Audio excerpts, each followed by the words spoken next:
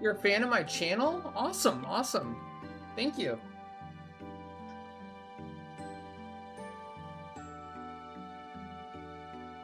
Glad to have you here.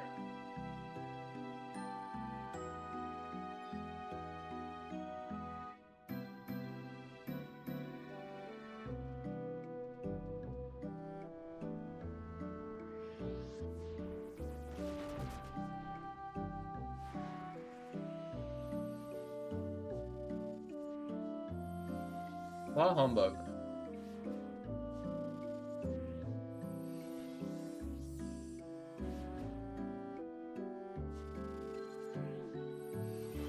Wow, recycling is just something, alright.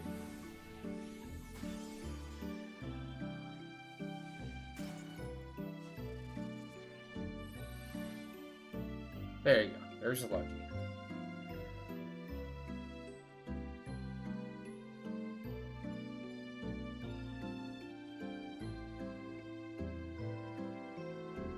Dammy, is this your first time catching the stream? I don't really get to stream on YouTube as much, or as much as I'd like to. I'm trying to change that.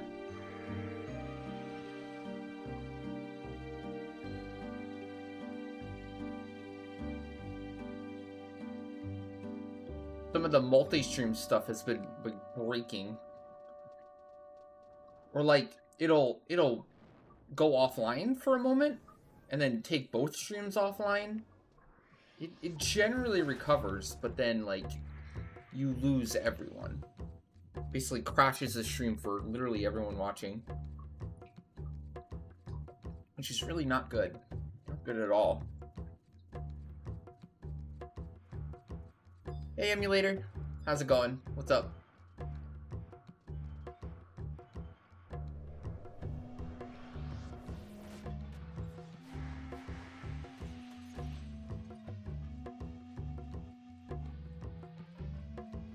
Battling the inventory boss. Dude, that was me.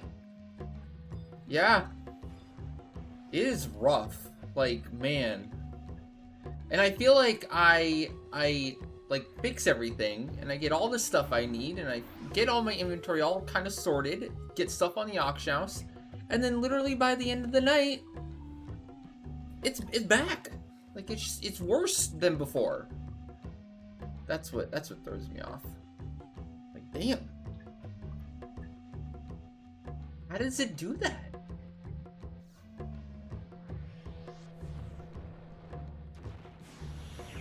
Not cool.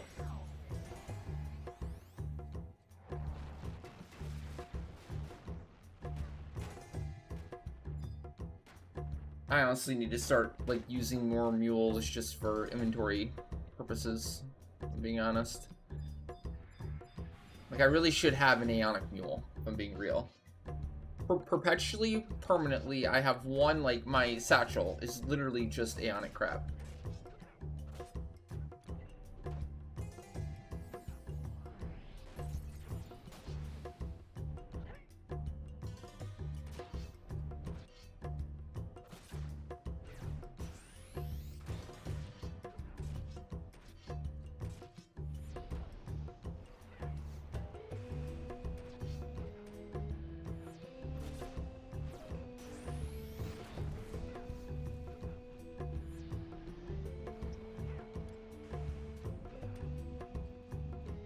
Yeah, that should have gotten it.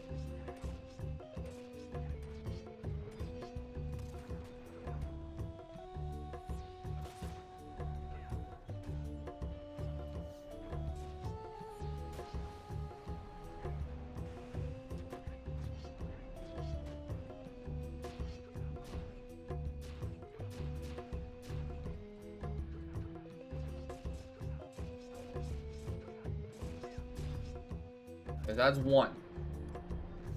4 more. My multi-step skill change should be done already, too.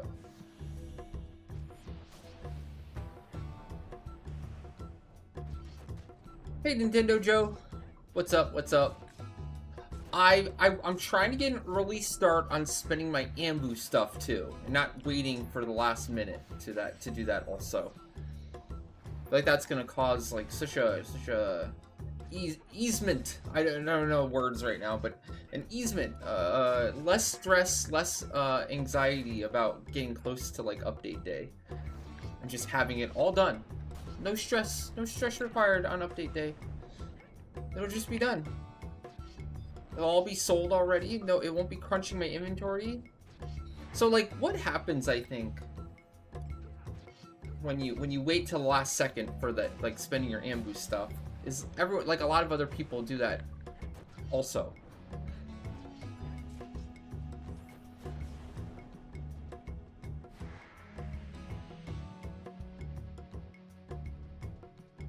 And then it floods the auction house. And then you're trying to sell your shit when everyone else is trying to sell their shit, and it just gets like the price goes down. There's so much on auction house, it's hard for yours to sell without significantly undercutting. It's like just in basically every regard, it's better to just spend your shit right away. Do it as quickly as you can before the crunch, you know? I'm still trying to streamline this. Could go faster here, theoretically. Stop. Oh, and then I have to do Savage Blade here, so. Sleeka for Treasure Hunter. Rosa, thank you so much for the raid. How's it going? How's it going? Hope you had a great stream. You're having a good day so far. I don't think I have enough. I'm not capped on ambu points. No, not yet. I did get a whole bunch yesterday, but I don't use seal or anything anymore. So generally, I just wait for my ambu points to just go up on their own. I did have enough to get all the bailed.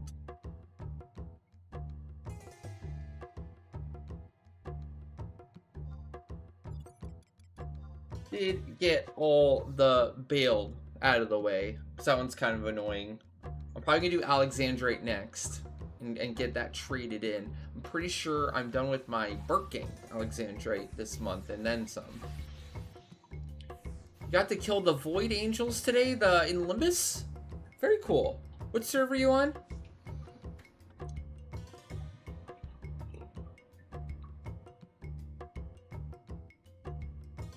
Bismarck. Gotcha. We're talking about the ones from Limbus, right? Or a different Void Angel.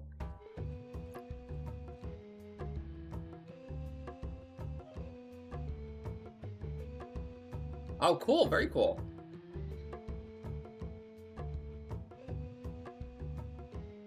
I like the Archangels.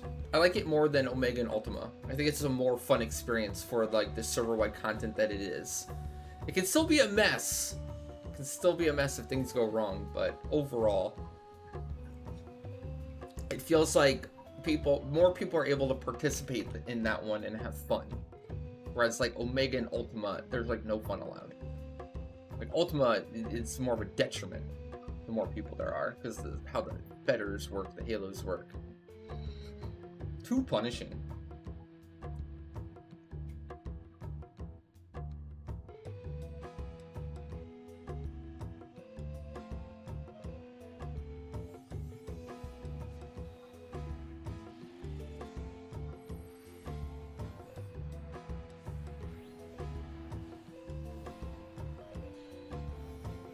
E5 ways.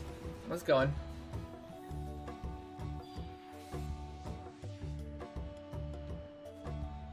I finally got my last piece of my idle fastcast for blue. My sworn gauntlets. Finally upgraded that. So basically my idle set right now is my precast. My precast fastcast.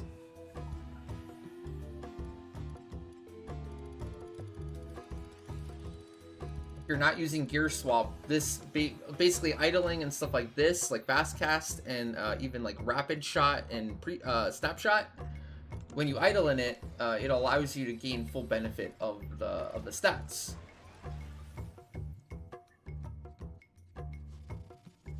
In this case, it's the fast cast.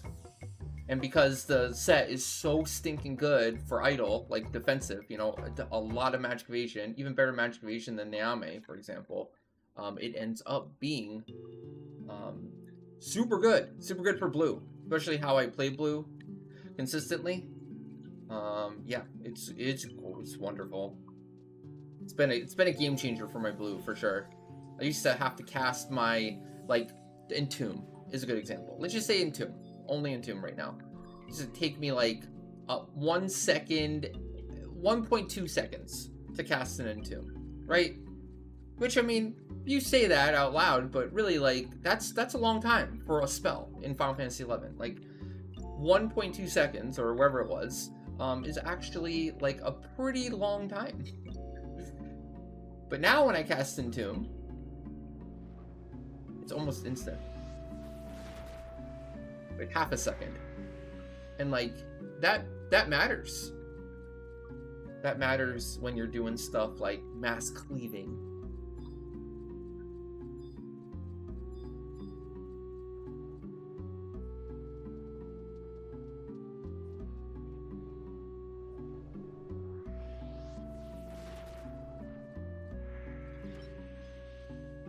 The longer you're in your mid-cast set, the more opportunities there are for you to get dunked, or you get wrecked by things hitting you. You're working on upgrading your B stack still. What does that entail? Upgrading it, like with matters and stuff?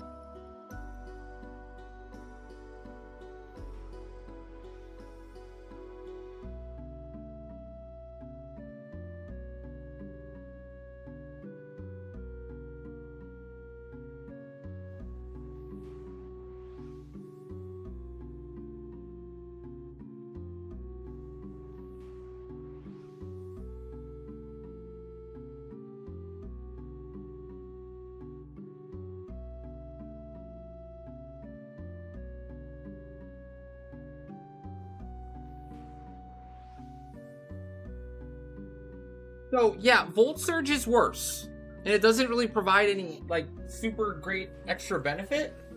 So I think the reason why Volt Surge always gets used or recommended is because it's just so much easier to get. It's only 1% fast cast off of the Orunmila torque. which is significantly harder and more expensive to get. Like, you have to do, like, the full clear of Weeble Burrows, and then you have to, like, buy the pop sets of all the NMs, or clear all the NMs, which takes a long time or costs a lot. And then it's not, I don't think it's a 100% drop rate. I think you still have to, like, get the drop. So you could get unlucky. Maybe not get it. So, yeah.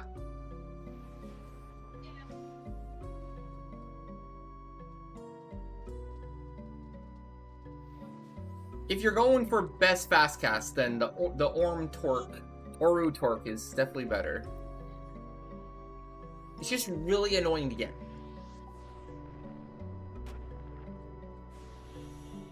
Hey Cosmonaut, how's it going? What's up?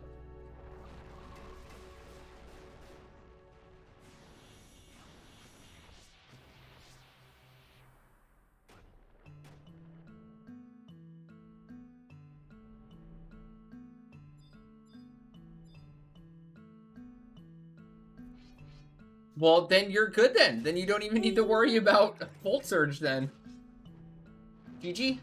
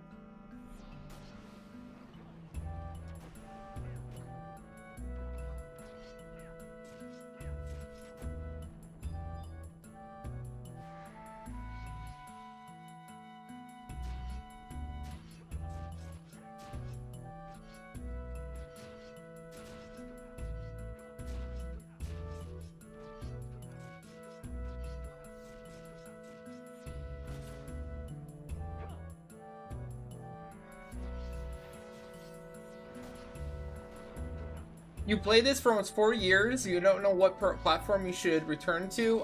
Just PC. Gosh darn it! I actually spawned Perfidian too. Oh, whatever. Actually doesn't matter. It's not a big deal. Just more annoying than anything.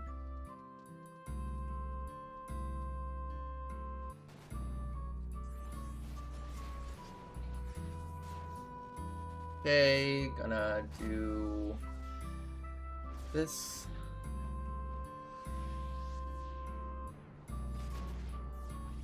Finish off this guy first.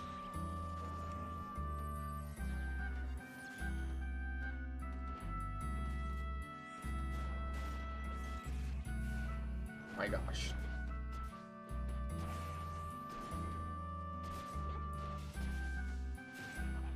Oh, dude, Nintendo Joe, yeah, shard prices probably plummeting. Yeah, it's all because that 1 month we didn't get shards on the server, and prices went up. And now that literally everyone is getting shards again, as we knew would happen, prices tanked. So a little bit of patience paid off. And gosh, with the Black Chest upcoming this weekend on Ragnarok, the prices are going to get even lower.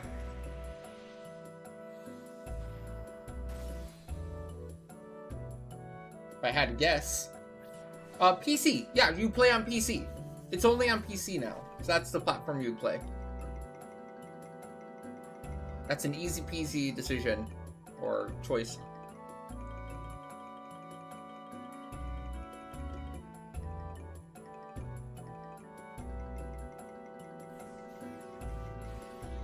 Keep guessing, Jenko. Keep guessing. You'll get it.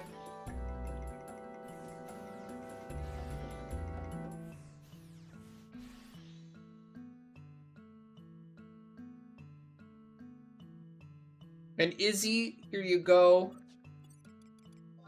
This link will help you out a ton. This is the install guide. I very much recommend.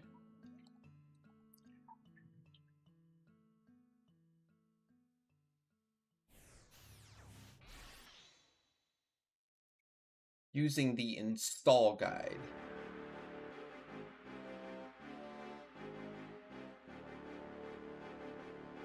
I'm finding it. Give me 1 second here.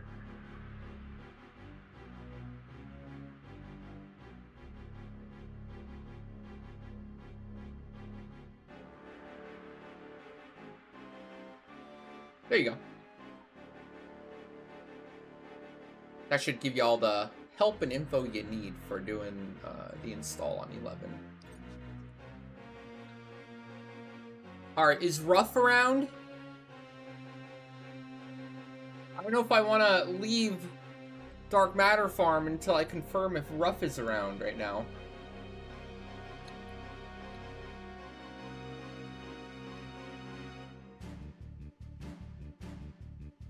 Hey, OG. What's up? What's up? How you doing?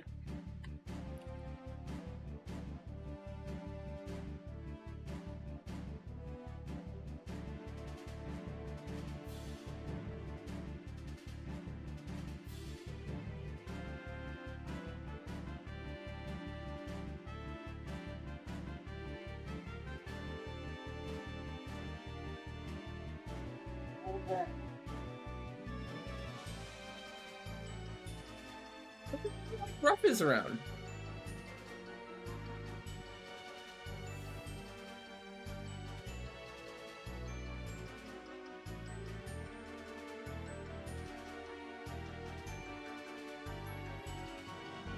They come all together now. You buy the Final Fantasy XI Ultimate Edition, it gets normally $30. Sometimes on the Steam sale, and like a couple times a year, it goes on sale on the Square Enix store also, like $10. But even if you're getting the game for $30, you get Final Fantasy XI, you get every single expansion and add-on scenario they've ever added, so all the story stuff, all included. And you also get a month for free for the subscription. You get a month free subscription. So for $30, you get a ton. You get everything that the game has to offer, essentially. It's not a bad deal at all. The time value you get out of it, like you're getting like thousands, if not tens or hundreds of thousands of hours of worth of game for $30. Pretty solid.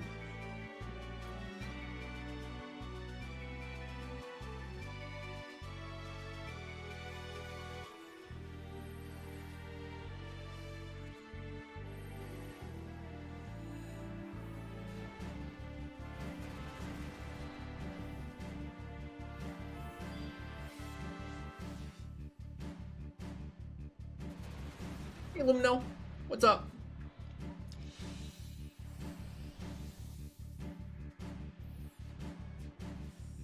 How you doing?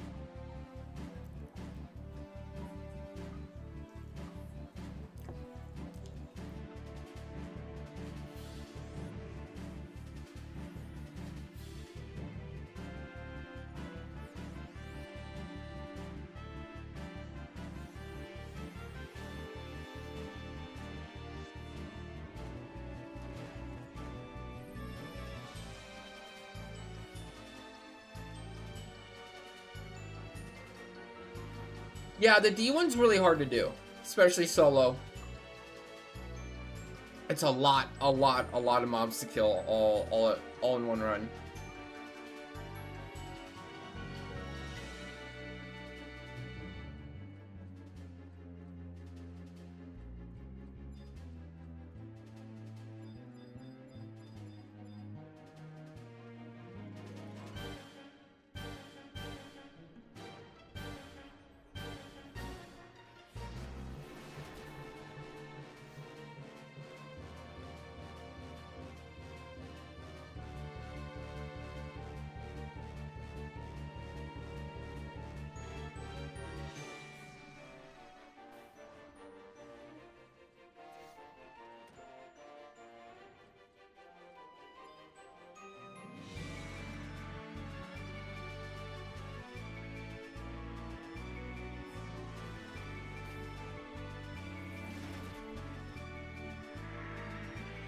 We will sometimes periodically do that when we have like maybe like 3+ people that need it also.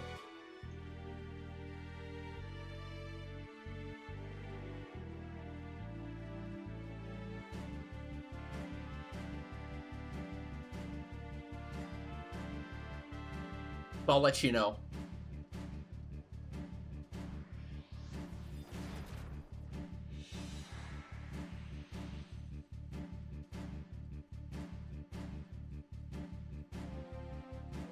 I think you're playing Final Fantasy 12. Hopefully 11.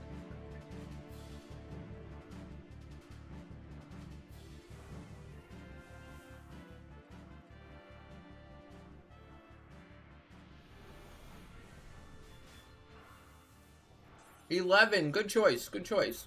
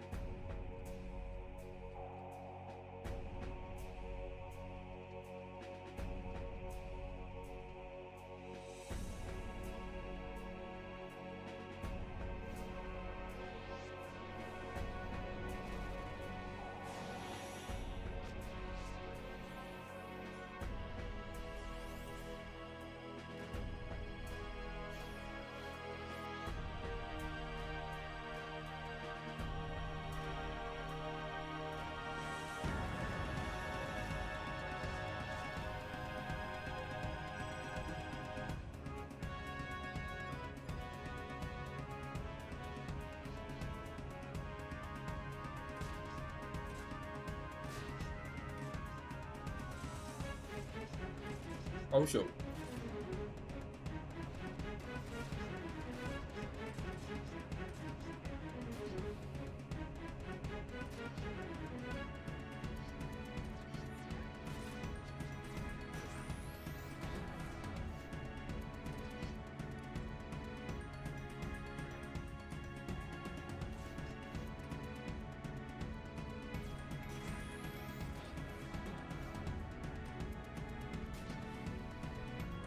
Alright, that should do it for my multi-step.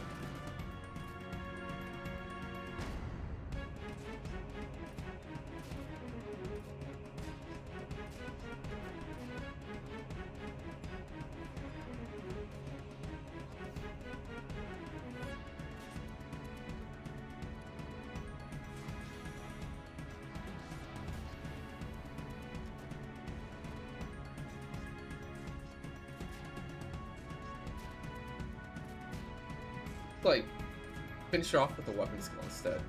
Oh, yeah, that worked. Okay.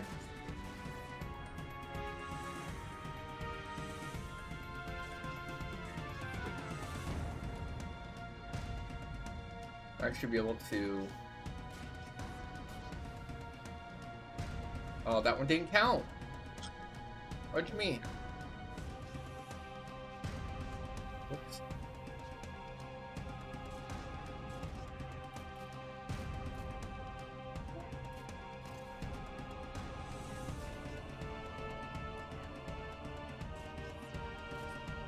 Hey guys, Finn. What's up? How you doing?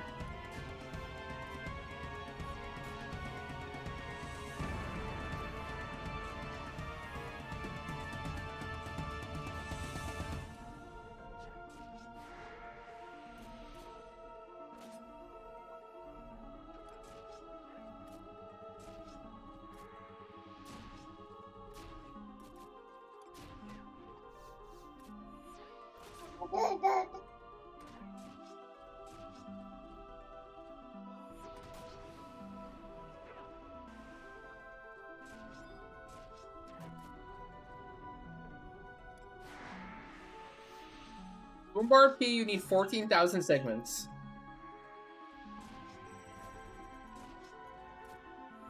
14,000 segments is to buy 3 Mogophone 2 and 3 Mog amplifiers.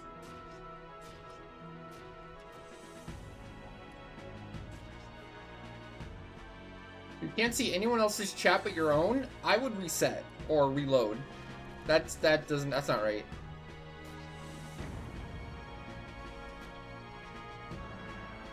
That ain't right.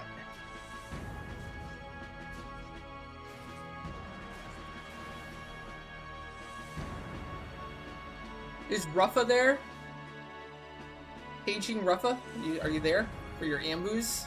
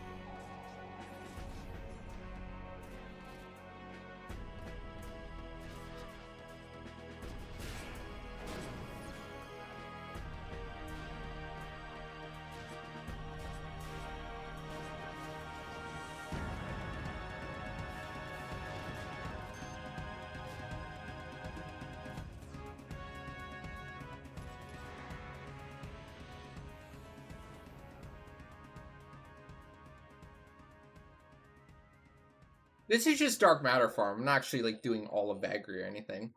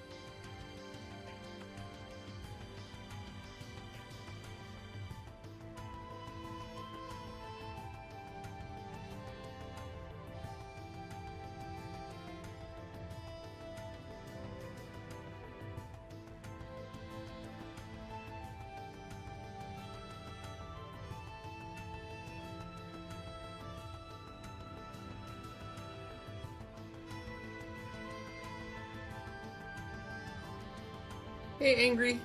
What's up? How you doing?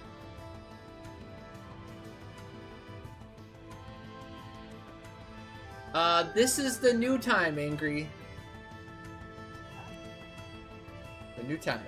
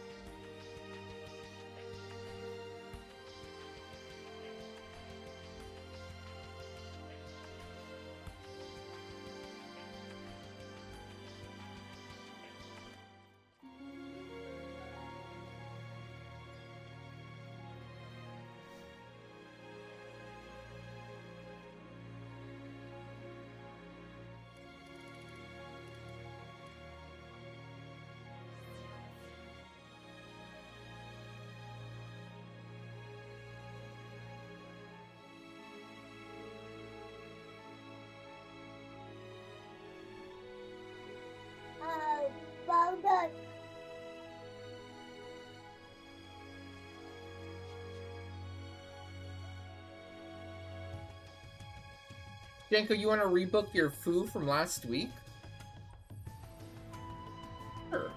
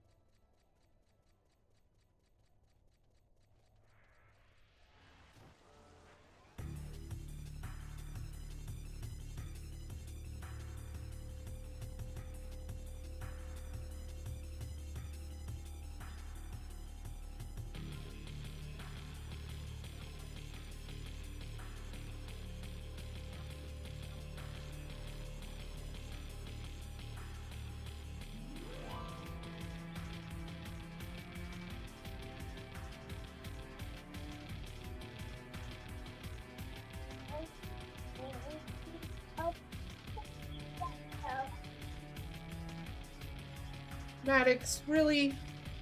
I think Maddox just runs through and he aggroes everything and cleaves it here. That's just so lame.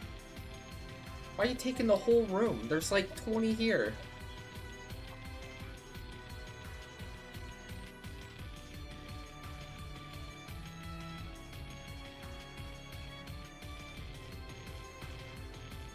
So unnecessary. Is he trying to get banned? Raising attention to himself? Being obnoxious?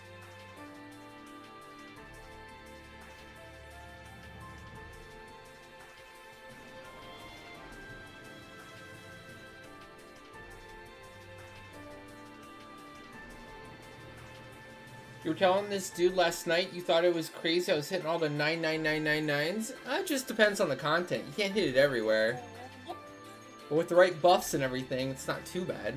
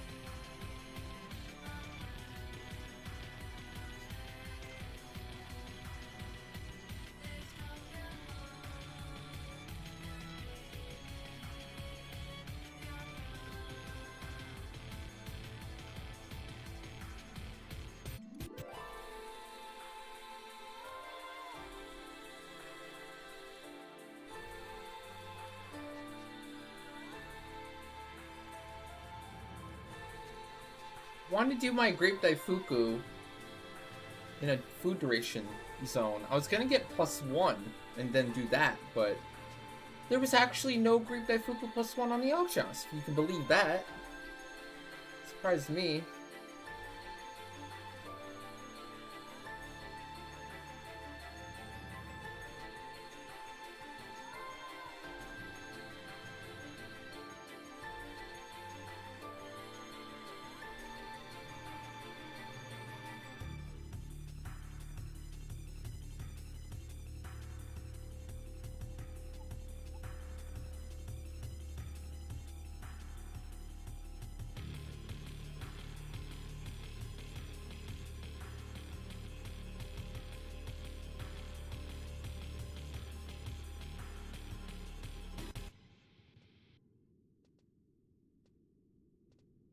Hey, it wasn't me.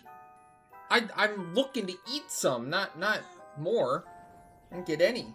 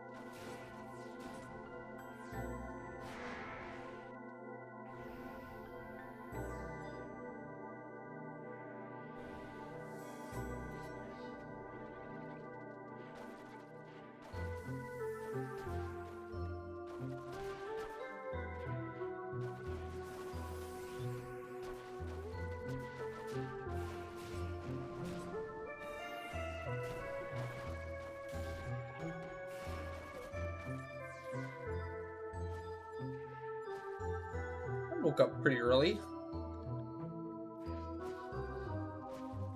Holy shit.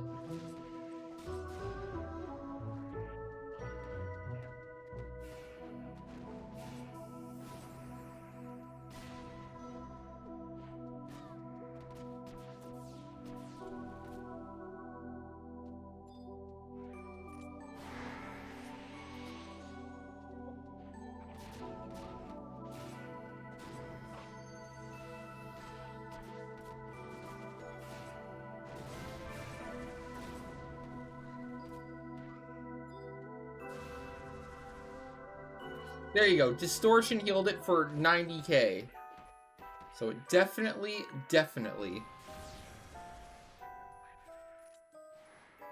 can absorb water damage. Distortion and darkness. I know I've seen heal it. Hey Lion, how's it going?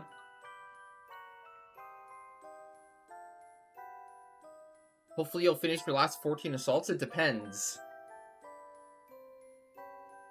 Depends if you save the hardest 14 assaults for last or the easiest.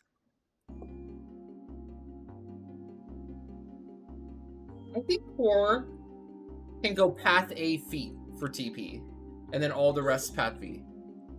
That's what I'm doing right now. There's really no reason to have path B for core for Naomi. What's the point? The relic +4 are by far the best for physical and magic weapon skill, bar none. So why have path B Naomi for core, right?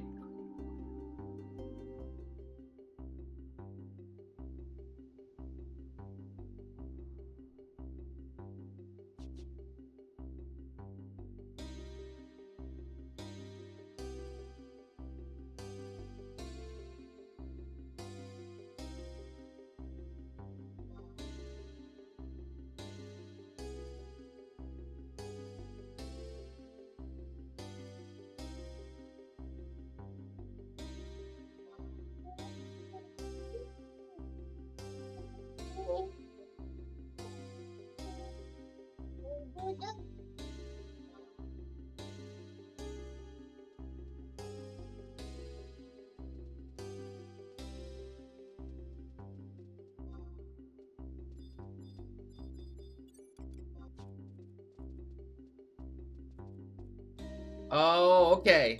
So your core is also your warrior? That definitely complicates things. Because generally when I run into core, or like my core specifically, I don't use any other job ever. It's just permanently locked on core.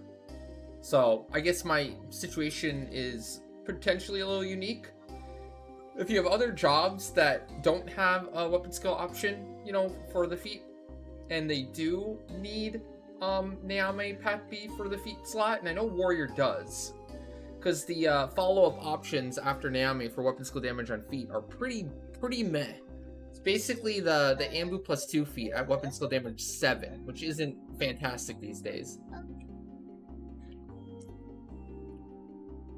So just for War, you might want to go Path B then, and then your core can TP in like Malignance instead, which isn't that bad.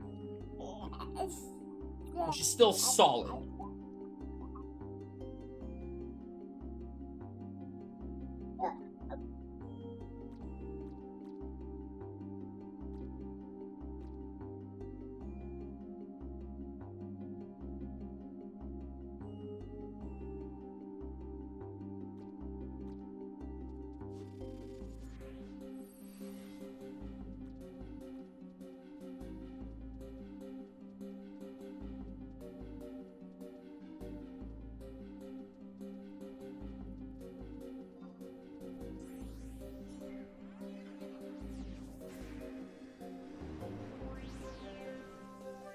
What's on the Limbus feat, PDL?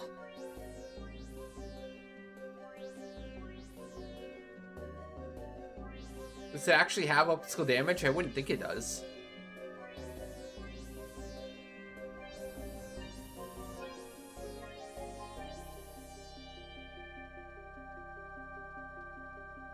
I mean, Path A Naomi also has PDL, for what it's worth. Path A Naomi has, let me check, 5% PDL on top of all the store TP and such. 13 store TP, 5 PDL.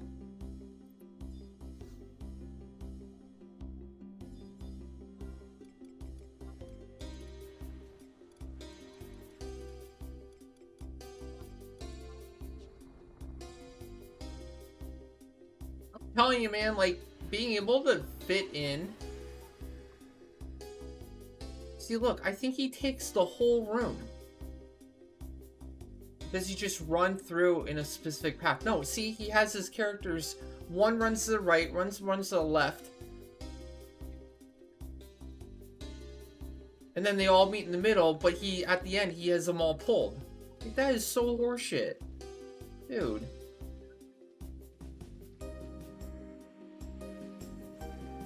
God, he goes so quick, too. Hard to steal.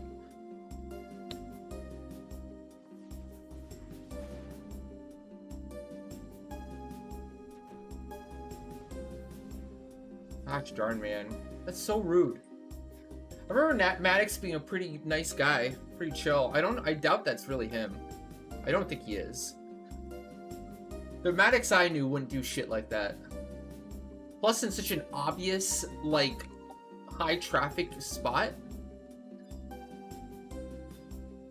Yeah, like that's a bot right there. That's straight up. He's botting Ambu and he's botting that process that you saw right there. That's 100% like fully automated. Nobody at the computer botting. And the crazy part, like he's not even trying to like be considerate of the other players. He's just doing it on top of the most popular camp. And like you only need 3 mobs, so why is he pulling the whole area? On the most like populated spot that everyone goes to or wants to go to, where there's like 20 mobs that everyone can easily share. 5 groups could be doing Ambu all at once, and there's enough mobs there for everyone because you only need 3. He's pulling like 20. That's wild. Super rude and silly for him. That's how you piss people off.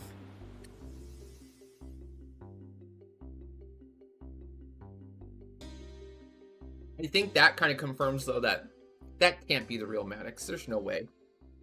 The original Maddox, the one that I knew, was super nice, super considerate, chill dude. He kind of did like automation stuff as just like a fun hobby. Like he just really liked doing it, figuring it out like a puzzle, if you will. I don't remember him ever, like, going out of his way to be a hindrance to normal, regular players and being a dick.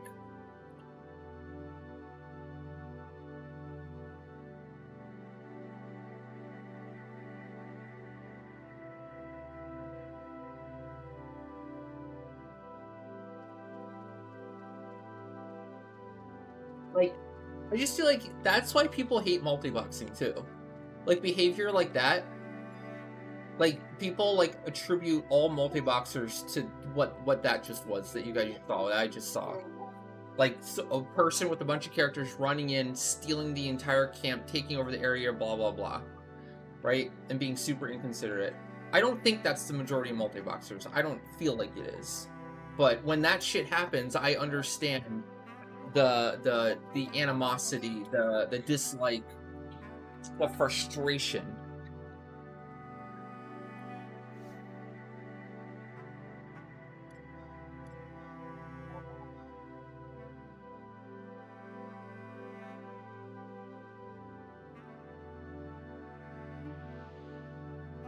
Hey Lily, how's it going? How's it going?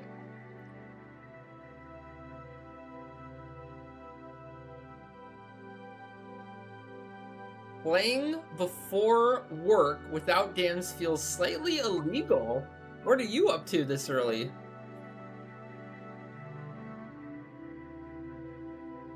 See, Curl, I don't necessarily agree with that one. I see what you mean, but like, I think multi-boxers can actually have a positive impact on that pool that you're talking about, because certain content needs very specific jobs and it's very strict and hard to hit those numbers. So in a lot of cases, a lot of people can't even do the content because they don't have, like, let's say a Rima Bard. Sometimes people can't do the content because they don't have a Idris Geo or whatever. And then it doesn't even happen, right? At least with multi-boxing, like, especially with some of the harder to get, harder to gear support, like, you have that option available, and like 3 to 4 to 5 even real people can still do the content if your support doesn't show up. And then also, like, most multi-boxers that I know, they still like to play with other people, especially the higher up difficult content that you get to.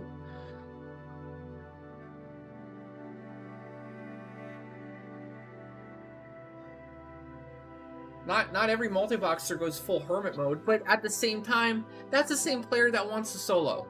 That's the same player that isn't gonna want to party up with you, regardless of if multi-box is an option, or if they're soloing with trusts, or they're doing whatever. Hey Venbar, thank you for the Prime and the 16 months of support. How's it going? How's it going? _FFXI just subscribed with Prime.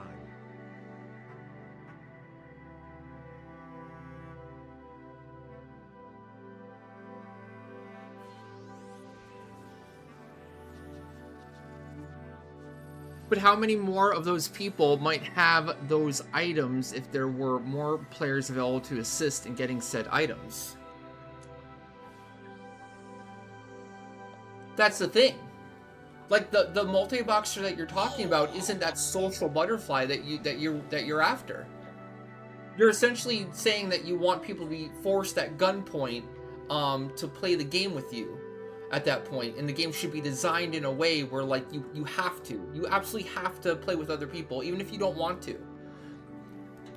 There shouldn't be any other options. There shouldn't be trusts. There shouldn't be multi-boxing. There shouldn't be anything other than having to party up with other real people. And then like on top of like the headache of scheduling, like everyone's old now.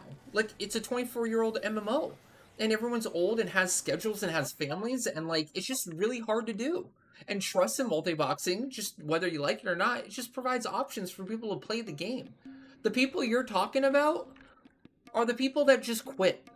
If they don't have multi-boxing and if they don't have trust, and then they can't do that group content that you're talking about because their schedule doesn't work, or they have to go AFK every 30 minutes because they have family stuff, they just don't play 11. They just quit. And then you have your lesser pool, you know?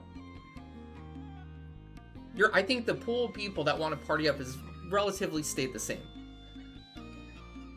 It's just you have a bigger pool now of people that play solo with trust, and you have bigger people that multi-box, bigger pool of both, which just leads to an overall bigger population of the game in general. Which, I mean, I still think is an overall great thing. As more people get to play, whatever their situation is.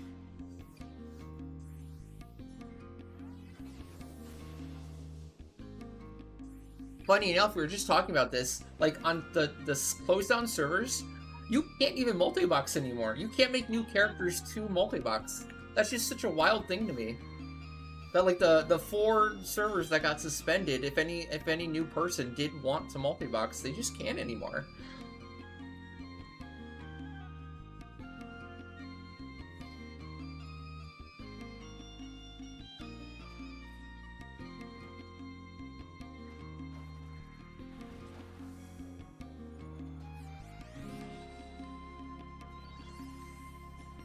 Like I multi-box and I play with people, and I have always played with a ton of people all the time. Like multi-boxing didn't stop me from playing with other people. What multi-boxing did is allowed me to thrive in doing the content I wanted to do without as much of the restriction of waiting and being at the mercy of other people or their schedules or their personalities or whatever, right? If you've done the solo stuff and been in like let's say like a bigger link show in the past, like it's not easy. Like it's its own challenge. Some people find that very satisfying and rewarding and love it. Other people hate it and like can only put up with it in small amounts. Some people just would rather not at all. I respect that. Respect both.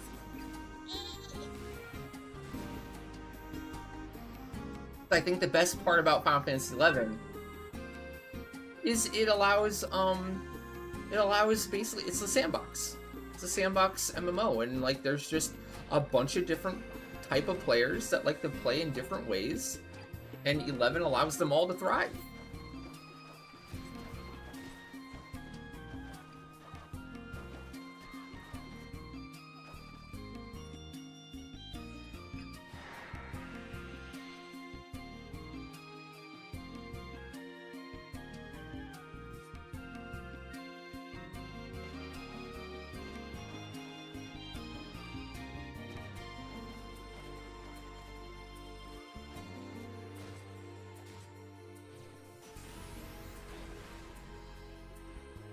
Hey Ren, what's up? Wow, that was a big heal from the Dragoon right there.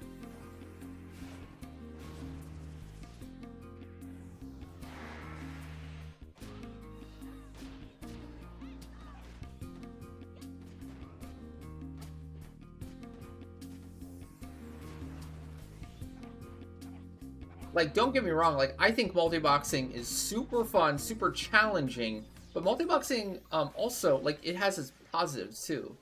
Like, I think about, like, what it takes to, like, keep a group together, right? In Endgame? Dealing with the different personalities, dealing with people that sometimes you like a lot, sometimes you don't like at all, right? Like, obviously, there's going to be people out there that have, like, the perfect unicorn group that of just people that you love and like to hang out with. But even then, like, even if you have a great group, it doesn't always last forever. It usually doesn't last forever because guess what? Life happens, right? Somebody will get a job. Somebody will have kids. Somebody will, life situations happen, right? They have to change their schedule, and you just can't do the stuff you want to do anymore. And it's not so easy to just slot in, for example, I was saying before, but a good example is like a Rima Bard. A stage 4 or 5 horn Bard, and that's a real person. How are you going to replace them? You're going to shout in town? Stage 5 Prime Bard, please. Then some content kind of requires them to be on, so like, okay.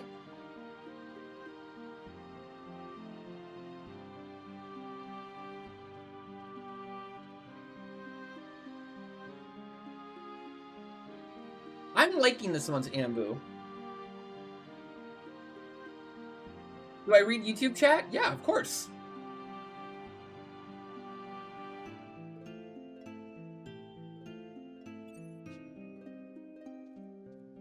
I think YouTube chat and Twitch chat both appear on screen on the stream too. So you guys can technically also see each other's chat also.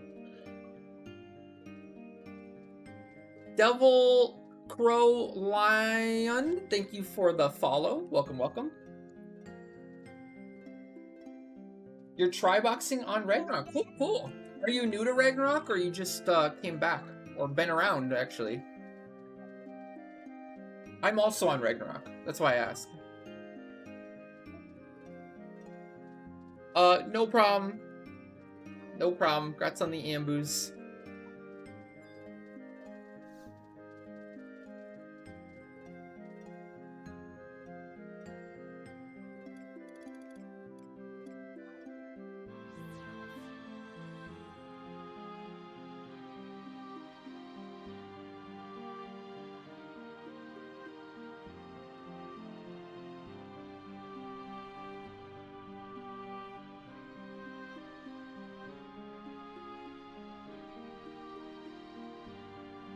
How goes your try-boxing? You just starting out, getting all the storyline stuff done, or into endgame now? Going on Uranum and stuff. The worst part about multi-boxing is if you bring your characters online at different times and their progression isn't synced up. Oh, true, true, true. True. So it's like,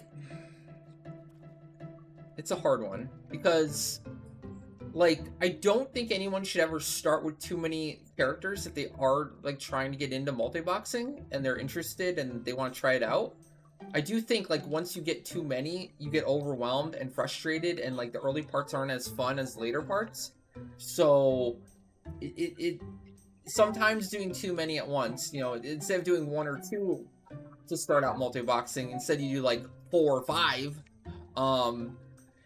it leads to burnout, and very quickly. And I think it ends up being, like, more of a negative experience. But then, on the flip side, if you do end up loving multi-box and you want to do more and you want to make more characters, let's say you love having 2 and you want to do a 3rd, you do have to start from scratch on the 3rd, and then you have to do all that over again, and it's not synced up with the other one, and you're essentially like doing everything again all at once.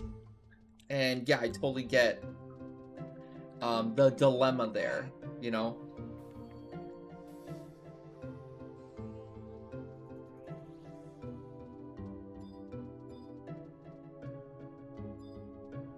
Same thing. You know, we do basically our seg farm every day, sortie. We do all the V25 clears, RP runs, Ambu, VD, basically anything. The only thing we've been slacking with more recently is like the Limbus farming. We've been doing the NMs now again, but we've been slacking on the actual Limbus farm. Been trying to keep up with getting the codes, obviously, also.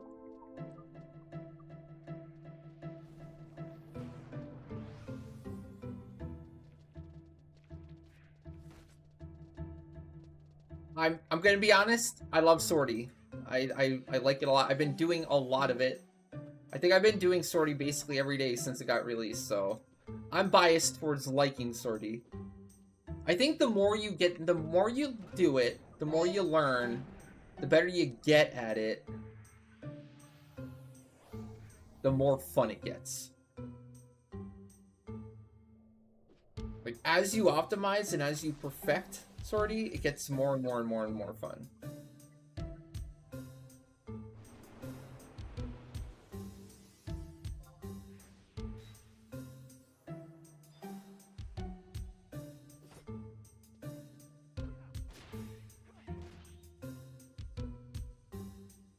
But,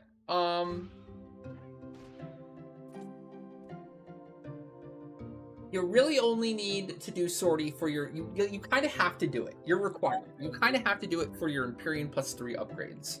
So at the very least, you gotta do it for that. But then after that, it's really only for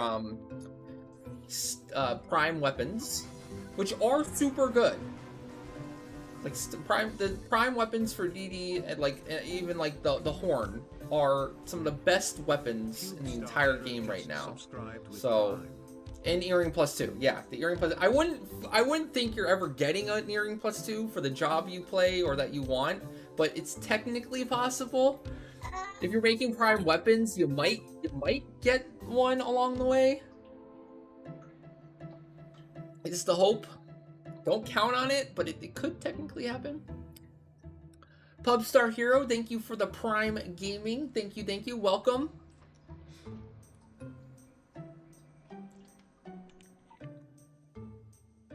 Hey, Shiraj. What's up? How's everyone doing today?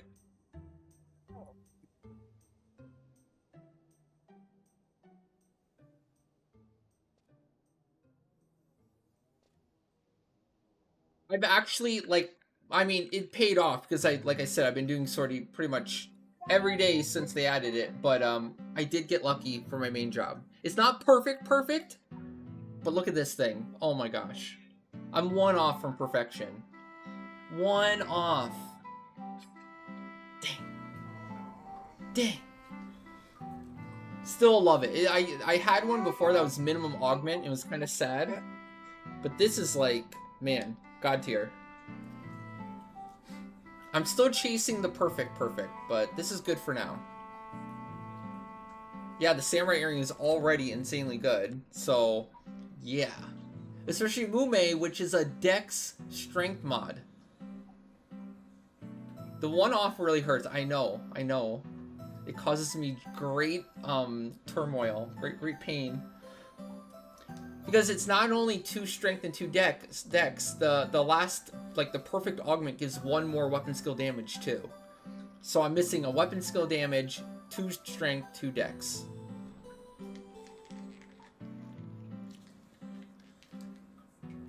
Bummer. But I also have a similar blue. I got this one pretty early on, so I've gotten a lot of value out of that one. And then also, for any of the war mains out there, boom! Perfect war +2. Pretty sick. Although the war earring is kind of eh. It's alright. No weapon skill damage or PDL though, really lame. If it had like the 9 or 8% PDL and or weapon skill damage, like the Dark Knight, man. I know. I actually have a decent amount of really solid earrings. So there's my war capped, right? You already know about my, is it Scholar? Zoid has a Scholar though, so it's not me. Minimal Og Ranger, it's the only one I had. Oh, that's a +1. I thought that was a +2. Mid-Og Rune, +2. Mid-Og Rune, +2. That's eh. The 13 Salmon, 13 Blue. Do I have any more? Oh, here we go. Tap Thief for when Thief meta comes back. Cap Thief. The Thief one's actually super good. Thief 5 triple attack and 8 store TP. Damn. I'm definitely ready for them to make Thief the best DD in the game again. My Black Mage is solid. Another mid-Og, one away from the 13 from earlier. That's when I was Black Mage main for Sortie. And then pretty sure mid-Red Mage also. There you go, 13 for Red Mage also. Think that's it. Now to counter your streamer luck comment, I don't have a single Dragoon +2, and I don't have a single Dancer +2. I didn't even get those +2s. Oh shit, my monk is mid. 9. I was hoping for a better monk earring too. This is one above minimum, so higher monk would be great. I probably have more +2s, but they're on my $1 mule.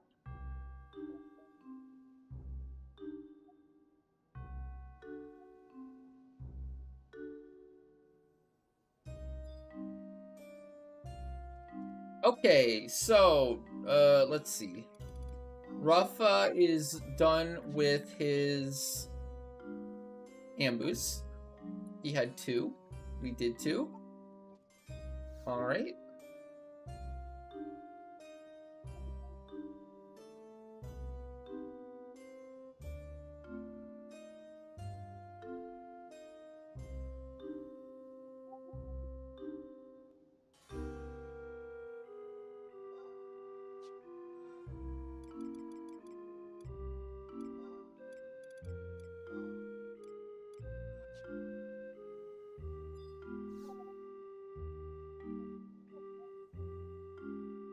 I'm starting to think when you mass open them, like 20 at a time per character, you get better luck with +2s. Opening them as you get them, I feel like has been the worst thing I've ever done. I don't feel like I get +2s anymore at all. But back when I was opening them, like when I saved it to like 20, 30, and opening up like 30 all at once, it felt like I was just getting them. Like it guaranteed it essentially. When you open up 20 in a short period of time, it basically like guarantees a +2. But when you open up like 20 over the course of 2 weeks, you don't get any +2s at all. Here you go. There's your install guide. It's so good. I highly, highly, highly recommend using the install guide. It's super, super helpful. It's a very complicated, annoying process. When you click on the install guide, you'll see that because it's basically the install guide does a great job of methodically giving you a step-by-step account of like what to do and when. So just follow it step by step, and you'll get through it easy enough. But you can see with all the steps, sometimes if you miss a step or two in there, it just throws everything off and it becomes really annoying and tedious figuring out like where you went wrong. Squarex has done a very poor job of like setting up. So 14 and 11, I think I've heard.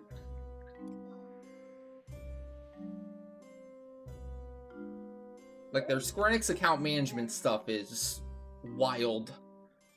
How that's a thing is beyond me for like a big business. You must have. We got 2 boxes for Jaeger yesterday in a lucky streak, but then aside from that, if you take that away, we went like 0 for 20 plus.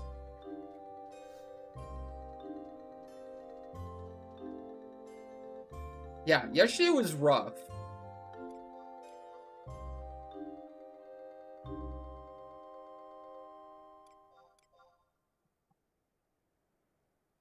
Like, we did a batch of 8 to start out, and it was 0 for 6 until we went 2 for 2. That was Jaeger's batch. And then for Nintendo Joe and then Varm after, we were 0 for 16. It wasn't rough for Jaeger. He worked out for him, for sure.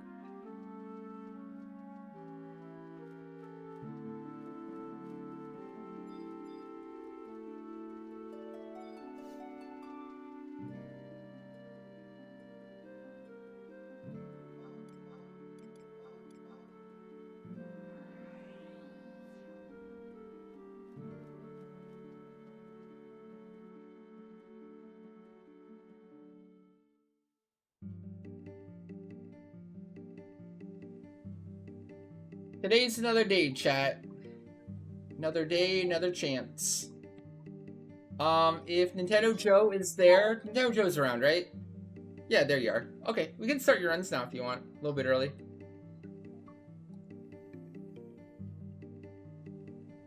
Looks like this super early, sortie is technically open.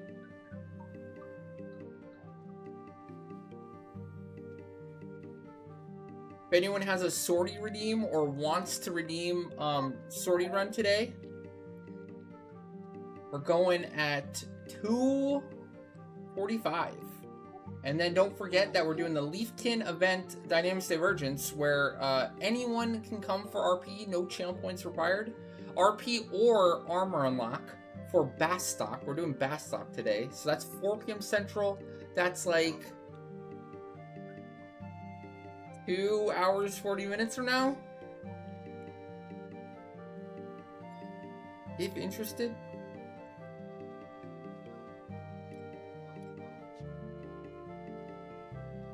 We're not doing signups yet. It's gonna depend on today. It's gonna depend what turnout is like over the next couple of runs. If we start filling up every time with overflow, then we'll probably start doing the queue at the start of stream like we have to do for Vagri, but I just need to see. All RP runs from now on are Leafkin runs. No channel points needed. Everyone's welcome to join if you want. If you have anything you need to get RP on, or if you need jobs you want to get your +3 unlock in on.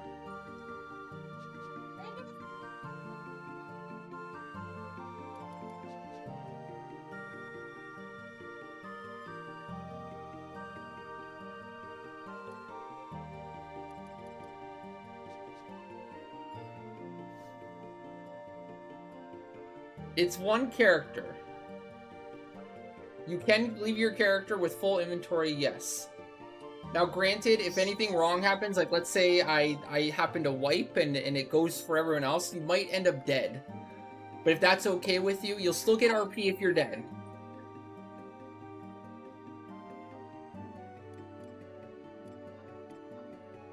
I would say if you're gonna go AFK for the rest of the run, you just have to like kind of accept that if something bad happens and we do end up wiping, you might come back dead, or it might HP you or something, right? If that's okay with you, then sure. Hey Adele, what's up? Well, the full wipe doesn't always get the backline. It really only happens in Windurst. But more recently it hasn't been. So Bastock, I don't think I've ever seen the quads go after the people in the back ever in Bastock. So Bastock, you're basically guaranteed to be fine. Like you can AFK the whole time in Bastock. It's completely fine. Sandy is a toss-up sometimes, and Windy sometimes feels like a toss-up.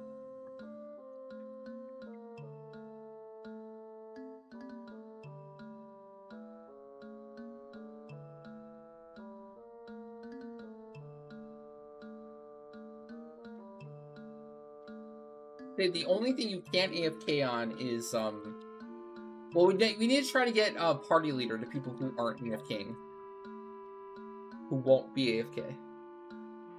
That's the main thing I'd say.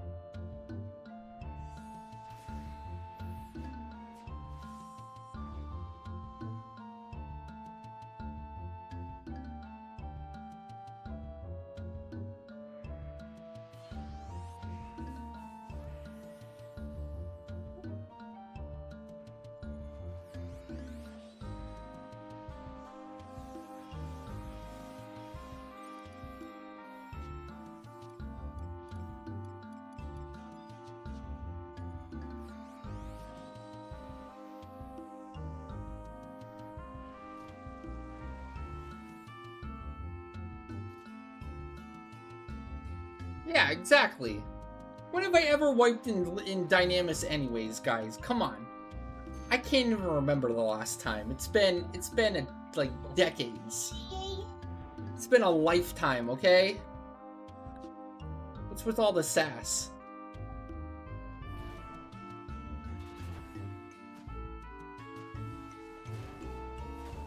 Have I ever let believers down? Let me ask you. Have I ever?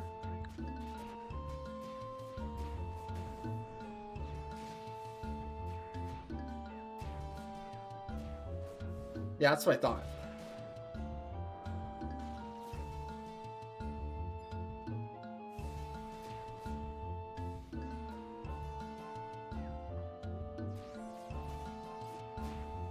That's why I say 11's like an isekai. Or not isekai, sorry. More like a shonen.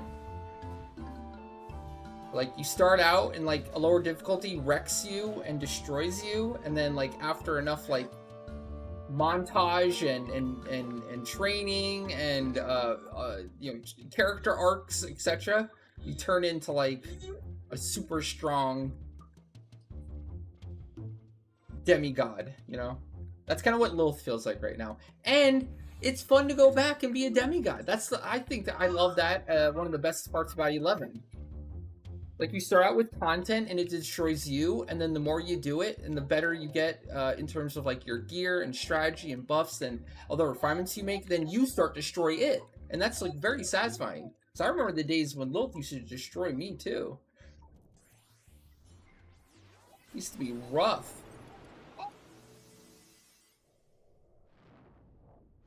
Ionic deaths? What? Not me. Not me.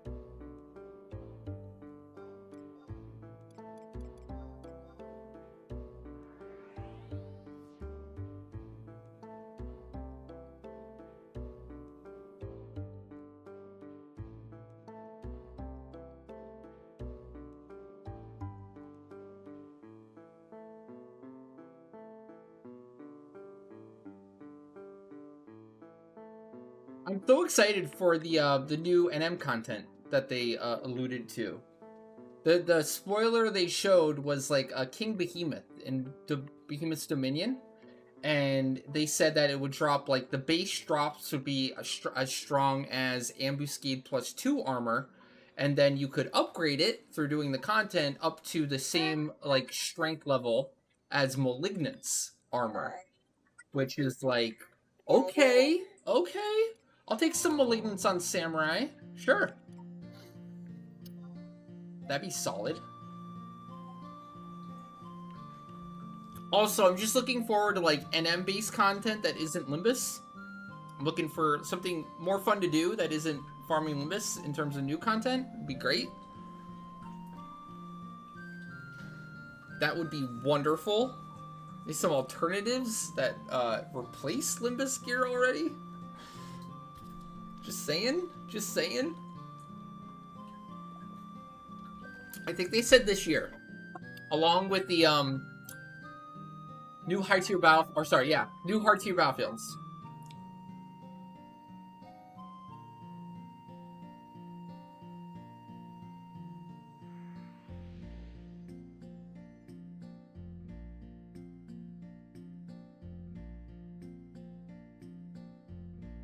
Which are going to be the add-on scenarios for the new high tier battlefields.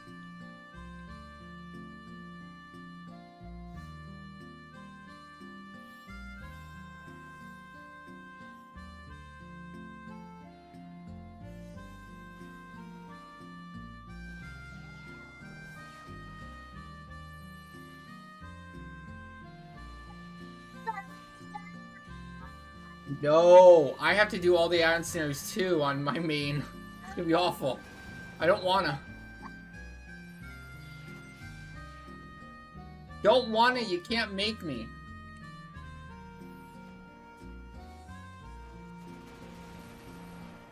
Can I just wait until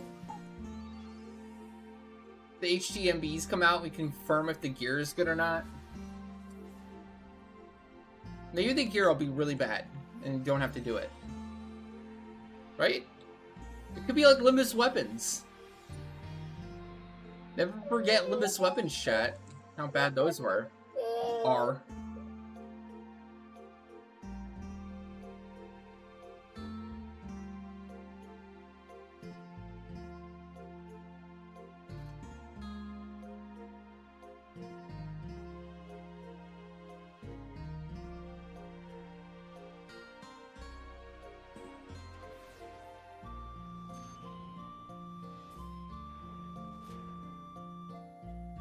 What workaround? What are you talking about? Shiraj being sus again?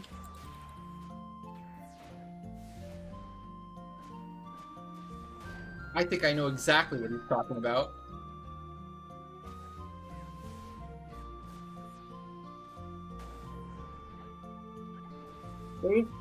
They really haven't patched that at all?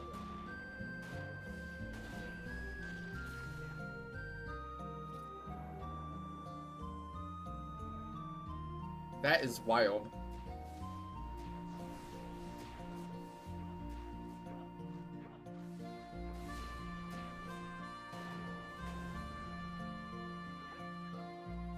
Well, I mean, look at ROE. Look at deeds in the ROE. You could still do that too, right?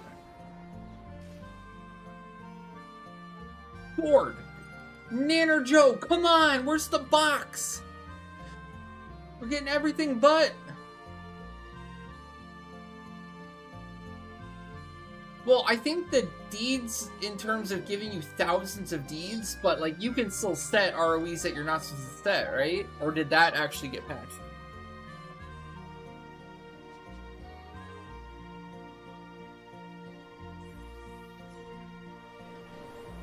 Aren't there people running around right now with, like, 9,000 deeds still?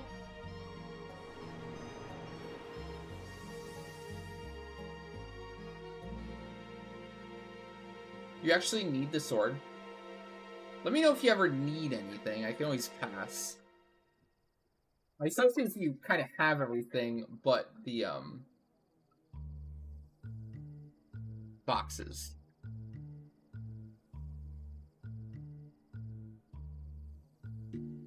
That's it. I figured. Cause you're 4 or 5 on my league, right? You probably have gotten everything else at that time. Makes sense.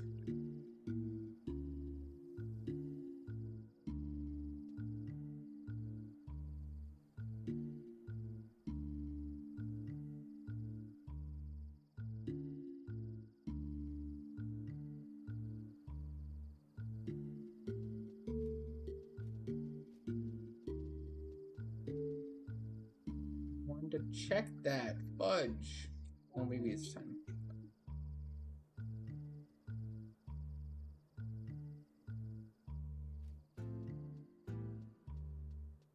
Oh, so they actually patched it. Okay.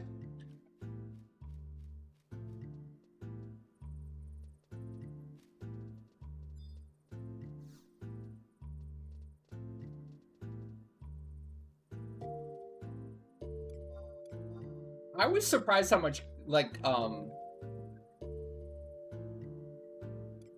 kickback I got for... People were arguing that, like, it was very commonly used. Like, people were saying that, like, most people were, like, setting the extra ROEs every month to catch up on deeds.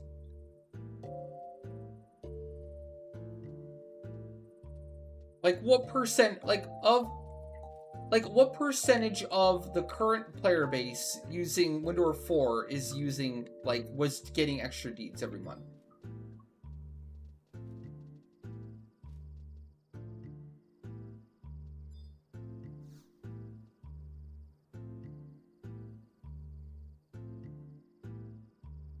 You think that a lot of players used it because there's a base Windows add-on? That's true.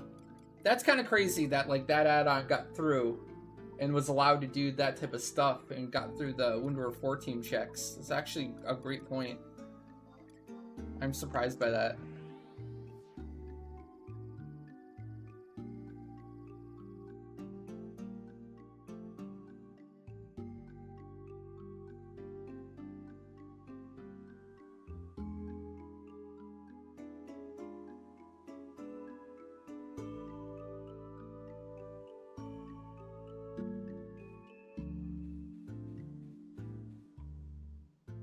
Gain XP got nerfed because of that one? Because that was the add-on that lets you permanently set Gain XP, right?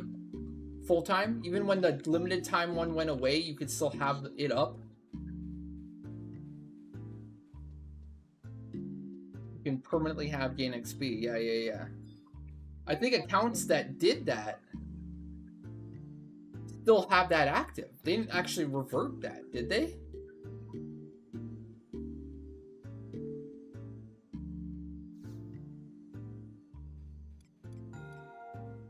I remember a friend, like, he had an account, he had his account, he thought he was quitting or was taking a long break, so he gave his account to a friend, right?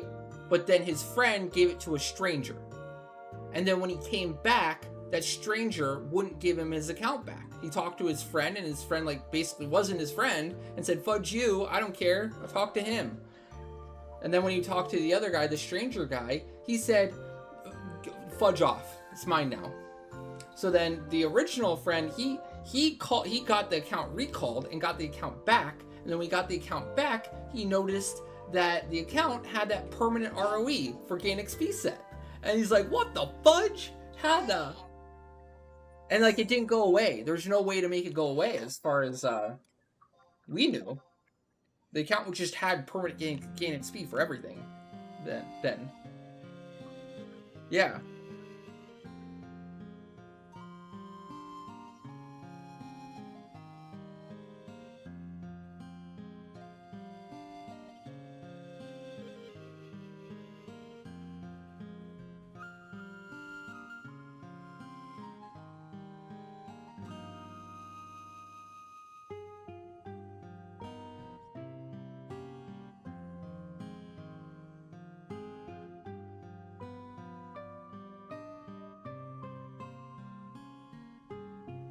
Well, yeah, I mean, it was kind of obvious with the, like, the beast mules, for example. The 24/7 botting in the Adelan zones at the time, right? Like, they never stopped. They just always kept going. Permanently. Can't stop, won't stop. So you knew they were doing something fishy, because why would they keep going when the gain XP time was over?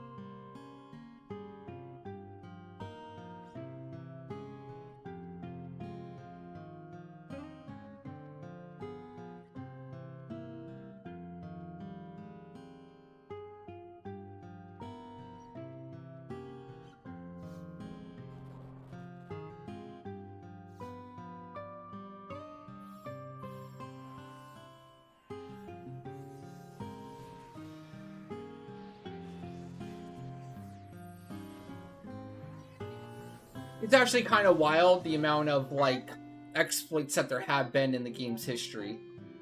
Like, you kind of don't want to know about it. I remember the first time I realized how bad it could get was, like, I was in Sandoria. I think I had just finished, like, a relic. This is when they revamped Dynamis, and people were out there, like, farming relics. It was, like, around the Legion era. You guys remember Legion and the launch of Voidwatch? Relics were still really good. A lot of them were still really, really good. Like Ragnarok was a good example. It was super good at the time. Like Great Sword, Warrior, Great Sword, Dark Knight. But anyways, yeah, relics were still, like, took a lot to make. Like, there's still, like, a lot of farm and a lot of gil you still had to get. And I remember checking this guy in Southern Sandoria, and he had stacks. He had 10k pieces, the R gold piece. He had literally, like, stack of them, like as much as your inventory can hold in his bazaar. He had like 80 stacks of 10k pieces in his bazaar, and I'm like, what the, like, one of those was for a relic, and I was like proud of my relics. Now it took me so much farm, like I did solo farm and shit of doing like just daily Dynamis farm, getting the currency, trading it in, etc., making it up. And this guy had 80 stacks of 10k pieces. I'm like, okay, well, I guess my accomplishment means nothing. Holy shit, this sucks.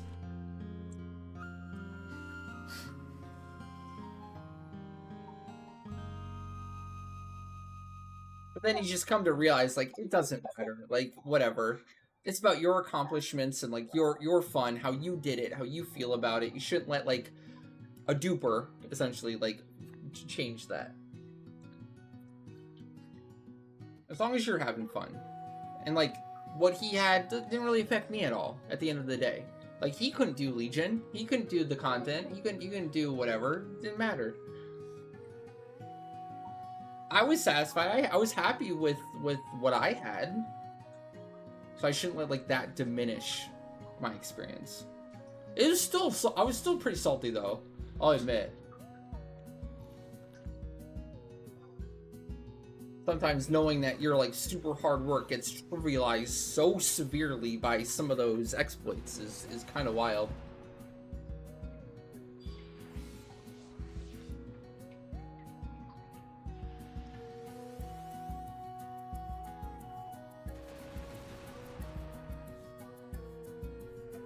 Apparently there's one to change the NPC sale price to NPC stuff as much as you want to print gil, but apparently there's an check to auto permanent ban you if you do it. Really?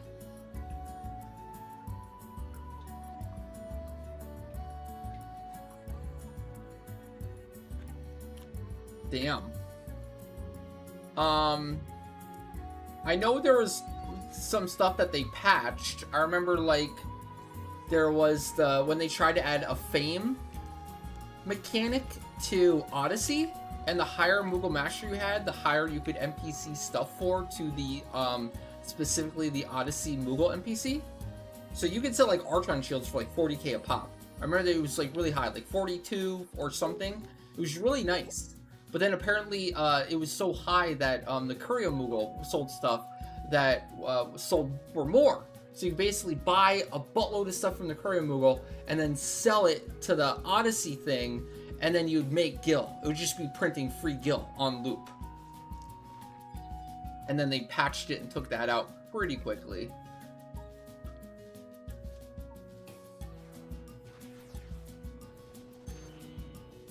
Then the Courier Moogle got taken away, yeah. I remember that one time, not too long ago, there was something happening with the Courier Moogle. A couple characters, or a few characters in Port Winder specifically, were like warping to the Courier Moogle, disappearing for like 10 seconds, but not zoning, but completely disappearing. We ran around everywhere in the zone, trying to figure out where the heck they were going, couldn't find it, and then coming back and doing another loop to the Courier Moogle. It was strange. They were definitely doing something with the Courier Moogle. We couldn't determine what, though.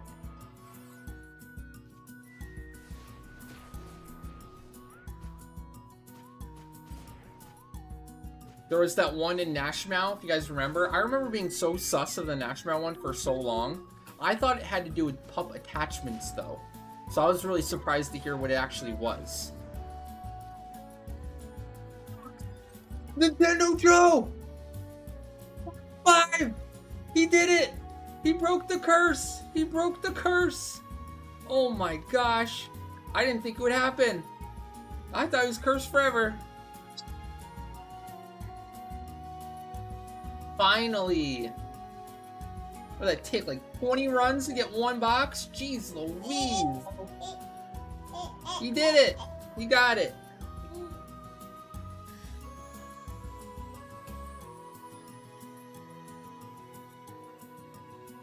Congrats! 5/5 Malig! Eventually, when that box puts out.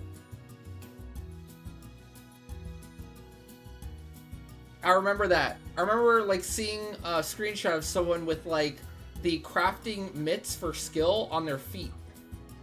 Or something like that.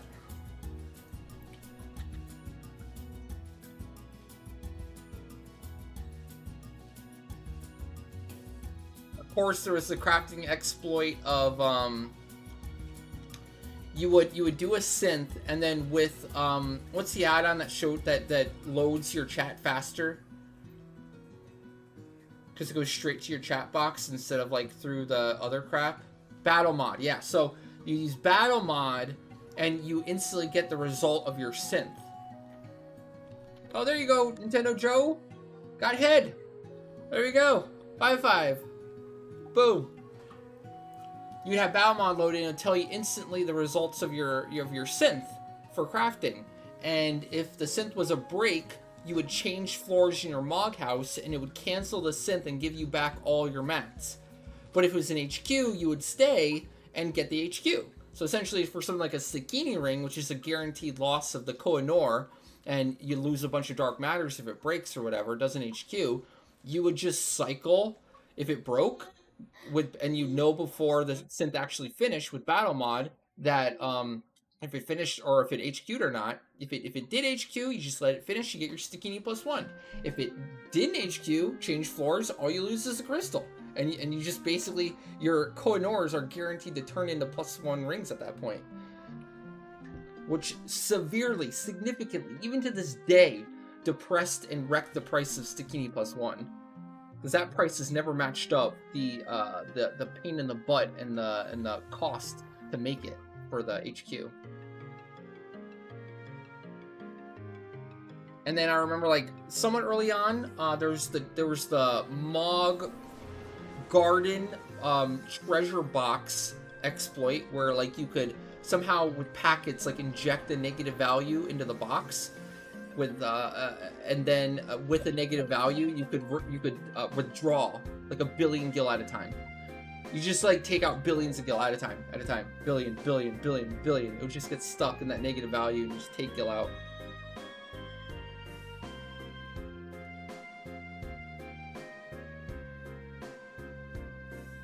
Did you ever tell me about the infinite trove exploit? I don't think I've heard that one yet. No.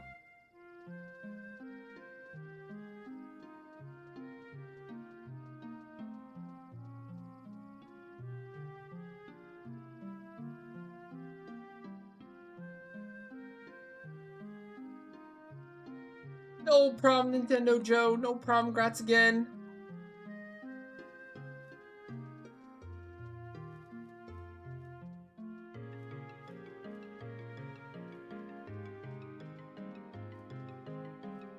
You packet injected the Mars orb and replaced it with another orb. You kept the Mars Venus orb, but used the other orb. So you just have to get junk orbs. Would you get like a BCNM 20 orb or something?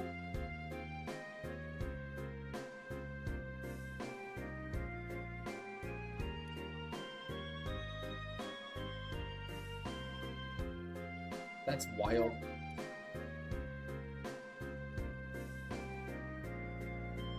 I don't really blame the devs. Like, how are they supposed to track all this, right? It's a 24-year-old game. How could they have possibly known like the interactions and like what could happen, right, as technology progressed and all this? Like, all they can really do is just band-aid everything as they go.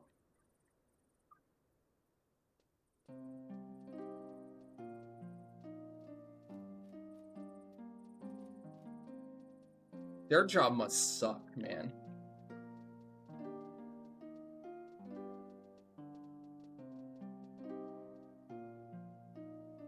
How many times are the players going to break this game? Yeah, it's fun. It's fun. It's like hacking the PS3 or PlayStation Network.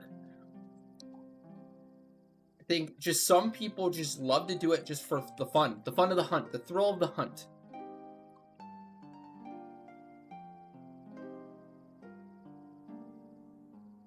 And then it gets out into the wild and it gets exploited into oblivion. But honestly, that's every game. That's not 11. That's not just the 11 thing. That's everything. That's like the world. That's just information technology. That's everything. Like the people that can do that at a high level go on to work for like the CIA and the FBI and shit, right?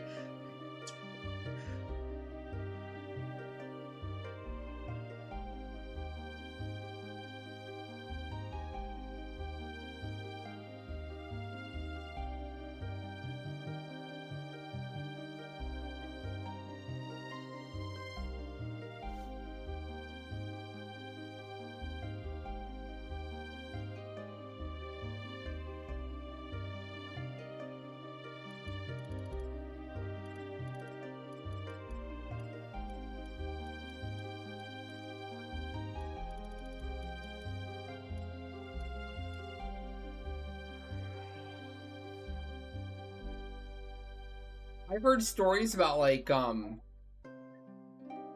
Call of Duty. Was it Call of Duty or Battlefront where like internally the hard code of the game got sold or leaked to like the companies that make the aimbots essentially. And no matter what they did, like internally, like at that that studio to like try to fix or mitigate or stop the aimbots for the game, they couldn't because basically they had like kernel level access or like knowledge of like how the game worked and were able to always work around it.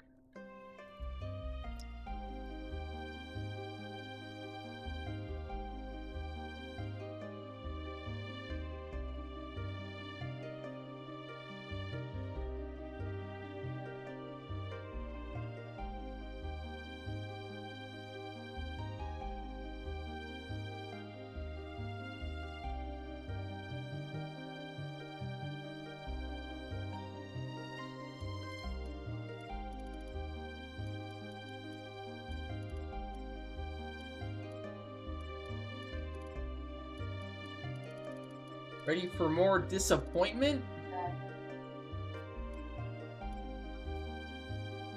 You guys been keeping up with your daily dose of disappointment?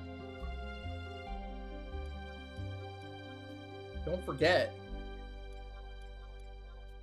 Your date isn't complete without the disappointment.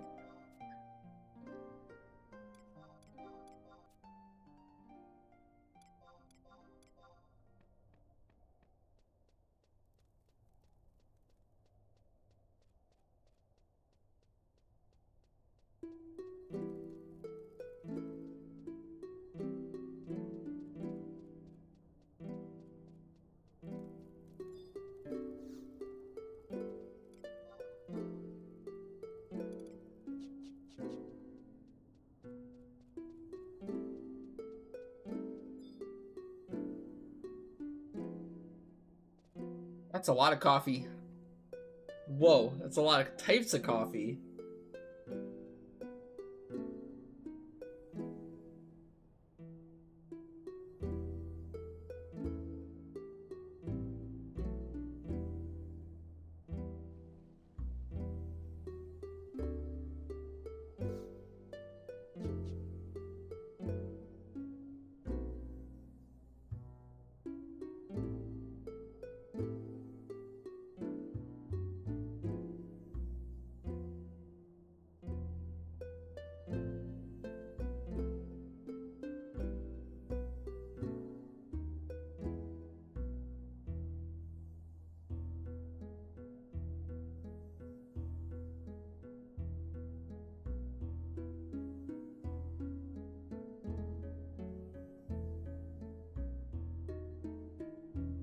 Sorry, Jinsig.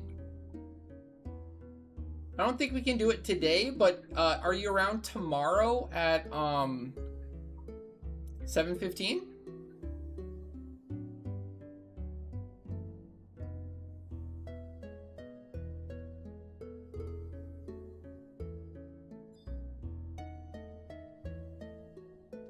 You can join in on loadings run tomorrow.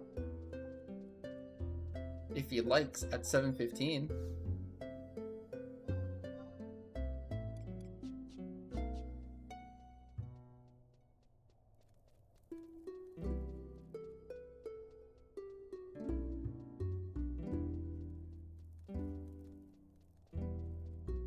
Okay.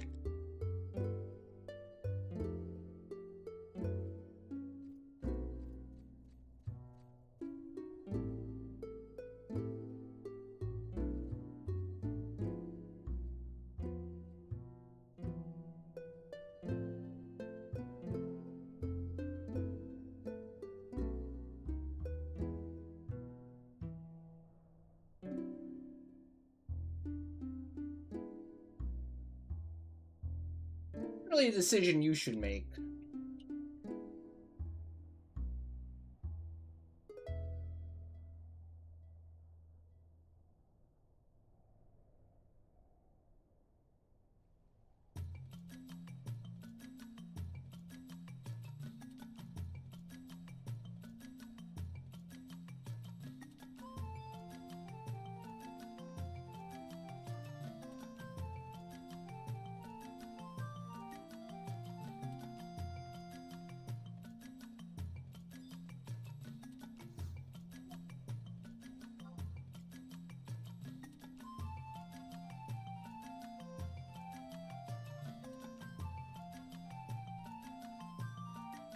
Yes. Campaign rank ups are based on the notes you get. I always try to get like 10k or something. I know there's like, it always took like an evaluation and then one more or something. Like a really good evaluation and then another good one. I don't think I always got it off of one, but it's been a while. Maybe one really good evaluation is enough to get you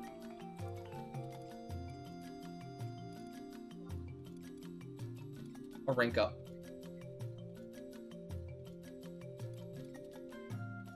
You keep chatting in the assist channel, the novice network, to get attention, despite repeatedly getting kicked. Well, what are you getting kicked for? Sounds like you might be getting kicked for a reason.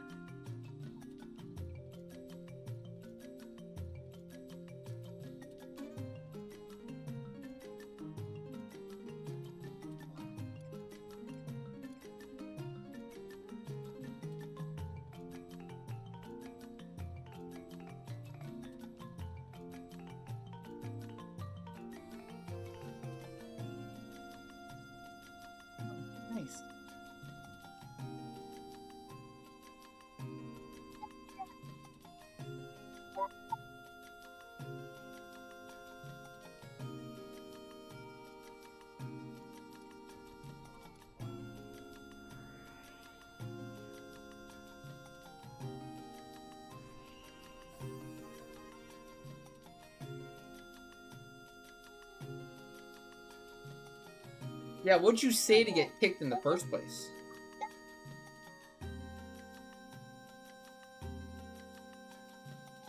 Did you deserve it? Do you agree you deserved it, or are you contesting?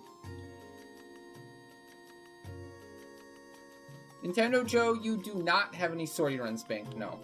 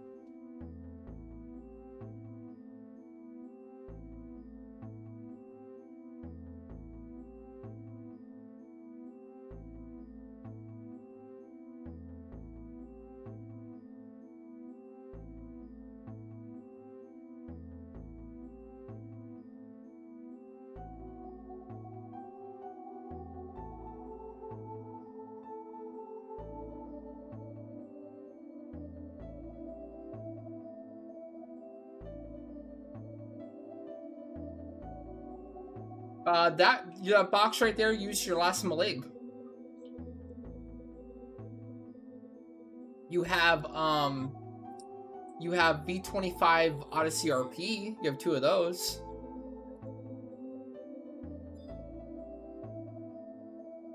I don't know if you're saving those or not, though.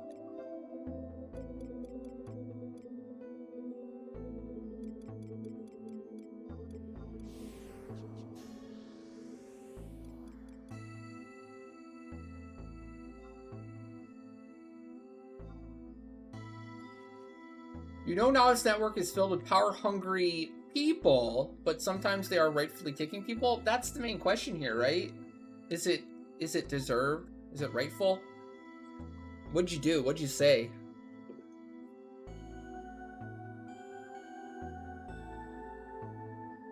Is it a rule in Novice Network that you need to be on topic? Or are you allowed to just talk about anything you want?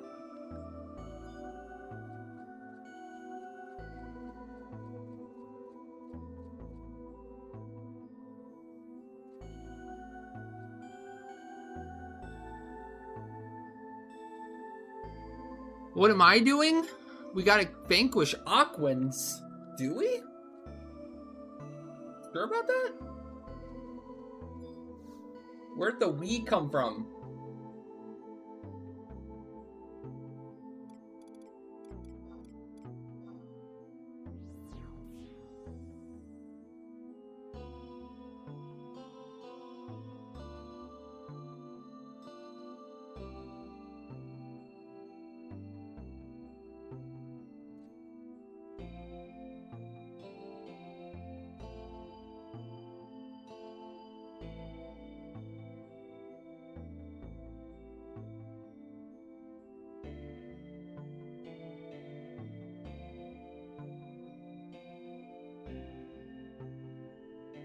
Yeah, what do you mean by off topic?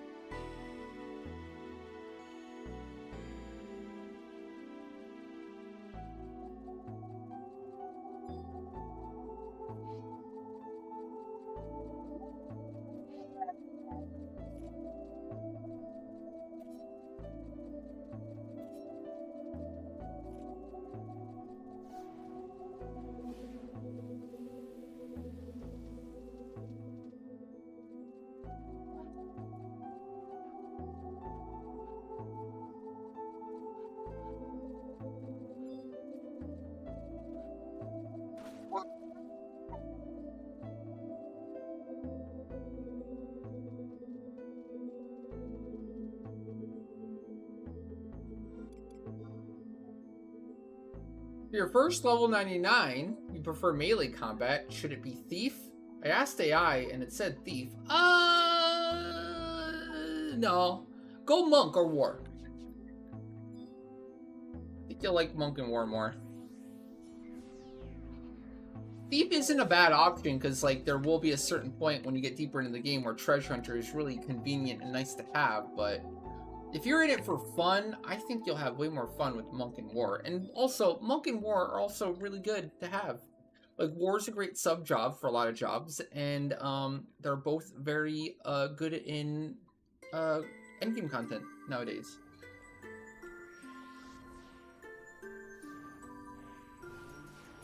But I don't disagree that, you know, it's worth having a thief.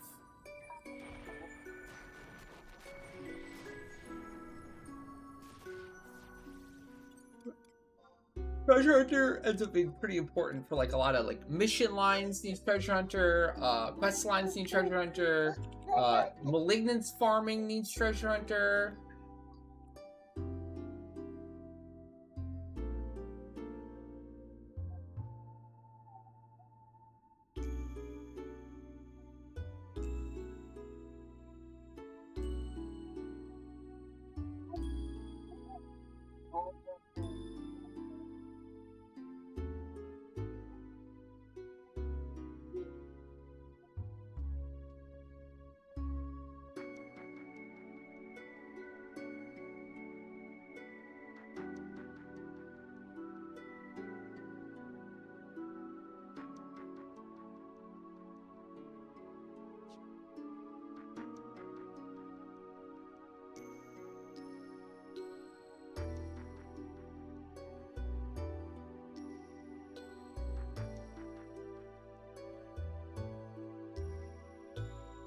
Treasure Hunter 4, I mean, I think you're always better off with real Treasure Hunter for that type of stuff.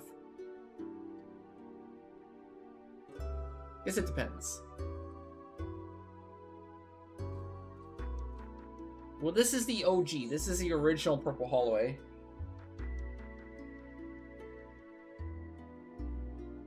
Hey, Dams. What's up? What's up? How you doing? I'm not even doing sortie right now.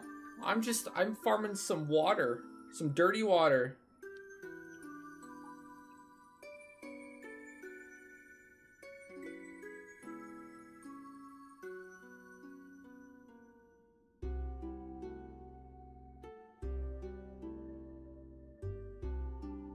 You threatened to go on strike and refused to sack pull for your link shell until they took me to make up for your lost XP. They took you to the party.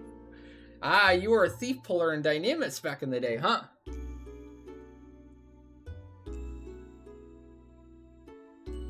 I remember they'd always let the thieves or the sack puller always lot the XP scrolls.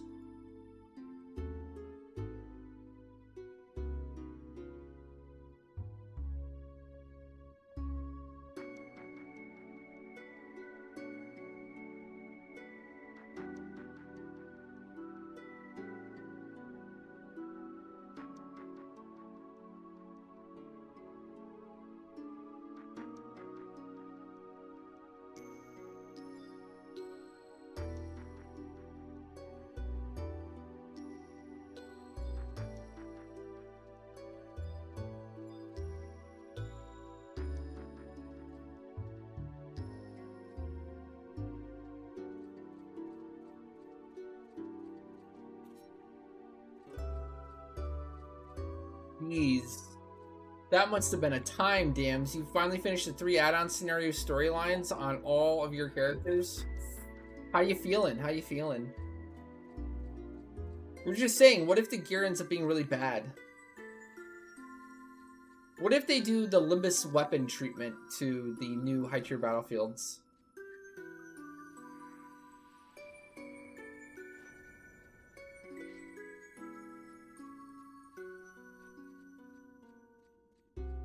Okay, what would you rather do? Would you rather farm Limbus right now? Or would you rather do add-on scenario quest lines progression? What would you have more fun doing?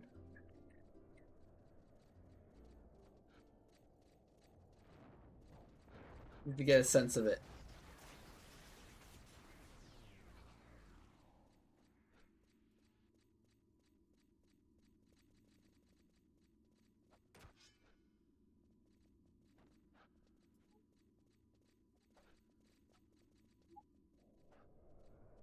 You don't have the time? What? Just don't sleep.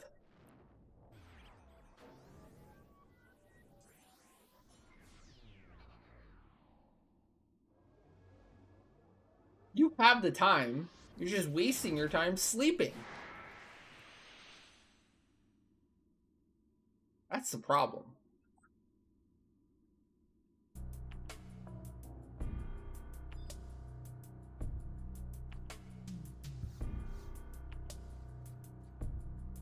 You're also wasting time going to the bathroom?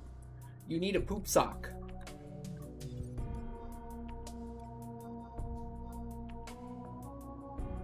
All the time you could save.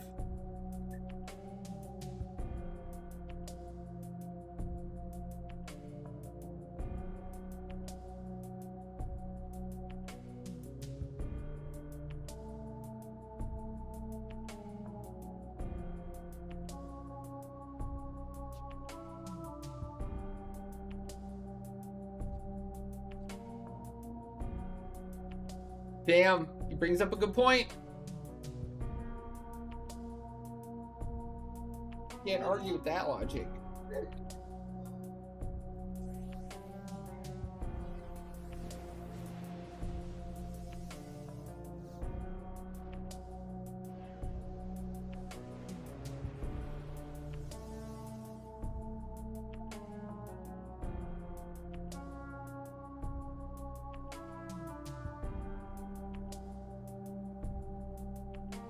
Oh my gosh, says it looks too old. Basing it off of looks.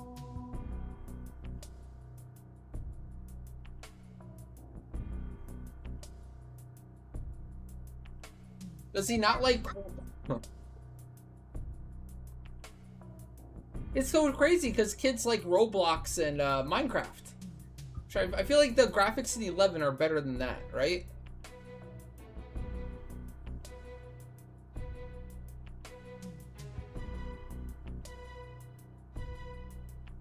How can they, with a straight face, say that 11 graphics look too old and bad when playing Roblox? I don't get it.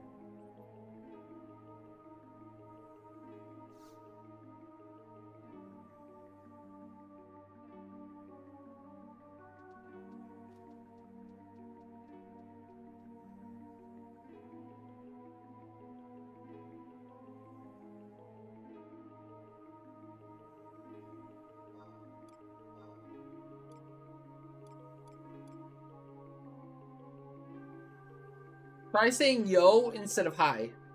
It might help you.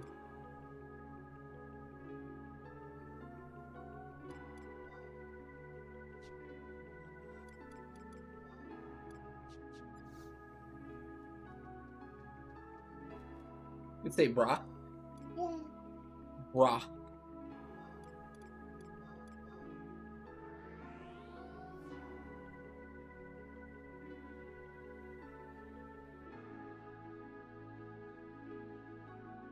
Yeah, why are you so hard pressed to talk in the novice network? Are you looking to help some novices? Are you a novice? You could start your own link shell or join a link shell or something.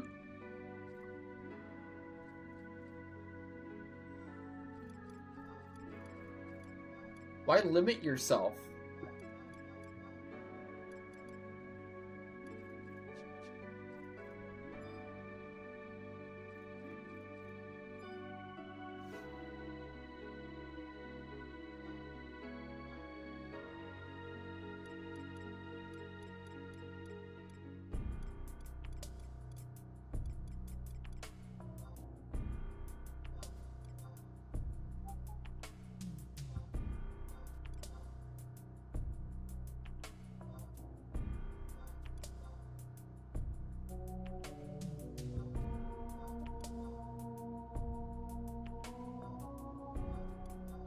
Wow.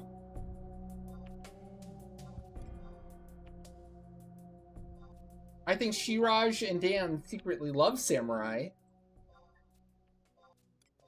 I think they love Samurai and the tip. They're just jelly.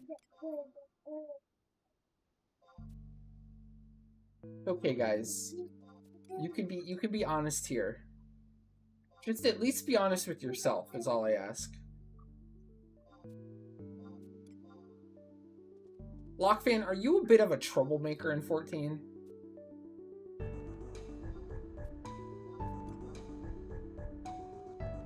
Are you getting in trouble all the time?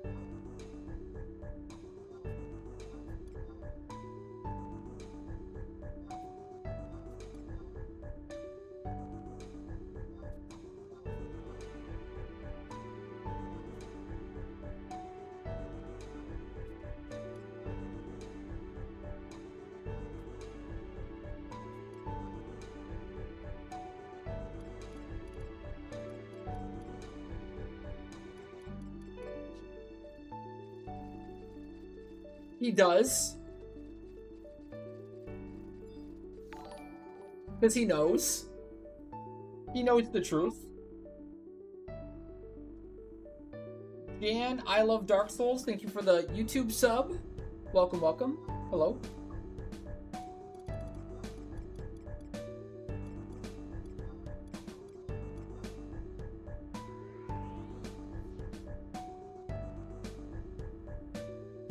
He loves Samurai. That's why he made it.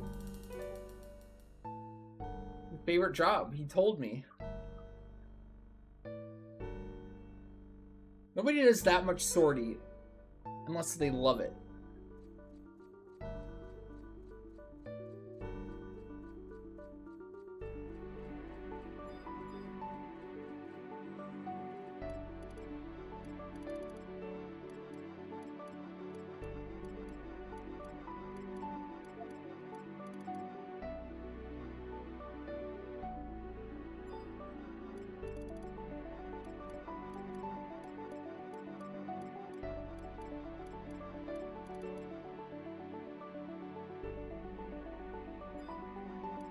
No shot! How dare you? Kitsunagi is beautiful.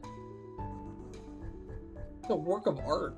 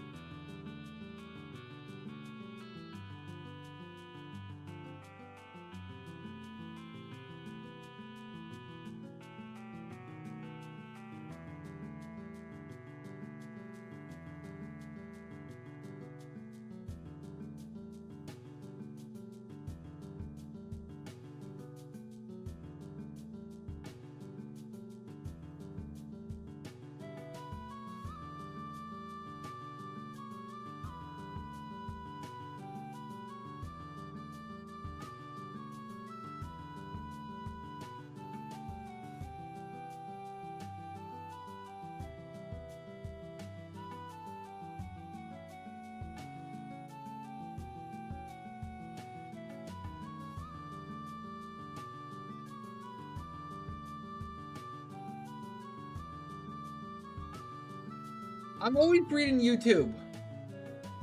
YouTube just doesn't talk very often. What am I supposed to do? If you guys have any questions or want to talk, I'm not against it. I feel like I've responded to everyone, no?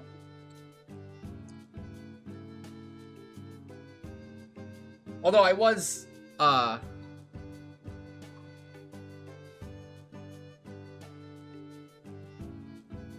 looking away for a second.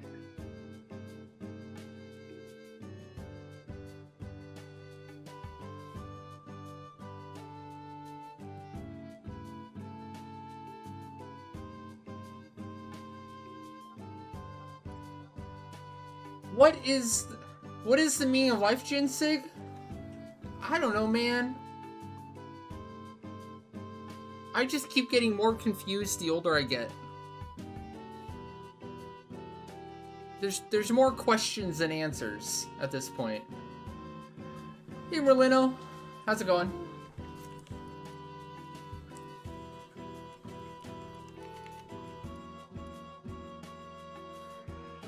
Probably.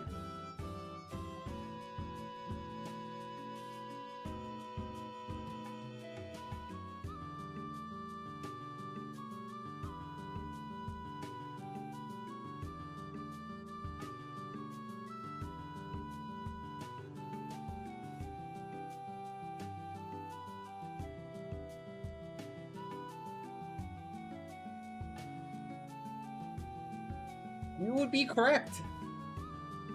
Yeah, he's about 15 months old. Just over a year.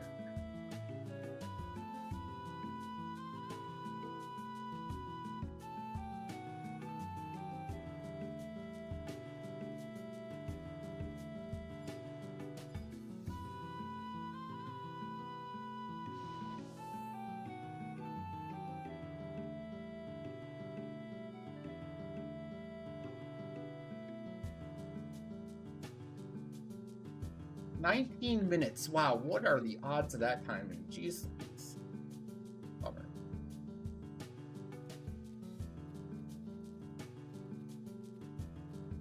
Yeah, if you look at the chat box on stream, you'll see like the chat, and then on the far right, it'll show a box. It's either a purple box with a Twitch icon or a red box with the YouTube icon. You'll see that S-Van just said my nephew's about the same age, and that's from YouTube. Can we ban Jinsig for liking Dark Knight? That's a great question. Can we?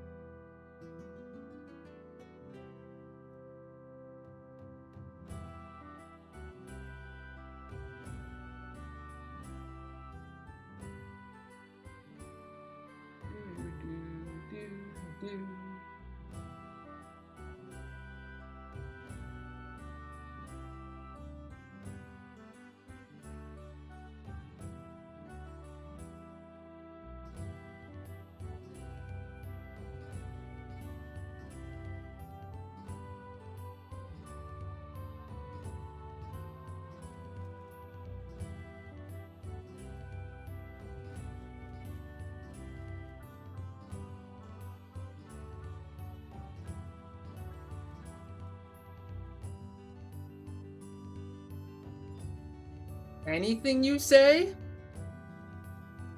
Oh my god, he'll admit Samurai is better than Pup. I never thought I'd see the day Shiraj would admit that. Actually, I'm gonna screenshot that. That's proof enough. We don't need to do anything. He already admitted it by saying that. We're good.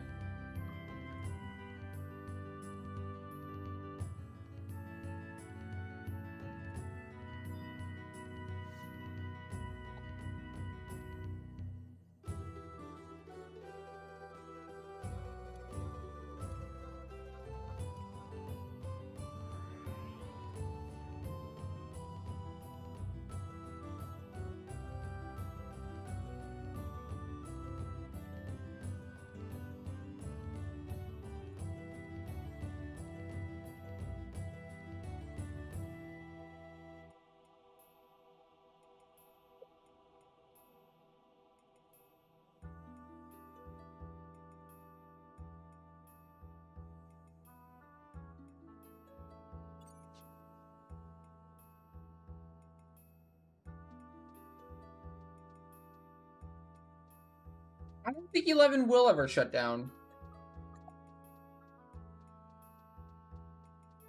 I think we're kind of living in an age now where, like, as long as there's fans, as long as the community supports it, like, it's not super duper expensive for them to keep going, and it's all profit at this point. So why would they shut it down?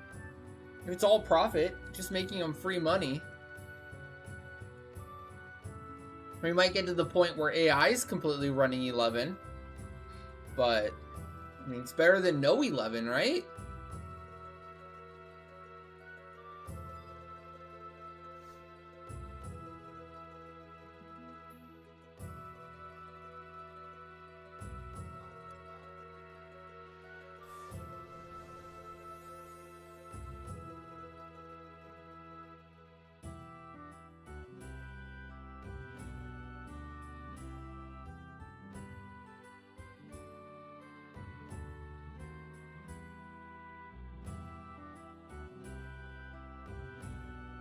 You're a big Dark Knight fan too? S-Man? Did you know, chat, Dark Knight was supposed to be my first main ever? When I started this game out, it's my first advanced job I ever played. I thought it looked really cool. I thought I was an edgelord. I thought Dark Knight looked edgy and cool. The armor especially looked super cool. I'm like, I want to do the most damage. I've always been a DD brain. And I wanted to do more damage, most damage. And after seeing like Soul Eater, right? I think like Soul Eater really like definitely like what would the word be? Obfuscates the perception of Dark Knight. I don't think Dark Knight was ever as good of a DPS as people think it was. Aside from Kraken Club. Or just like blood weapon soul eater zergs in general. But I think outside of that, like all the other things that Dark Knight did for damage, like it was very mid. Extremely mid. Like even with Apocalypse. Like maybe Apocalypse made it a little bit better, especially like Apocalypse with that haste. And before they capped the haste cap at 80%, and I think like Apoc for a time could go past that cap. I'm talking strictly 75 cap era right now, and the perception of, like, is Dark Knight good? Was Dark Knight actually good back then compared to other options? Like, I think just reality of it, you know, if you take away the survivability, which, I mean, in reality, I mean, survivability was a deal back then, you know, especially if you didn't have competent mages, but, like, Gecko Samurai versus, like, on Fafnir, for example, if you're doing melee Fafnir or, whatever, if you weren't relying on a K-Club Zerg or a Soul Eater Blood Weapon Zerg, and it was kind of a longer form fight, how did the damage stack up back then, right? Like, I don't think it was close. Like, was a Poc Dark Knight? Does anyone remember parsing between like Polearm or even Relic Samurai versus a Poc Dark Knight back then? Like, Gecko was wild back then, or like Samurai weapon skills in general. But like, it was like was it 25% attack bonus in an era where attack was really hard to get and not many people actually buff for it. Hey Emma, what's up? How you doing?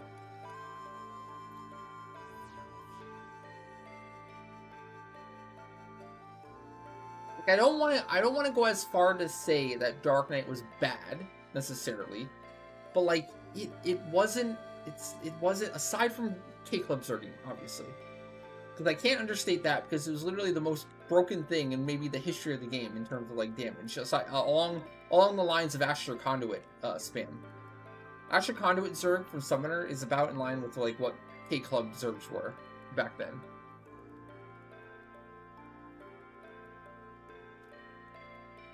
Did we build a story run today? No, actually.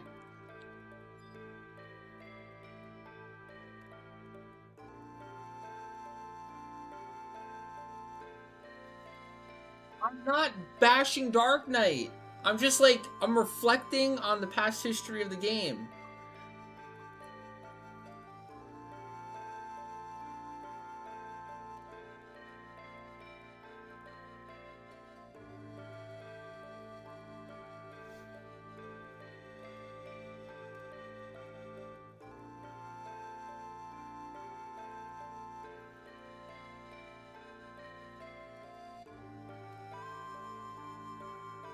There is Bard in 11, but it's way different from 14. Like, way diff.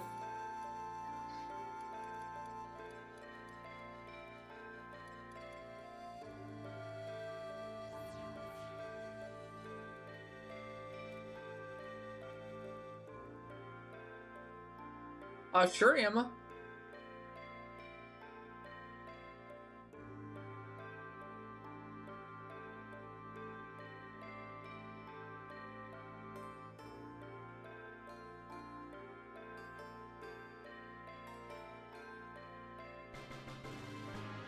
I was just gathering right now. Yo, Jake! How's it going? How's it going? Jake Bites, thank you so much for the 3 gifted subs and our first snipe of the day. Thank you for the support. Congrats everyone who got a gifted sub.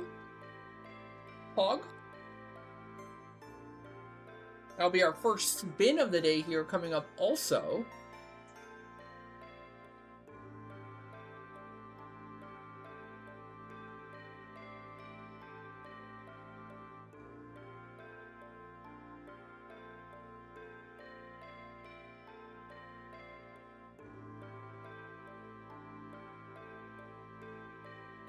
Yo, how's it going? Hope you're having a good day so far.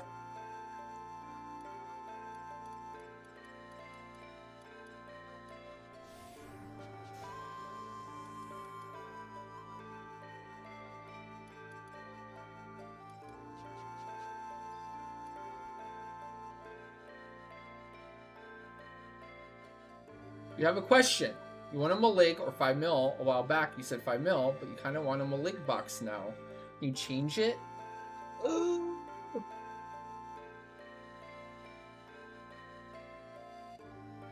One sec.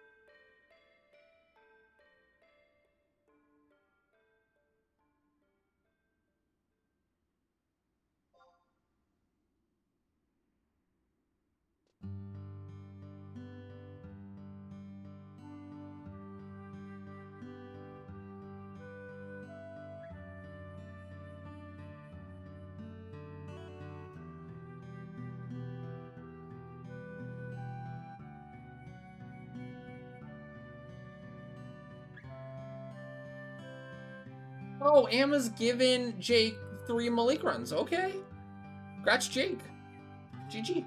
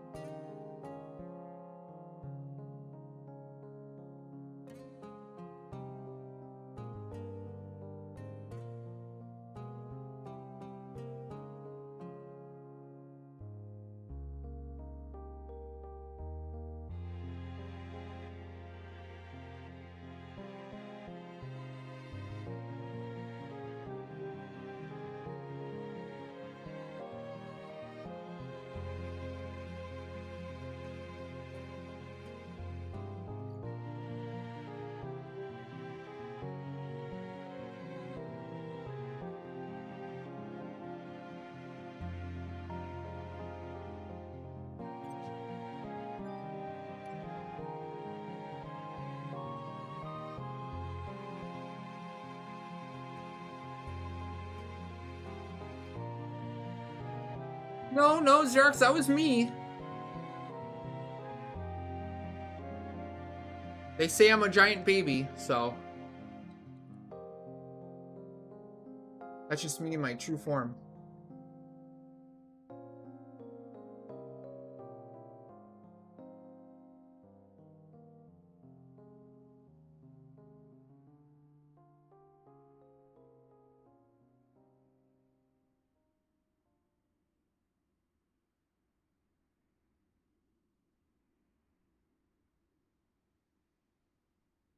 Also, hey, Curry Ninja. Hey, Xerox. What's up? How you guys doing? How goes it, chat?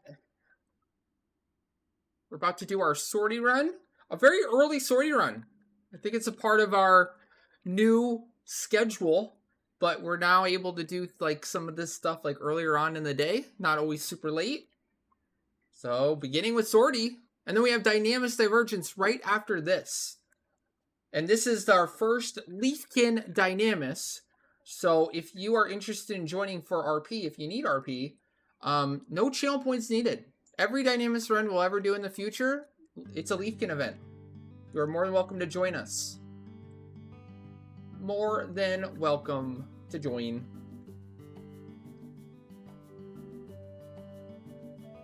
Now, you will need to fill your inventory still if you're joining for RP. It's a Leafkin event, but you still need to fill the inventory for wave 1 and 2. You don't need to fill it for wave 3, but you do need to for wave 1 and 2, because we mass cleave. We do the big cleave, and Quartermaster doesn't work when we kill that many mobs at the same time, unfortunately. Unfortunately.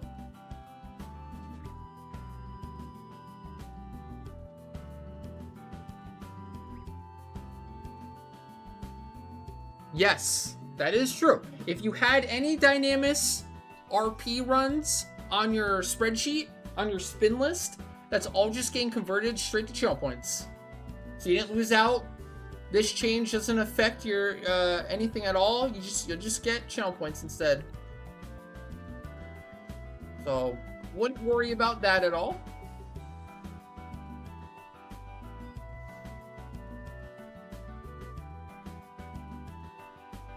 Dynamis Quartermaster would just still be a Quartermaster. We just Quartermaster you instead of us.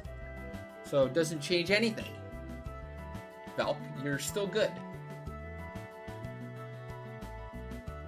You would still get just all the drops we got in that run. Goes to you, essentially.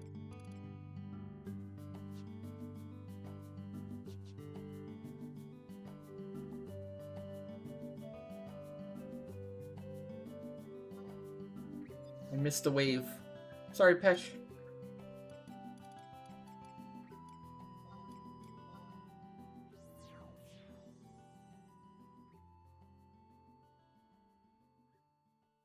Oh, cool. Our plate is up. I was kind of worried that the item wouldn't be up in time, but it's good.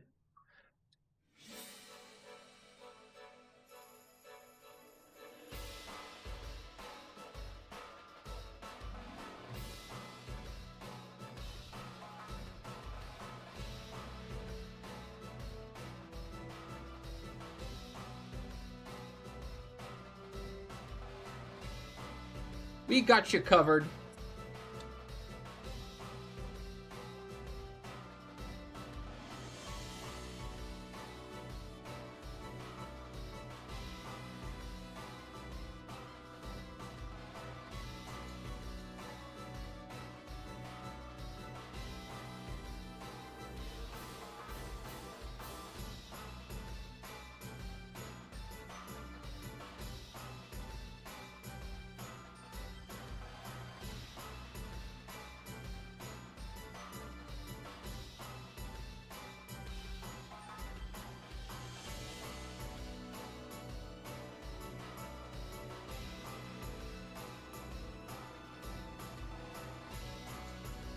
Hey Pilot, how's it going? I've been watching some of your older videos regarding multi-boxing. I wish there was more information around doing this because I'm really interested. Is your multi-box setup the same as it was back in the day? I've been watching some of your old videos and very interested in something similar. I think my most relevant multi-box videos that are evergreen, that are still relevant even today because WinRAR 4 didn't change at all, is the Alias Hotkey Guide and the Gear Swap Command Guide.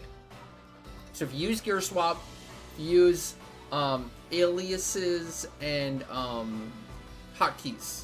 Those are all super helpful, super handy. I would very much look into those. Those are your bread and butter, if I had to say. And those are still very useful even now. even today.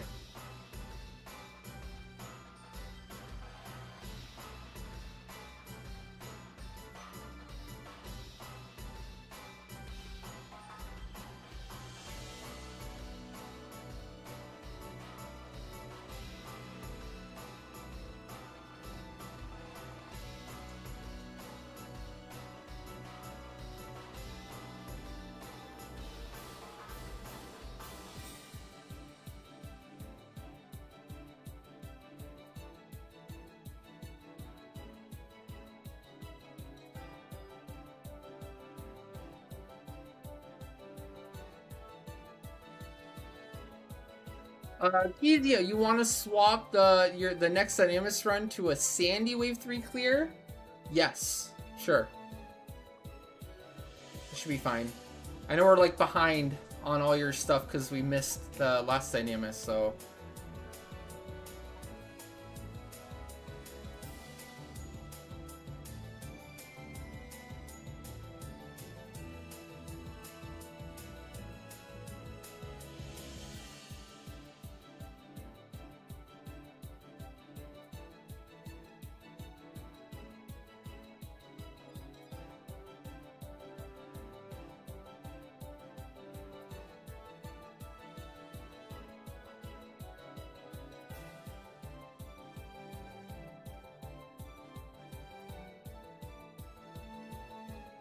Jink, are you which wave 3 clear? Oh, are you talking about clear?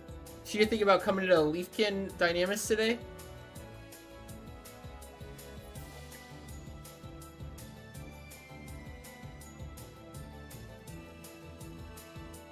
We're doing Bastock today, so that is the hand unlock today.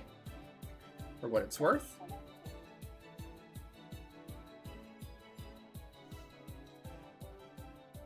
Alright, looks good, going in.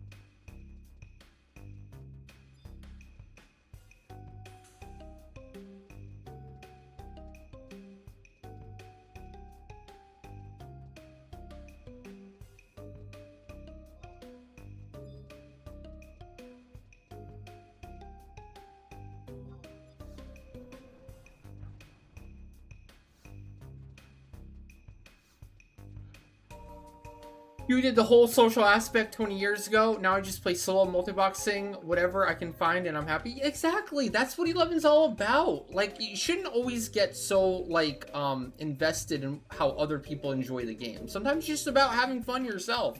It is a 24-year-old MMO, and, there's just different ways to play the game now. Not everyone enjoys this game in the exact same way, and you know what? That's fine. Not everyone has to enjoy the way the game, the way a particular person thinks it should be, you know? There's room for everyone. It's a massive MMO.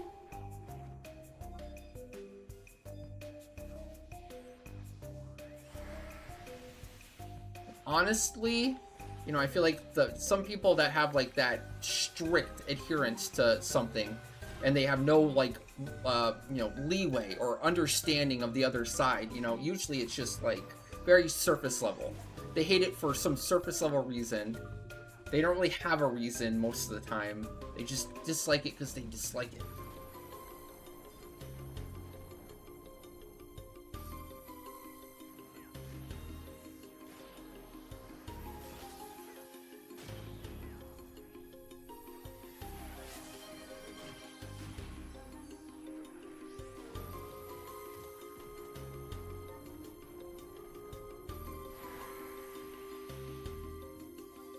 Right, that should get the thing.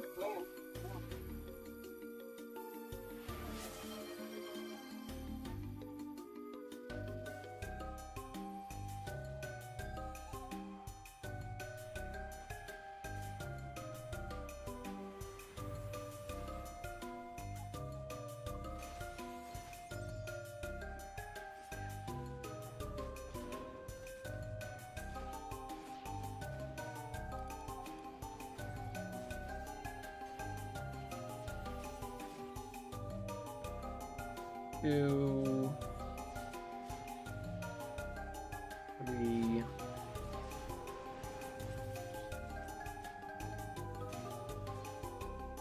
four. Is it okay if I just don't touch the white mages?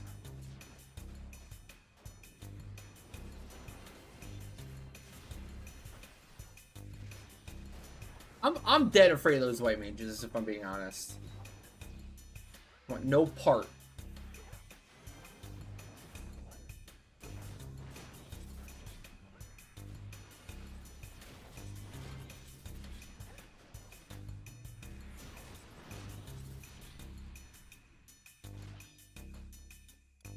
Alright, got the thing.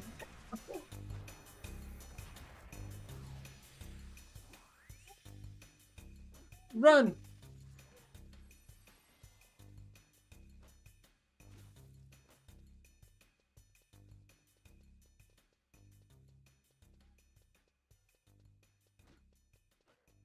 Oh, it hit me. I can't redo bolters. Whoops. The wrong macro, too.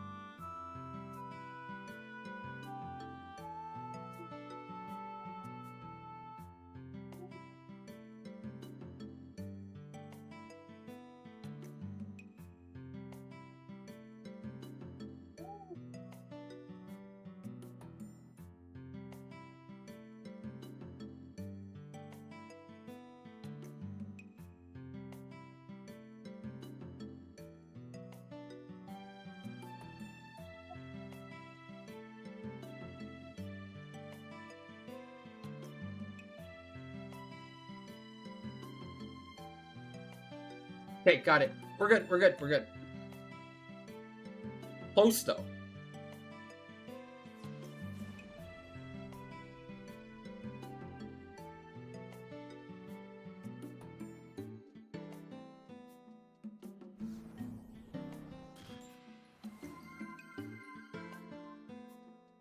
You're about to try the free trial and then buy it?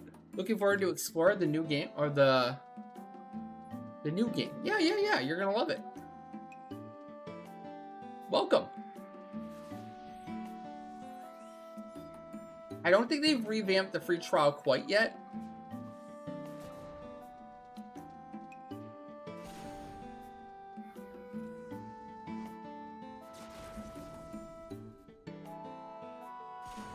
But if you have plans to buy it, I think you're gonna love it.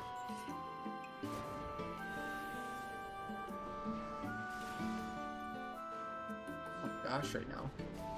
What's it doing?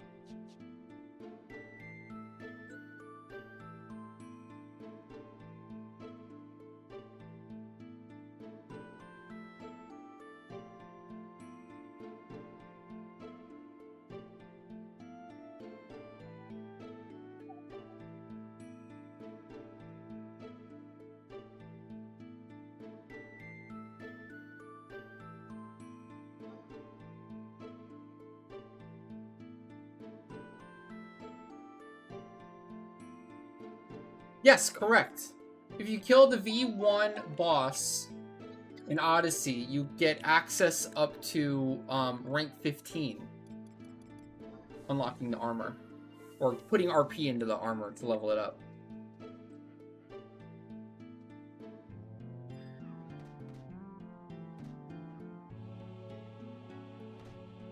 That interrupts Bullpucky.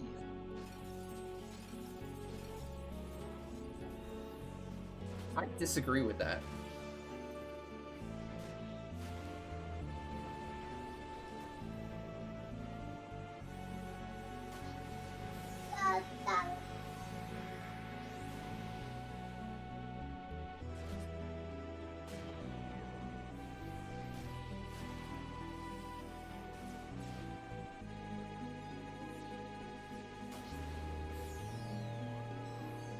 I think that fire went off. Let's make sure this chest actually drops, because now I'm unsure.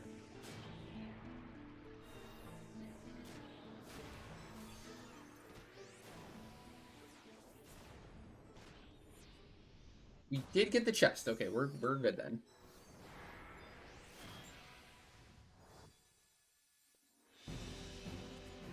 Ready?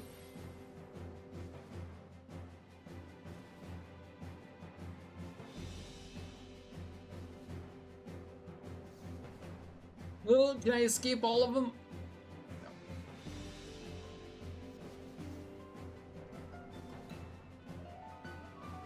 No, wait, 2.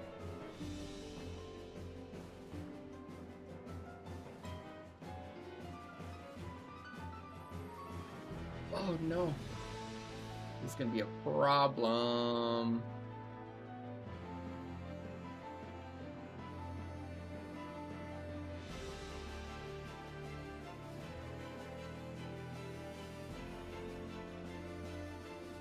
Geo got stuck on a wall. Everything's disjointed.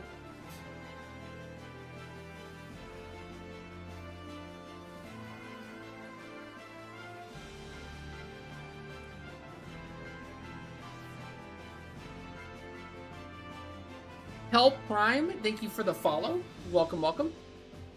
How's it going? Yep, Davina is right.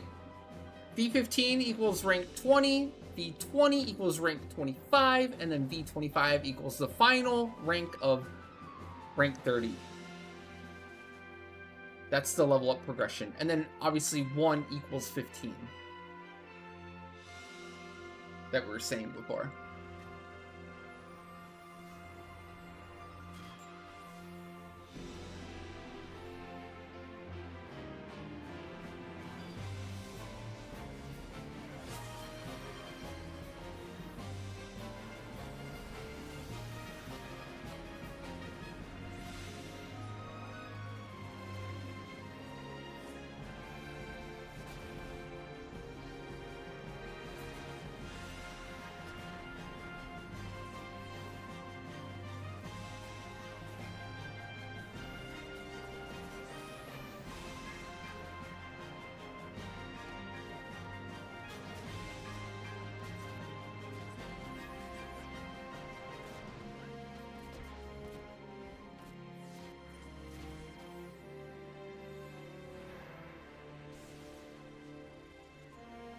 Yeah, that's actually a great way to break down Swordy. That's pretty much what it is. It's boss rush.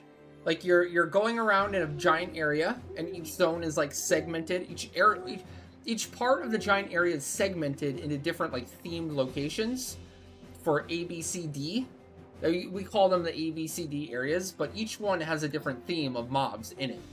There's the Undying, which is the Fulmer. There's the Undead, which is where we're at right now. There is the Elementals, which is where we're going to. And then lastly, or the first one really, is the A section, which is the, what are they called? Like leeches and Acuex, Amorphs section. And then each boss has a themed version for an NM after you get the objective to spawn the boss, which is getting the shard. And then when you kill these first floor bosses, it gives you a shard to kill the basement version of the boss, which is much harder and gives more points for the run. And then when you collect all of the basement bosses, they give you a fragment, and that gives you a mega boss, which is Aminon, which is the zone's, the content's mega boss. So basically, you're trying to do everything as fast as you possibly can. And this version, and how we're doing this right now, is basically a boss rush, yes. We buff up as quickly as we can, we go into the boss and we try to kill it as quickly as we can so we can have more time to do more later on. And then like each new area, it's kind of like trying to do the objective as fast as you can to move on. Oh, it's super convoluted. Oh my gosh. We're just chat's talking about Odyssey right now. It's literally the most convoluted content I think any game has ever released in the history of MMOs or games in general. It's insane. Talking about how like you gotta get your V1 clears and then your V5 and then oh wait, no, you gotta get your segments. Oh wait, do you know about supercharged amp runs? Don't forget about your amps. But you can only charge it if you enter the 3 key items, but you have to use one of each job. You can't reuse the job. No sub jobs for Show Jail either. You can do different NMs, but you can also do the same NM. But you have to do at least a minimum of 6% damage to get RP counting. Dude, Odyssey's wild in that regard.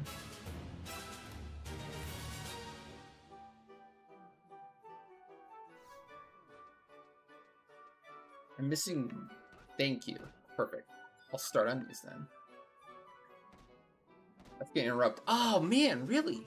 What a dick.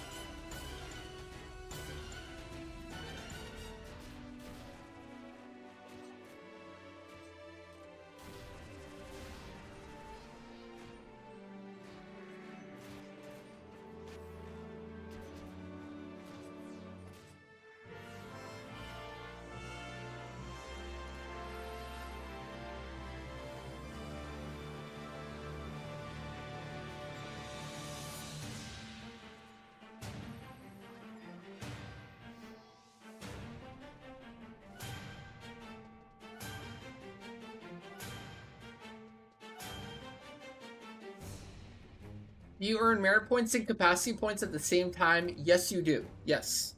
But you have to spend them both inside of a Mog House once you accumulate them. You can't spend them out in the world or anything. It has to be in a Mog House.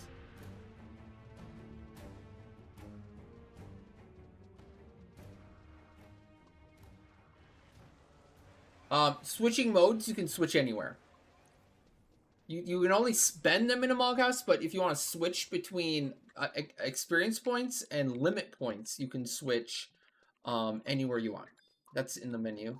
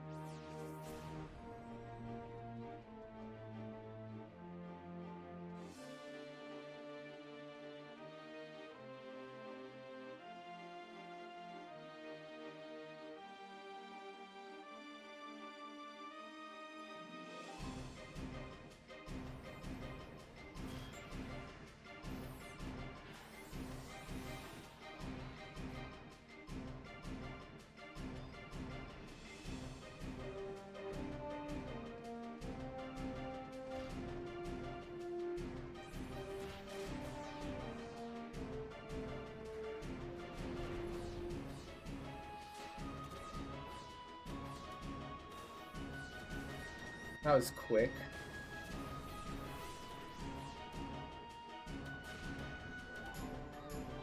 Oh, another one. What a dick.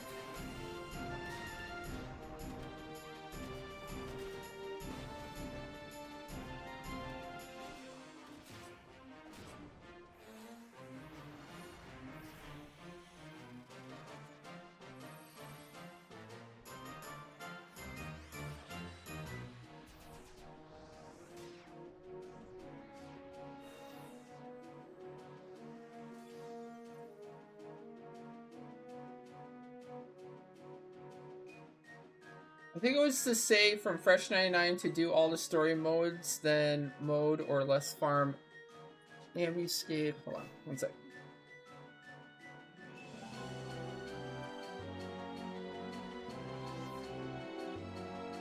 I think it was you say Fresh 99, do all the storyline modes, then more or less farm ambuscade till +2. Then after that, you go for a billion other endgame stuff.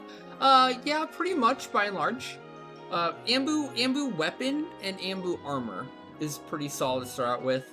Reforge stuff now is also, like, as you can do it, reforging your gear is super helpful for the job that you're playing.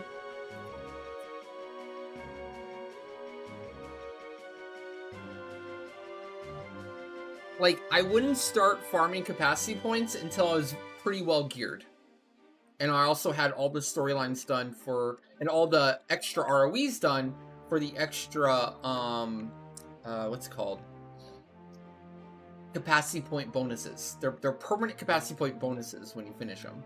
So storyline, and I think it's like Reeves. Lair Reeves, Wildkeeper Reeves, and Colonization Reeves. And you do them all, it's like a 170% bonus or something crazy like that.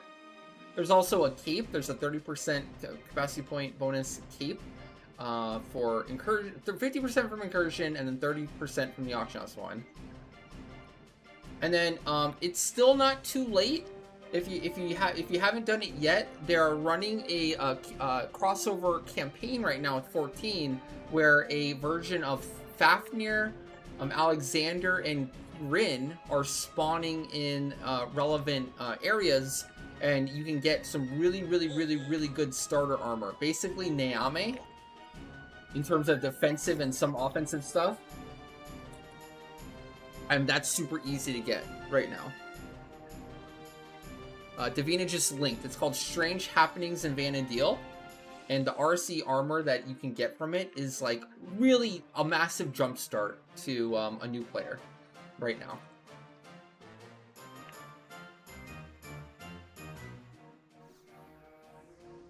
It's like, it'll make you super tanky. Compared to like Ambu gear, like forget about Ambu gear. Go do the Strange Happenings event right now. Get all the JSC armor that you possibly can get, and you don't need Ambu gear anymore. It's significantly better, the JSC stuff. Some of those areas require you to do mission progression. So if you don't have those areas unlocked yet, start like booking it. Going as fast as you can to unlock those areas with your mission progression. Like Undersea Ruins, I think you need Treasure of Otter Gone. Obviously, Kirin and Ruan Gardens, you need to finish Zilart, essentially. And then the other one, Fafnir. I think Fafnir you can get to no storyline progress required. Fafnir should be easy to get to, regardless.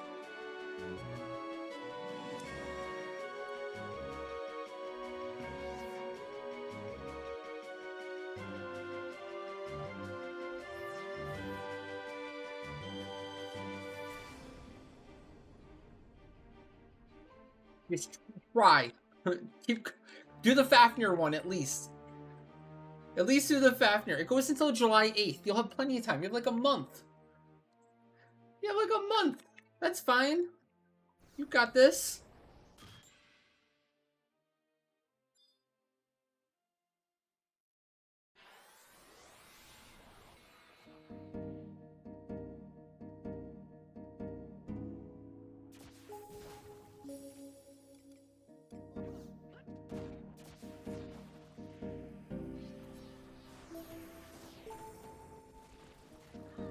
Leg sweep miss? What the fudge?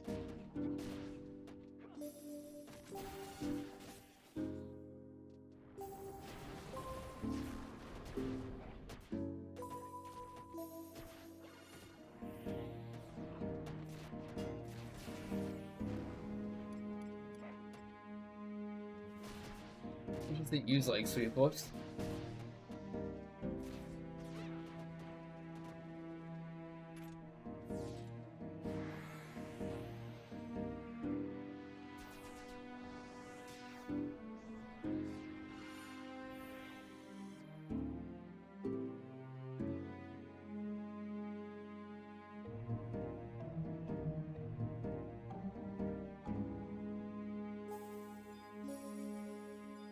I say just chip away at it as you can. You know, even just like 30 minutes at a time blocks if you can. Just do like one mission line. Or like one mission. One set of cutscenes. You know, I think it adds up. If you can just piece it together little by little, it'll add up and you'll be surprised.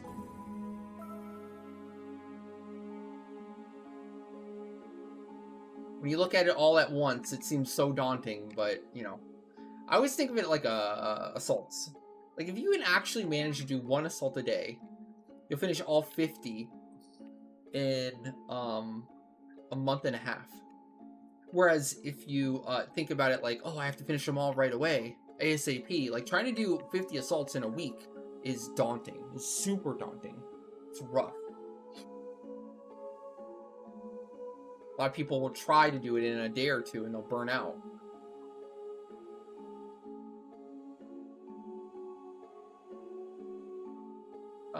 Each storyline, not as long as you would think. Like Zolart, not very long. Zolart's probably like, I don't know, 10 hours.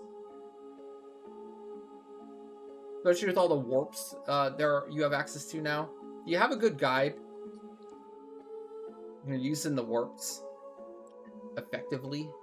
Really not long at all anymore for Zolart. And then Treasure Argon is also pretty quick these days. Treasure Argon, I think, is the shortest actual storyline out of all of them.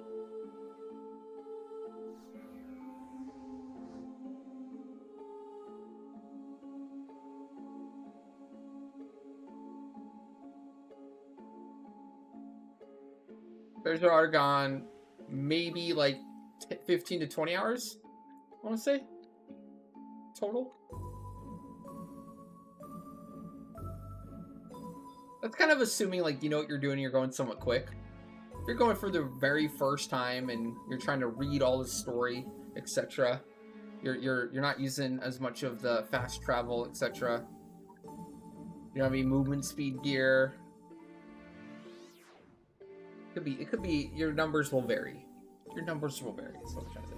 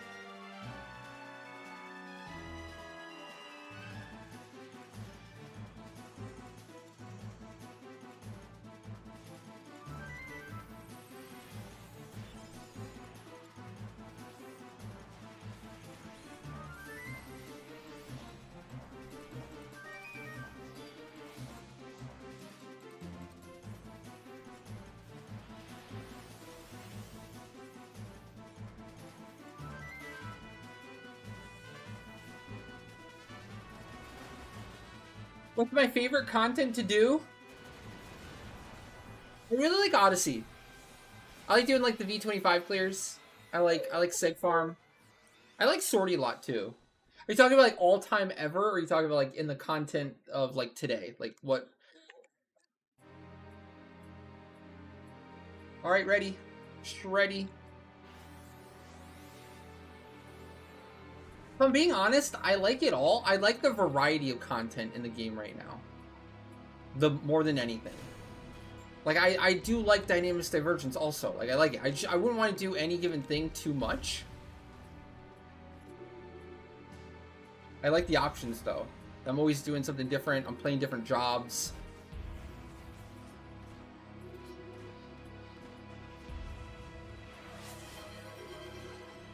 Rip. That's not good.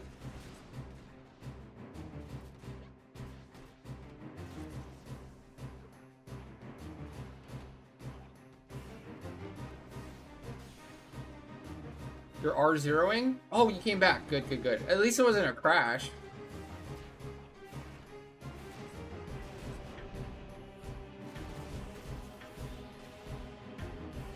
Looks like you're back.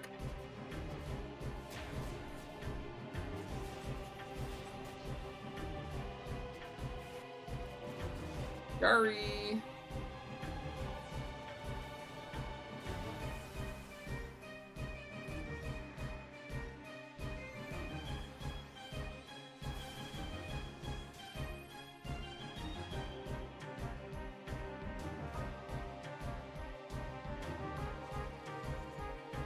Here, have your benediction back. Okay, we got a good reset. Alright, so see.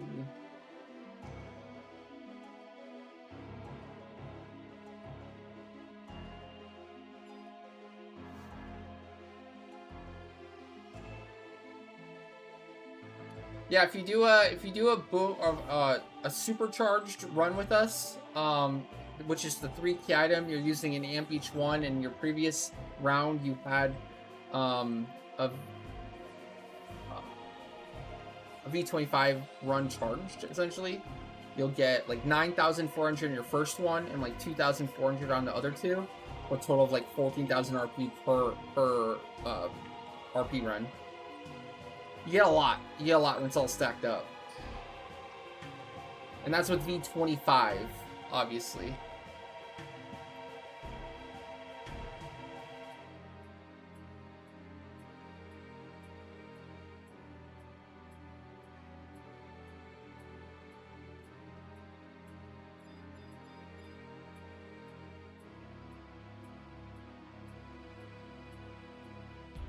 Hey, Needy. How's it going? I know, right? This feels like early morning. I don't think I've ever done sortie this early before.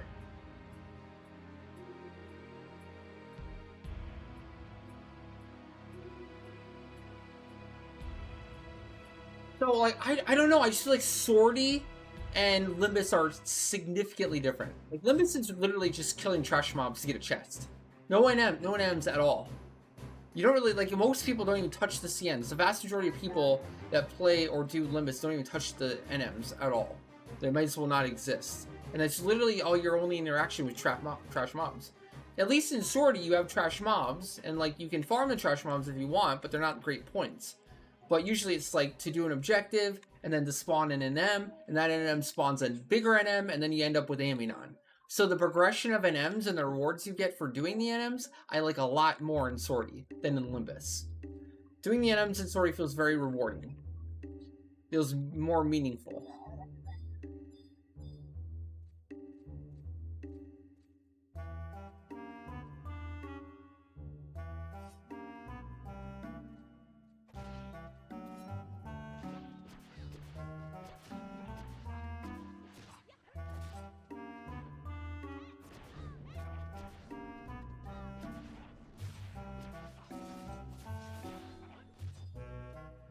Oh, it aggroed anyways. Fudge.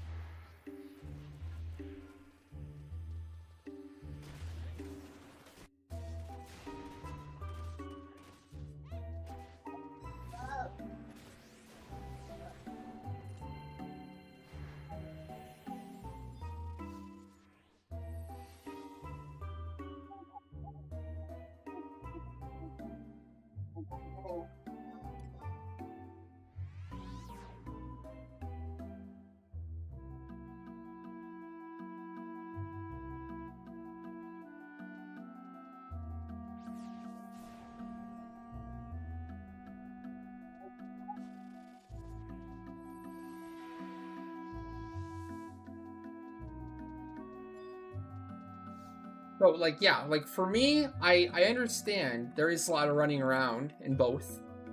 You do have to kill some trash mobs in both, but, like Swordy's just fun to me.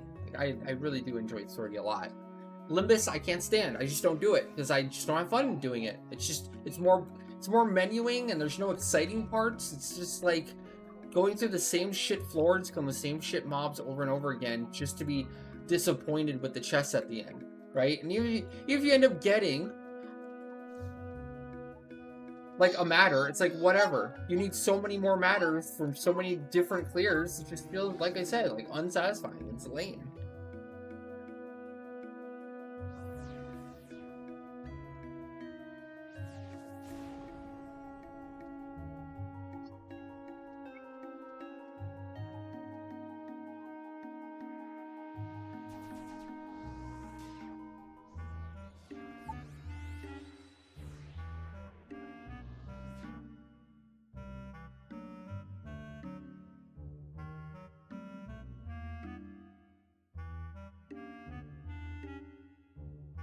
Okay, but what do you think about Pathe Nyame for Samurai? Because that's what I've been doing, and I fudging love it. I wouldn't do feet because it fudges over my other jobs, but technically Samurai would benefit a ton from Pathe Nyame feet too. And doesn't really need Path B Nyame for weapon skill, because it has the 10% PDL on the Empyrean feet. So this is essentially my TP set that I use for like majority of stuff now. It's like a hybrid. It's not all DPS, but it's obviously more defensive than not for tanking this type of stuff. But I have Pathe hands now and Pathe head. So I get the tankiness and survivability of Nyame with the offensive TP prowess of Pathe. Also, not to mention, still relevant, the accuracy. You get a shit ton of accuracy. 70 plus accuracy on both also at Pathe. Whereas Clemency is nice for the DPS, nice for the accuracy, but not great for defensiveness. Not as great for defensiveness. I would get the feet. Like, at this point for my Samurai, I want Clemency feet. I don't think I'd upgrade anything else. I just want the feet. Maybe if I really wanted a glass cannon set, TP set for Samurai, then I would also do like the hands and the head to replace the Nyame, but even then, I don't know, man. Every time you get stunned, like this month's Ambu is a great example, doing VD Ambu. Every time you get stunned and you're wearing Clemency, you're gonna get stunned for a longer period of time. Nyame, you don't get stunned at all, or the duration is very short. And that's the difference. And that's a DPS increase overall. That's a huge DPS increase. Nobody ever talks about that because you can't factor that into a sim. It doesn't get factored into sims.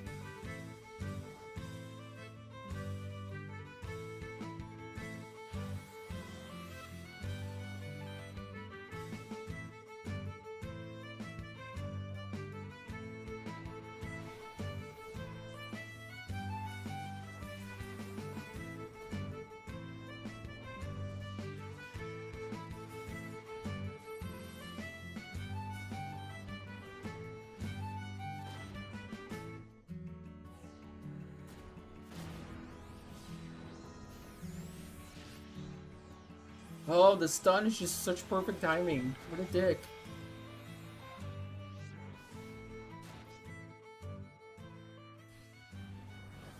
Why does it stun so often every time I hit engage? Dude, dick move.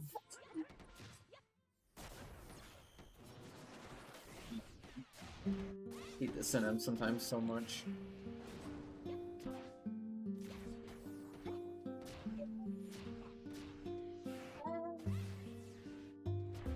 No, because I don't think you can actually resist it. Swordy's bullshit, okay? Just like Gartel. It doesn't count. It's an asshole.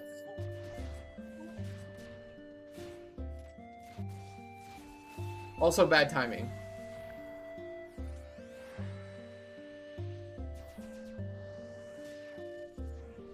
I think this guy has, the statue has the only unremovable paralyze in the entire game.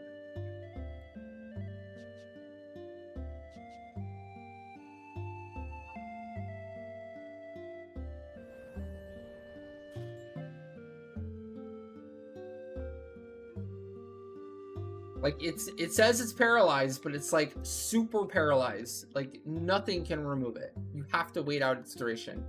I don't think there's any other mob or any other type of paralyzed in the game that does that.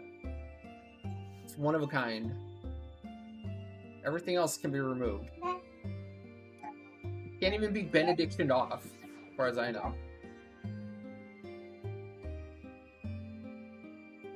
Tribulix is, or sorry, not Tribulix, Gartel.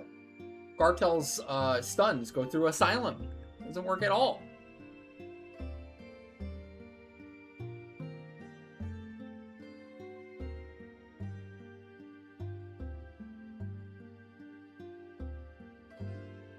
I mean, let's see. Can I get through? Okay.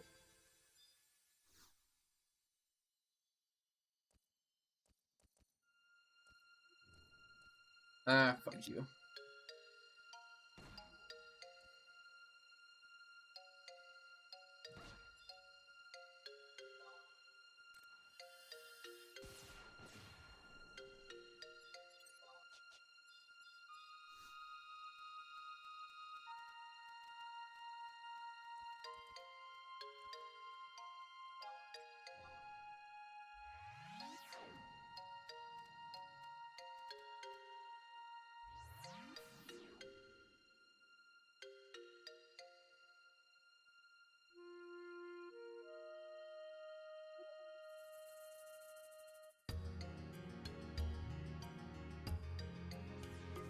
That's cool.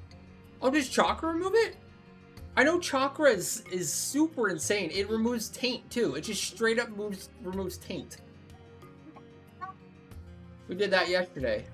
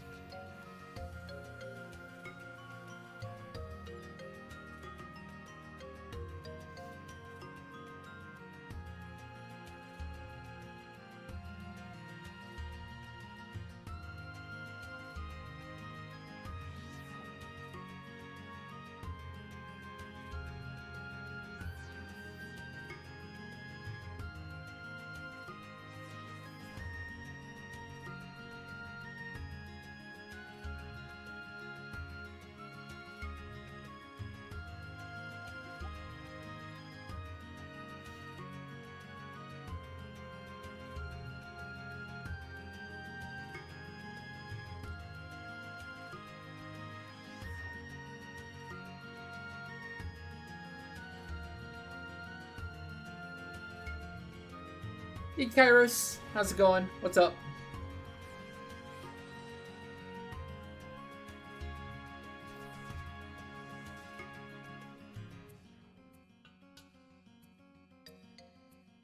We need Botulus. Is it on the way? Have we seen Botulus?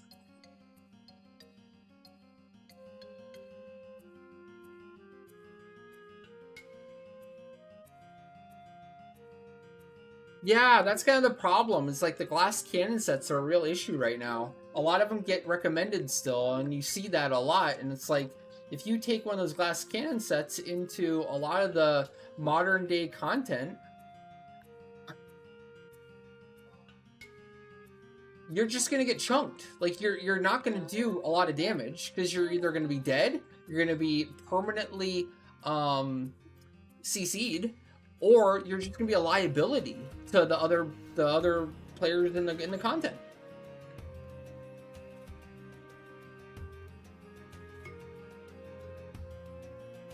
I guess one of the big things we've been trying to do is just kind of raise awareness that, like, while glass cannon sets definitely have a place, and you can definitely... Oh my gosh. Got cornered.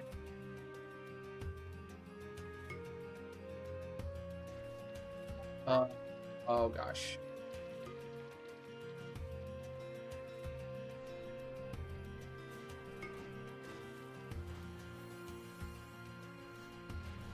Dang it. Not good. I lost my characters on a wall a little further back, so I'm like on my way.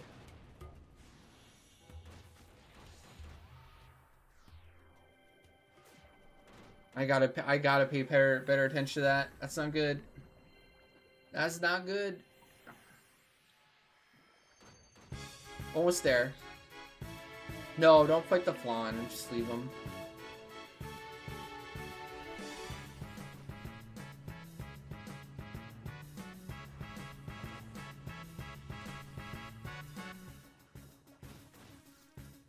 Sorry about that.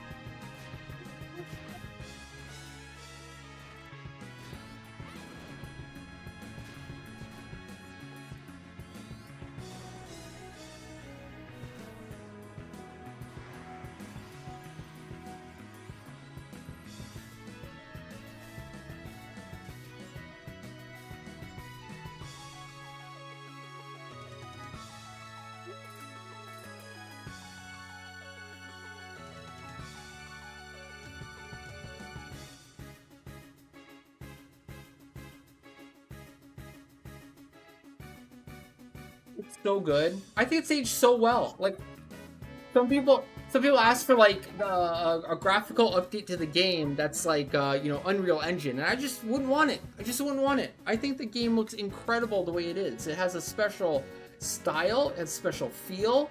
Like I would love like an HD kind of overhaul of the game. Like keep the same engine, keep the same feel, keep the same vibe, keep everything relatively the same, but like just kind of make everything pretty. You know?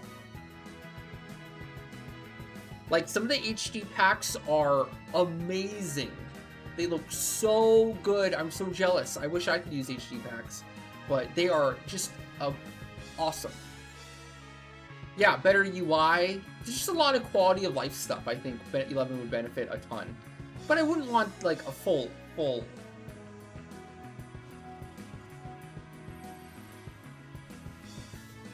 like, complete remake. Unless if they did a really good job of, like, keeping it close to the original, you know?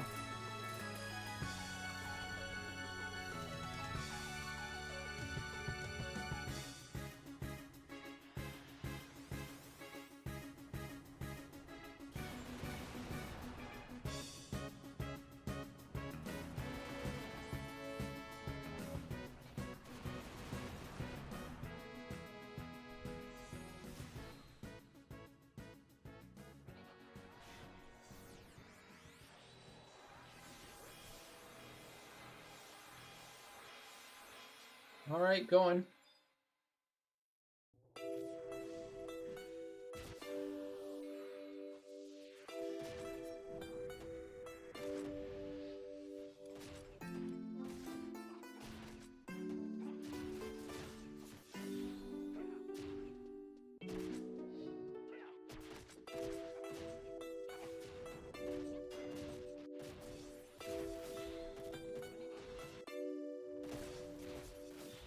Missing the first hit feels so good.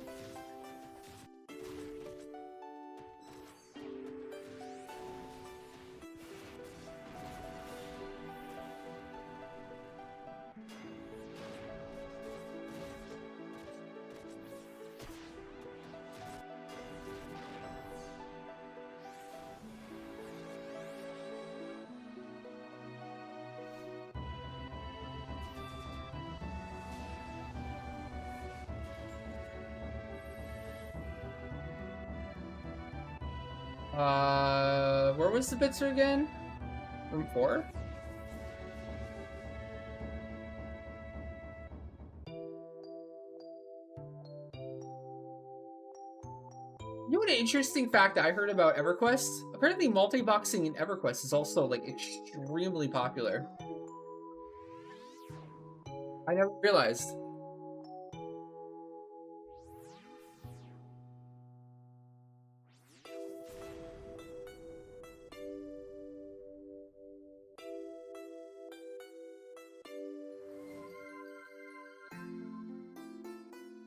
Harris Fury, thank you for the follow. Welcome, welcome.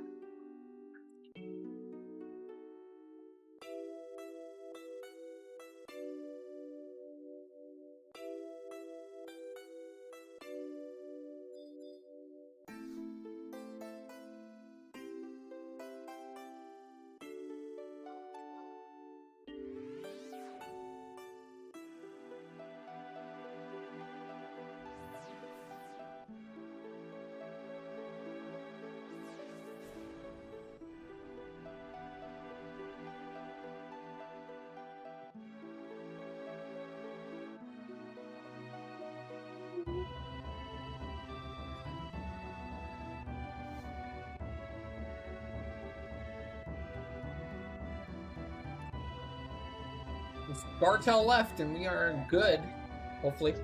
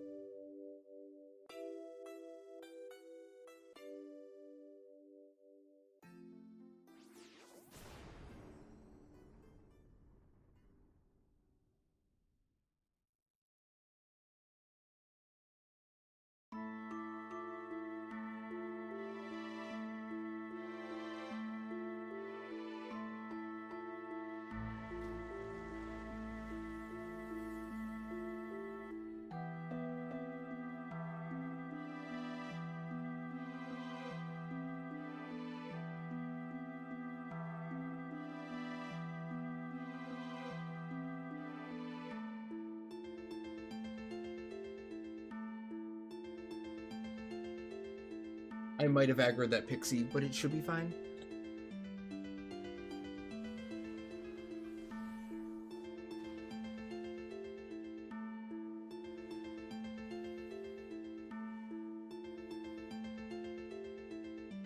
And the bitter.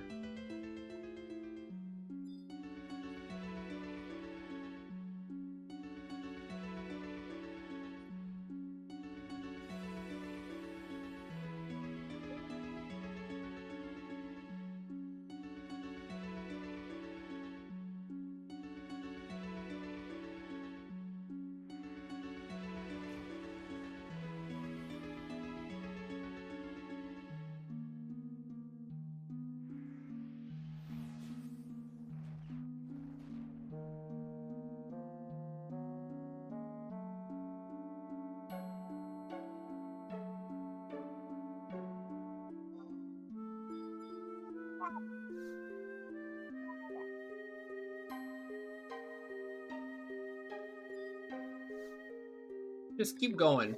Just keep clicking. It should work, right?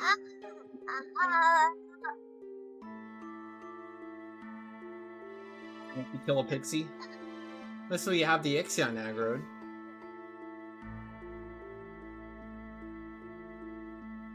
There we go.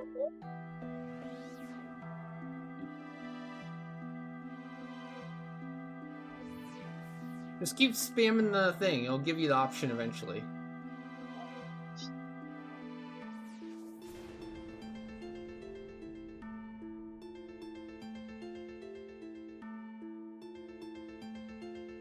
Yeah, just go.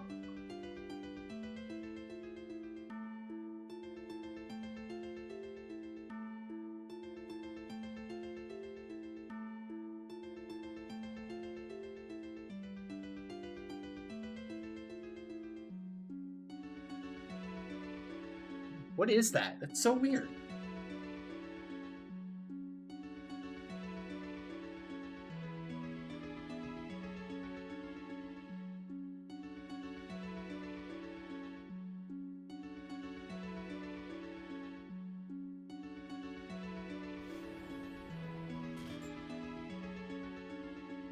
Well, like, the NM, I think, perma-blocks you. But the normal mobs, like, partially block you?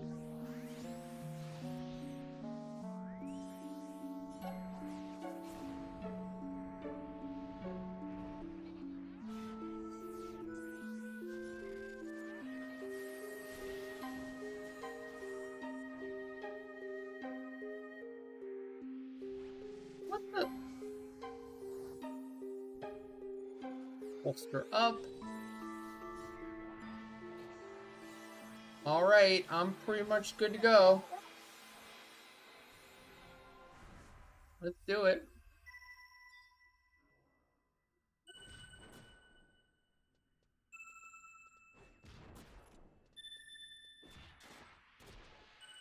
Ready for Asylum.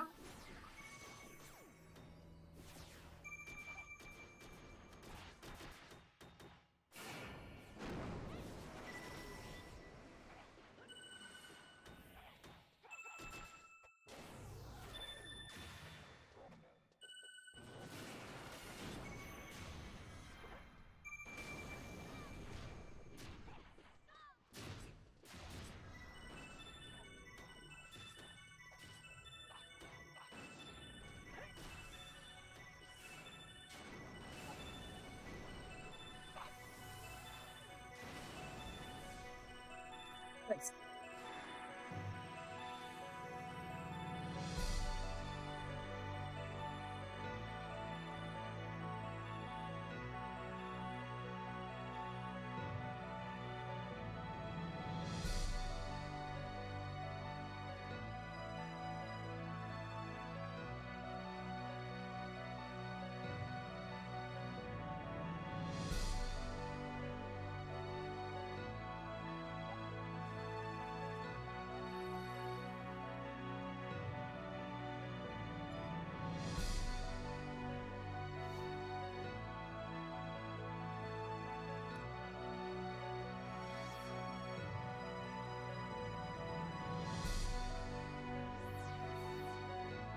Hey, John White. How's it going? What's up?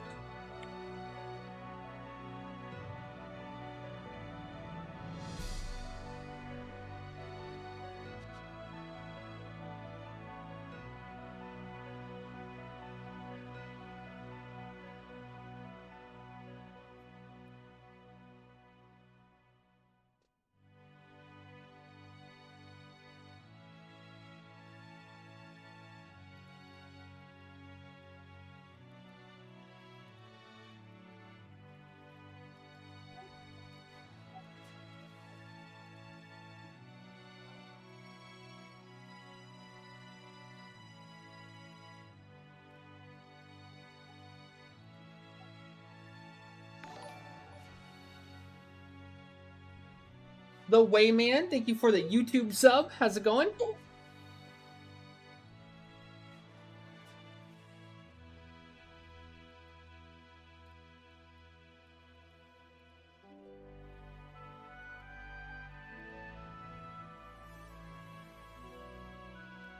Going good. It's going good. Hope you guys are having a good day so far.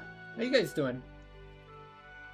Didn't even know this game existed. It does. It's still supported. It's 24 years old and it's still going strong. We're still getting updates.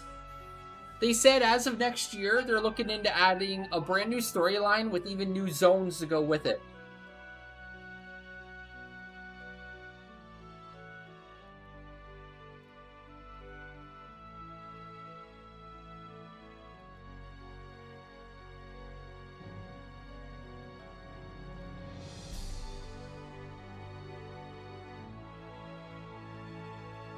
It's kind of wild because I don't think anyone ever expected the game to be this, like, go on this long, be this popular for this long.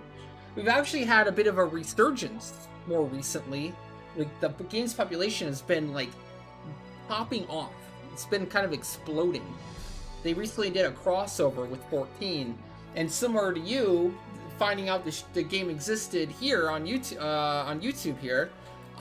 Same thing happened to a lot of people that play 14 that have like a lot of similar interests. They realized, oh, not only did they not know 11 existed, but they realized it was still going strong, still supported, still really cool, still a mainline Final Fantasy game. It's still like, if you love MMOs, you're gonna love 11, especially like the old school kind of grindy type. The only downside is like you have to read everything. If you like story, there's no voice acting in 11. You have to actually read. Other than that, insanely good gameplay. Aged very well. Still a thriving community. Yep, we're getting new content even this year. It's not just the storyline and the new zones that they hinted at, but also like this year. They said they're doing high tier battlefields. They're adding a new NM system that basically releases armor that's as good as Ambu plus 2 armor, and then you can upgrade it by doing the content to be as good as like Malignance tier, Malignance level armor.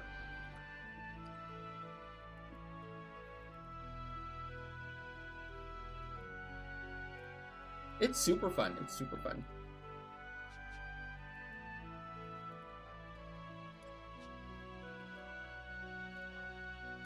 Definitely worth a try. If you like Final Fantasy, if you like MMOs, definitely worth a shot. Now, granted, I always like to tell everyone, make sure, make sure you're prepared. It is a 24-year-old MMO. It is still a 24-year-old game. It's essentially a PS2 game still that got ported to PC. You can only play it on PC now, but you'll definitely feel kind of the age on some things as you play. But if you can look past some of the like poor quality of life stuff because it's such an old game,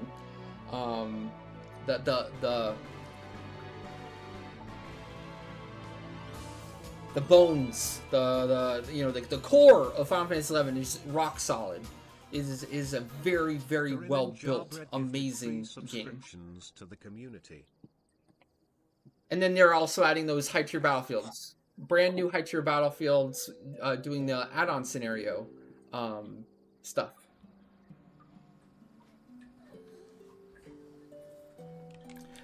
And like basically our motto at this point is rewarding meaningful progression. If you like progression in video games, if you like I'd say like games nowadays are more so centered around instant gratification, but 11 definitely still is anchored in like long-term progression.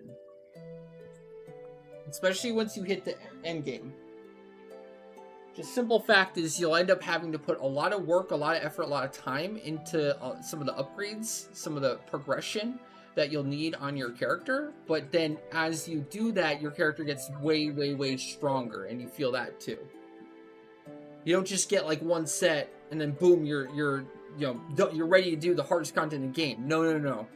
Every single job requires like lots of research, lots of different types of gear, lots of situational gear.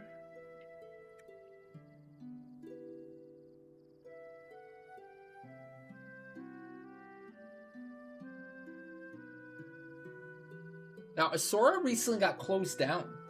You can't transfer to or make any new characters on Asura anymore. So if you're there, you're still there. But if you ever transfer off or you want to make a new character or a friend wants to join you,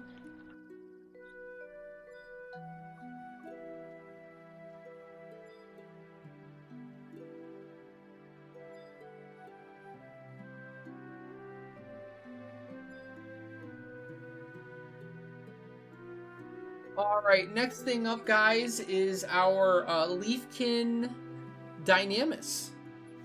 So if you're interested in joining us for our Leafkin event for the community, every Dynamis we're going to be doing in the future is basically a Leafkin event where you can join for the zone unlock, the armor unlock for whatever zone we're doing, or RP, or the RPs. So if you have a plus 1 or 2 neck that you want to get RP on and level up, or a weapon, you can join us. We're gathering right now in Bastock Mines.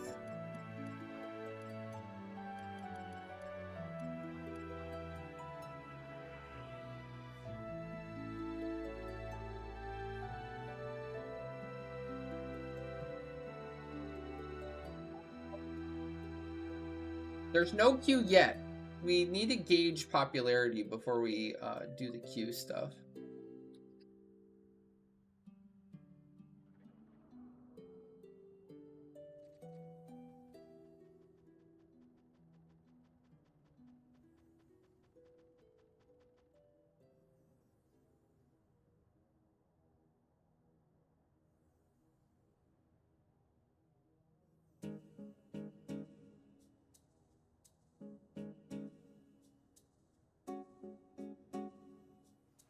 Hi, Train. Oh shit, I missed that. Curry Ninja Bread, thank you so much for the 3 gifted subs and the snipe. We'll do the spins here too. I think I forgot some spins earlier too. We didn't do Jake spins, did we? I'm so sorry, Jake. Wizard just cheered 100 bits. Got streamer brain distracted. We'll do them both like in a second here. Oh, do I already have it?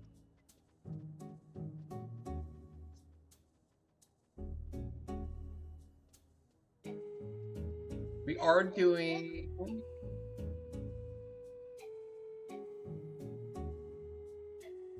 let's make sure, Kezia, that your character has a party lead in one of the parties in the Alliance, okay?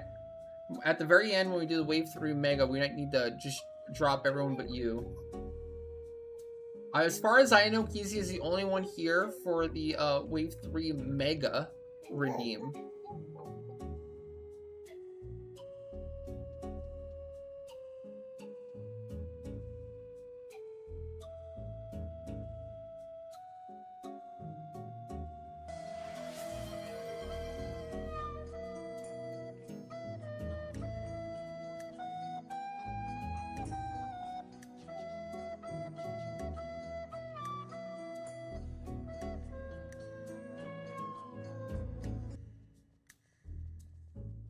I'm on Ragnarok, yeah.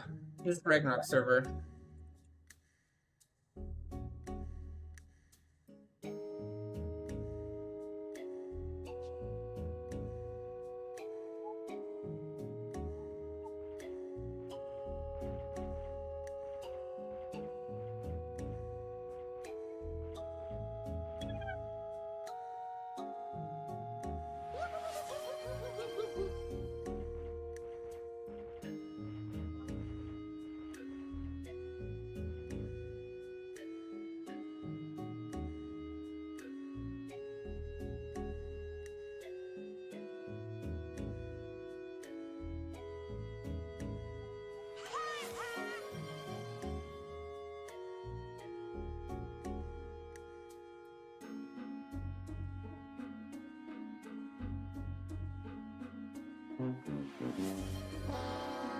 I mean, if that's how you want to spend your points, this is actually a great reason why I originally want channel sound alerts to be like 10K. I don't mind if people do them, but like they shouldn't just be able to spam them. I mean, in this instance, I don't care, but just in general, right?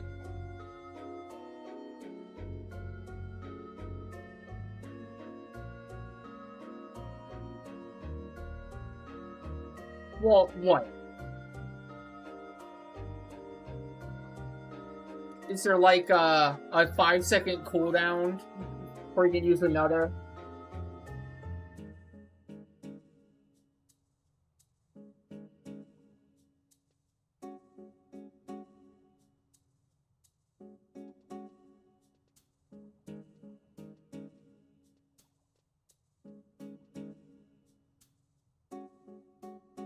That one's free, Crimson. I can just find the ban button.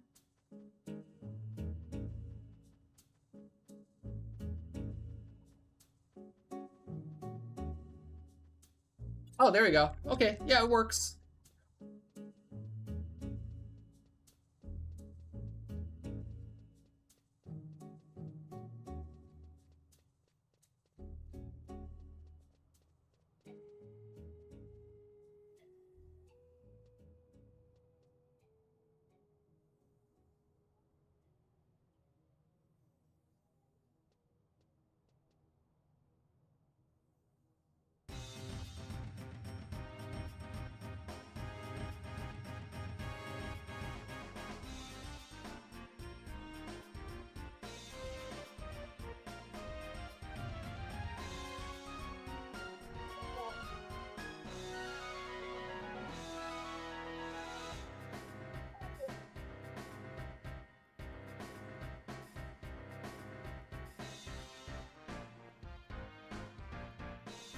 No, I lowered them for a different reason. It was not because of the dad joke thing at all. No. Do not agree.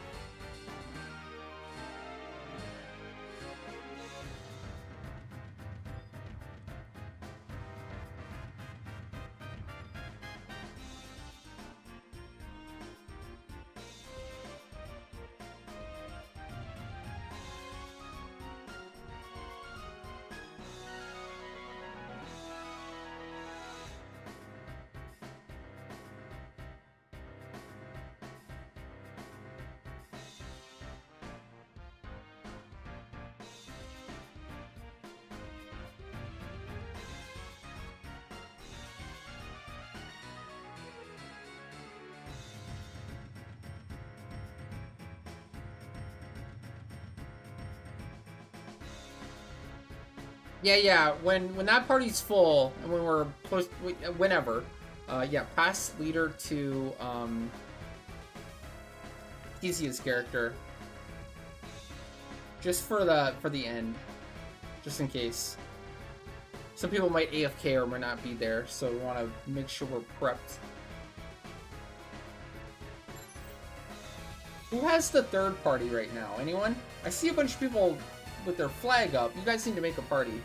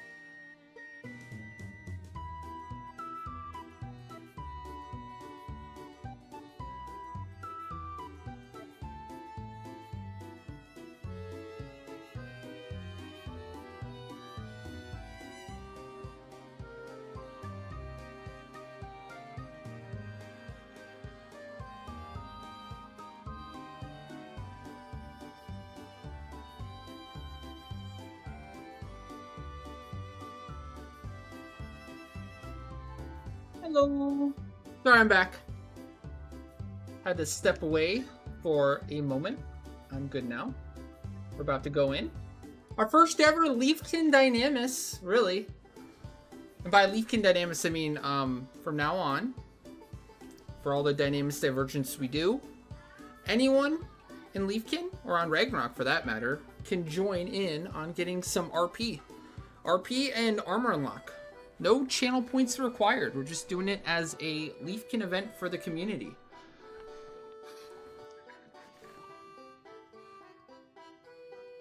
Yo, it's Coffee!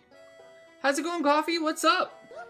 Alright, before I get going on Dynamis, we have 2 spins to do real quick. I'm not going to forget that again. For Jake Bites and Curry Ninja Bread. Let's do it. First 2 spins of the day also. That's Pog. That's Pog. Alright, here we go. Jake Bites, are you still there?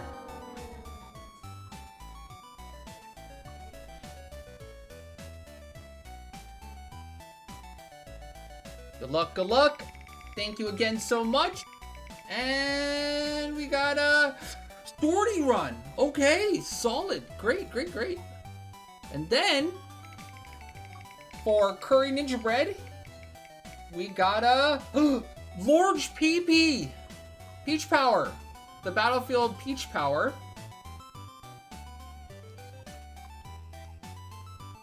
Meat Bites with a sortie run, and then Curry with the Large PP. Peach Power, you get a 60k exemplar points no matter what for any job you want, and a chance at admin tight armor, a peach meat. Right, we're done with that. GG. Thank you again, as always, for the support and making the stream possible. Thank you, thank you, thank you.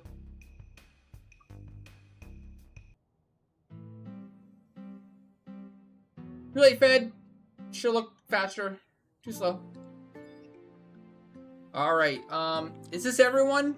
We have 2 slots remaining, technically. If anyone else is joining, I just want to make sure everyone that is on the way is already in the party.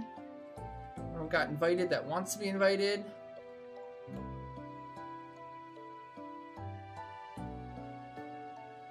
Funny enough, I think you get job points. If you don't need exemplar points, you get a buttload of job points too. Worth noting. You need job points instead. I forgot how much. I know it's a bunch. I think you get 60 job points instead. It might be more. Chat, does anyone remember?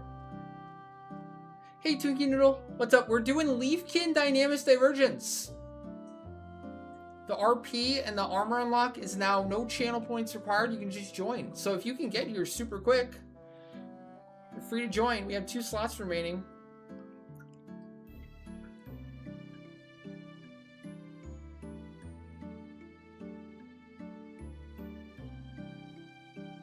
Sure. So basically, every future Dynamis Divergence run that we do will essentially be like this. Anyone can join. Everyone can join. 1 character per person, though, is a limit. And also, you're going to have to fill your inventory still for wave 1 and 2 when we do the cleave.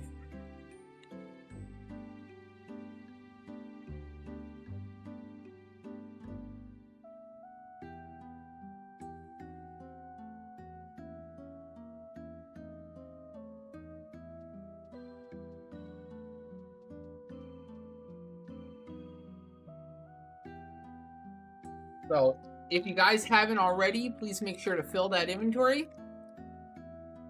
Thank you. Once we hit wave 3, I'll mention it, and once we hit wave 3, then you can make room in your inventory again.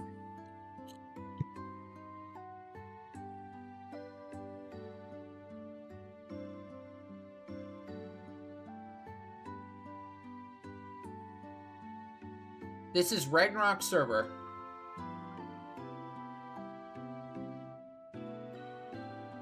Used to be Kate Sith. Kate Sith got merged into Ragnarok, the only time they ever merged servers. like over a decade ago. It's been, now it's a combination of Kate, Sith, and Ragnarok.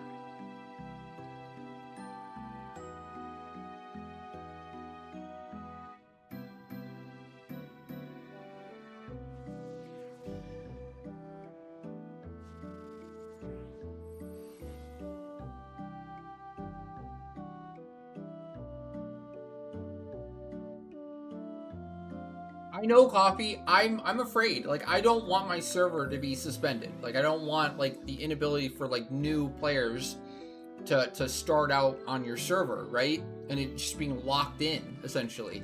Also, another thing is if you're on a lockdown server, you can't multi-box. You can't make any new characters anymore.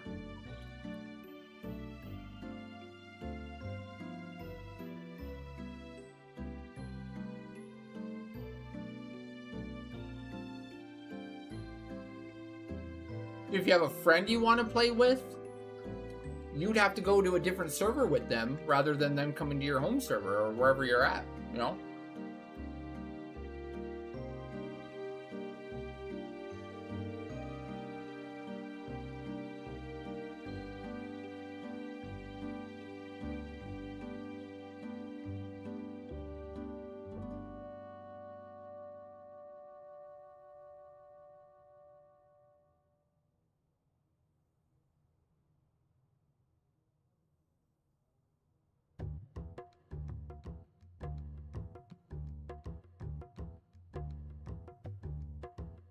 Coffee, I could not agree more. I completely agree.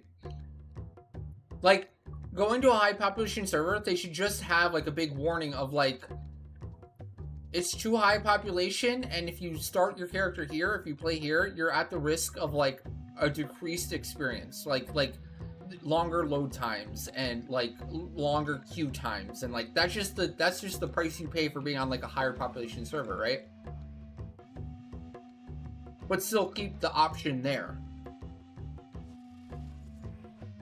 And then on top of that, to double down, incentivize people to start their characters, or actually players transfer to a smaller population servers. Don't lock down the big population servers. Incentivize the smaller. Add a some sort of bonus for going to a smaller population server.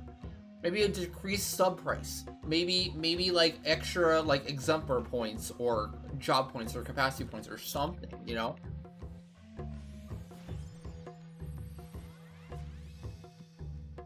There's lots of ways to do it without shutting shit down.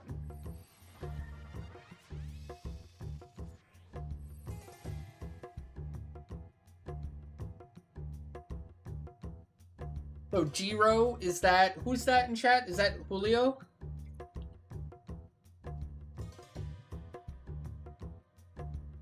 And then we have Twinkie Noodle coming.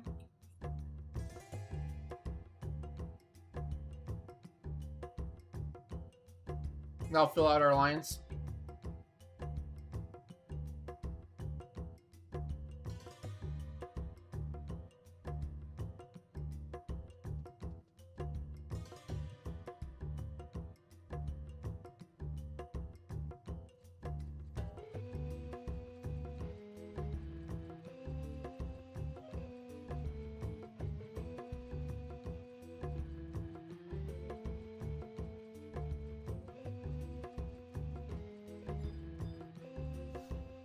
Yeah, DMs, you filled it up on the first day. Pretty cool.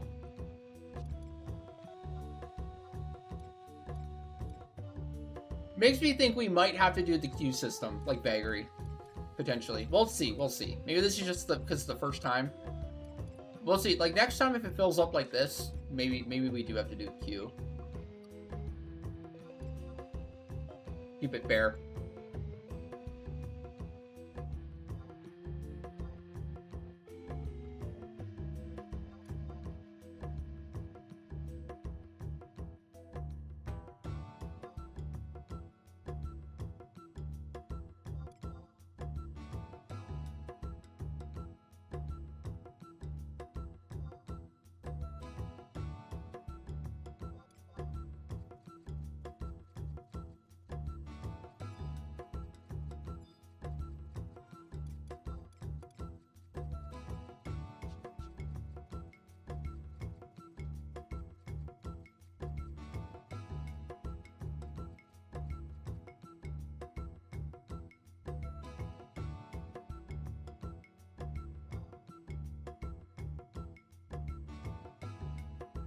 Mickey's ready for invite.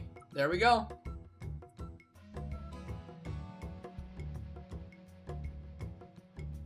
I have re-raise on everyone.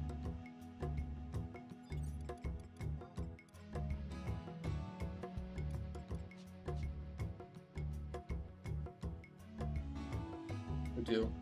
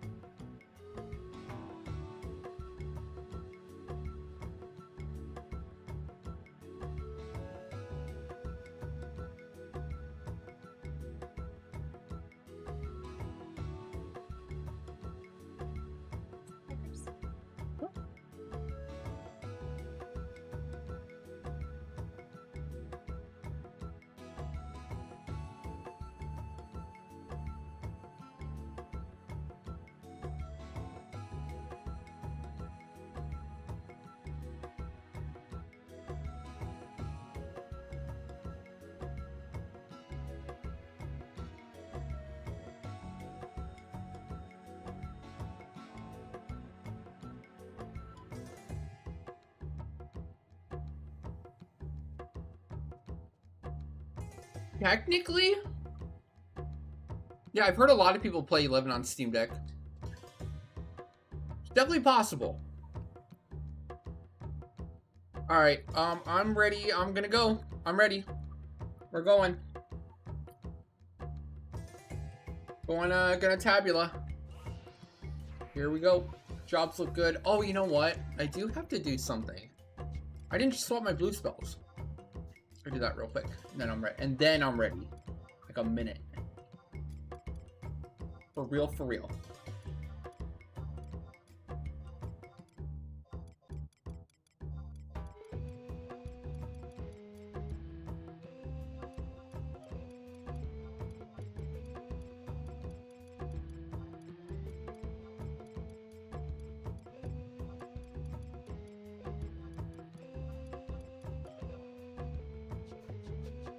Alright, there you go. Swapped. And then tabula.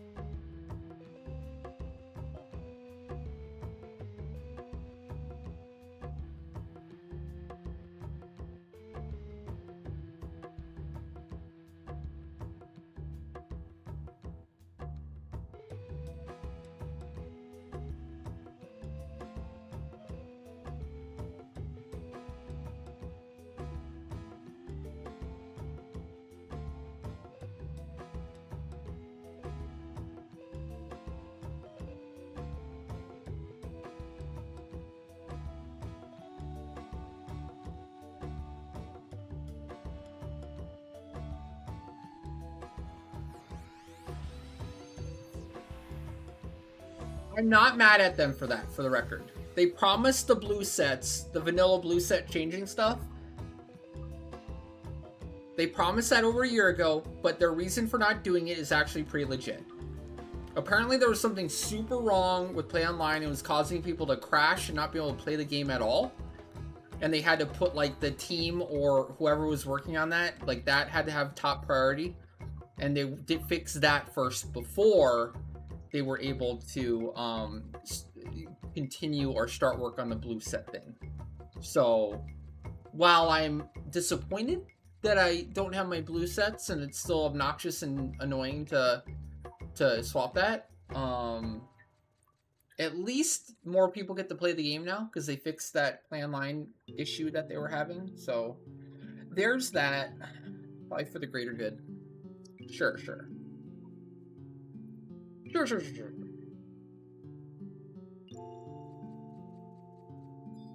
All right, we're going in. Oh, shoot. I hope that lets me in. Might have been zoning. Oh my gosh, it's gonna make me zone. 1 second. Or zone in and out real quick.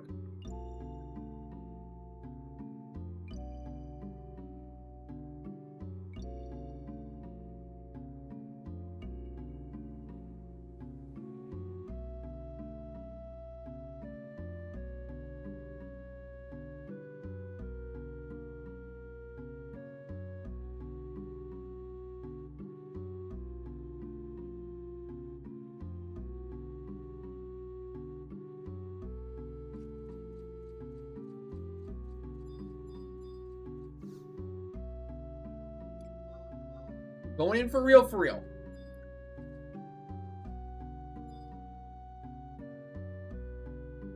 I mean, I don't think it's actually like the same guy doing everything. Like, they probably have a team. Like, there's probably a guy who works on like fixing like bugs and fixing like certain things, and there's also like the content implementation team. They plan out the content and then they actually make the stuff for it. They might be completely separate.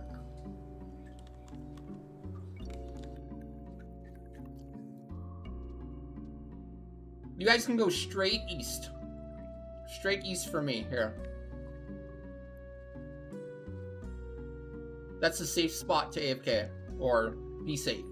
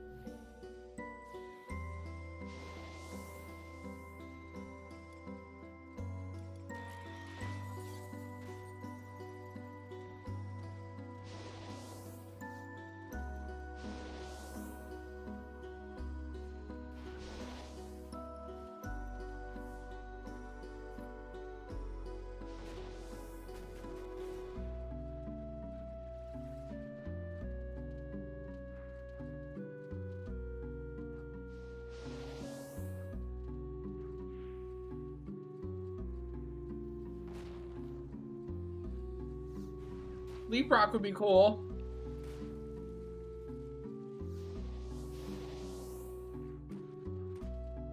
No? Nah.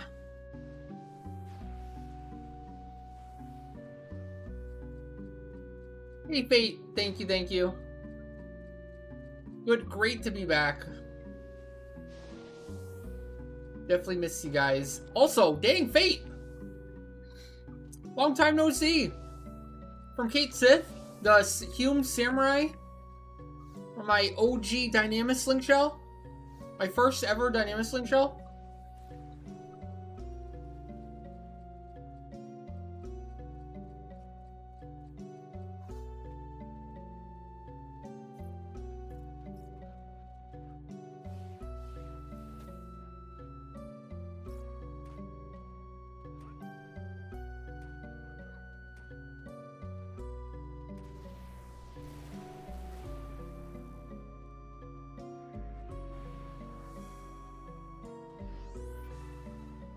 That's awesome. you're interested in joining our social link show, Leafkin, you are more than welcome. If you haven't found a link show quite yet.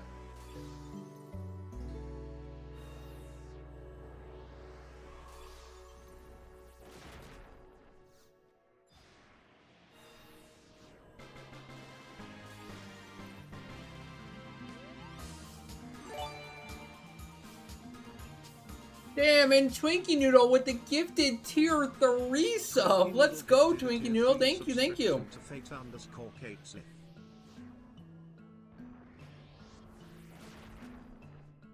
Awesome, awesome.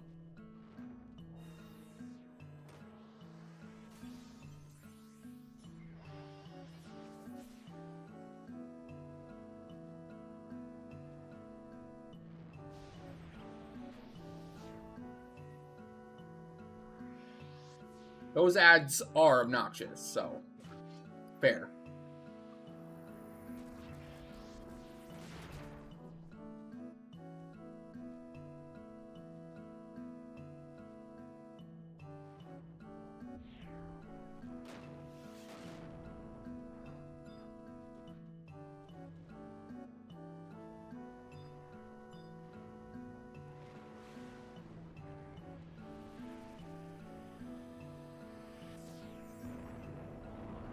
Oh god, I got charmed. Holy shit.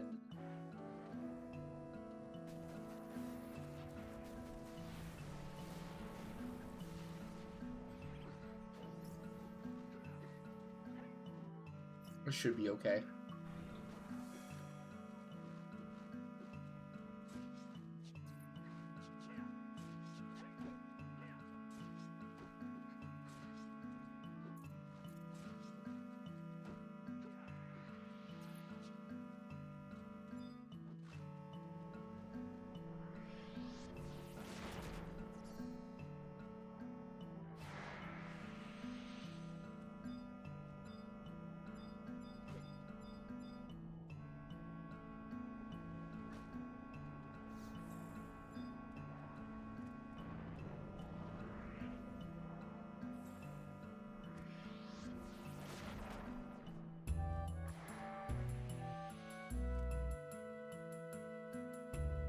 Oh no, you lost your name too? Me too, me too. The original transfer over, I lost Ejin. I had to add an extra I to my name. And then when I lost that character, then I had to put the R and the extra I in my name. It's been tragic. It's not been good. It's not been kind to me. But happy to still be playing.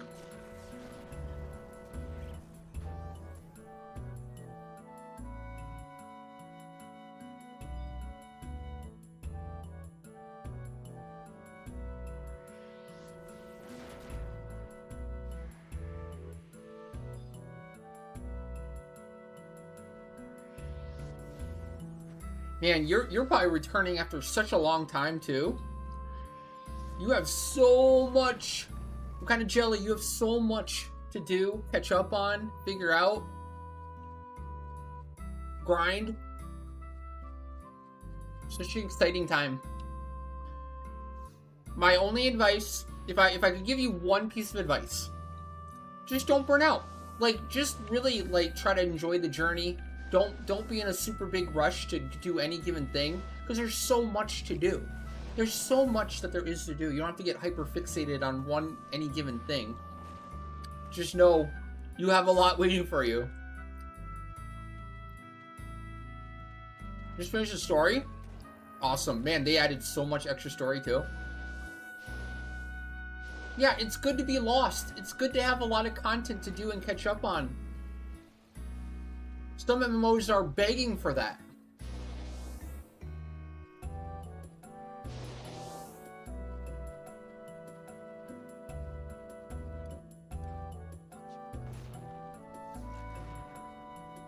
Also, if you're still a Samurai main, you are in for a treat, because Samurai is so fun and so good right now. Let me tell you.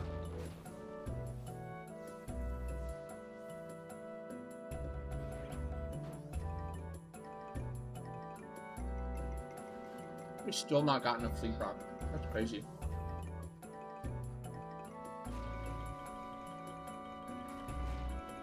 Okay, no, it's not. It's actually kind of hard to play Samurai these days because it does need, like, it's a very buff dependent job. Low buffs, it doesn't do quite as well. You wish, Chimera.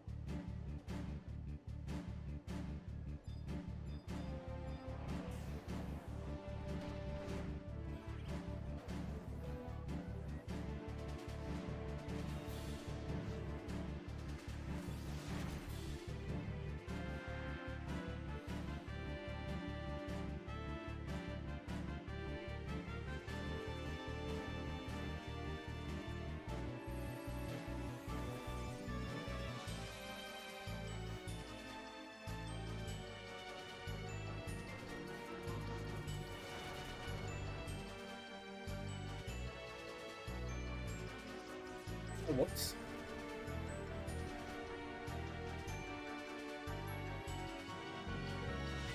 Ah, my target's disappearing. It's so annoying.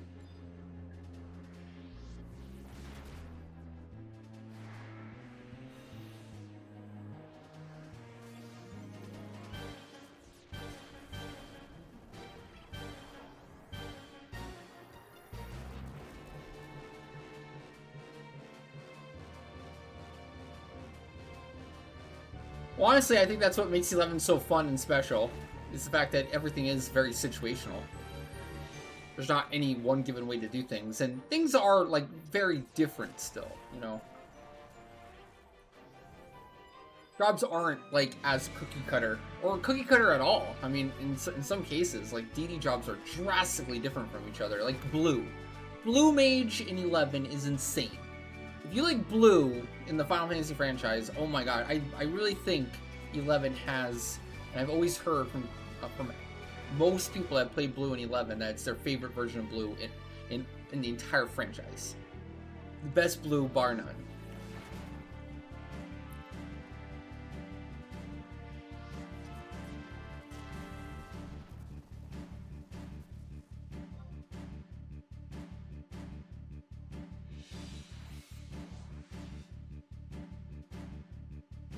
Also, I mean, all the jobs are fun. That's also what makes, that's one of the crown jewels of Final Fantasy XI is its job system. The fact that there's 22 different jobs in the game and they're all fun in their own way. That's fair to say. They're all very, like, distinctly different and fun in their own way. And what I always loved about 11 was, like, you always had, like notable, like, communities within each job, right? That, like, really, really, really, really took the job seriously and, like, pushed it to its limits.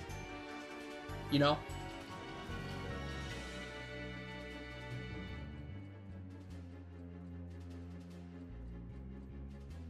Like, even jobs you wouldn't think were meta, people still play them and push it to a limit, and then it turns out that that job could do something that you didn't even think of or fathom before because it wasn't in the meta. In some cases, it becomes the meta.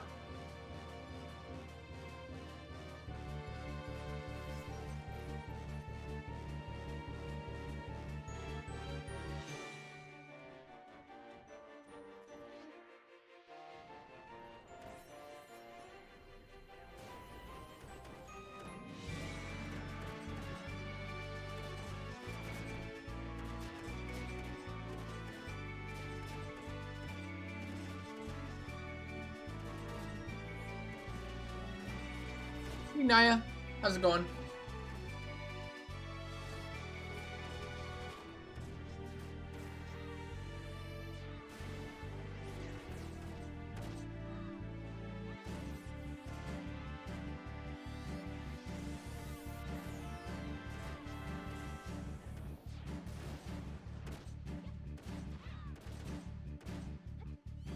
How's your week going so far?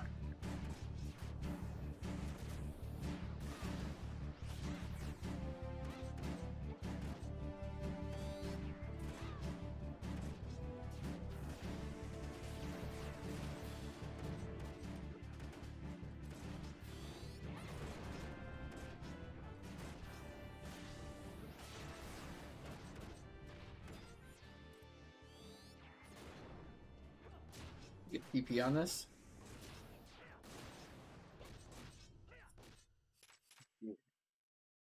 Indeed.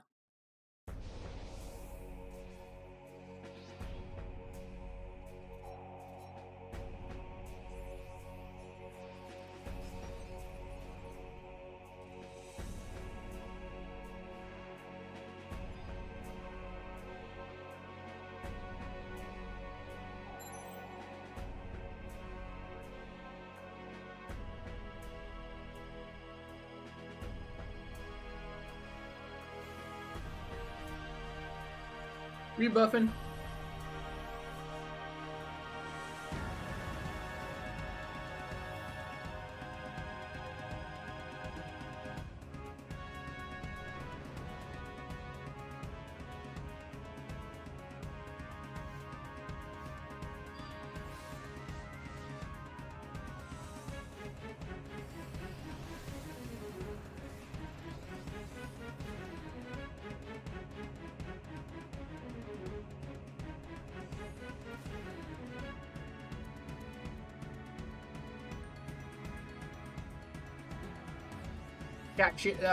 Chat, this is the cat jam, right? Certified cat jam?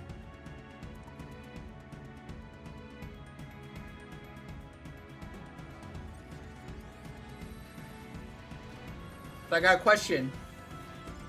When is Dynamis Divergence Zarkabard? Huh? That's what I want to know.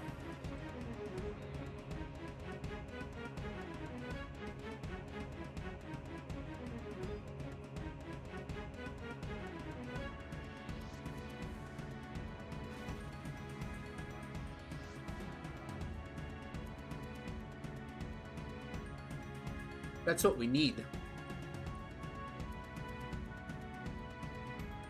Wait, what? Where's my Mighty Guard? What?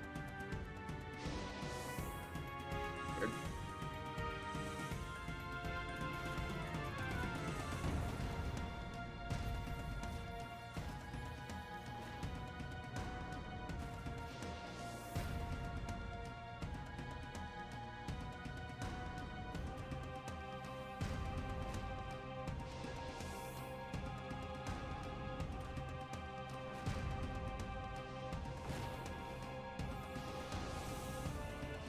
Oh god, it took a Mambo.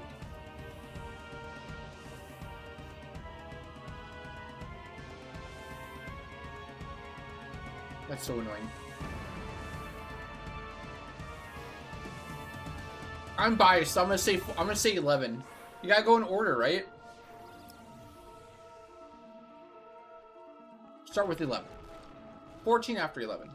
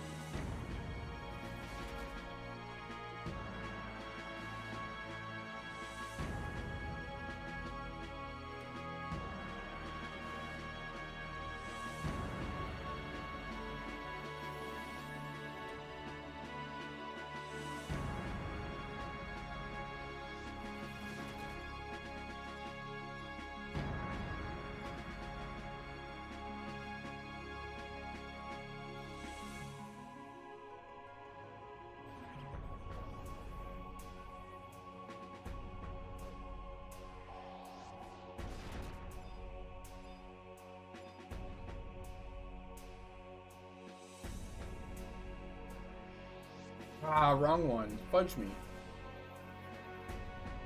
Going for that avatar.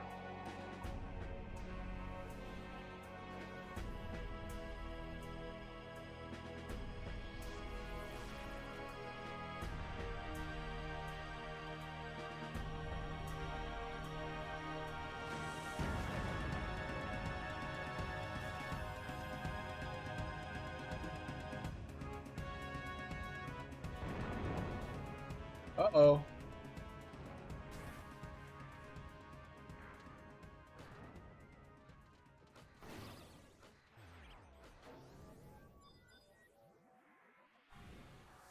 A little scary.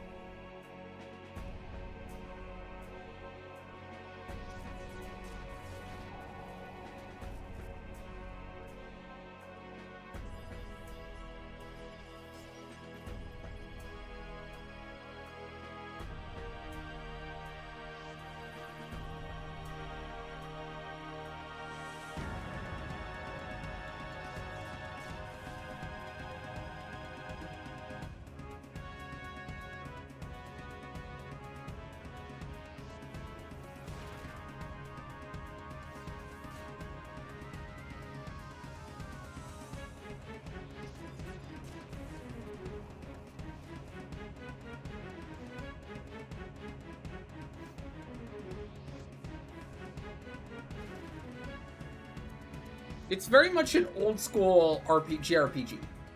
It doesn't handhold you really at all. But neither do the earlier Final Fantasy games. So if he's going in order, it was like it might be fine.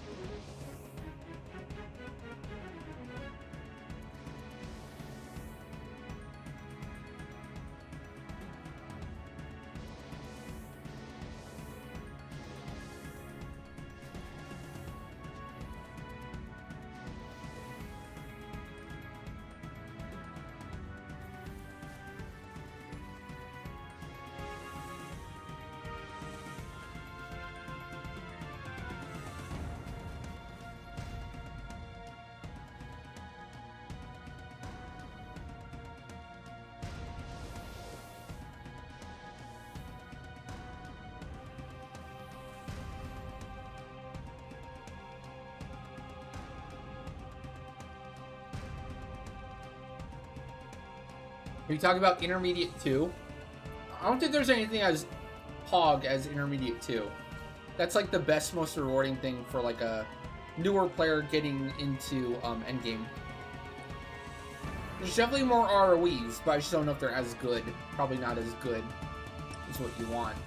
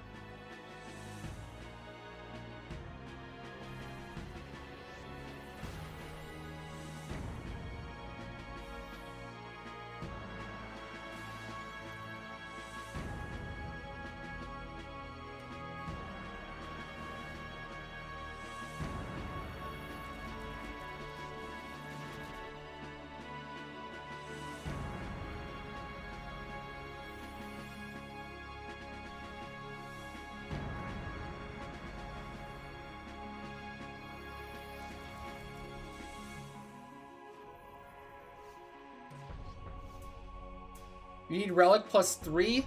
Speak of the devil. If you're on Ragnarok, we're currently doing our Leafkin Dynamis Divergence, which you can use for unlocking your relic +3 clears for whatever job you might need. Unfortunately, we just entered, so we're not going to be going again for another 3 days, but if you keep an eye out and you're on Ragnarok and you want your armor unlocks, etc., and you want to bring a character, no problem. You're free to join. You can also get, while doing this, RP. RP for if you have any +2 necks or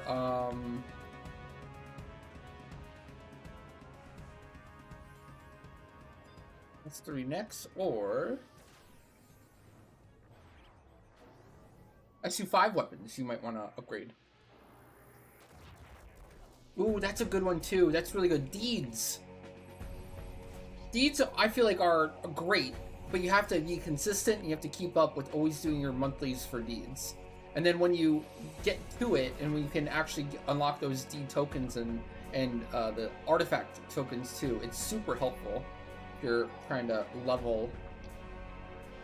gear a new character, getting some new armor sets, etc. It really is nice for that. It goes up to +2 for that. I definitely use the heck out of that. But also, it takes a really long time to save up the deeds to actually get the good stuff or spend them.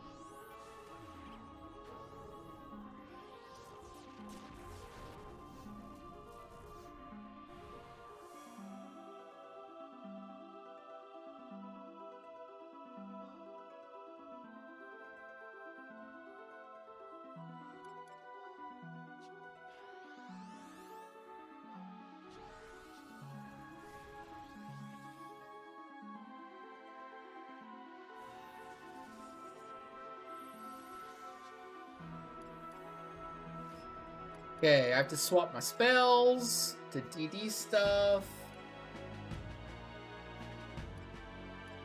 I'll be good to do buffs.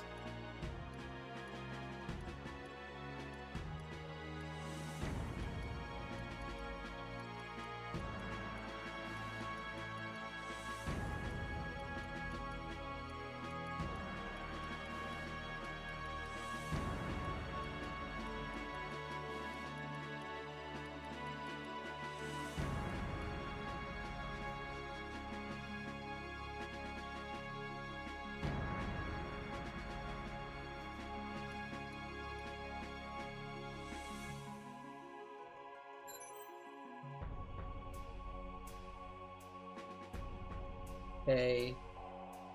All looking good. Except for that. Whatever. Okay.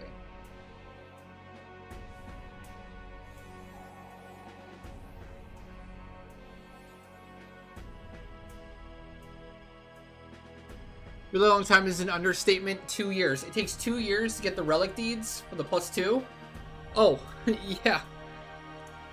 So yeah, it's kind of like saying it's easy to get a pulse when you have to wait like 4 or 5 months to get a pulse from deeds. Also, like if you're very patient, but if you want to make some progress right now, you got to find another option. For the record, the pulse option is Meeble Burrows. Actually, doesn't get recommended much. Either find some friends or find a link shell that does a lot of trove and gives away pulse weapons, or if you're doing it completely solo on your own, Meeble Burrows is your best chance early on to get a pulse weapon if you can't do the Zeta Behemoth in him.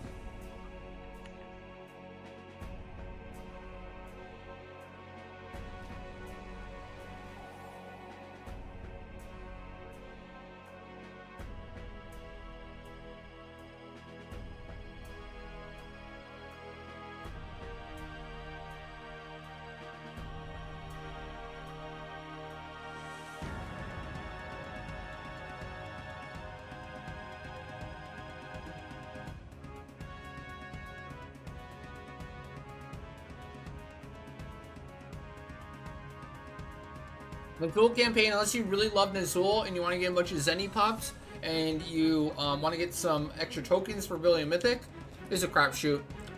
You could do like 100 runs and you're not guaranteed to get one.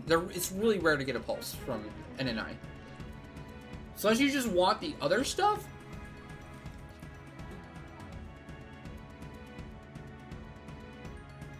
you may. It's a good chance, but I think the odds are not in your favor. It's just like Void Watch. Void Watch, you're getting a bunch of other stuff. You're getting the heavy metal. You're getting all the mats that you can NPC and make a bunch of gil with. But getting a pulse from Void Watch, it's like 1 in 1,000, if not more. It's really a crapshoot. You could, but you probably won't.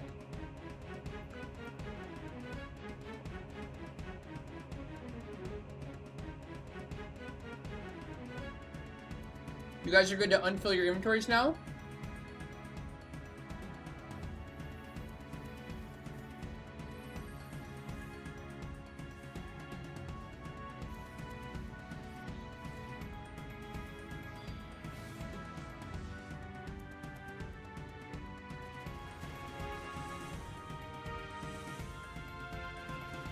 What's a Morty? Mortis? What's a Mortis?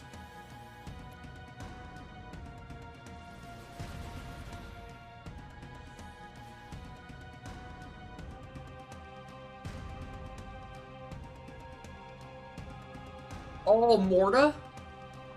Gotcha, the plant lady, the plant queen. Gotcha.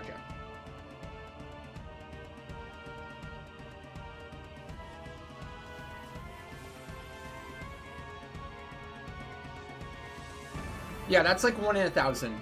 Yeah. I understand the Meeble Burrows go slow, but Meeble Burrow is your best chance. It's like the highest drop rate. But if you're strong enough to take on the Zeta Behemoth NM and just spam the fudge out of that, the pop for that is really cheap. It's just 5 plutons.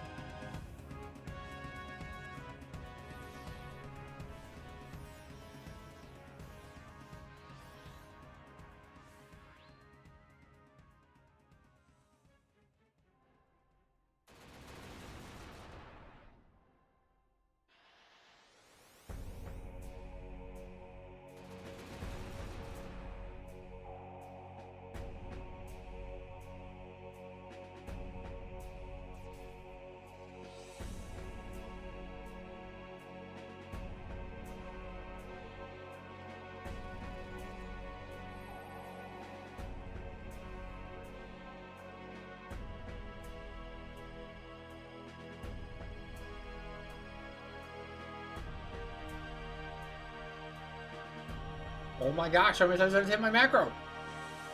Poo-poo.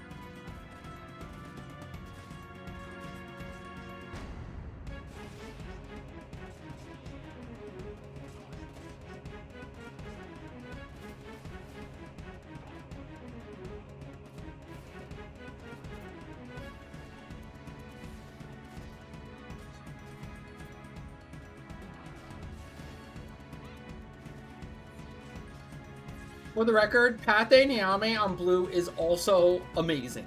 I love it. If I haven't been glazing Pathé Niame enough, also love it for blue.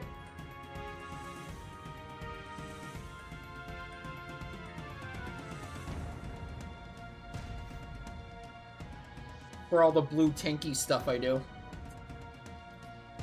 It is so nice. I love that for blue. Seriously though. Not sarcastic. Really do.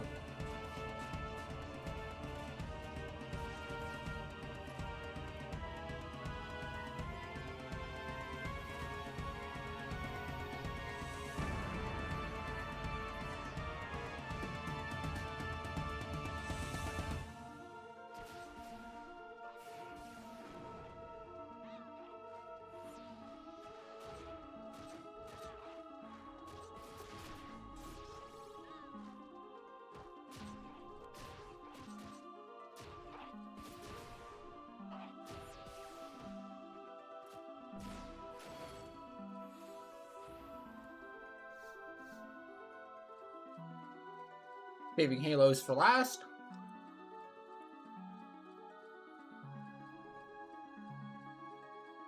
I do like how compact Bastok is for the Wave 3.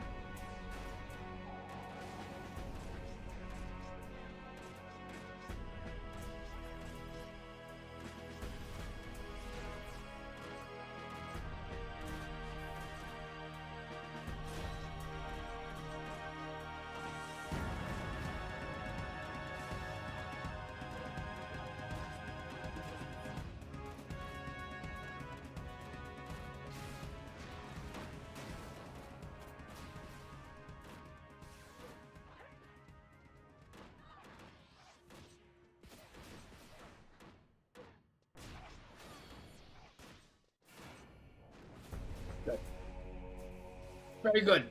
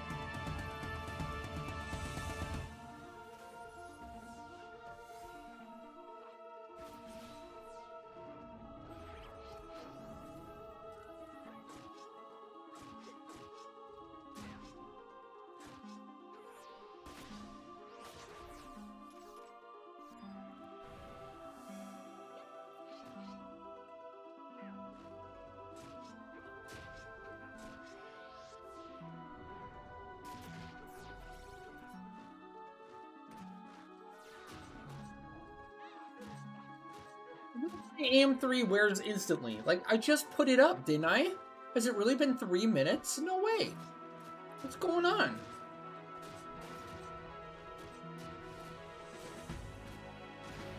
Hey, Rengoku. How's it going? What's up? How's your day going?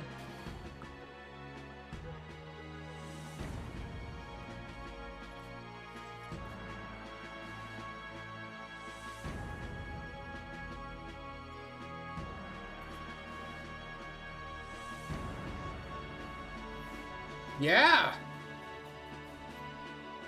No kidding. It's already Thursday? Pre-Friday? Friday tomorrow? It's basically a weekend, chat. Guys got anything planned? Gonna do anything special for the weekend? Gonna chill? Play some 11 maybe? That sounds like a plan.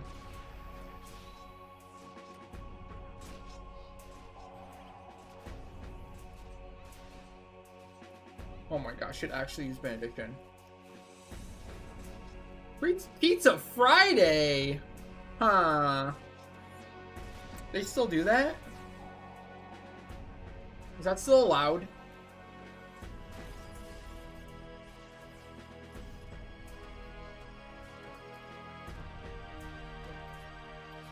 Oh shit! I wasn't ready.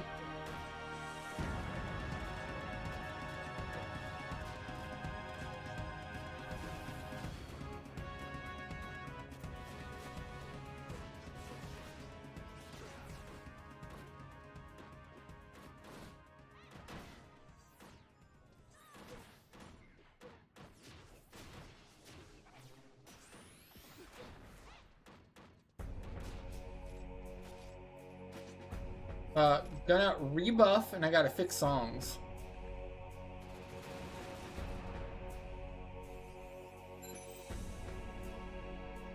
Well, I guess technically I'm saving songs. So don't where.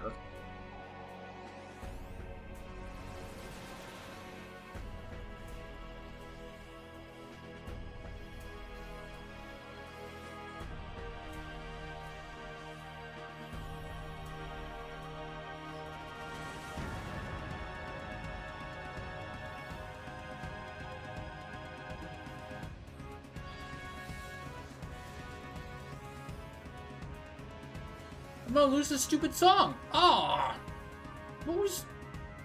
Gosh darn it. Whatever.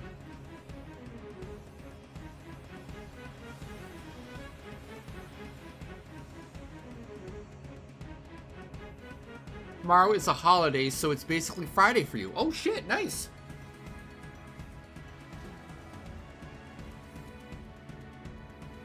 If I learned anything from IKEA, that means hi in Swedish, right? Hej.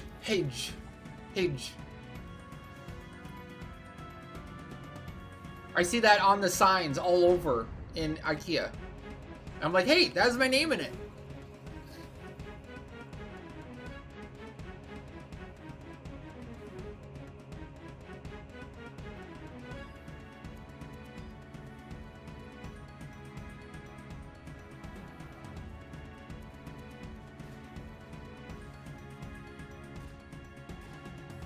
Yeah, IKEA is a magical place. Filled with wonder. I am a big fan of IKEA, to be honest. I'm not even trolling. I actually like IKEA.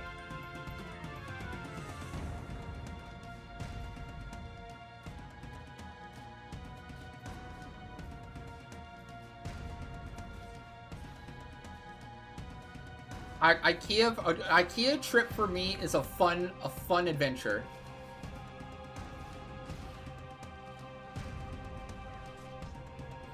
Until it's time to pay for stuff, then not so much.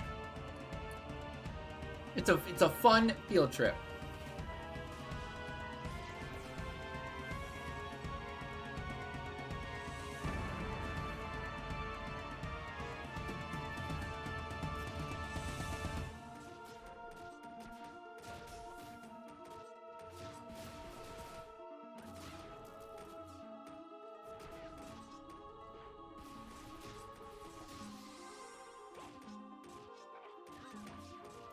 Oh no! Oh! I was 3 TP off of 3,000. Are you kidding me right now? No, not like this. My AM3 dreams are dead.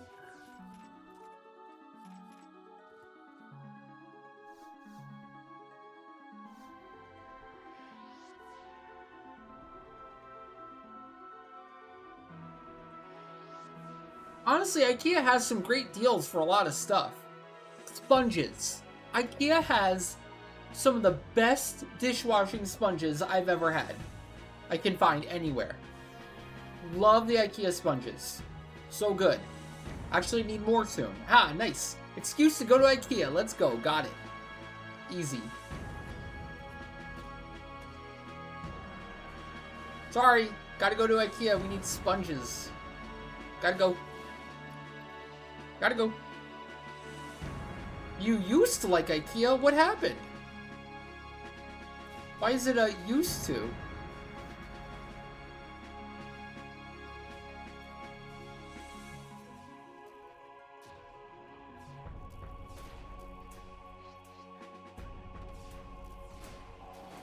That's the fun part. That's the fun. Putting it together yourself is the fun part. That's how you save the money. It's like adult... IKEA is essentially adult Legos. Let's be real. Are they not?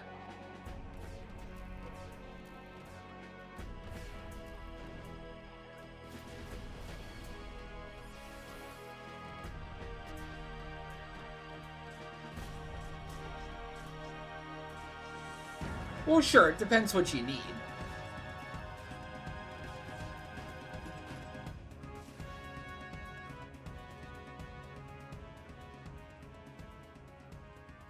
Alright, I'm going down this way again. I'm going the weird path.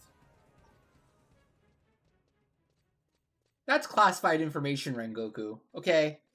Why? What's with the details? Why do we need to know the details here, okay? What is this, an inquisition? Is streamer on trial right now? Excuse me, chat. Oh shit, there's a manipulator here though. That's kind of weird.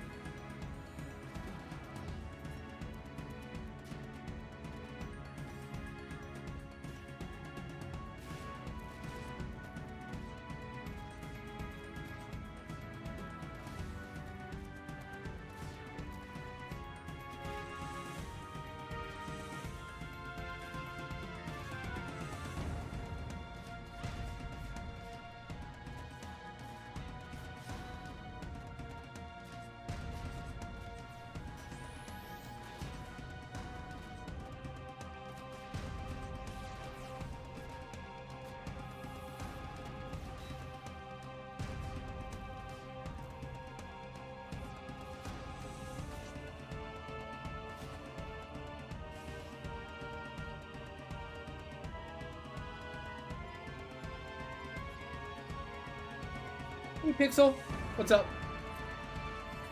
How you doing?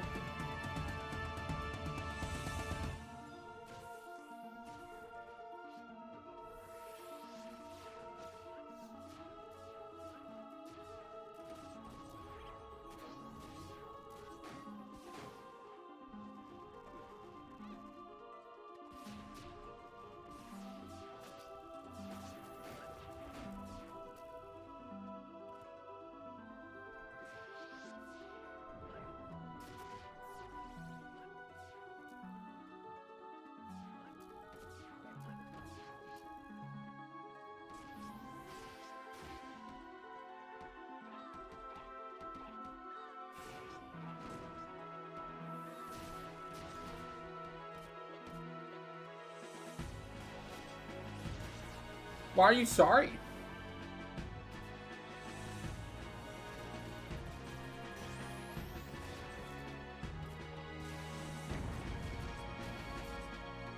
Oh.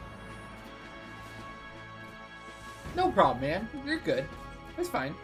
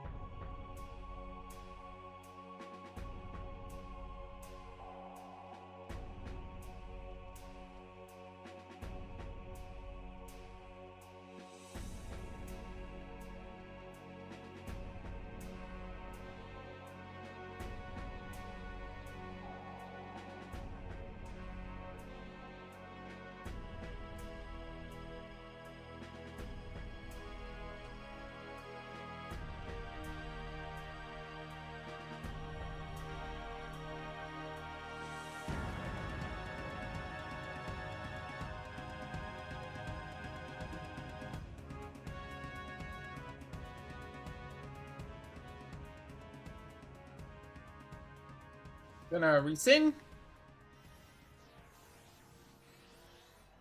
Guess you might as well rebuff, whatever.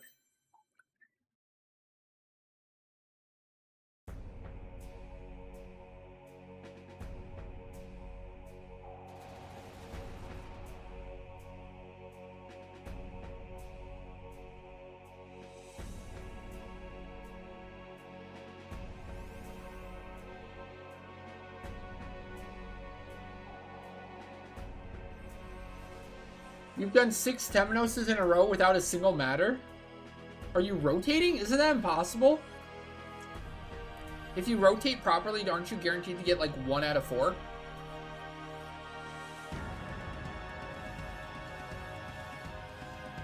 Oh.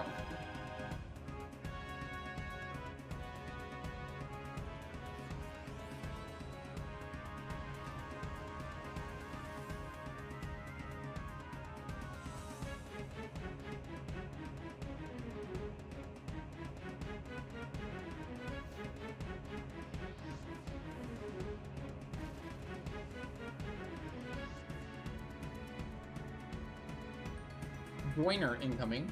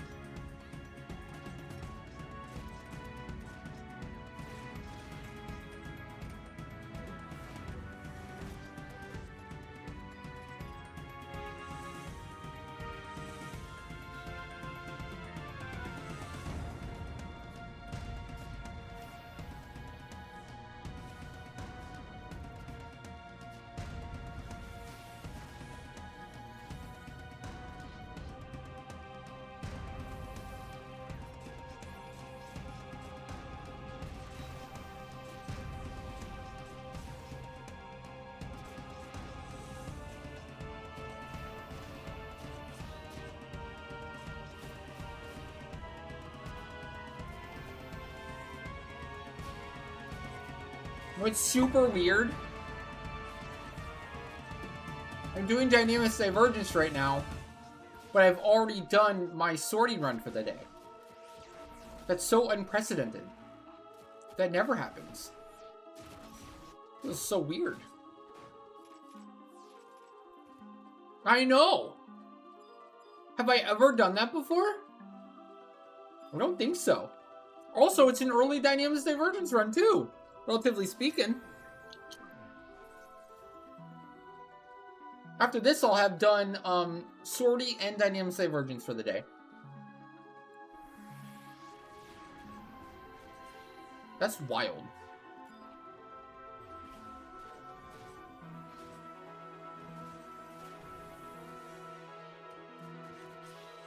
Uh-oh. Don't fell cleave.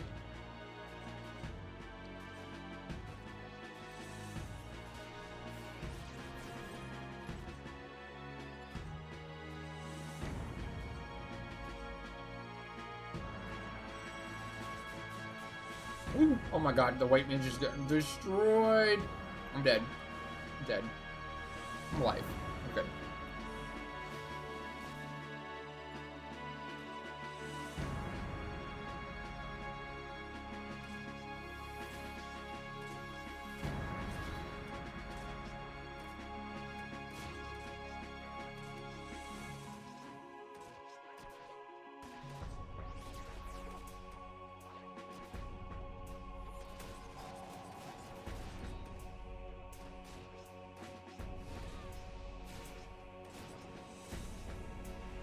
Booba takes about an hour. Yeah. Well, yeah, it's kind of slotted in. It technically takes 45 minutes if you're absolutely perfect, but, like, it takes time to swap jobs, there's lobby time, there's...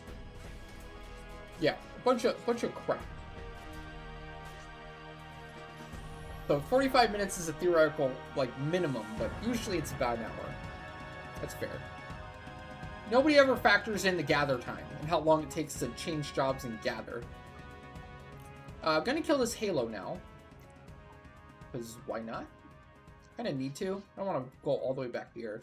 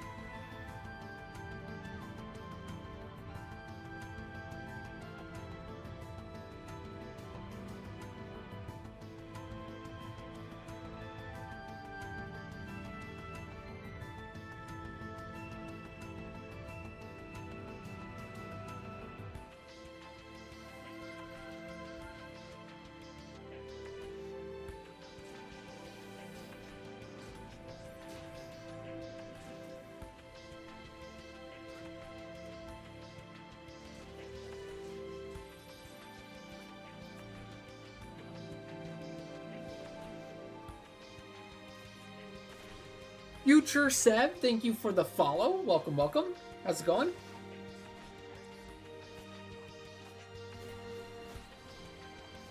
What's up?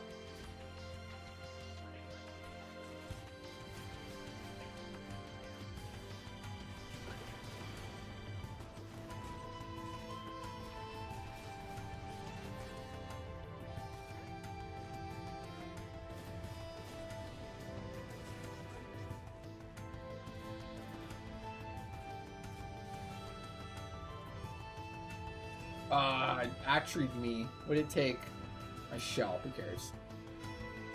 Still not good, but whatever.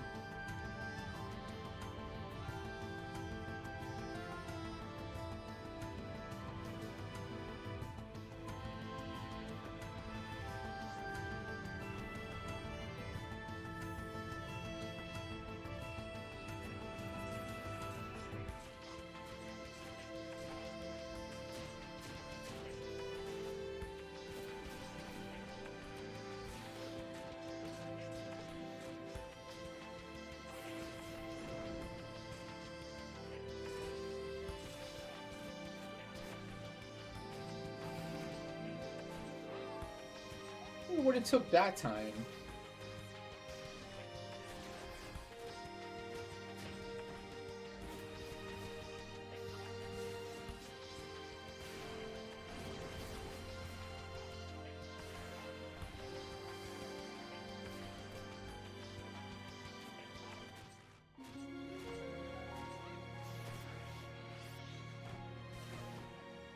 No, I didn't frailty this one, I don't think.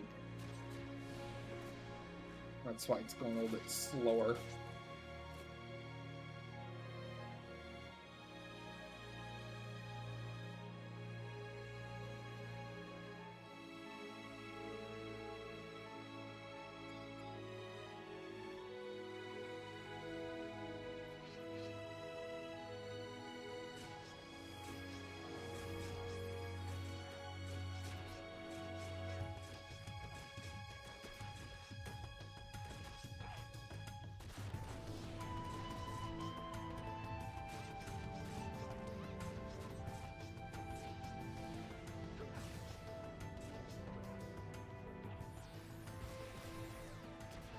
Oh, there. Finally got a song. I'm about to re-sing anyway, so whatever.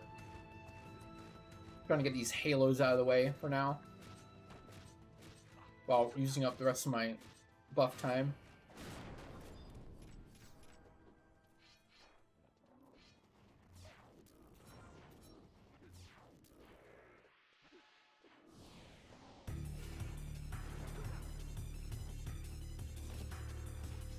Kill it! Nice! Let's go! 1-for-1 orcs. Only one medal from orcs though? Are you fudging me? Seriously? That's a scam if I've ever seen one.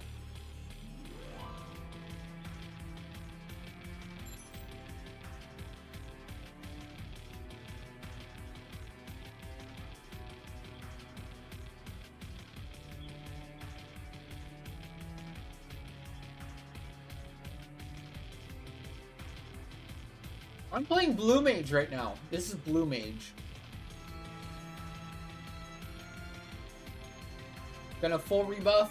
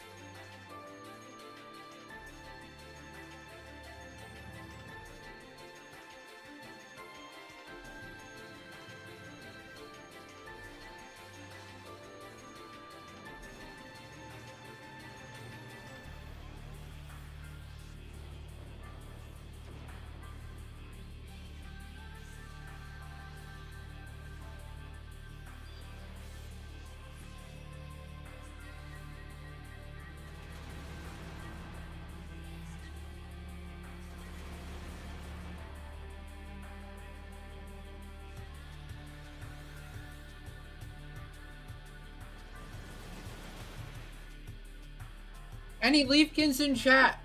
If you're interested in Omen tomorrow, we're doing Leafkin Omen tomorrow too on Friday. If you're interested, make sure to pick up your extra canteen if you want to come do all 4 of the Omen runs tomorrow. Yep. Anyone's free to join, similar to Leafkin Dynamics here. No channel points required. But it will require a saved up canteen to join all 4. If you only want to come to 1 to 3 also, that's fine. You don't have to come to all 4, but if you want to get as many cards and scales and chance for free drops as much as you want, go pick up that canteen when you can.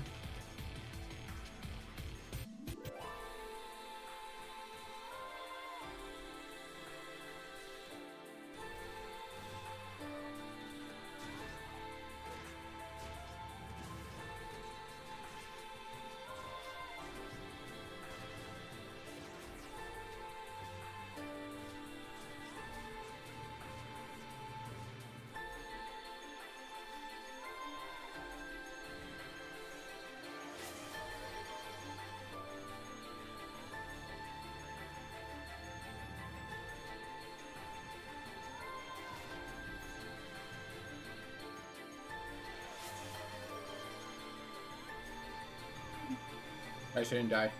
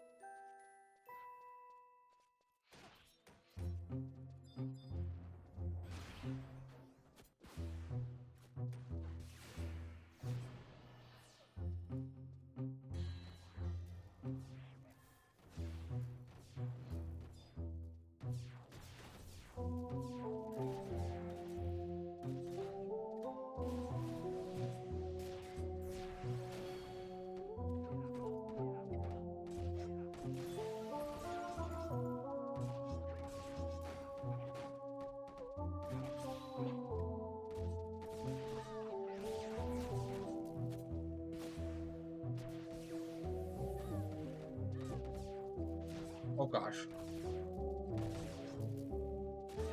Kill it! It's been a Benny! Oh, I Benny! Come on. Big Sag.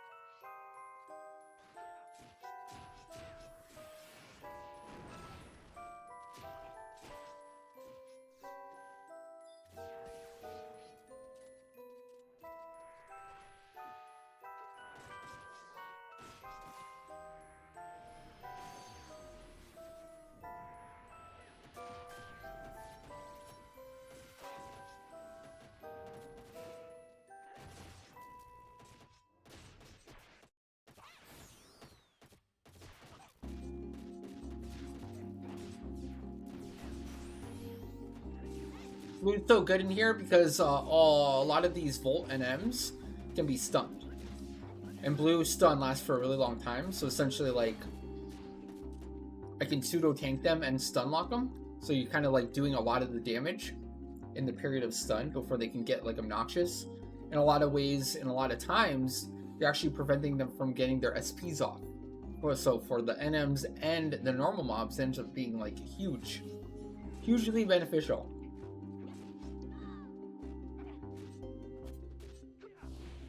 It's like you can kill the white mage with before benediction, which makes things really annoying. You can kill the core before wildcard. Like it stops all their damage too. Like blue is super broken, especially in Dynamis. And on top of that, it's not just for that. I mean, I bring blue probably even more so, mainly for wave 1 and 2 cleave. I'm able to effectively, like today, I cleave like 2/3 or 3/4 of all of wave 1 and 2. And then on top of that, we're doing wave 3 also. So it's just really powerful, really fast and efficient at doing AoE damage and also pseudo tank / DD also. Huh.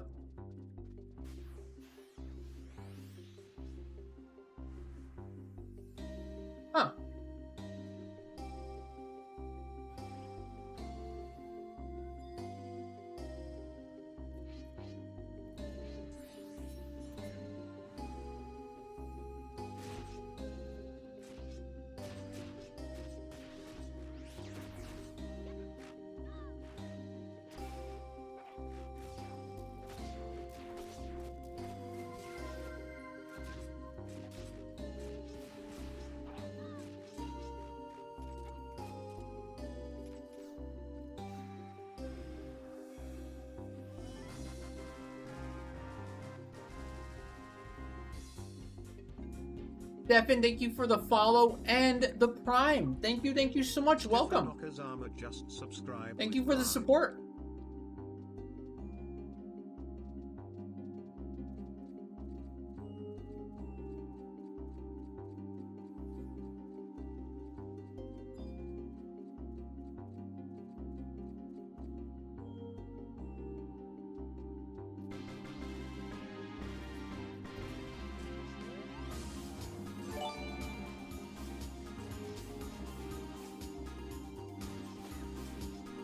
Jake Bites gifted 3 subscriptions to the community.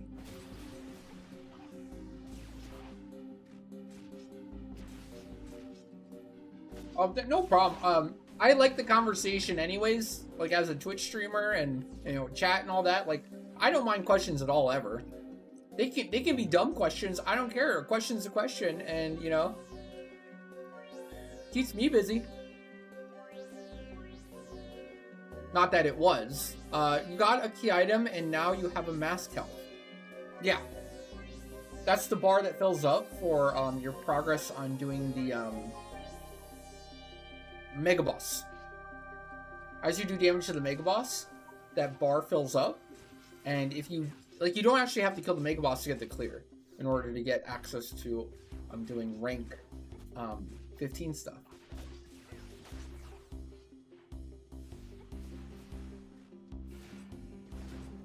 Jake Bites, thank you for the 3 gifted subs also.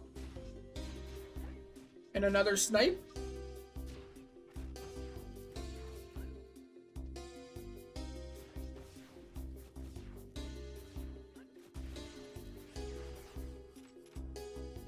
So currently we have a spin for Jesse and Jake again. When we get to it. What is the longest log you've ever dropped in a Commodore? Please provide length, width, circumference. Gosh darn it, I missed it again.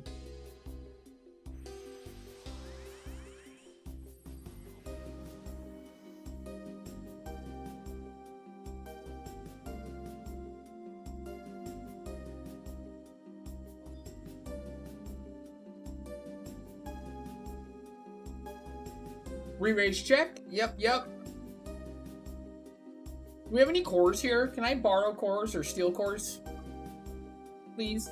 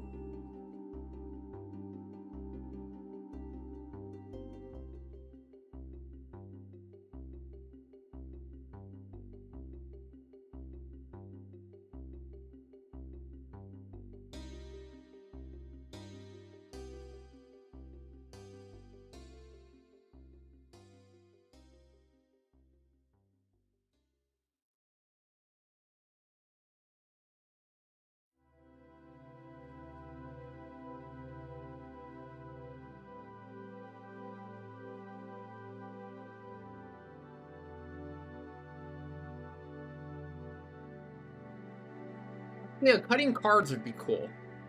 On Ashray.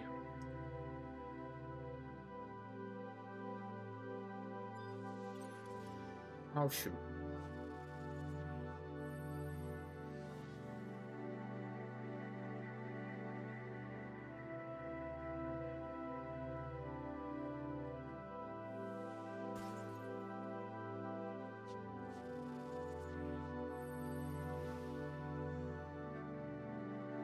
Okay, thank you. I mean, hell, you can throw a wild card. I don't care. Wild card's fine too.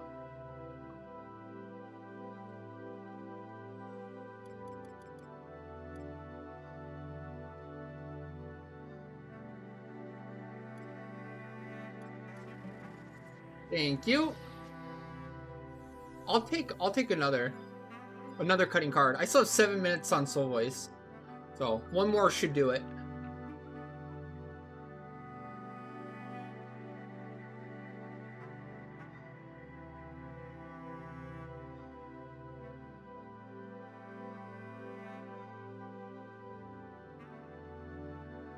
And also that is the end of the RP part of the run. All the Volt are dead. All the Halos are dead.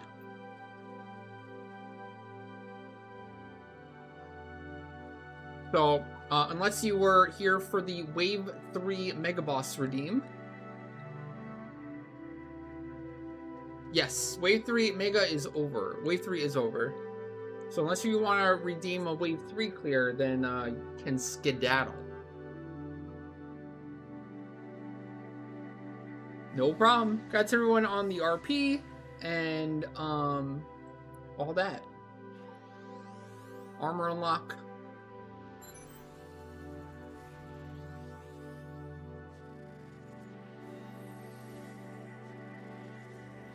Kezia is staying. Kezia is for the Wave 3.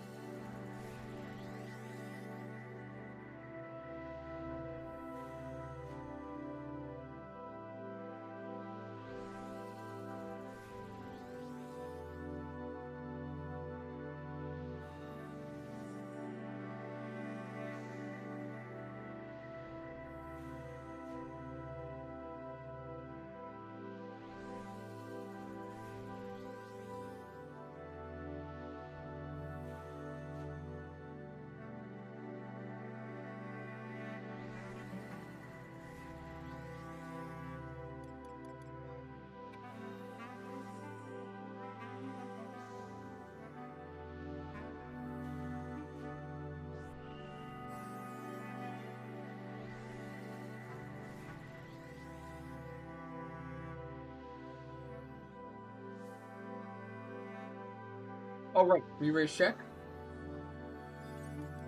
Here we have our re-raise up on everyone.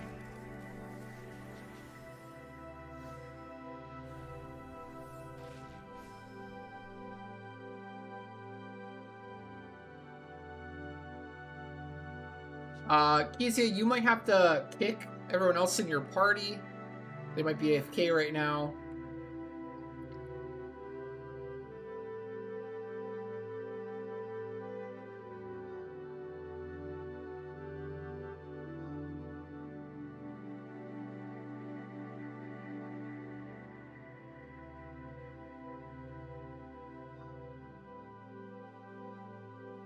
Okay, there we go.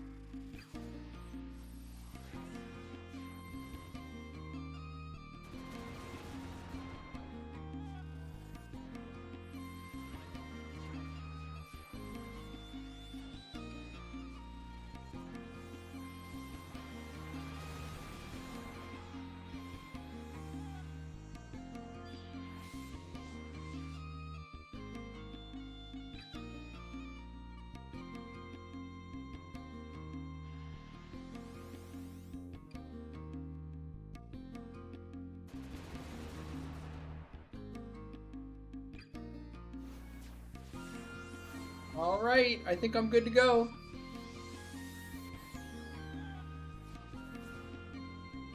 I'm gonna sleep pull.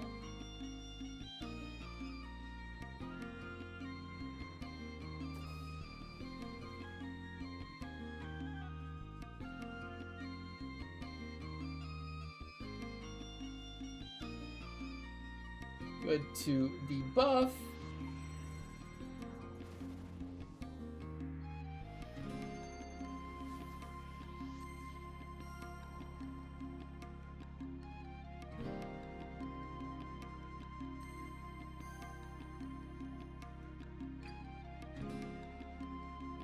Going frailty and good to engage.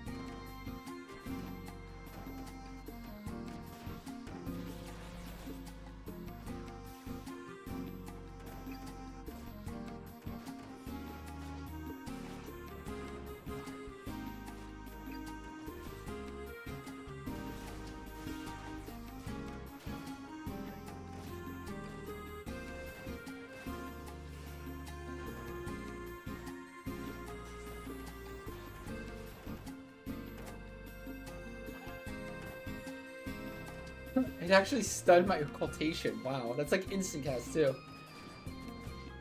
What?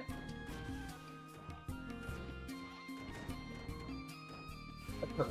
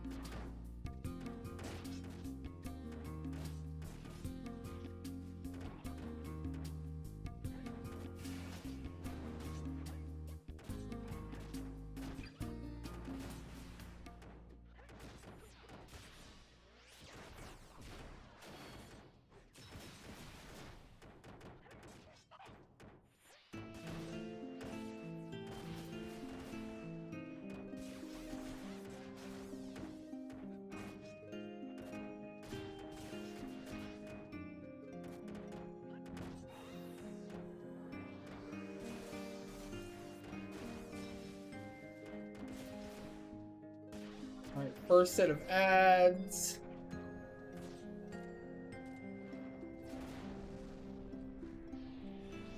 Oh shit, there's a blue mage. Not good. I get that blue mage ASAP.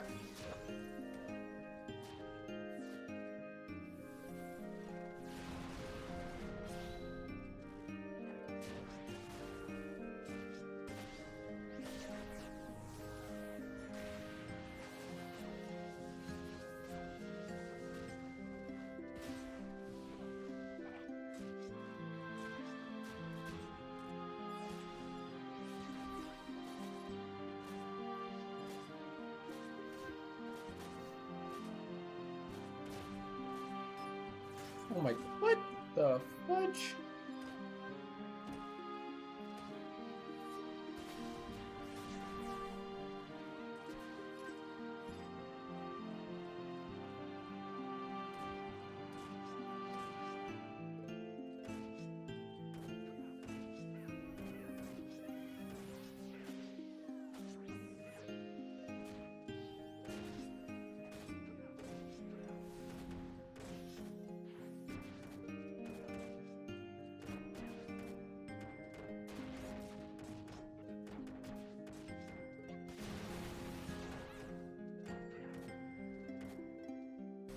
Watch out! Blood weapon! Oh no! Just kidding. Blood weapon these days is like completely harmless.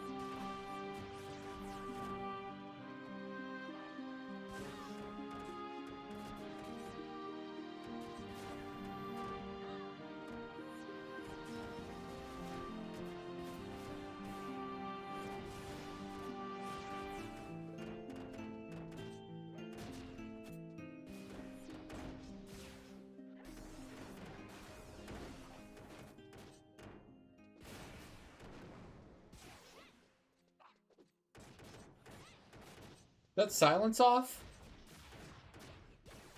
I can tell if it's paralyzed. Or just blind.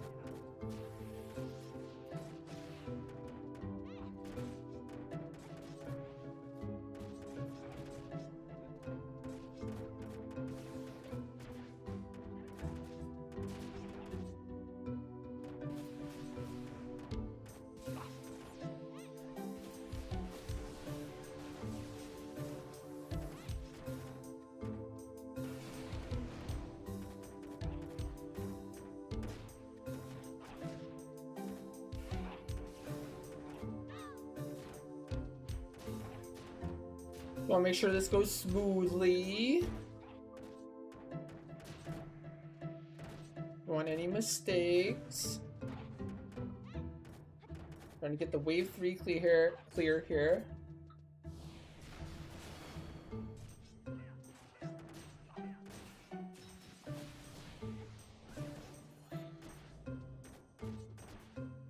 Don't fudge me. Don't fudge me, disjoined. This one is actually, I think, one of the harder ones. When you get deeper into the fight, it just goes ham. It goes crazy with the damage.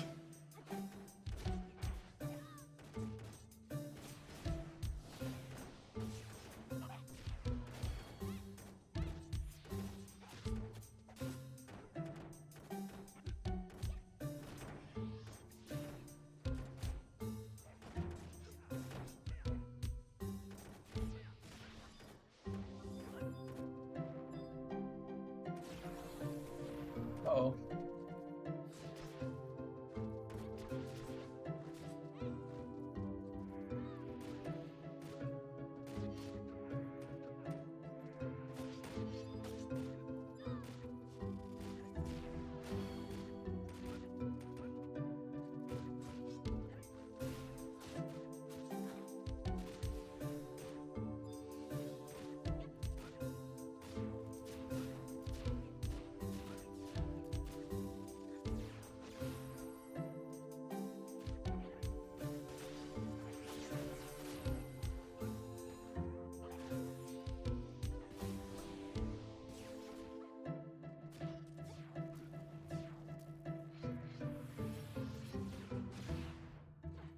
Really? Lunge, are you kidding me?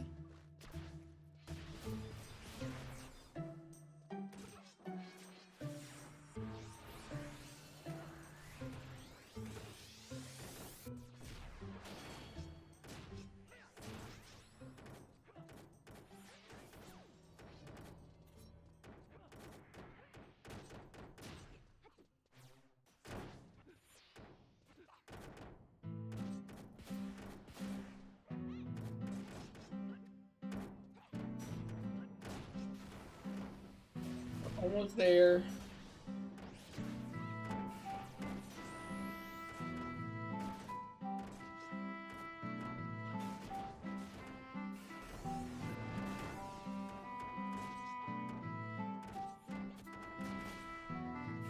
If Odin's gonna spawn. This is spawning earlier recently than what I would expect normally.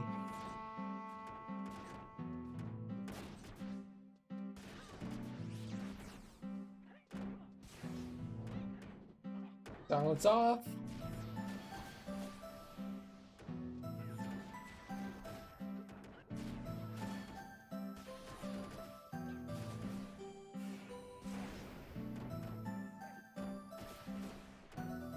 And it's going crazy. Gosh darn.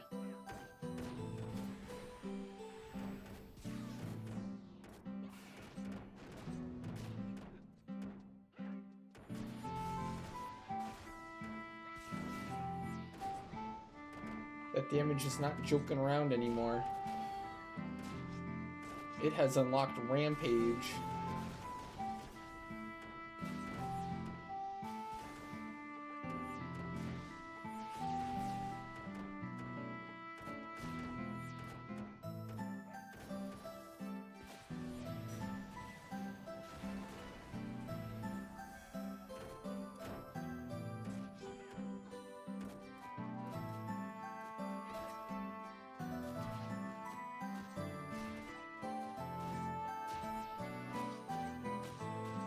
Hey, core dead. We're good. Hopefully, mostly.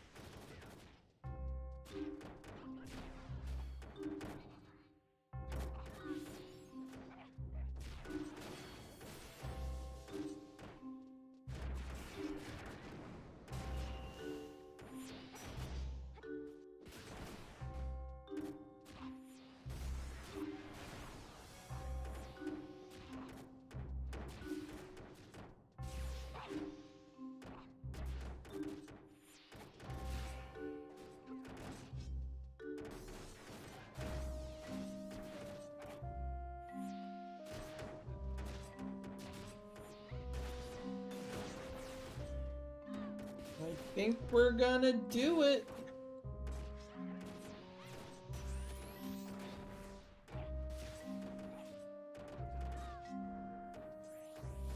Looking good.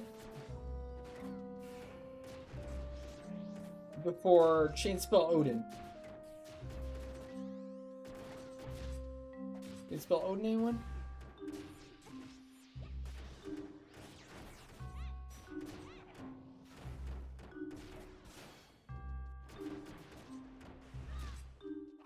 Nice. Congratulations. You did it.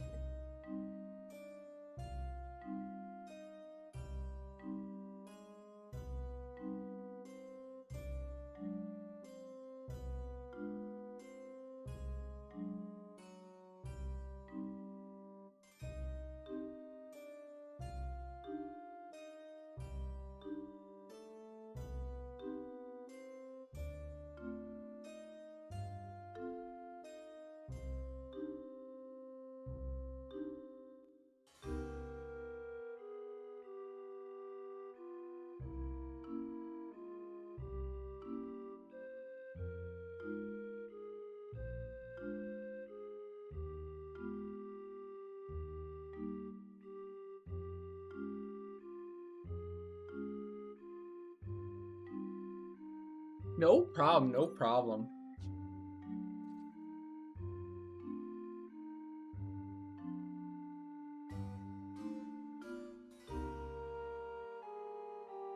Uh,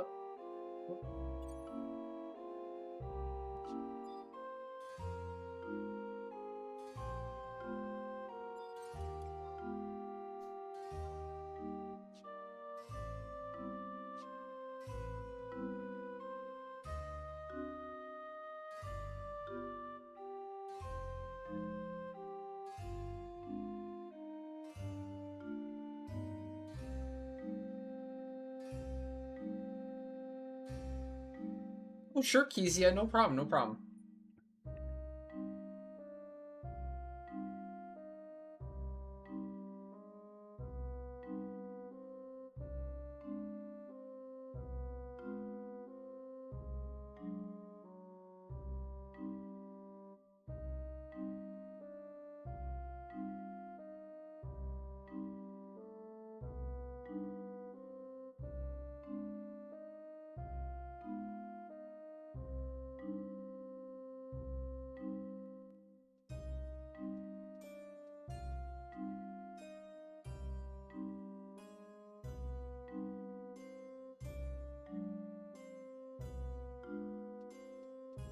You can trade Zoid.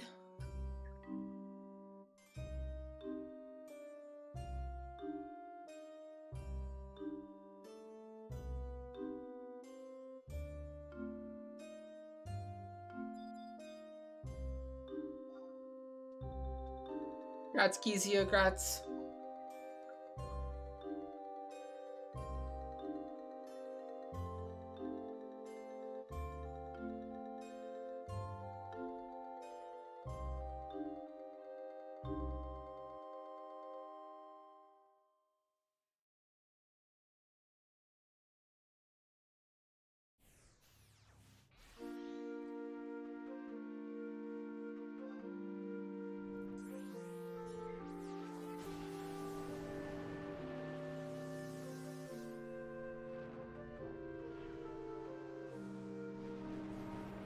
Not too shabby. Hey, Zero. How's it going? How's it going? What's up?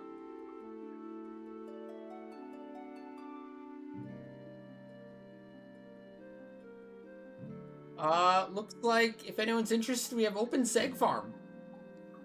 Anyone interested in have a segment or need a segment farm?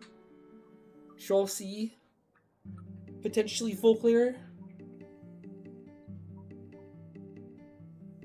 Weekend starts on Thursday here, so you had a busy day at the store. Oh, I bet. Davina was just telling me about a new Pokemon, a 30th anniversary collection coming out pretty soon. That's gonna be really pog, right? Must be something worth keeping an eye out.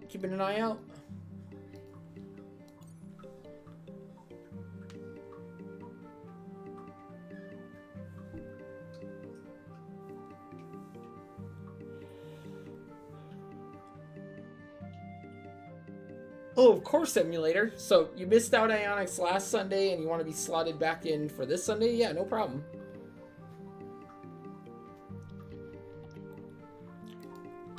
I heard the scalpers, well, Davina told me the scalpers are already basically like assuming they're going to scalp the packs and then pre-selling the scalp packs that don't even exist yet for like $70 a pack or something like crazy like that.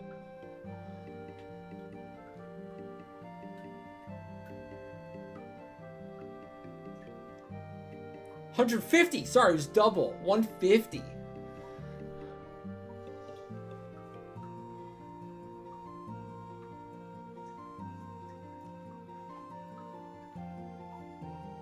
Like the MSRP, it's gonna be like what, $5, $10 a pack, and then they're already pre-selling them for $150 when they don't even have them yet. Are they guaranteed to get a certain amount? Are they like pre-ordered with where they get their cards from, and then they can just raise the price as high as they want at that point? I always thought there was like a deal they had to make with like the company they're buying it from, that they have to sell it for a certain price. They can't like overdo it.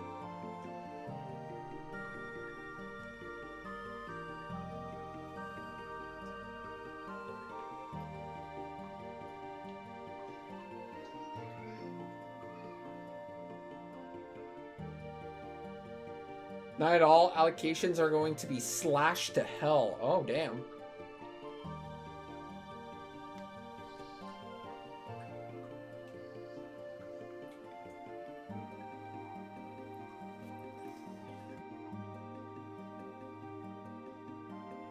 Are these packs that you can, like, theoretically buy on Target? Or at Target? Are they still going to do, like, a physical drop of these? Or are they just all going to sell it immediately?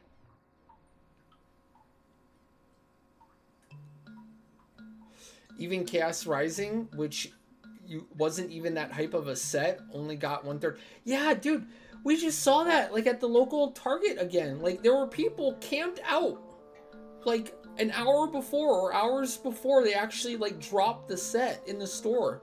And they were just sitting there waiting for Chaos Rising sets to come back in. And then, like, it doesn't look like there's anything even that great. Like, nothing in that set is super pog. I mean, maybe it will be in the future. I don't know how these things work. But, like, when we looked it up, the highest card, the most rarest, most valuable card was like $70.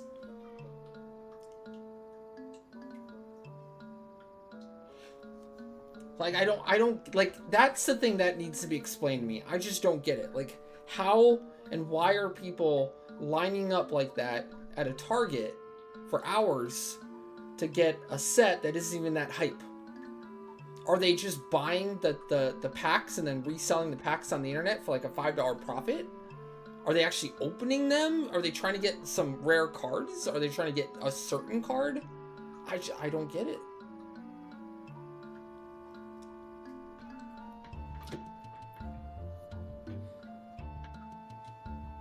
Do they just want to get every card in the entire collection and then call it quits? Is that what it is? Like a collector's thing?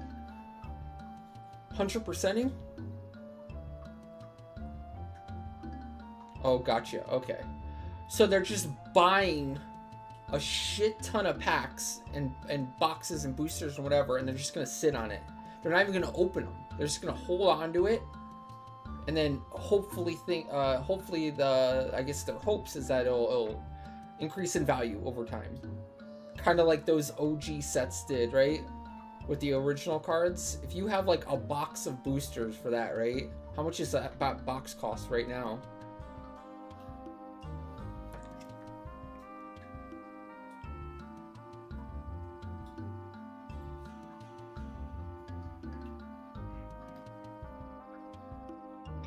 That's so unfortunate though.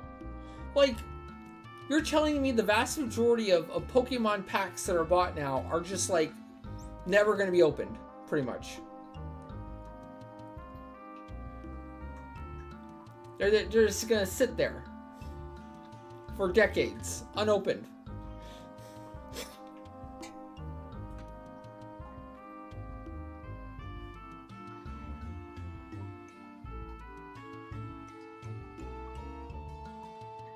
That's the state of card collecting these days. You don't even get to open the packs anymore. You just buy the pack and you put it in the attic.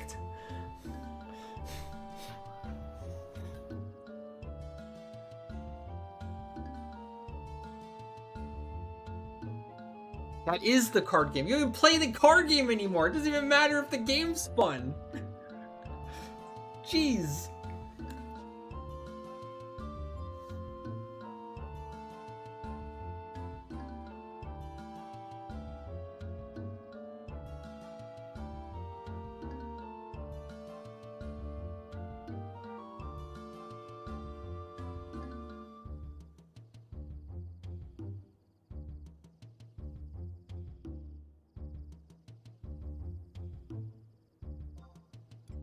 Ooh, busted!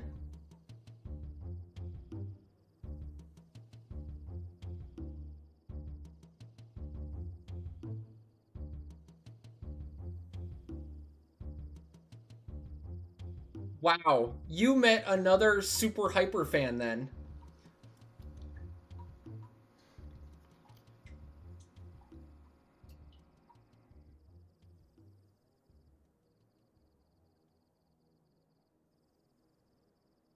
Davina actually made a card for that card game. She did the artwork for the card. that they used. Didn't they use it on the actual front, like the promotional stuff too? 2 cards, sorry.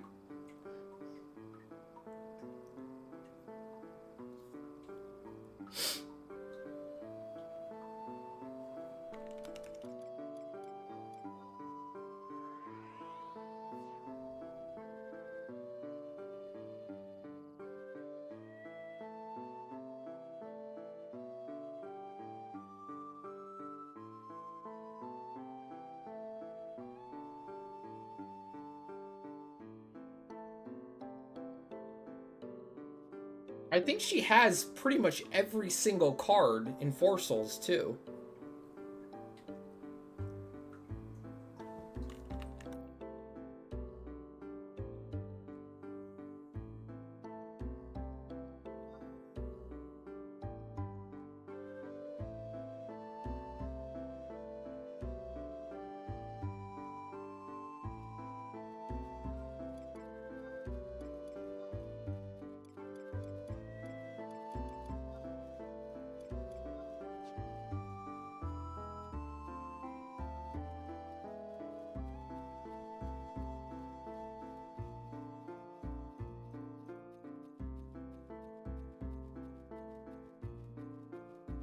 Anyone for Seg Farm?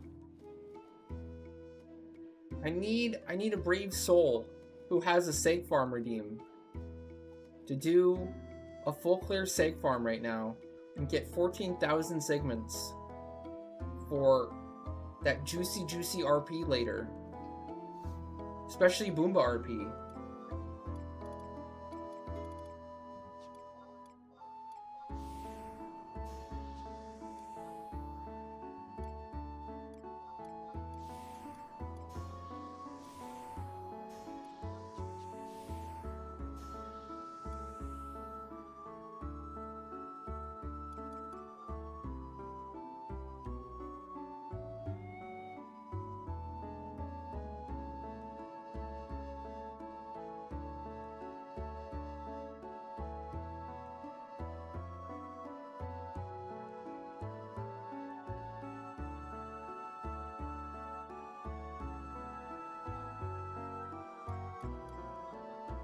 Come on. You also get like 1.5 million gil.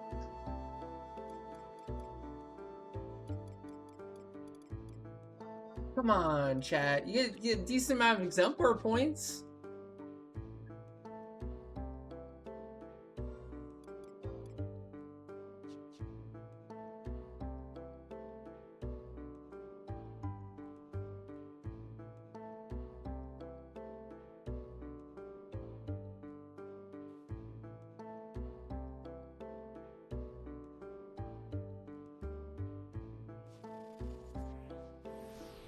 Fail card. Nothing but fail card.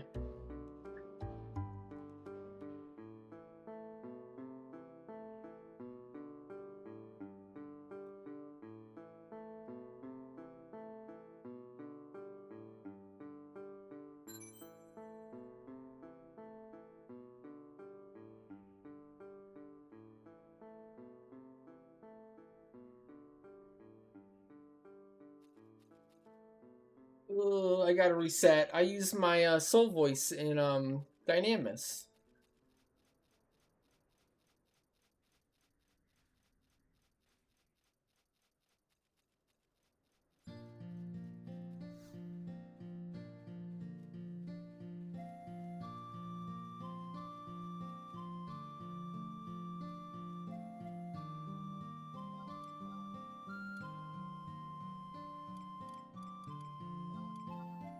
Which gives time for someone, please, anyone? Seg Farm?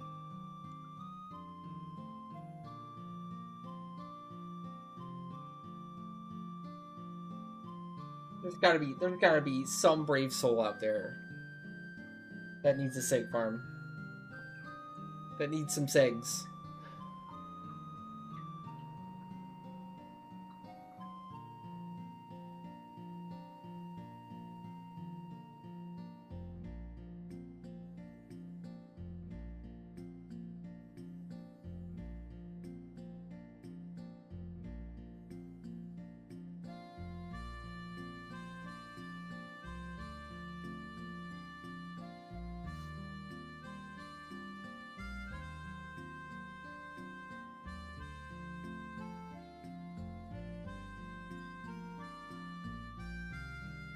I know, Jaeger, I know. Nobody wants my segs. Sag. It's true. I get it. I get it.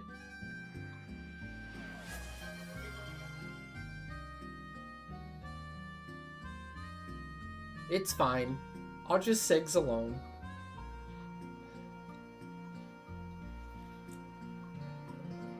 I'll just segs all by myself. I'm used to it.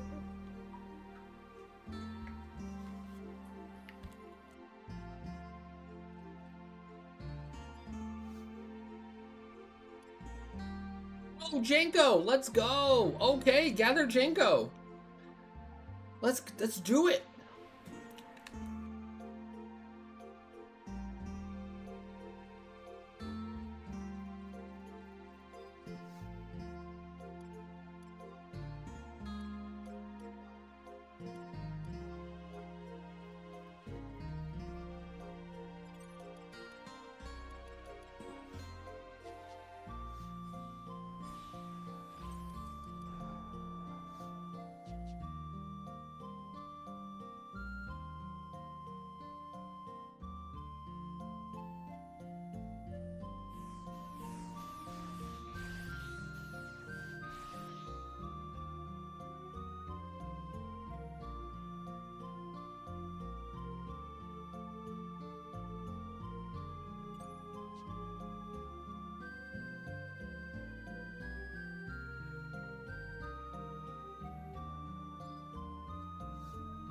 Sounds good.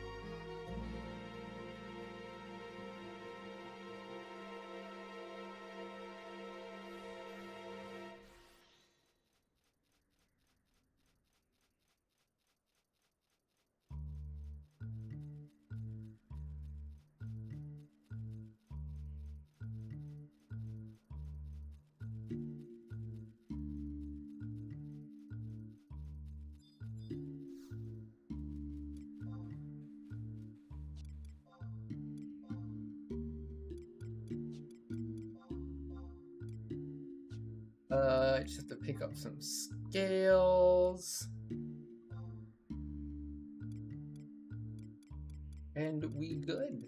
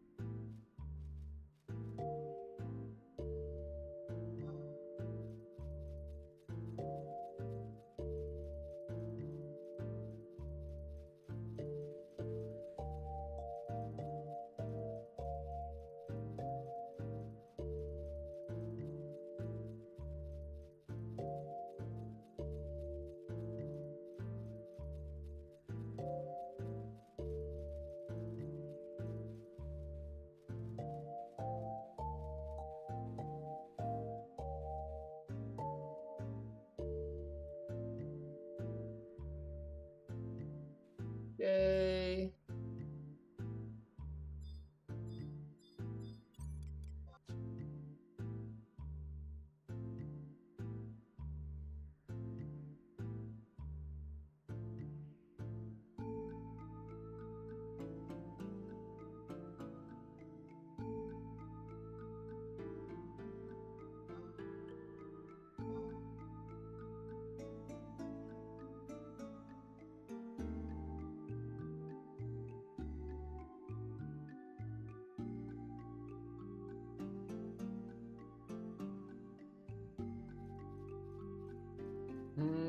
Okay.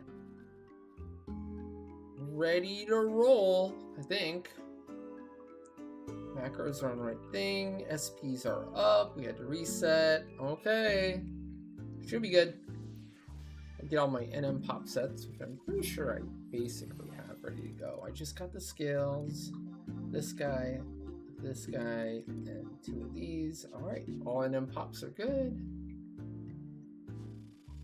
Gotta hit my 11, and we are ready. Oh, first bust. Cyclin be bustin'.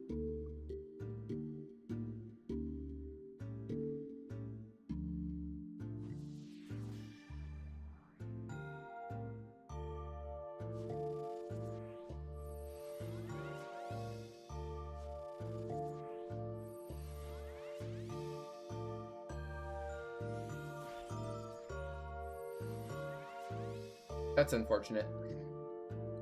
Natural 11? No.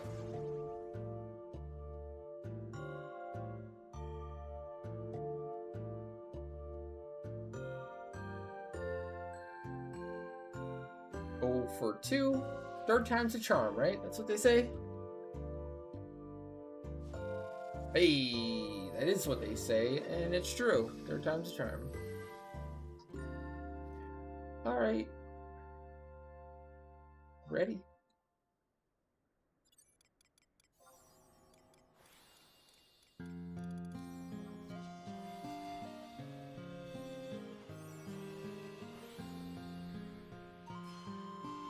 Our stew pot from Sortie lasted all of Sortie and all of Dynamis. Pretty value. Pretty efficient. Very efficient.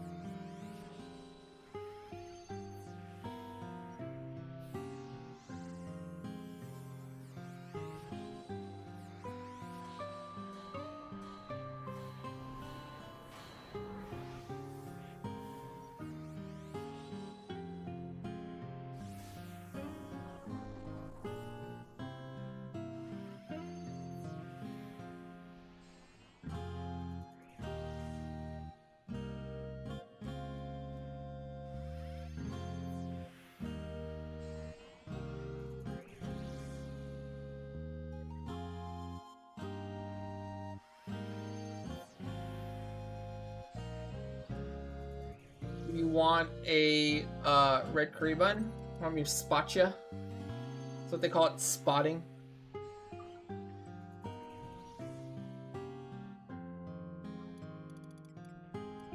I just restocked all my food today, so you're in luck.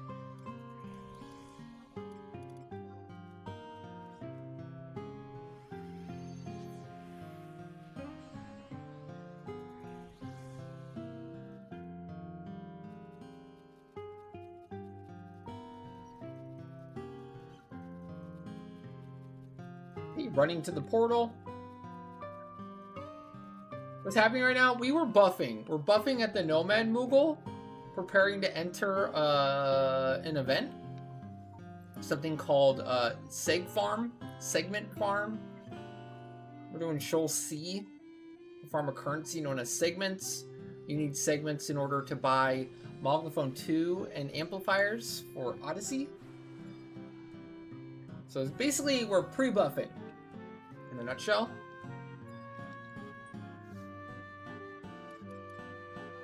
Alright.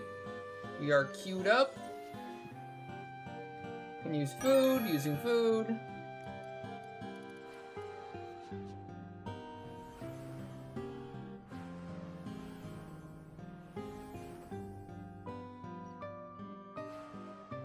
Alright, Regen's already on.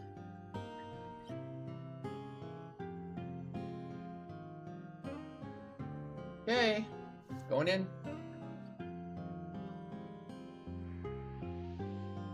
Yeah, Seg Farm prediction.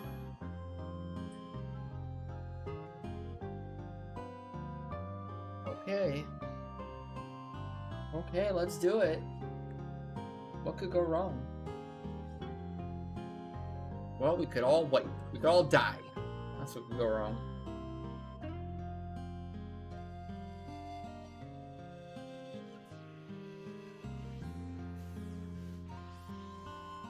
How long do I have to wait to do Call Wyvern? I forgot.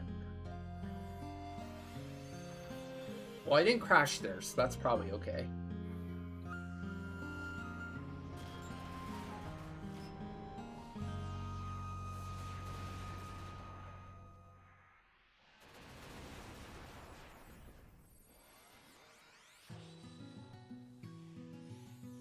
You're here, so it could actually go pretty bad. Okay, I believe you. Let's not have it go bad. How about that? All right, ready to go.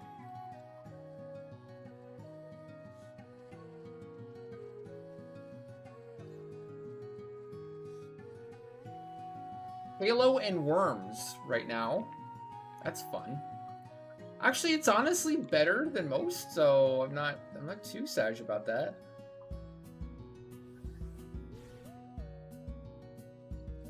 We've had worse. We've had worse.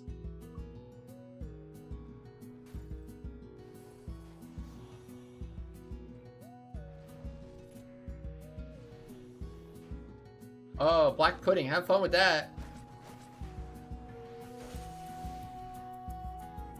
Not ideal.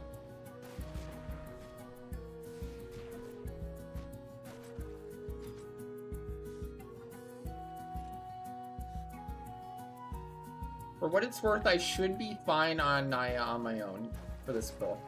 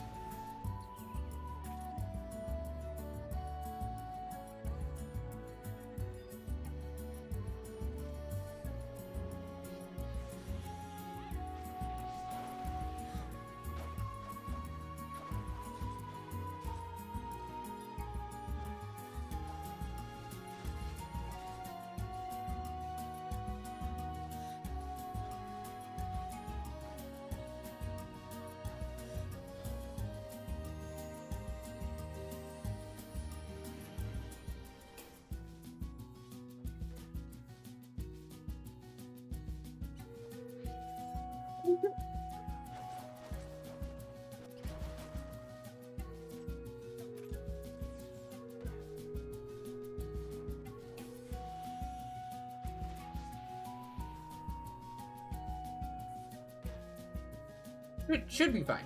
Should be fine. If this is on should, oh my gosh.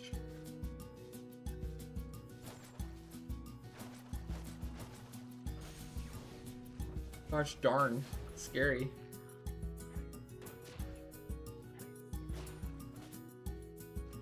The things I have to do to pull on Paladin now, holy shit, not cool.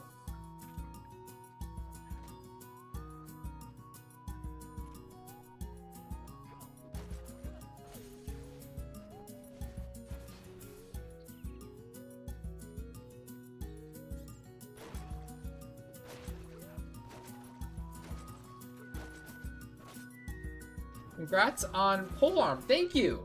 I mean, I finished it like 5 months ago, but thank you. Maybe longer. You know, late. It's better late than never.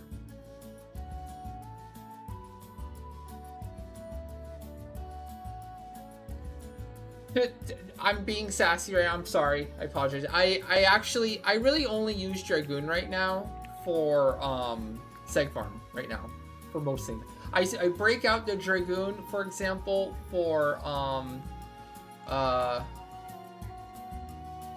like Zevioso clears. So I've used it a few times for our V20 and 25 Zeviosos. But to be honest, I'm not like using it so often that, you know, you expect to see it every day, right? Well, yeah. Yeah.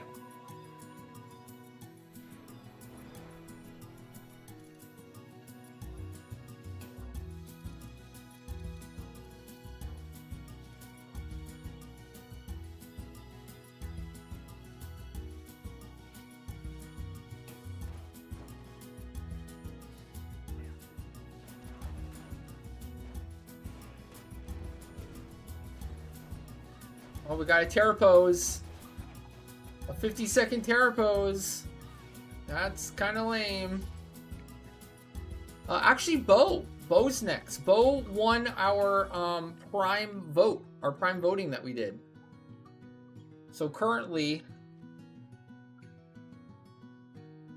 I am 500k away from finishing all the galley for stage 5 prime Bo, and also on top of that, 1 of 4 for the message rate. We've done like 5, 6, 7, 8 Ammonon, hard mode Ammonons now with Monk Method, and only 1 Meso in all of them. It feels like we've done a ton at this point and only gotten 1 so far, but I do enjoy the Monk Method a lot, so I really don't mind. I'd be doing the Monk Method for the foreseeable future.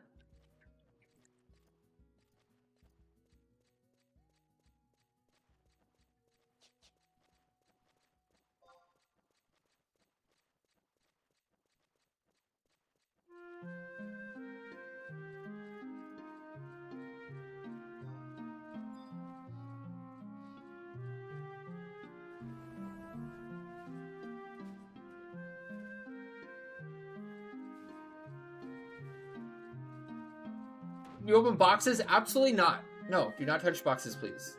Davina will get all boxes. Don't worry about it. You focus on smashing things. You smashy smash only.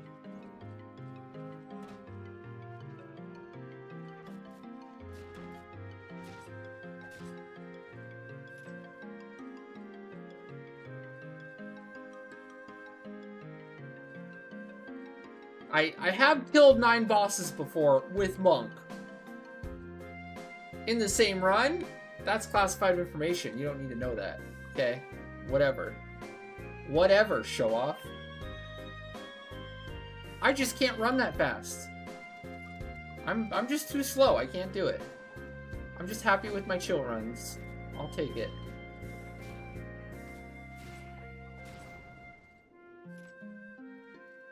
I'll take whatever prog I can get.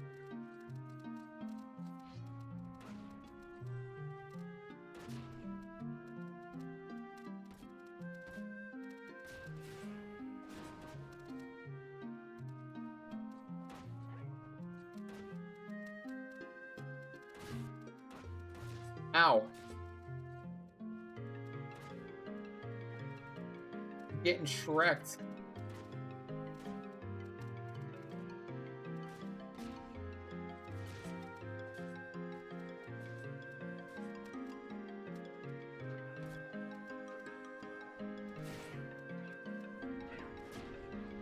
Yeah, I feel like a lot of people that dunk on Swordy and say it like it isn't fun, I just don't think they've done it a fun way yet.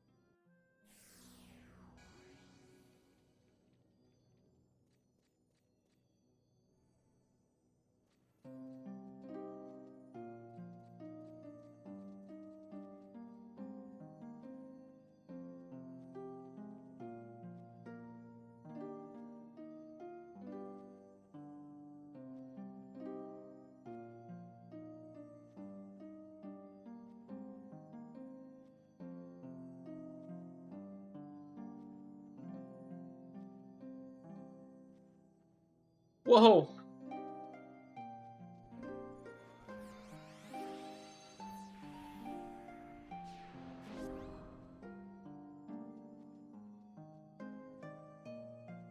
Ouch. I'm getting shreked. That's a lot of fun. I lost phalanx? I did lose phalanx, okay.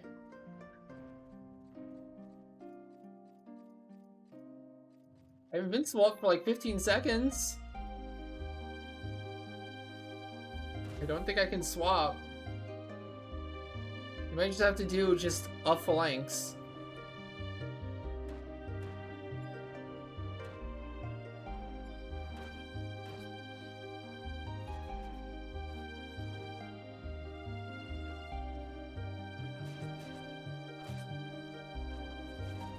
Pinko, you, never mind. I'm going.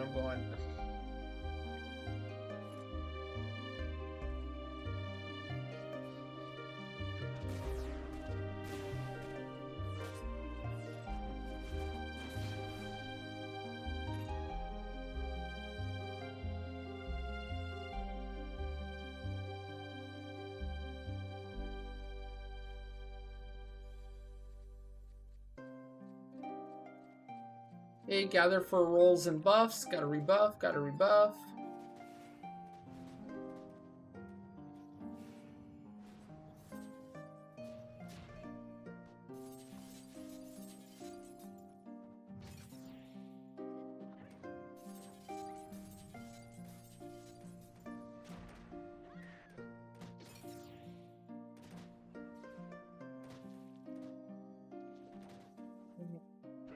I swear I hit my jump, it just didn't fire.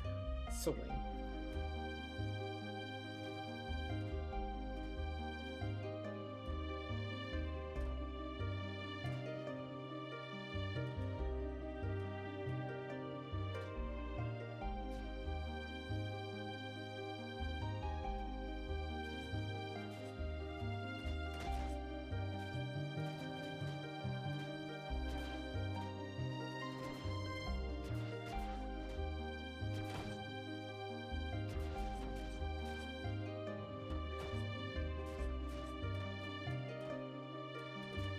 Not good.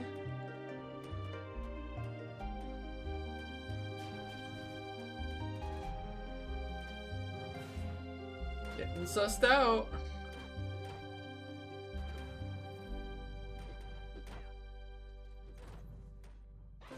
Okay.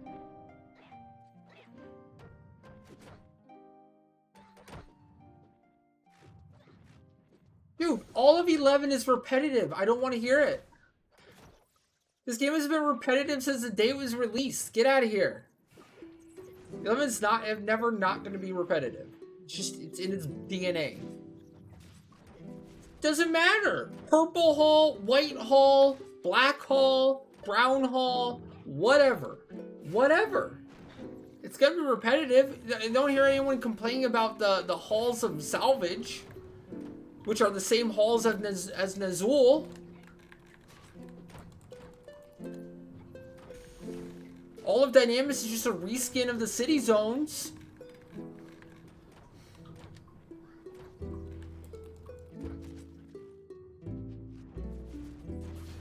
Please.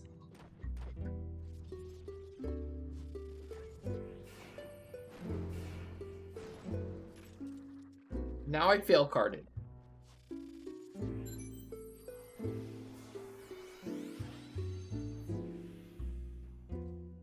That's actually pretty legit. So we got phalanx dispelled, but we didn't die. That's actually pretty rare. We usually almost always die from phalanx getting dispelled. So nice.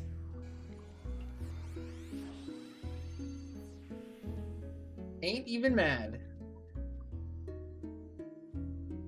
Okay, we're off.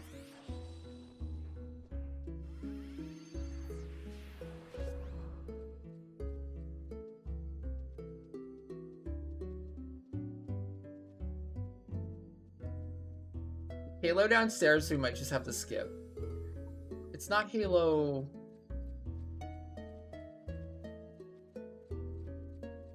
right here, right?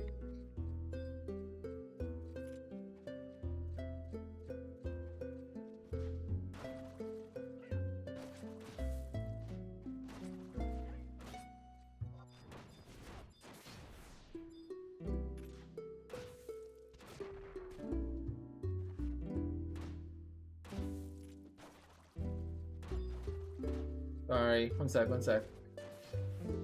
Is it the Halo? Just leave. Just skip. Come back upstairs. can't. Can't right now.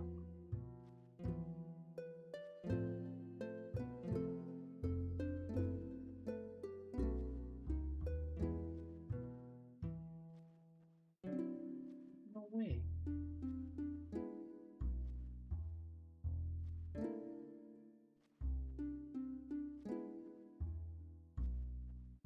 No.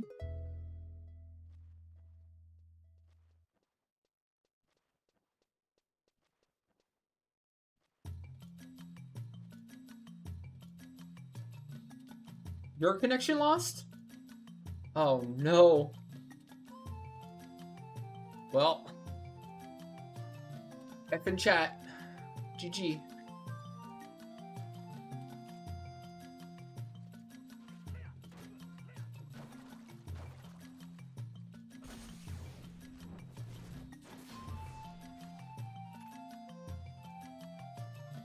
Oh yeah, once we got 4 in a row.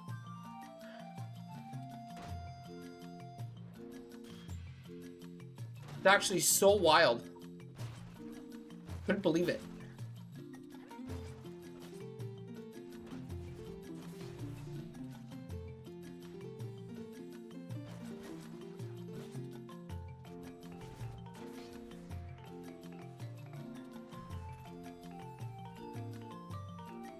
We had a dry spell yesterday.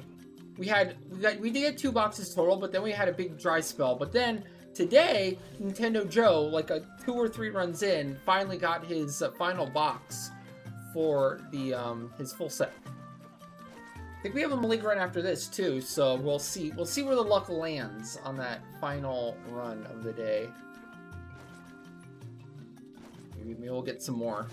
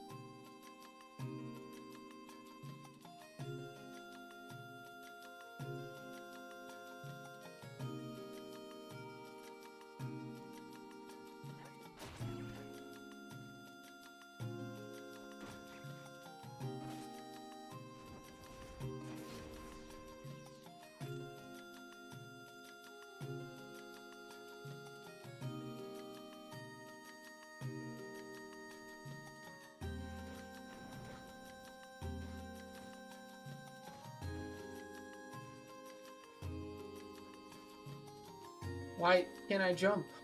There we go.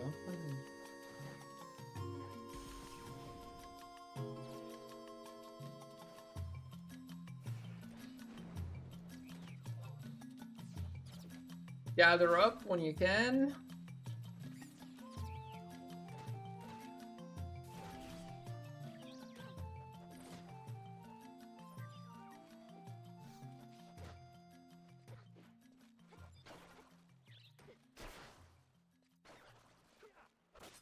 No, missed the first hit. Love it. Amazing. We are up top at the portal, yeah. The portal camp.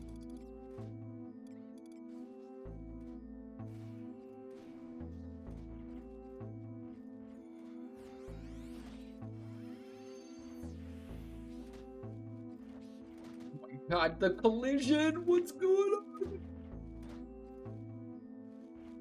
Game for real right now?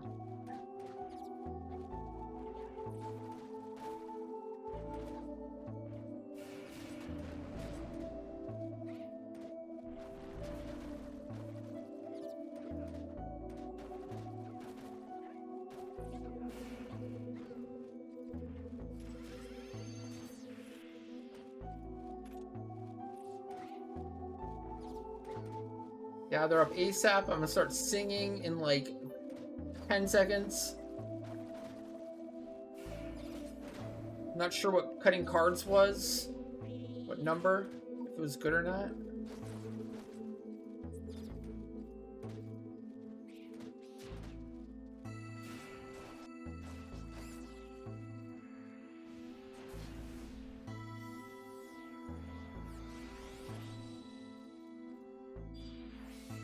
Dang.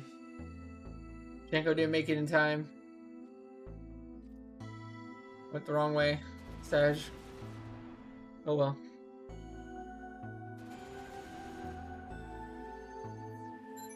My bad.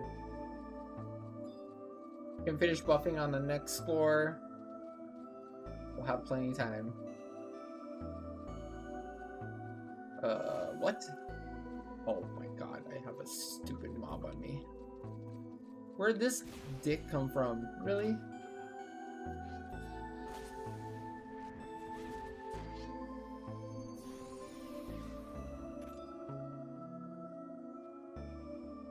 That's Sag.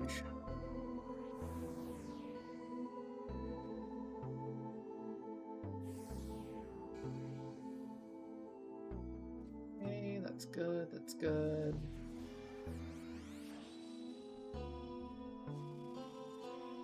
What's ahead? Oh gosh.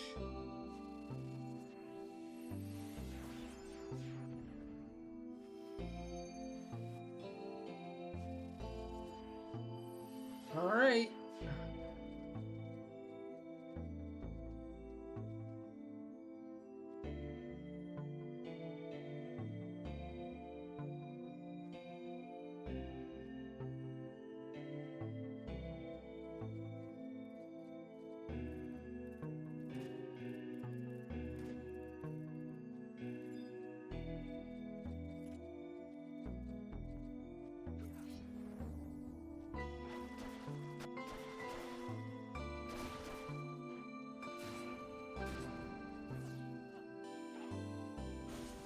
Really?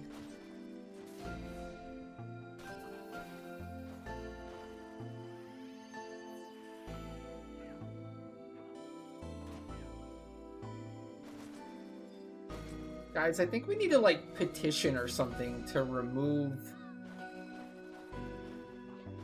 animation lock from the game. It's so bad. Like, what's it good for? Like, next Q&A, and I swear to gosh, I swear to gosh.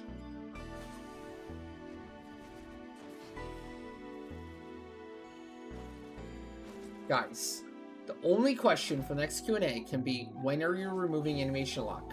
That's it. Don't ask any other questions. Nothing. I don't want to hear any stupid questions about anything else. That'll never get done. Nobody cares about anything else. Just ask for removing animation lock. Stop wasting questions on silly crap like you always do. Western community. Stop asking about cheese sandwiches, for the love of gosh.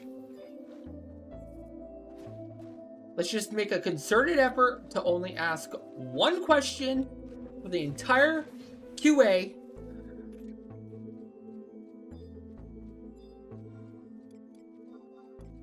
And get one productive thing done. Please.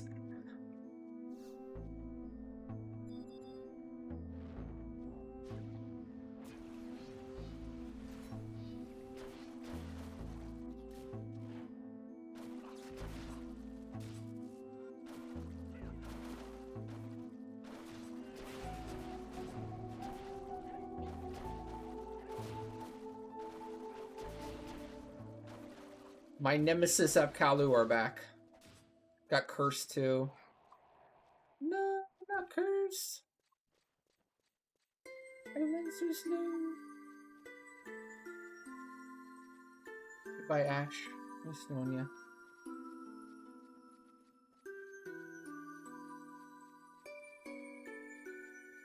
Well, let's change that tonight, Barm. Let's change that tonight. We got this. Why not? Why not tonight, huh? Why not? Let's get a positive attitude going.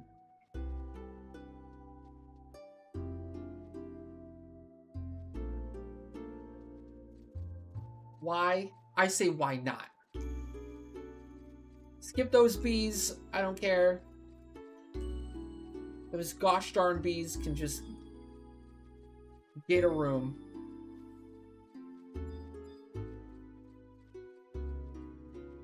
Bitter. You know what, Bitter? You better check yourself. Better check yourself, Bitter.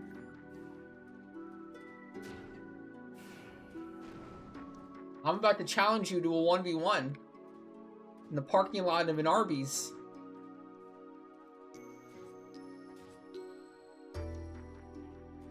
You're not gonna like the results, bud.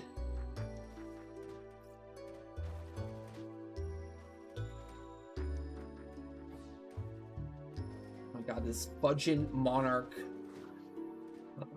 No! Oh, I died. That's unfortunate. Oh! Uh-oh. Ash is next.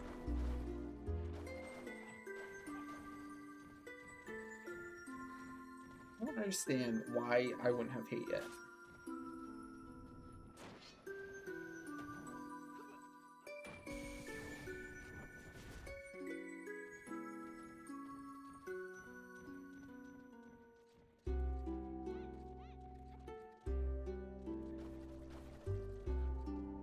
God, are they on me?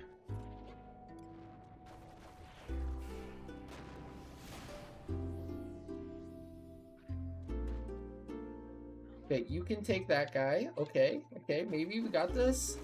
If amnesia's me, I'm donezoed. Wow.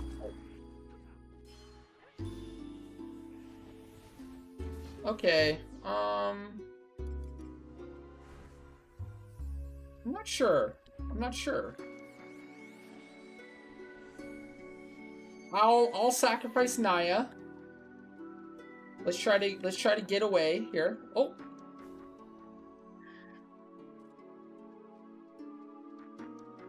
You might die again when they wake up and run after us again. But for now, let's just get to the portal. Let's just get to the portal.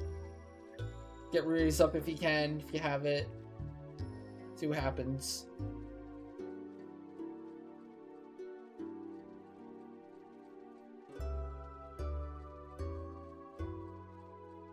I think like I auto targeted to the monarch and I got turned slightly. Not good for Apkalu. Okay, so let's see what happens. Banishka. Okay, they are coming after someone. We're gonna find out who. Oh, you know what you do? You move now, move back. If we move back, we'll trick them. Move like right here.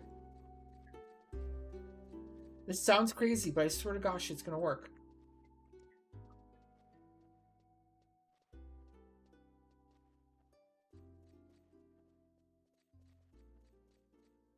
See? They de-aggro. Oh, told ya. Quiet and hit the exit. Don't say anything. Oh, it says busy right now, so maybe something's still coming. Hold on. It's fine.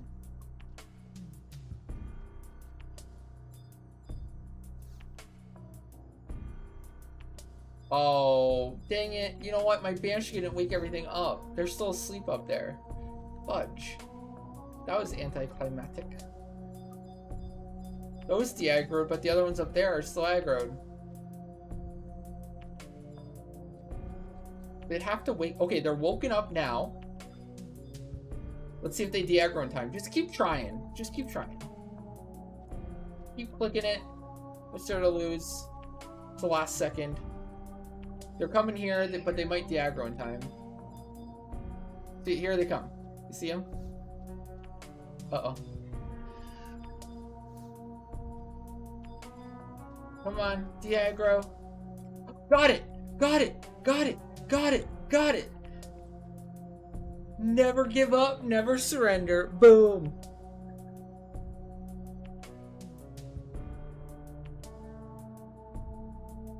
I got it all mine, well, except for the paladin, of course, who died, but still. That timing, though. Wow. Thank you, Naya, for your sacrifice. Dude, Talon's hard. It's hard to line him up. That Monarch fudged me up. I almost had it, though. Oh my gosh. You are going to make me want to jump back on that music? You should. That means you're ready. That means you're ready to play again. That means you want to play and you're watching the stream or the video because you're looking for an excuse. Well, guess what? I'm here to give you that excuse. You should play.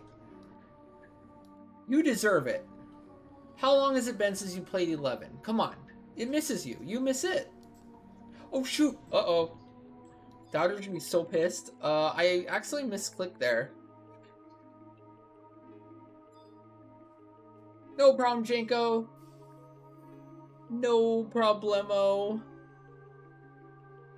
Oh, Bitter, you want your spin from yesterday? Sure, sure. I think Bitter's not even bullshitting me. He actually had one. A tier 3, 68 months. And Jake Bites and Twinkie Noodle. Are you guys around? You want to do your spins right now?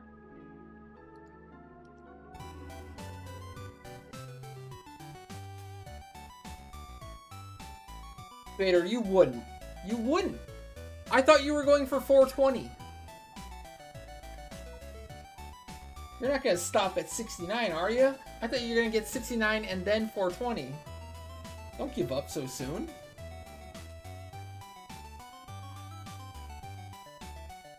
Alright, here we go. Bitter spin incoming. Thank you again, Bitter, for that tier 3. And boom. Can Bitter land on a toilet? Ah, Swordy. Well, Bitter hates Swordy. Bitter thinks Swordy is shit content, so it's basically a toilet for him, right? Congrats, Bitter. Congrats. Hit me up the next time you want to do Swordy. You got one.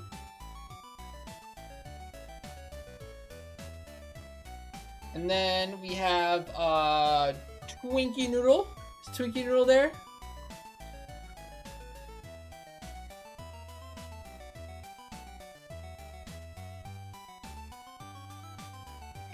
Oh shoot.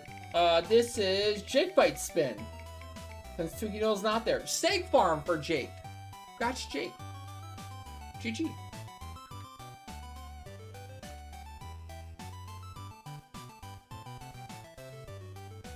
GG on the segs. And then Twinkie isn't there currently, so when Twinkie's back, we'll do her spin. But for now, we'll put that wheel away.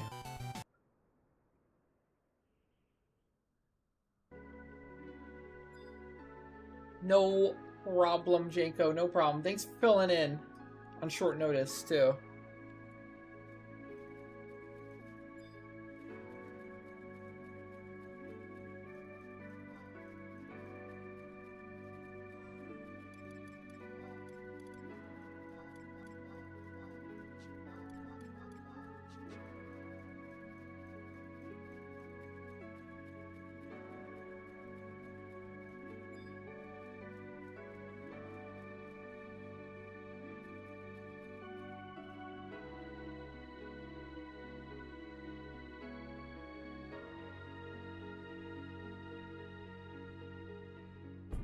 I'll do that. Oh, I love it.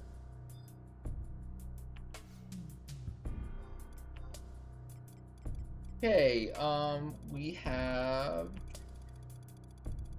some Malik Farm coming up now. Gonna try for that box. I had pretty good luck with box earlier today, so I'm hopeful. I'm hopeful. Lilith might be in a good mood tonight.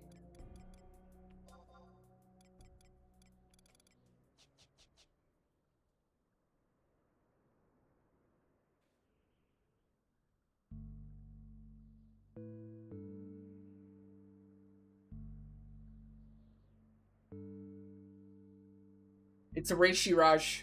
Who can wine and dine Lilith first?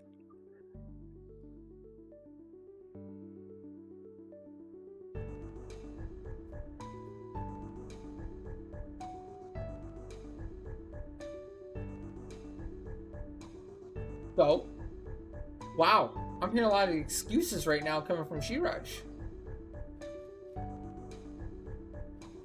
Also, I have 5. Not 6. Mr. Sir. I only have 3 times the amount of... No. Less than 3 times the amount of characters than you. I'll have you know.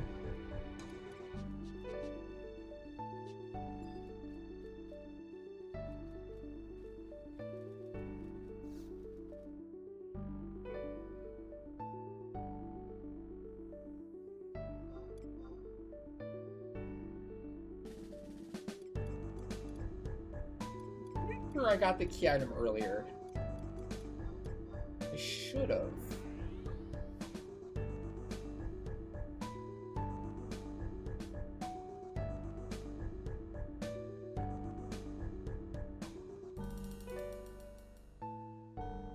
Organizing your Final Fantasy game collection to get ready to sell it. You have over 50 versions of Final Fantasy 1. Oh my gosh. That's crazy. Is there any reason why you're selling it? Has it hit like an all-time high of value or something? Perfect time to sell? That's crazy there's that many versions. Yeah, no kidding. How many versions of 11 do you have?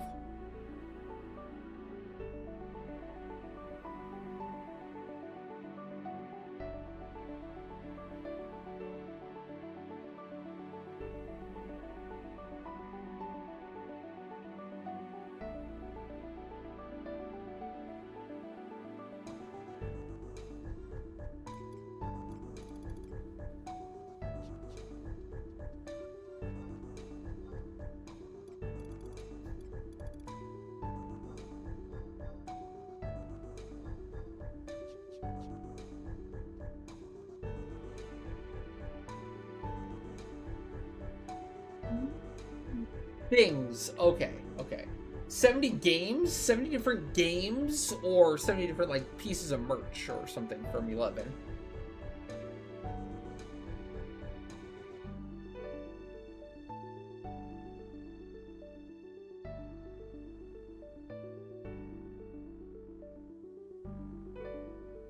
Whoa! There's 70 different game versions of 11?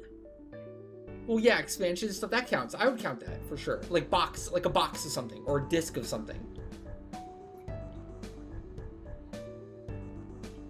I guess it kind of makes sense if you start adding it all up. Because there's a PS2 release, right? And then that's for each area. So there's like a EU release version of the game, there's a JP release, and then there's an America version.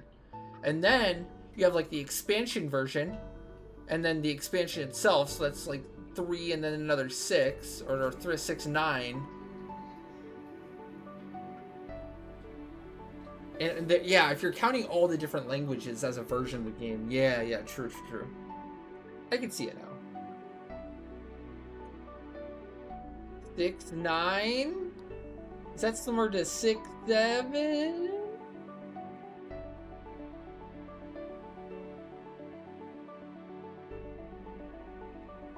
Stop what? What are you talking about, Bitter? What?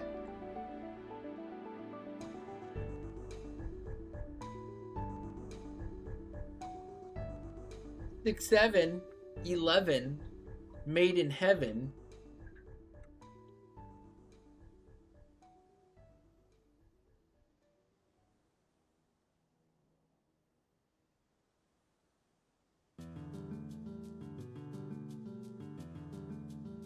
He's my favorite artist of all time. So yes, I love Amano. I think I can probably say that. Yeah, Amano's my favorite artist. My favorite drawings of all time is that, it's that map of Vanadil that he did. And, like, he did it in, like, an actual, like, life-size like a giant version on like traditional Japanese parchment or something. It's huge. It's massive. When they did like the digital version of it, it's like split in 3 parts because it's so big. They had to clump together those 3 parts.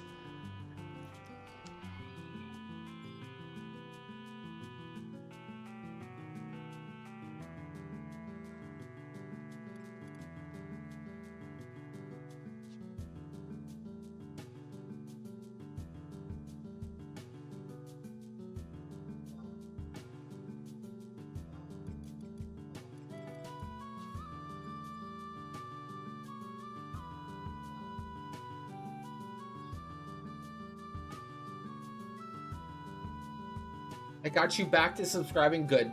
Good. It's a matter of time, really. Let's be real.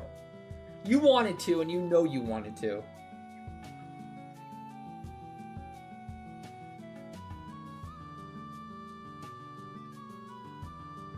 Yeah, leveling is a lot easier nowadays.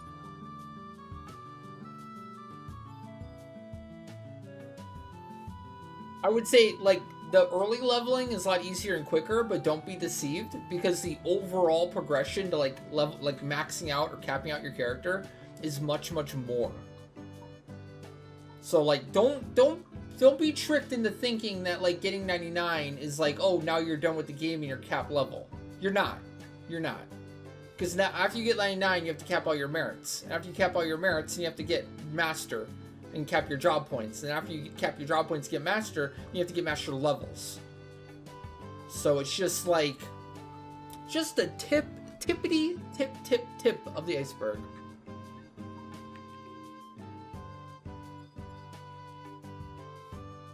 That's bullpucky, Shiraj. That doesn't count.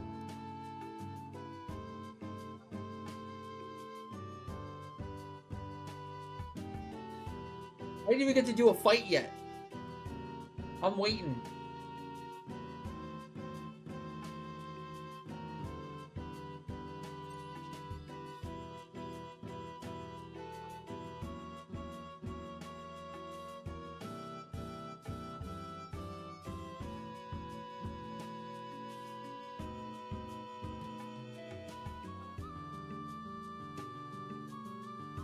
Is Varm there? Where'd Varm go?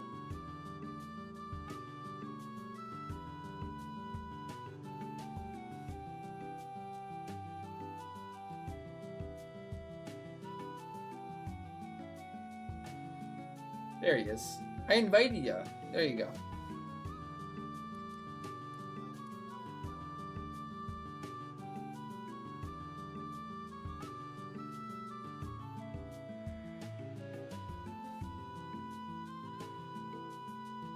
You're good.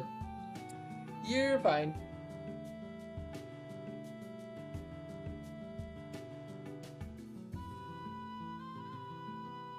But also, because there is so much more to do, and like the early part of the game is a lot like easier to get into and more welcoming, and you can like feel the progression a little bit better. I think it's overall better. Like it feels better to actually progress through the game in a modern era. I know a lot of people get worried, or even like OG people get really disappointed because it doesn't have as much like early like socializing or early leveling. That does and can come later. For a lot of the more end game content that requires like group play and like a lot more coordination and stuff, you do have to party up for that. You have to play with other characters for that. So like it's there if you want it, but then also there's tons of stuff to do to where if you just want to play with your trusts or play with yourself for most of your gameplay, you absolutely can. Lots of people in Final Fantasy XI like to play with themselves. Okay, it's just a fact. Ask Dams. He plays with himself all the time, chat.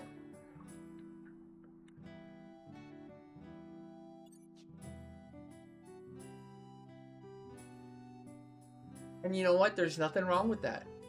Let him be happy. It's what he likes doing. Let him.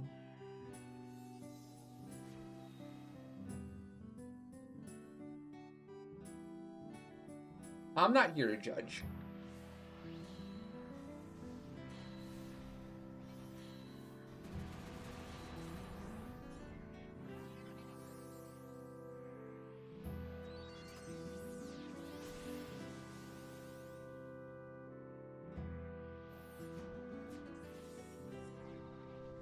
Exactly. But then when you think about it that way, like, do you, like, right now, do you really want to sit around for potentially 5 hours to get a 1 hour party where you get, like, 1/4 of a level? Is that something you're into? Do you really want that experience back?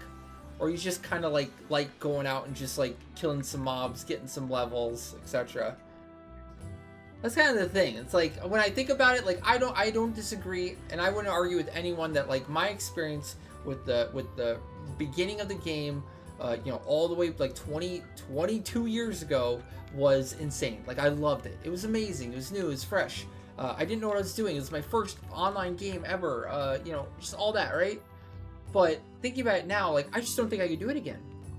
I just don't think I could sit around and do nothing for that long. I don't think I could, like, get into parties that bad and still have fun, you know? So I remember getting some really, really, really bad parties, but it didn't matter because I was willing to accept any party because, like, it was so hard to even get a party in the time that you played. So you'd accept anything.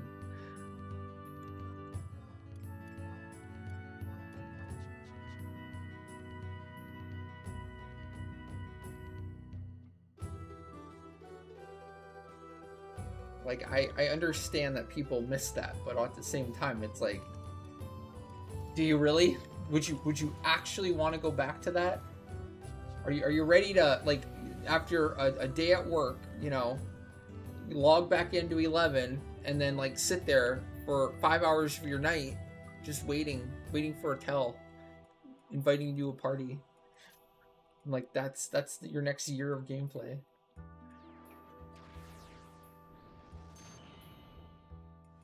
What I've come to appreciate about modern Final Fantasy XI is just your ability to go play. You just go play. It might not always be the exact thing that you want to do, but there's nothing stopping you from just going out and playing.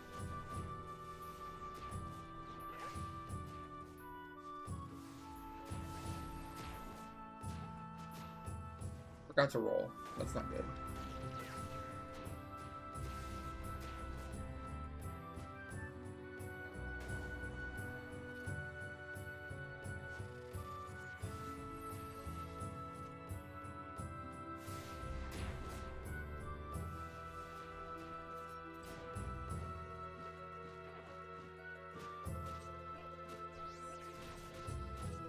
Remember, just one attack round on Thief to proc. You don't need to spam TP on it.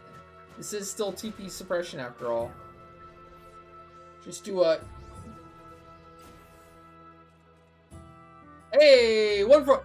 we would have beat Shiraj! That's bullshit! We had him!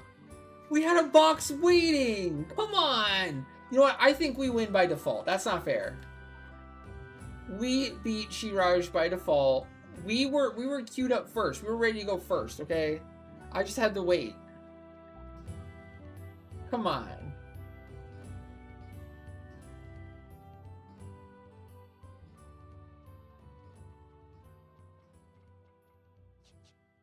You cut in line, Shiraj. You cut in line. You're disqualified.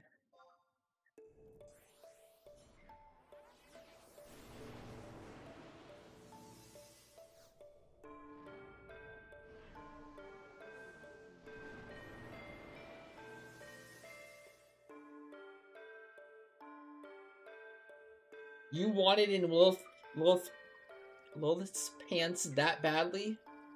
That badly? Really? You okay?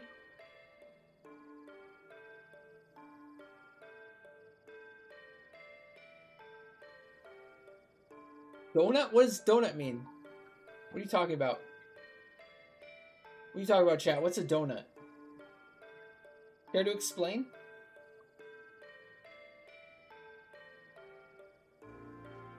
I don't understand what you're saying, chat. So if you could elaborate a little, slightly.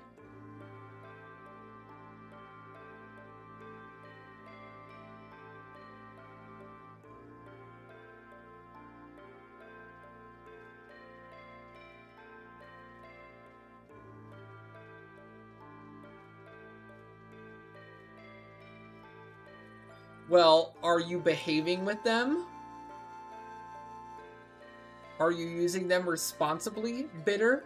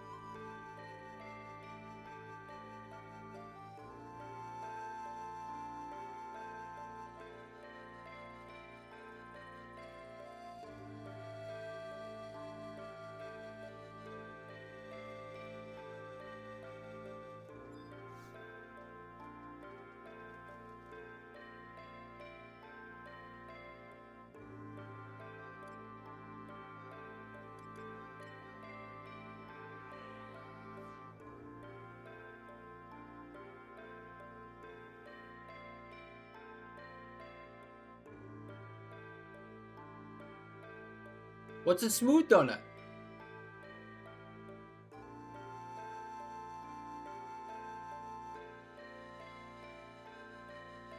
So there's a smooth donut, a filled donut, and a glazed donut. I think I'm following.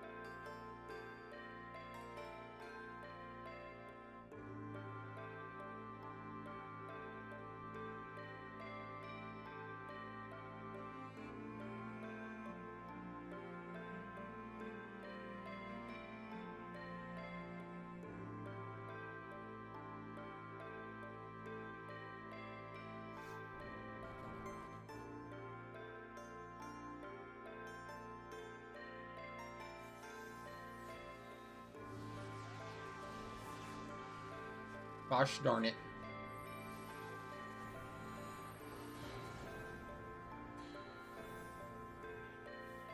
Gosh darn it. I busted.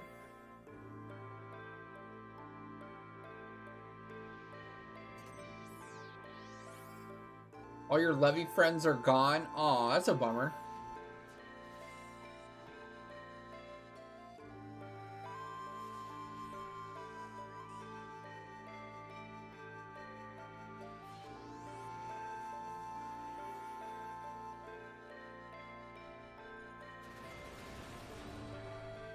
Sounds like chat really likes their pastries.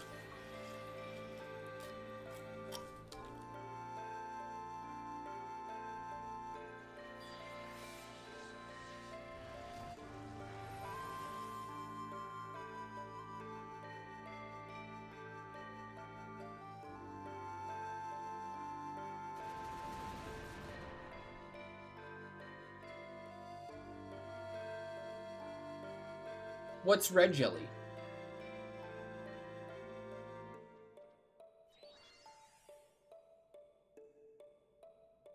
Is that like strawberry?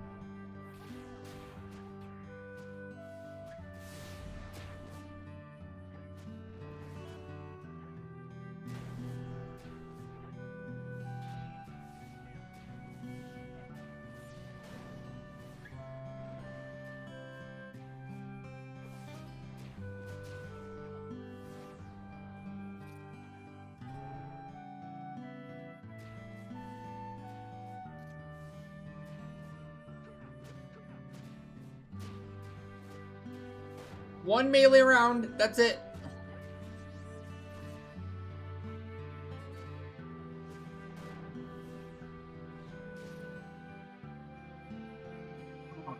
No back-to-back. I would recommend doing like bully, sneak attack, and fate. Stacking those up as quick as you can.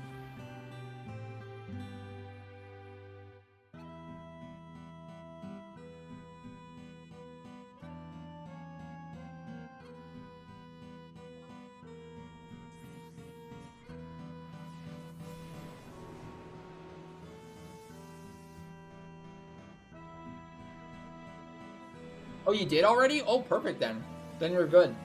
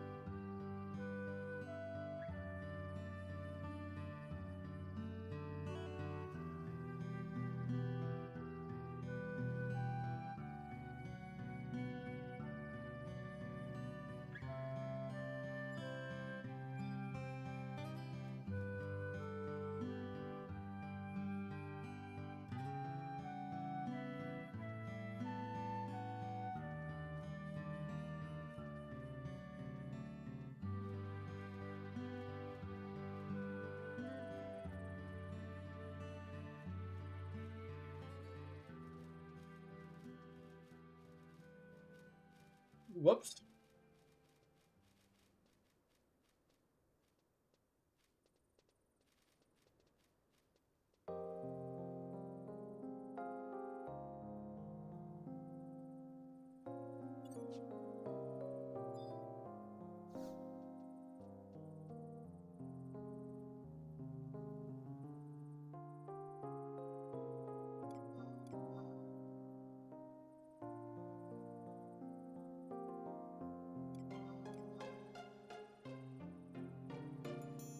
Chat just seems so passionate about their donuts, their pastries.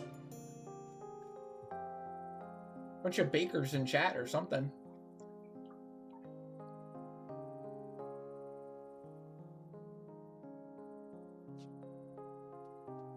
Very, very passionate bakers.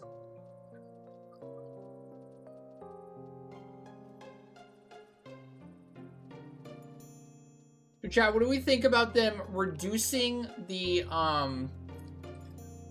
floors in Temnos? Was that Pog? Is that the boycott in action? Working even more?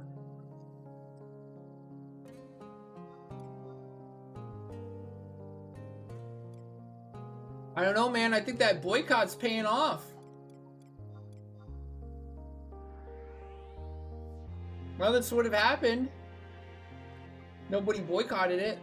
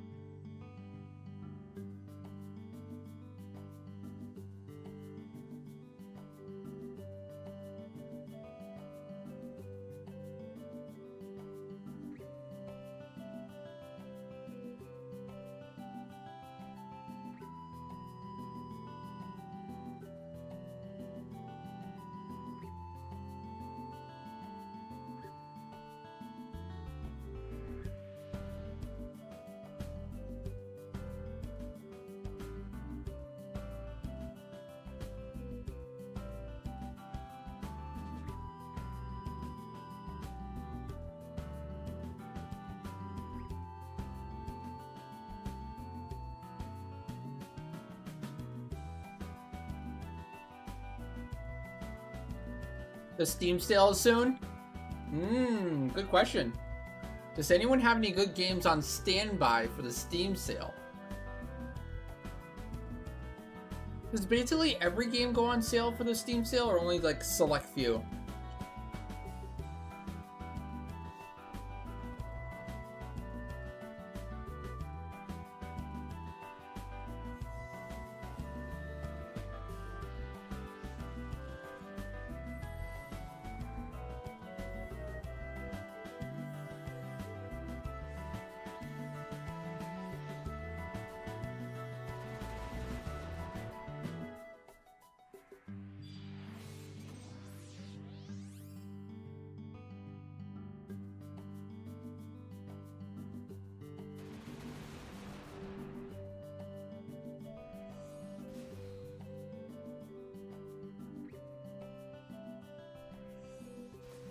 Minutes at a time? I think it lasts for like 2 minutes.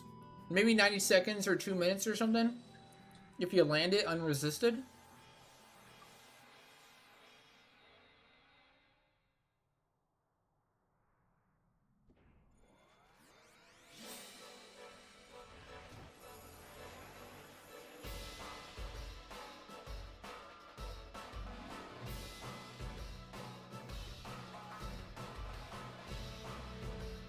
Three minutes sounds like a little while.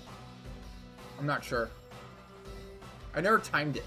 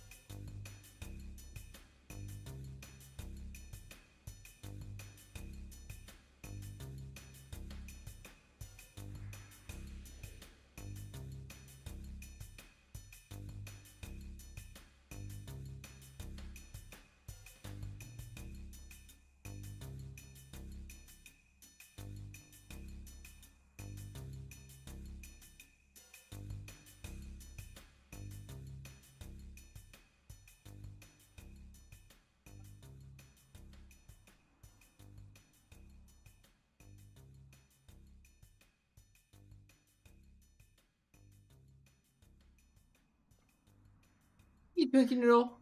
No, you didn't do your spin. I mean, we did some spins earlier, but since you weren't around, I saved it.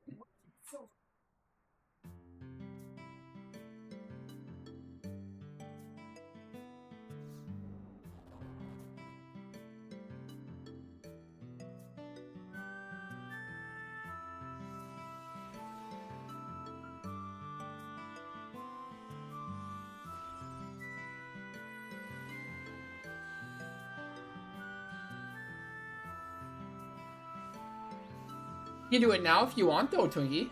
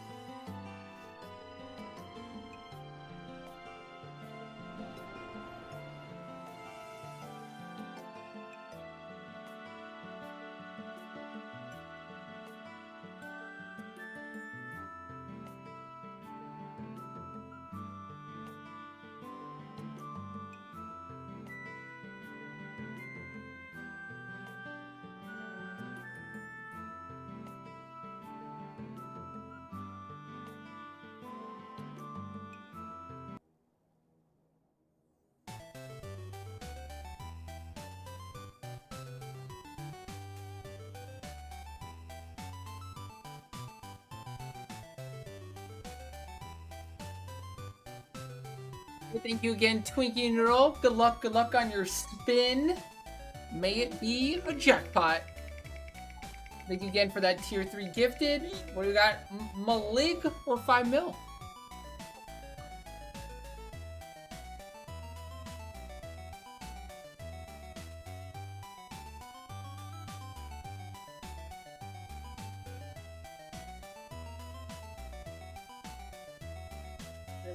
You got it. I think I'm officially all caught up then. Now on spins for the day. We currently had. This is his big and stuff. On my Oh. Ow. What?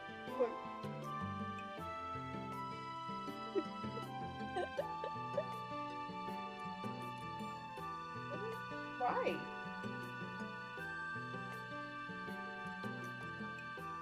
Warn it for later.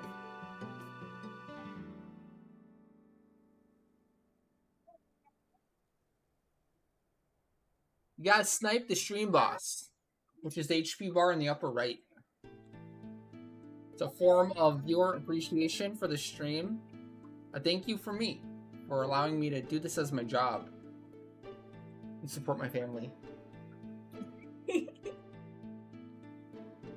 Things like bits, follows, subs, gifted subs. Actually, a tier 3 gifted or tier 3 sub is an automatic spin no matter what. Regardless of if it actually gets the snipe or not. You can get a snipe with a tier 3 and it counts as a double spin. But yeah. That's how.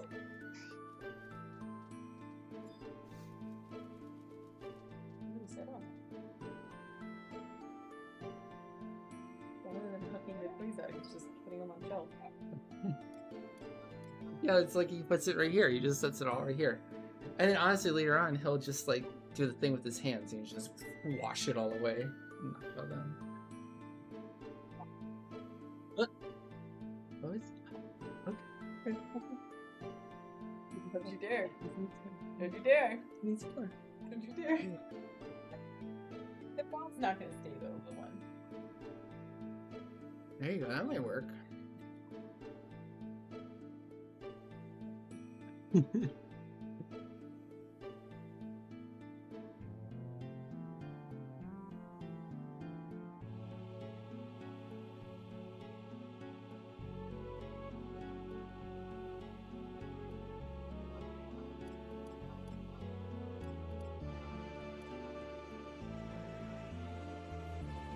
like, oh, God.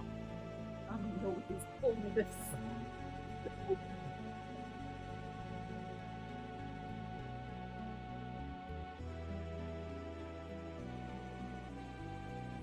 We done this month's VD Ambu? Yeah, we did a ton. I have like 100k points already, but without using any seals. I got it on lockdown. I loved Samurai for it.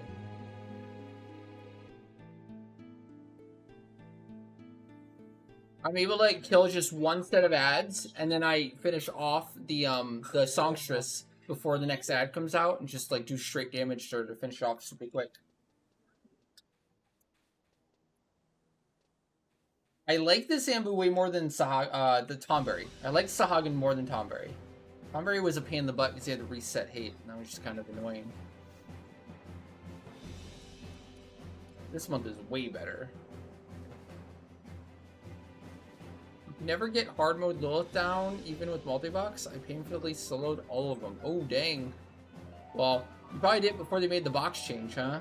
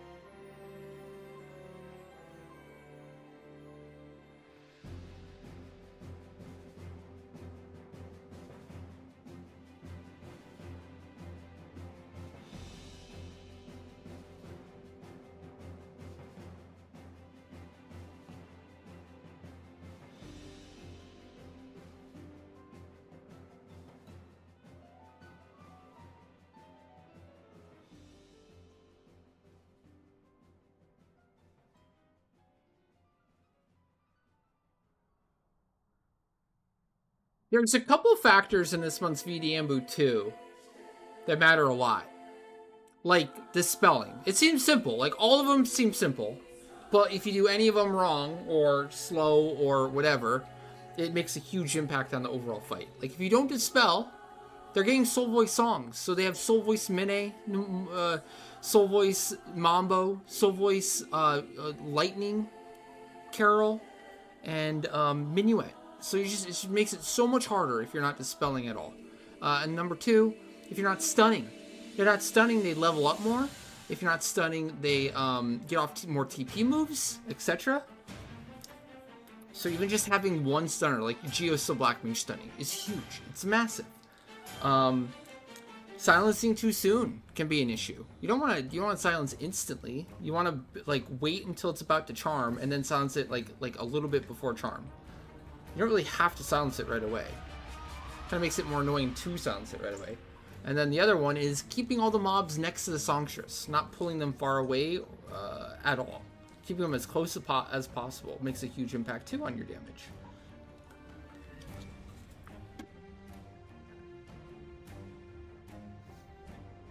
With that said, there is definitely still like a DPS check for doing it super quick. Like if you...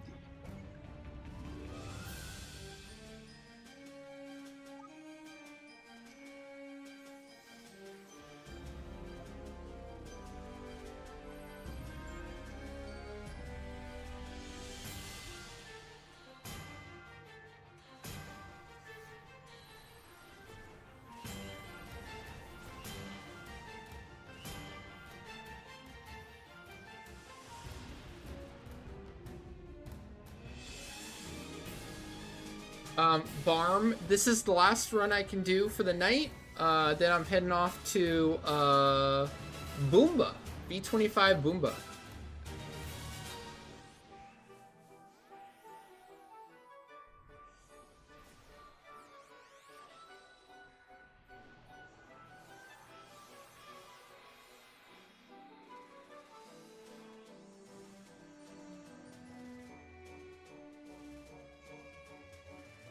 But we got a box. We might get one more box here.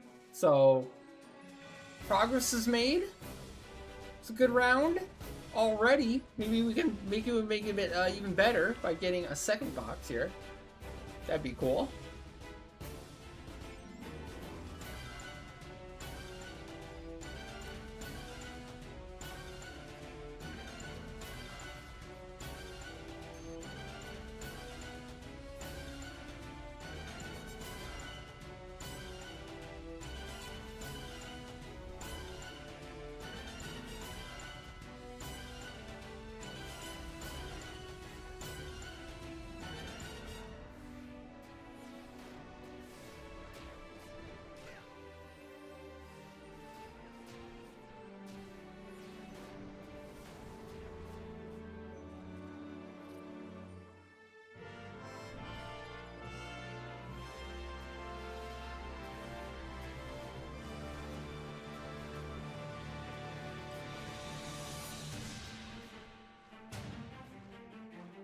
Oh, it ran into me. That's not cool.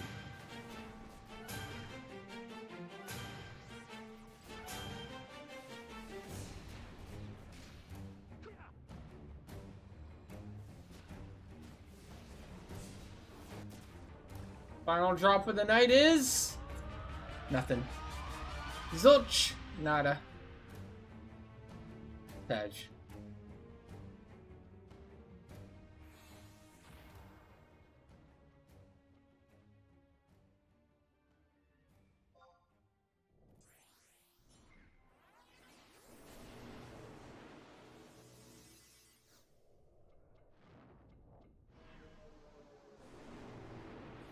Still, we got a box. Great. Sometimes you don't get anything.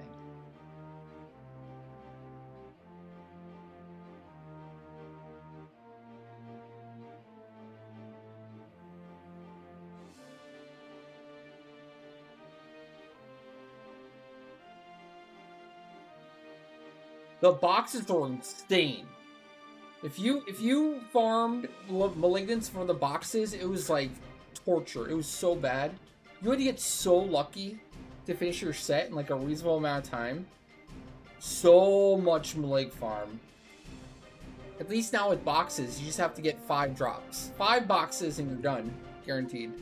Before, some unlucky people would have to do like upwards of like 500 malig runs to get a full set. It wasn't entirely uncommon. Some people had just absurd streaks. And like, it wasn't just about getting the pieces that you want, like you'd get duplicates, right?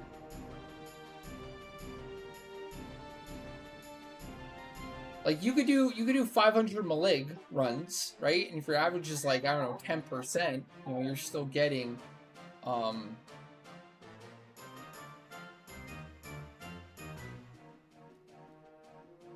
50 different pieces of malig, but if you keep getting duplicates, you get the bodies 7 times in a row, you know? You don't see the body drop. You just get nothing. Unless you're like bringing a mule there that has no drops at all, and you get to see the thing that you already have drop. It got so demoralizing for some people. But your overall luck with malig armor drops could be really good or solid, but if you just kept duplicates of the things that you didn't already had and didn't need,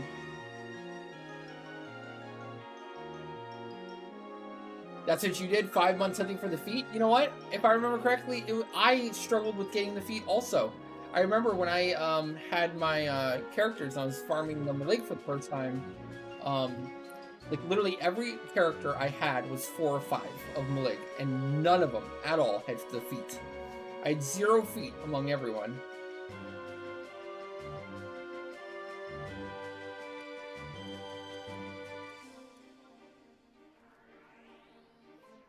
So that's like 20 pieces of malig armor with no feet drop. Minimum.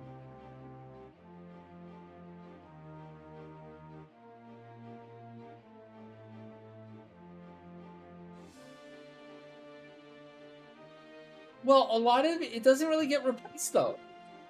Not entirely. Unfortunately, some of that malig, some of the Limbus armor is not defensively that great. It lacks in the magic evasion and defense department.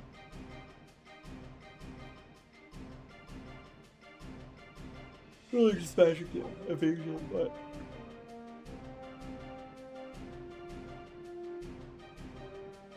I will say the Sworn set is really good for blue. I would love that set for blue.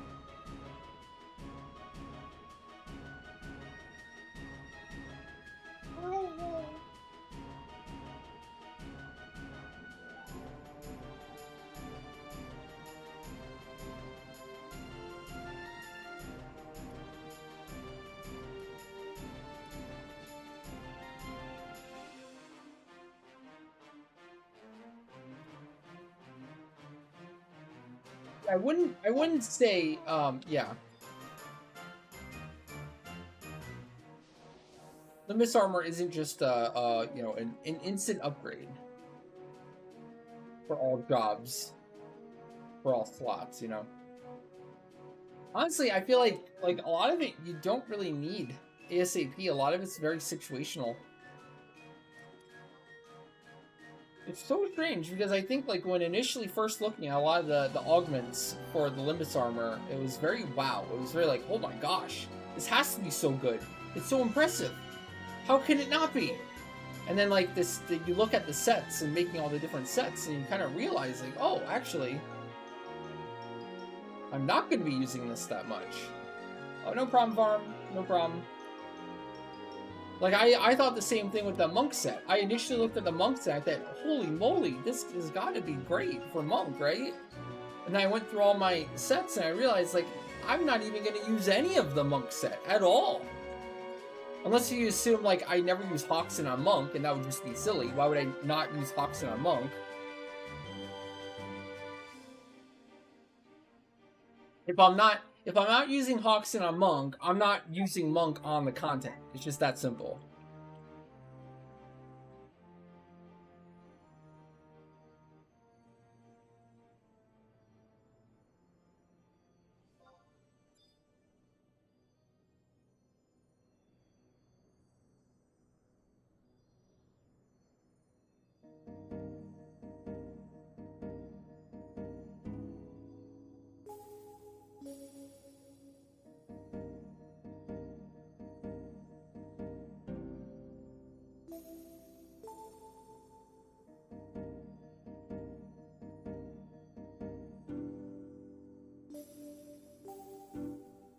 We good on our amps? We got amps and... Okay, perfect. Going in then.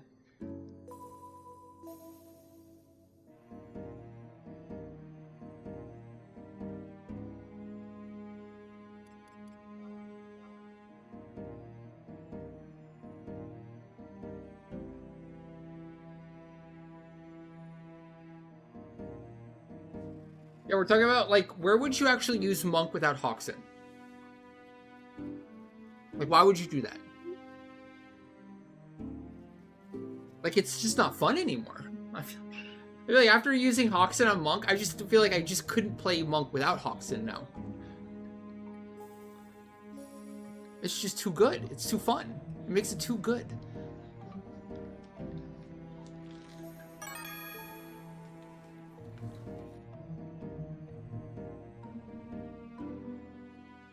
And, like, am I really gonna, like, spend... How long does it take to make a full Limbus set? How much hours? How much grind? How much blood, sweat, and tears? On top of Gil. Because you are spending Gil making those sets, because it takes those race shards, right? Like, you're gonna make that set for, you know, for a monk that isn't gonna use Hoxton? How... What?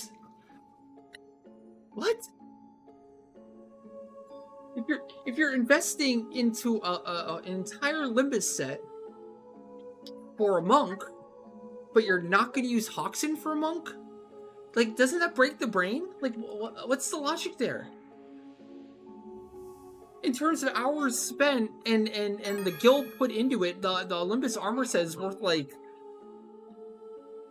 50 billion gil, let's say. Hoxton's cheap compared to that.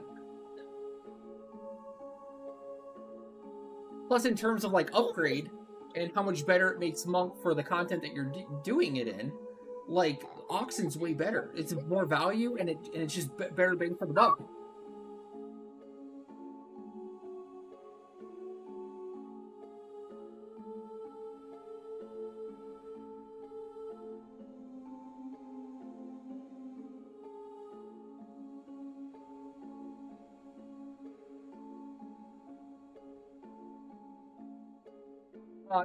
True. That's a fair one. I've heard talk of, like, it being pretty good for Beast. So if you're a Beast stan, the same set is solid for Beast. And it really is kind of a game changer for Beast for TP. But also, like, okay, where are you bringing Melee Beast now? Most of the time, the answer is, like, to farm more Limbus? Question mark?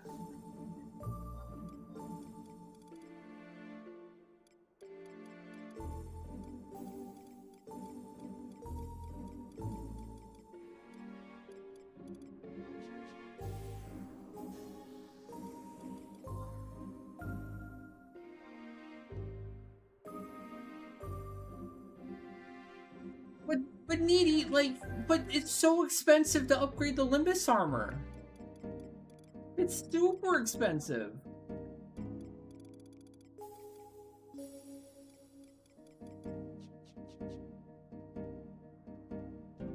And I'm not saying use Hoxton everywhere. You're saying, like, the places where you would want to bring Monk, and Monk damage is really important, or the Monk strat's really important, like, why wouldn't you use Hoxton?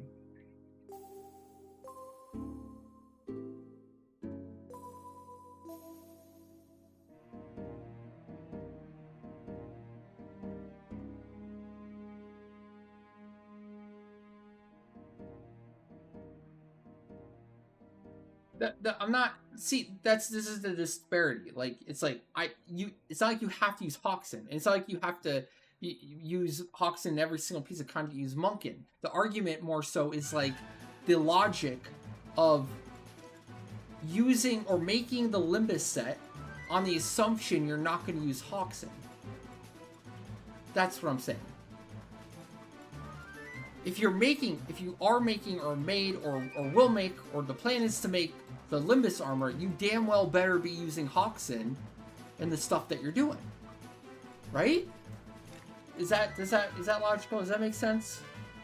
Am I crazy here? Because the amount of time and effort and potential gil made and gil spent and all that Like, Limbus Shadows is what Hoxton costs in the long run.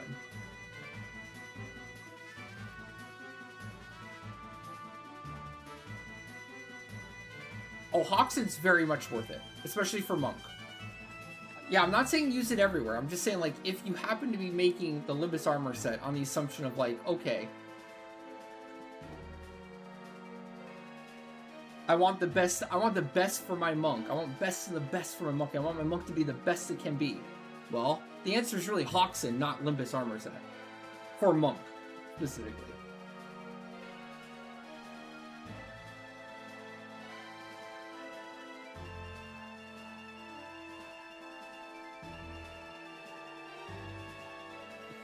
I can't stress the OP-ness of Hoxton for Monk, especially though. It's so good. It's so good for Monk. Like, it'll change your mind. It'll change the way you feel about Monk. Like there's the era in which you played normal Monk, and then there's the era in which you tried out Hoxton on Monk and you realize, oh, this is so much fun. This is awesome. Monk is insane. So once you've tried Hoxton on Monk, it's hard to go back. It's super hard to go back. It's just that good.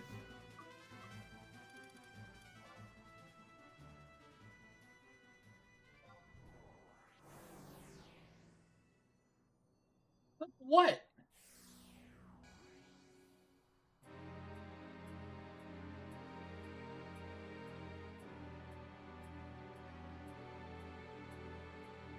What are you talking about?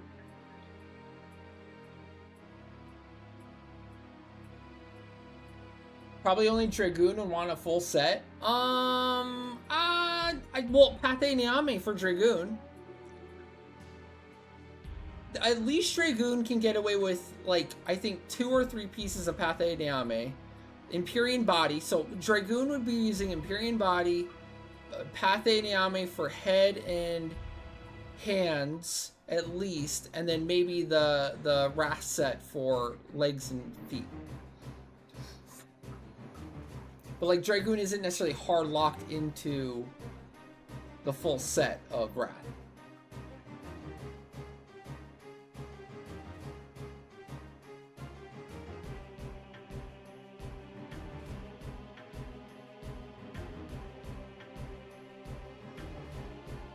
I very much agree. I think Puppet is the worst off of all jobs right now. But like basically every job has like a pretty good use in today's endgame. Like everything kind of has like a function or potentially does have a function in today's strats and metas.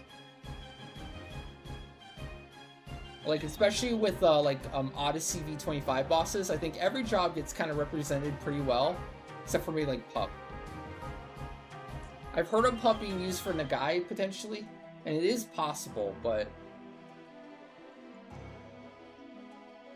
yeah, I guess if you think of it that way, it at least it gets one NM it can do something on. But like I use the heck, like Summoner gets used a ton in Odyssey, Beast gets used a ton. Beast is super good for spit and TP suppression.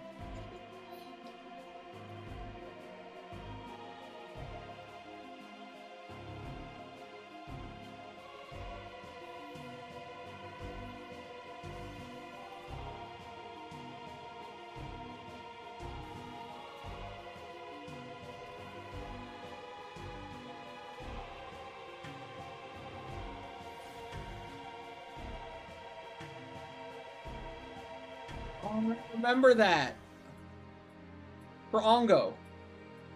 Funny enough, the pup for ours just ended up sacking and dying, but not tanking the ad at all. Because I don't think the pup could even keep hate on the ad, because eventually the warrior and the dragoon pulled hate anyways.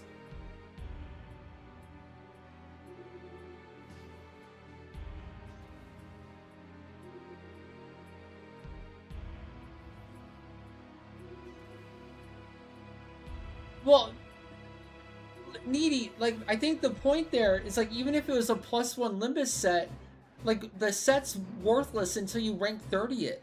Especially for the, like, the purposes of Monk. Like, all the things that make it super good for Monk are at when you rank 30 it, essentially. So, the assumption is that you have someone who, like, does the 9 boss, whatever, a week of using Hawks and Monk, and they're lacking in the guild flow, but, like, they still have time to farm that much Limbus. They have that much time to put, like, all those race shards and matters and all that. Yeah, one piece takes like 3 months of farming Limbus every single week. Like, instead of farming that, you could be farming Gil instead to fund your Hawkson. Not that I'm saying do that, but, like, technically, your upgrade is better. Like, the benefit you're getting from doing the content is better with the time you're spending.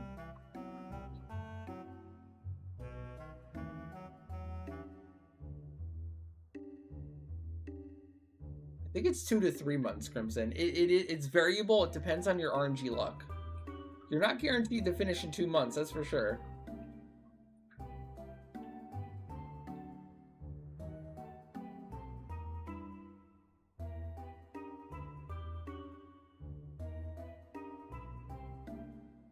But yeah, agree. It's too much.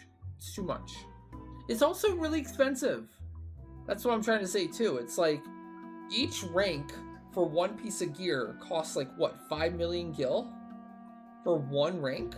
You need 30 ranks?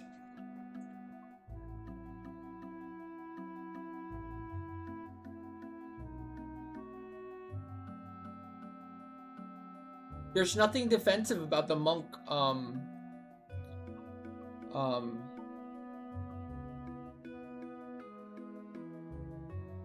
Limbus set. It has some DT on it, but I think it's actually fairly low for magic evasion for a set.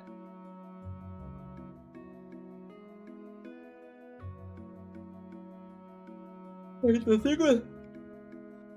thing with Monk right now is its Empyrean is just stacked. It's too good. So if you look at some of Monk's stuff, let me try to find it here.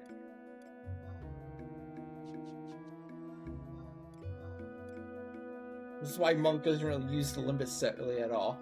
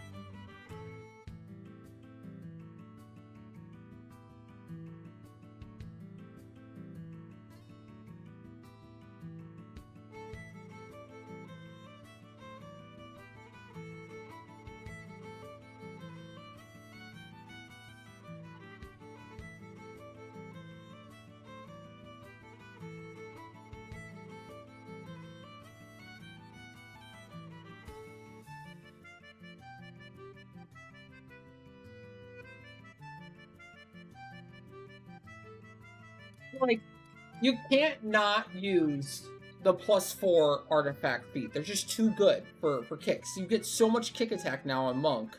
I think like 50+% of your attacks are kicks now, if not more. So you can't not use this. Too good.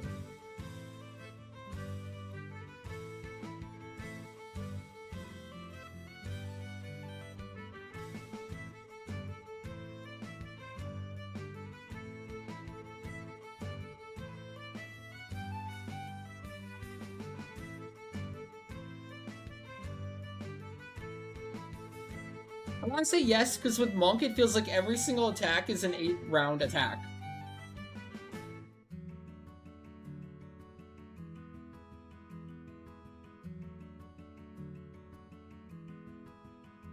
But, like, even so, like, it's definitely separate. So you get, like, a chance to double attack with your main fist, a chance to double attack on your secondary fist, and then you get a chance to double attack, or sorry, kick attack. And they're all very high. Like with Hawkson, you're 100% going to double attack with each fist. So that's 4 attacks right there already. And then you have like a absurd amount of percent to kick attack also. And this super enhances your kick attack damage, right? And then you have the Empyrean legs. You can't not use the Empyrean legs. They have 30% kick attack. They have 10 sword TP. 7 haste. They're insane. 14 damage DT reduction. Dude. Yeah, you gotta use Empyrean legs. There's no way Limbus Gear is replacing that ever. And then I use Neame Pathe hand, gauntlets, and head for defensiveness and accuracy, which is what I need from the content I do. And then Empyrean body, like impetus, like all the items you do in Swordy now, like you have impetus up. Also, the martial arts is pretty important for God Hands.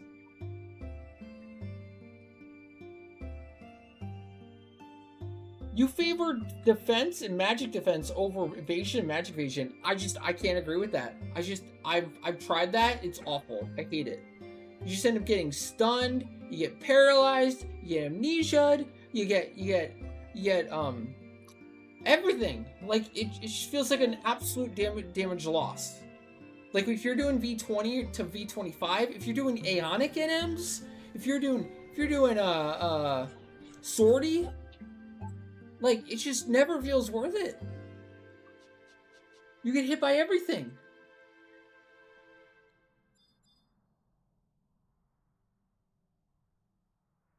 I favor sets like this where it's like it's not completely, like it's not always 5/5 Neame, right? But I do very much favor Neame when I can, if I can.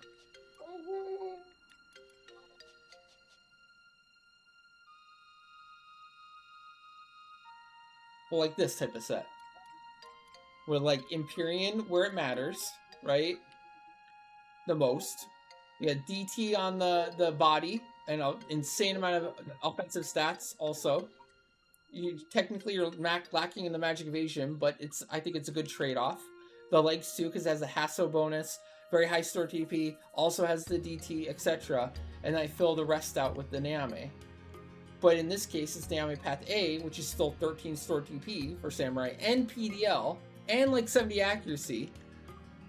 Again, same with hands, 14 store TP, again 70 accuracy PDL. And then my feet are Path B, because I don't want to replace my Path B feet, because it hurts my other jobs too much. But technically Samurai can get away with it.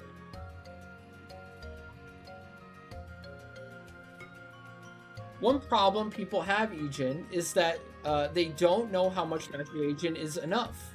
So they think losing 40 magic evasion is enough DPS is okay, without realizing that 40 magic evasion is difference in a constant resist tier. Exactly! Like it's like accuracy. Magic evasion is like accuracy. If you're not capped accuracy, chances are you're like 50% accuracy. You could be 40 accuracy off and be at like what? Like 60% accuracy? And if you had 40 more, then you're capped accuracy? Like that's kind of what it is, right?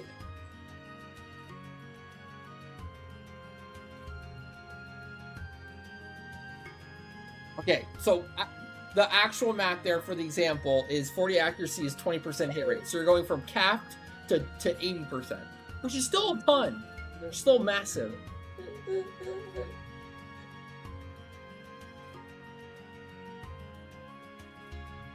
So in some cases, some of these sets, like example, if you're gonna full-time like the whole like Wrath set or the Limbus set for Monk or Samurai, compared to something this set like this, you're losing like hundreds of magic evasion.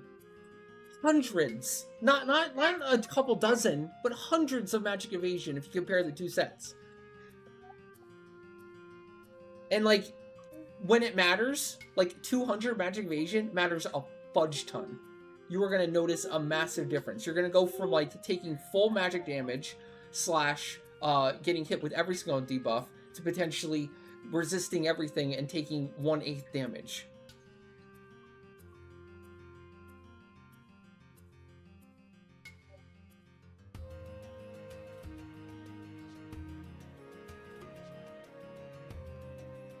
Not to say there isn't a time and a place for glass cannon TP sets, and you can get away with them if you know how to use them, but I do feel like it's shifted now. Like the glass cannon DPS set is really more for like when you know more, when you're way more experienced. I wouldn't suggest a beginner to start out with a glass cannon DPS set. It just doesn't make any sense. Not this day and age. The content's changed significantly. You're definitely more, it's more beneficial to like stay alive for longer to do more damage rather than to do more damage before you die, essentially.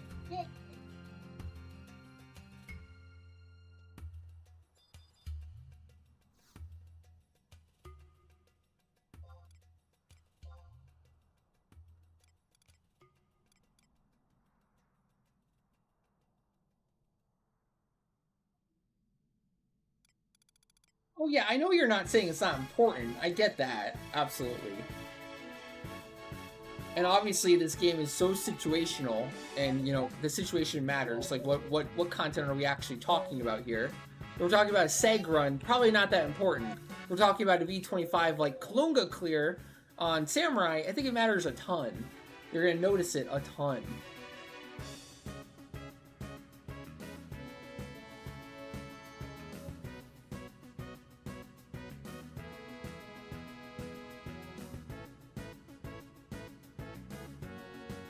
Probably like more accurate would be like a Embos.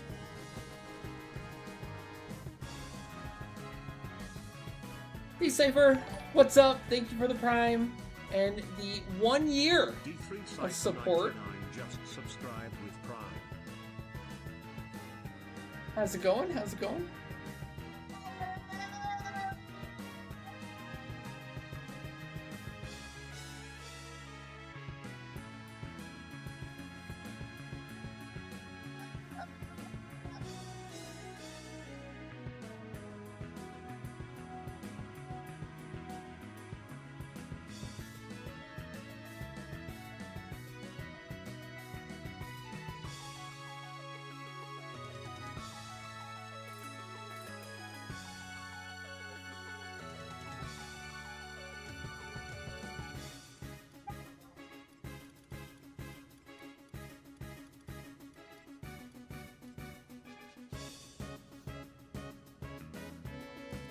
And like even in kind of that junk tier content, that lower tier content, I just feel like you're not actually gaining enough DPS to justify not being like a god, essentially.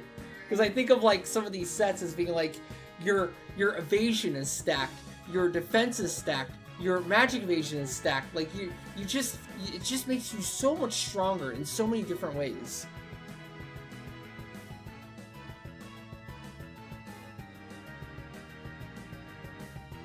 If you're talking about content where, yeah, like, the mob isn't getting a TP move off before it dies, sure.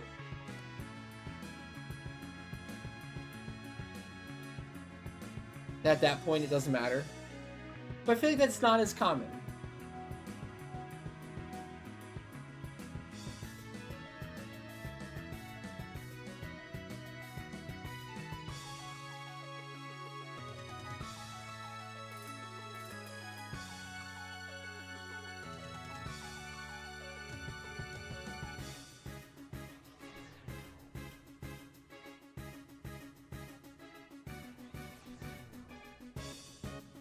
Oh man, sorry, I just opened a tab of the Limbus weapons and their augments. Oh my gosh, man. What happened? How are those, Chad, how are those Limbus weapons so bad?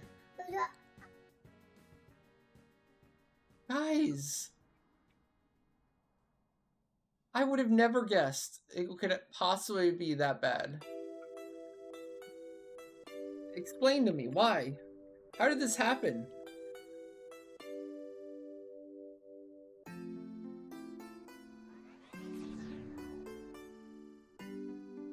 Like, I set the bar so low mentally for Limbus weapons. But somehow they still surprised me.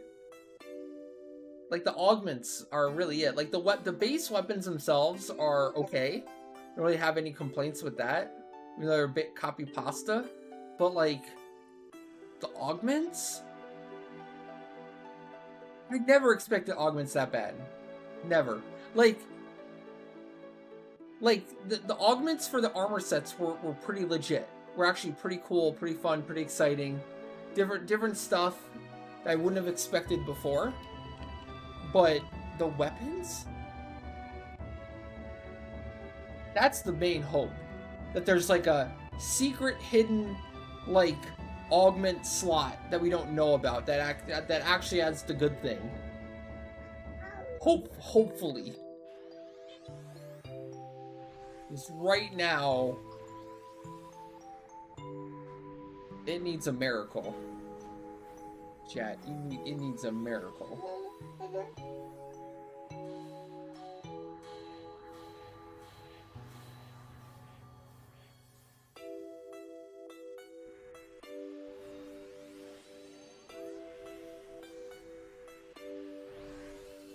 Like, this is the same with the argument before about, like, not using Hoxin, but then also, like, somehow having, a fully upgraded set of Limbus armor.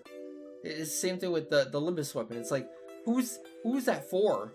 Like, who's gonna have the Gil to Bio Limbus weapon, and then all the time and effort and gil it takes to fully upgrade the augments on a Limbus weapon? Like, how much is that actually gonna cost? How much time is that gonna take? And then why the fudge would you do that when you could just be making a Rima weapon that's significantly better? Like, orders of magnitude better and more useful for any given job, right?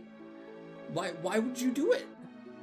Make a stage 4 prime instead, you know, with that time.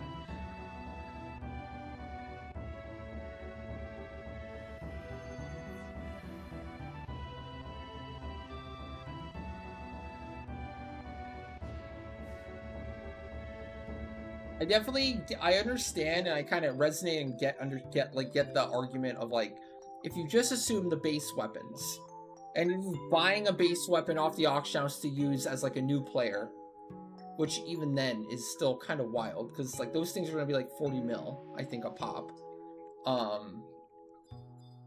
Yeah, like,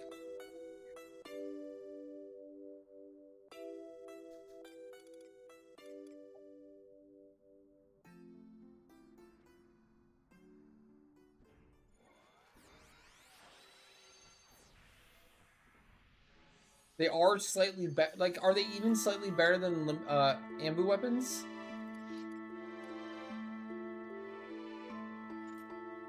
Like, are you gonna buy and upgrade one of those instead of just making a Nagling? I was really hoping for that too. I was really hoping for something to, like, kind of like contend with and maybe surpass Ambu weapons. Seemed like it was, like, about time for that.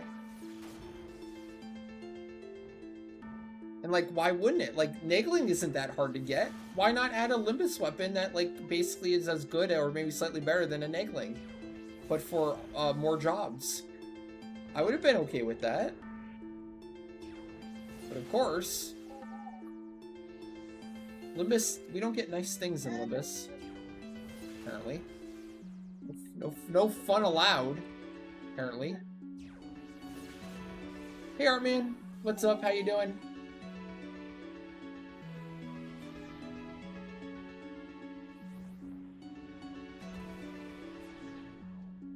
We were just contemplating on, like, is Limbus the worst content ever added in the history of any game? Like, is Limbus worse than Superman 64? Chat, what's better? Superman 64 or Limbus? Would you rather play?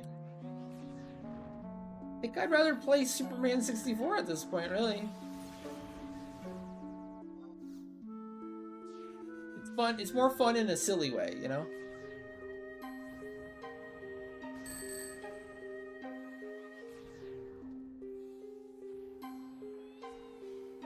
Yeah, bring back OG Limbus. I'm with you guys. That's what they should do.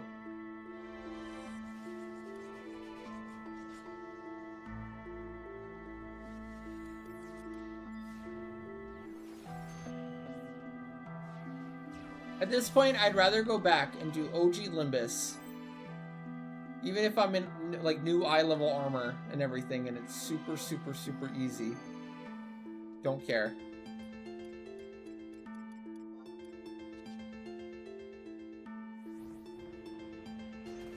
Don't get it.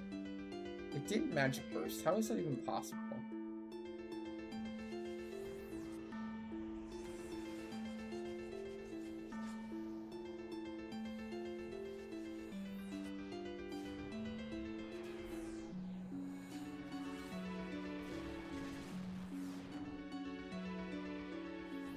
Huh. Was it up?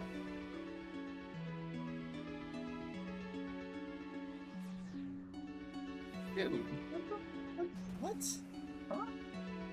Huh?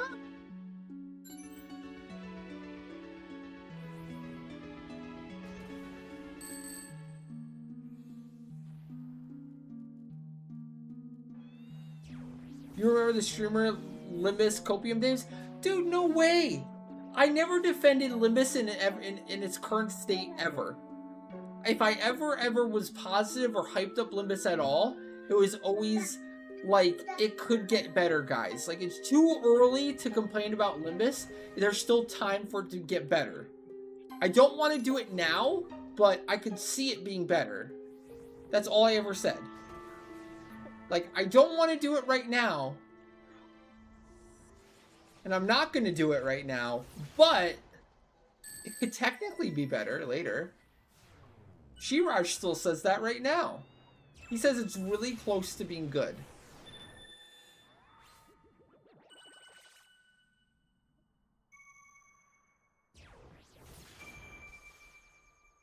I mean, it's true. I'd rather do Limbus than Locust Mobs for exemplar points. That's objectively true. But the fact is like, I don't want to do Locust Mobs, and I don't want to do Limbus either. They're both awful. Just because Limbus is slightly better for exemplar points than killing Locust Mobs doesn't mean I want to do either. Doesn't mean I actually want to do Limbus. When? I've cleaved before. I've done Crawler's Nest cleaving in the past. But that's it. I did have a Limbus reward once on the wheel, and the people that landed on it hated it and didn't ever use it. Even when they had a Limbus redeem, nobody wanted to do it. Those are Apex mobs, and also that's cleaving. I have nothing against cleaving. I have fun cleaving. That's exactly why Locust mobs are shit, is because you can't cleave them. Get with the program. You're missing the point. Why Locust mobs are awful.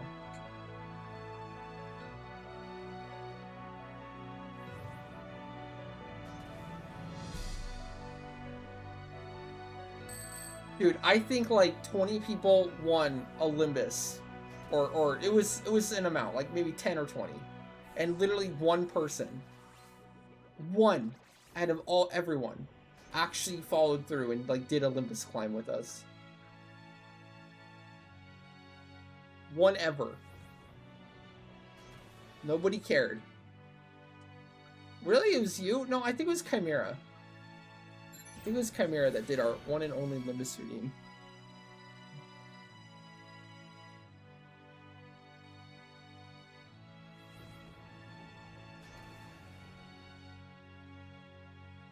Limbus in a group is misery loves company.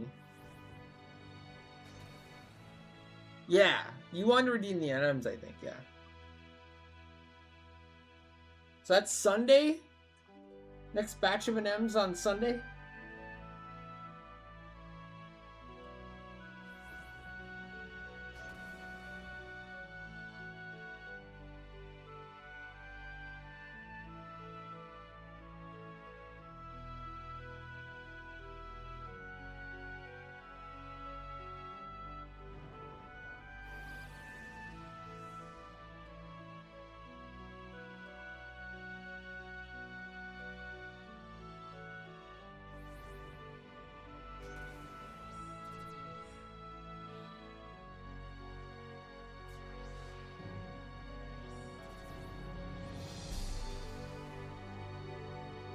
It's just so unfortunate because the original Limbus is so good.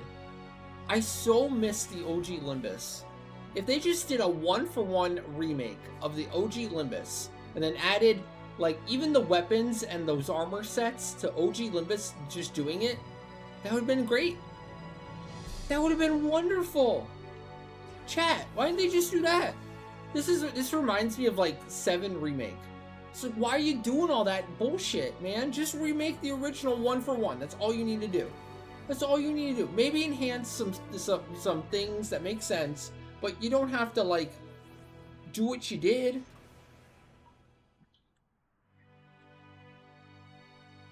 It's literally Limbus 3.0. They just can't. Like, I think Limbus 2.0 is also poo-poo. A shell of its former self. And now they had a third chance to finally make a good Limbus, and man, they still couldn't.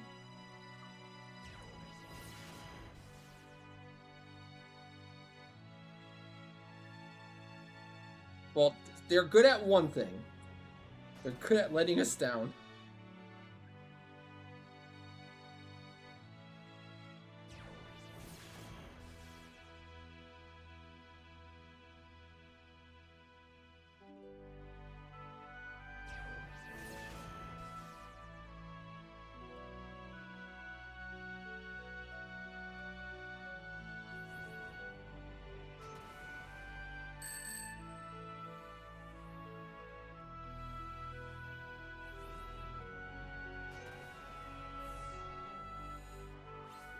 Wow, apparently Amazon overtook Walmart as the largest company by revenue. Dang.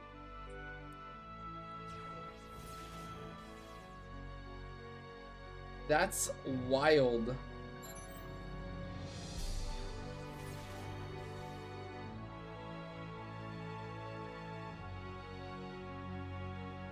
I don't know.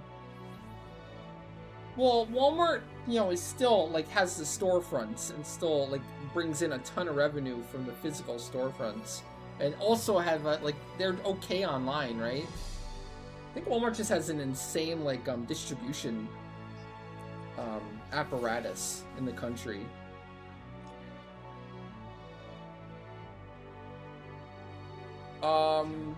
Is Walmart NA only? I think Amazon's NA only too, wouldn't it be?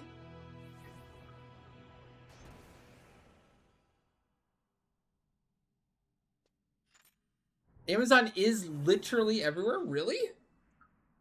Amazon's in Japan? In China? You sure? I mean, I would believe it.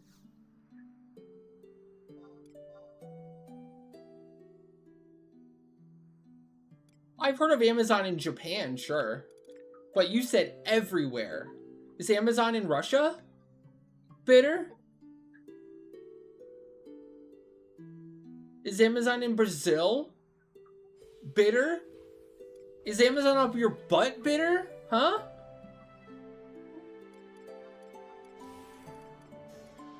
Not everywhere, is it? Can't fit up there. Too big.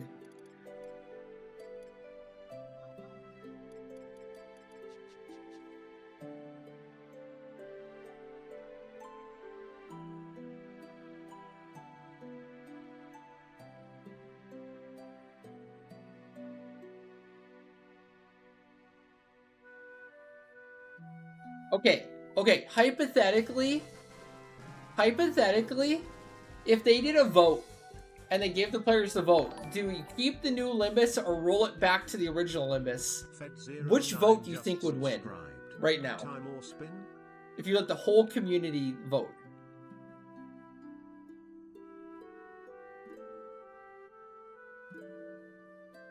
You let every active Final Fantasy XI player right now vote. Do you want to roll it back to the OG or keep the new one? What would win the vote? You can tell me, like, what would you vote for, but also what do you think would actually win? Is what I'm interested in right now.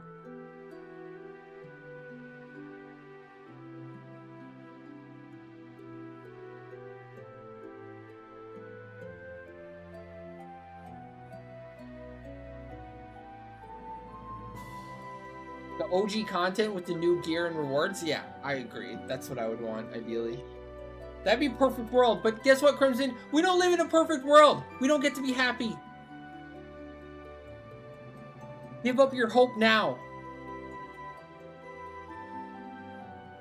You'll never get what you want.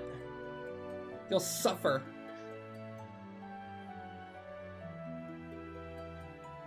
Which probably means we would keep the new Limbus. Yeah, dude, what is up with that? Oh my gosh, Bitter, how have you not been talking about that? Bitter's daddy is the world's first trillionaire. Completely out of smoke and mirrors. How'd he do it? He is like the best con man in the history of the universe. It's crazy to watch in real time. I wonder what the history will say, like in 100 years or 200 years or 500 years. Like what are the history books gonna say?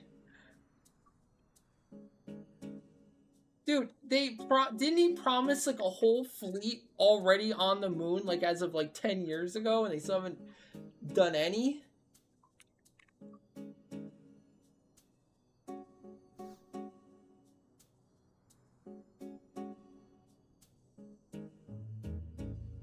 He's very good at hyping. I'll give him that. He has a system. I just don't understand the system, and it's fine. Don't worry about it. He has $1 trillion. He has $1 trillion. What can he do? Like, he could just literally stack his money and walk on it to the moon. That's probably what he's gonna do. Just get $1 trillion dues, and you know, just that's how you get to the moon. On his giant stockpile of money.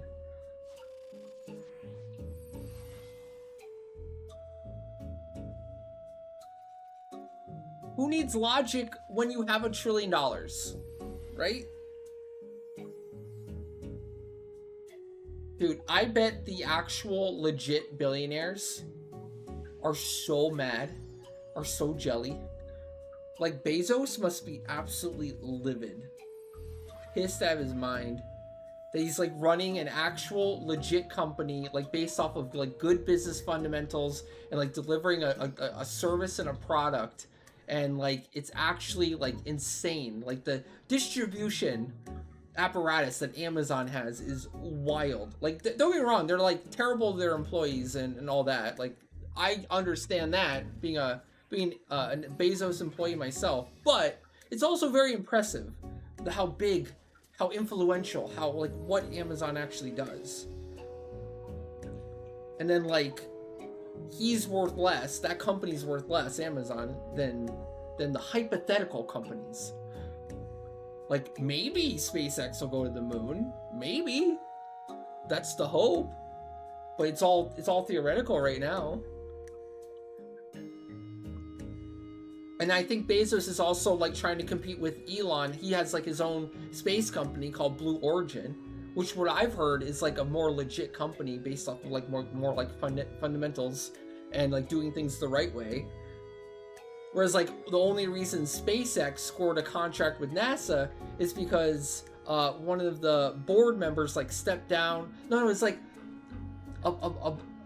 one of the interim bosses of NASA when there was like a regime change or like administration change, Like they made a whole bunch of like important decisions and then like stepped down and immediately went to the SpaceX board.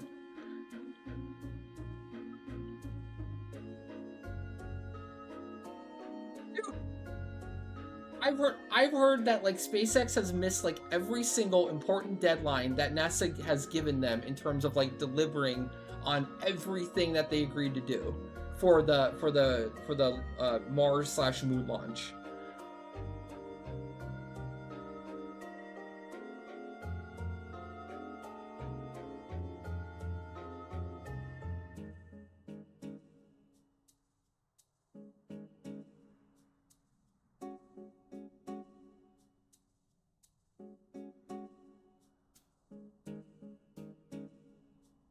Like what? His Optimus robot? Is that what the world needs, Bitter? Honestly, I'm not even that much of a hater. It's just astounding that, like, man, $1 trillion? $1 trillion? Like the cars are so nice. The Cybertruck looks absurd and silly, and obviously is a massive flop. I heard that SpaceX actually had to buy like all the remaining Cybertrucks because nobody wanted to buy them. So they just had SpaceX buy the remaining amount that they couldn't sell anymore.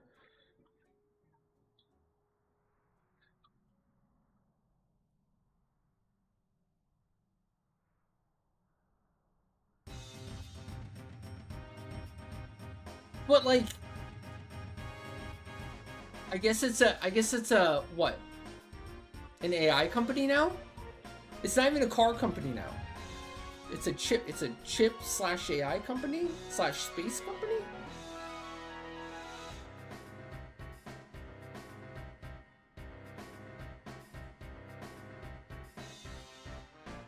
I can't make much sense of it. But I mean, Bitter, I guess that's the point. You're not supposed to make any sense of it. It's all about vibes.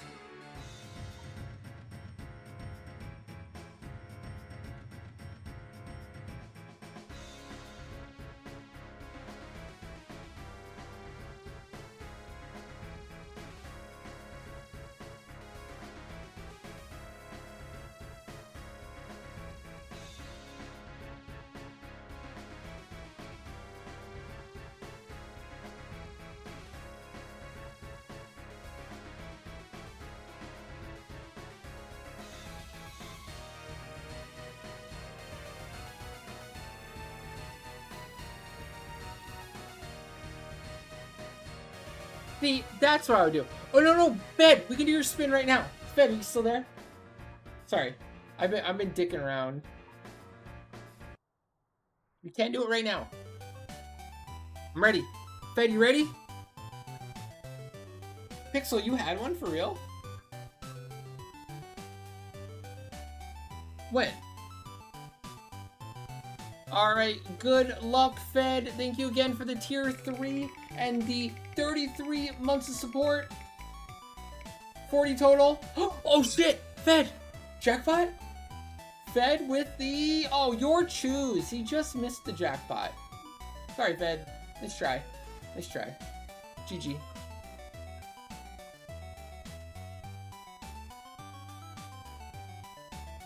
Alright, okay, fine, Pixel. Here's your 3v Ambu spin. Alright, fine. Oh, shit! Uh-oh. Yuko Tree. Oh, so close again. Oh, dang. Pixel, you finally almost had your jackpot. Hey, Yuko Tree is still solid. That's still 50k channel points and 10 million gil. Not bad, not bad.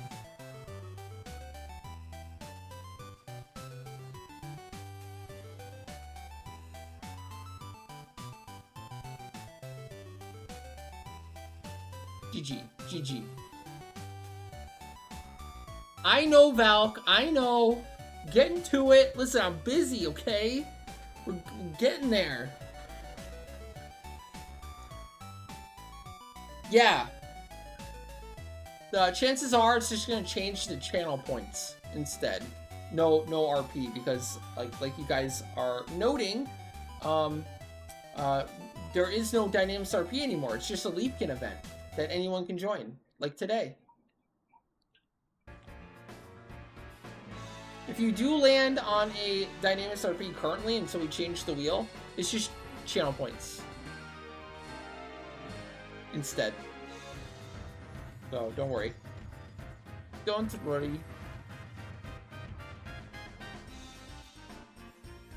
Oh, all the banked RPs are being converted into channel points also. Yes. Straight to channel points.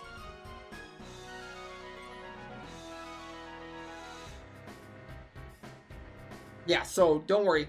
Those don't go fade into nothing. They will all be converted. If you had any banked RP runs, they are just channel points now. Nothing was lost in this change.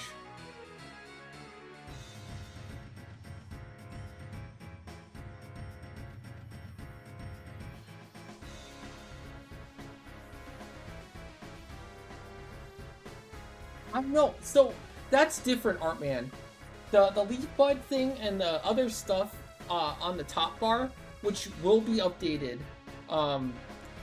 Apparently, what is it called? Stream labels got shut down, like went offline or something, and all that stuff. Like I was still using a bunch of stream label stuff, and I guess the company went out of business or bankrupt or something, and yeah. So all the stuff I use from stream labels is now defunct, apparently.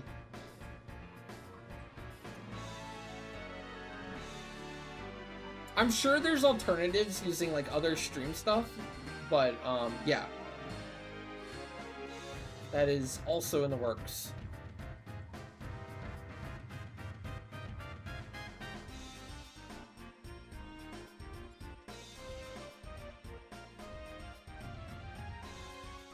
Yeah, agree. I loved having it there. That's why I never took it down. That's why I always left it there. I liked watching it and...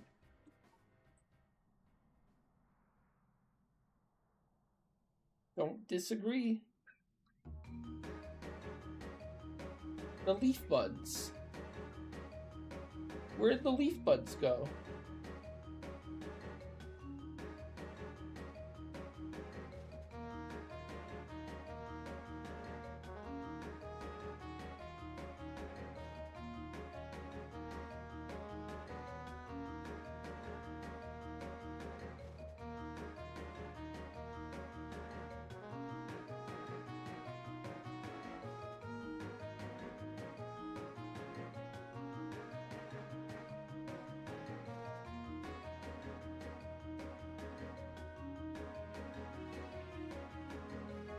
Yeah, all my stream label stuff broken. GG.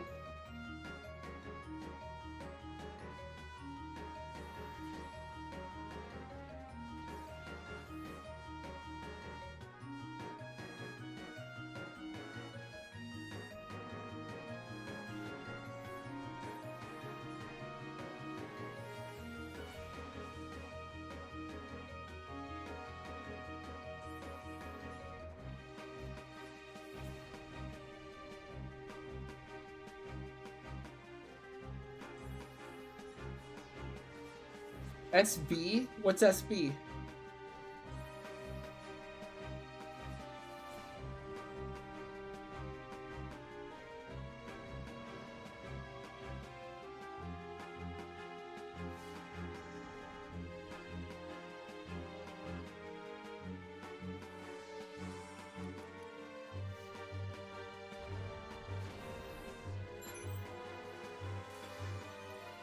SB, Savage Blade. Soul Blade.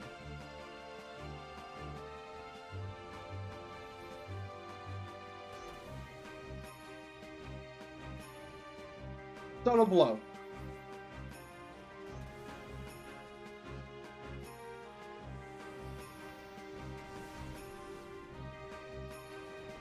Spellbound. Spirit Bound.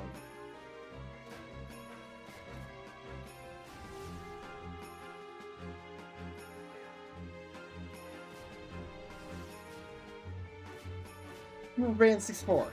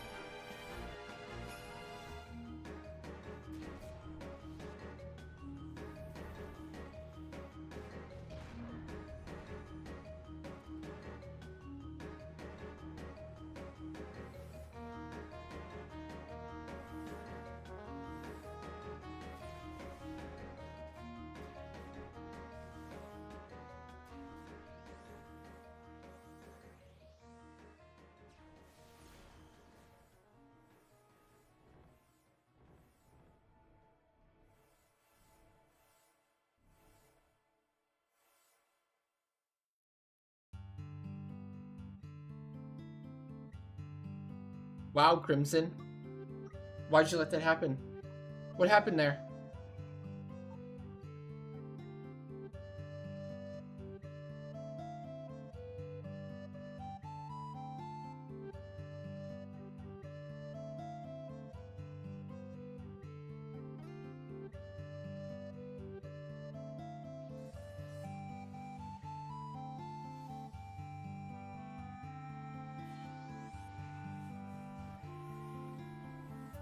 What?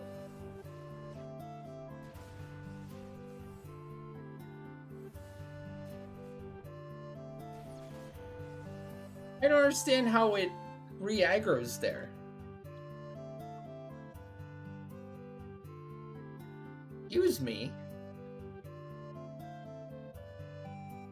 I'm clearly out of range.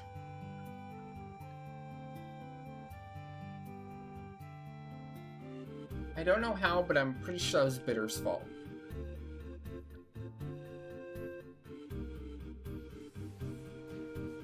Oh wow, instant. Uh-oh.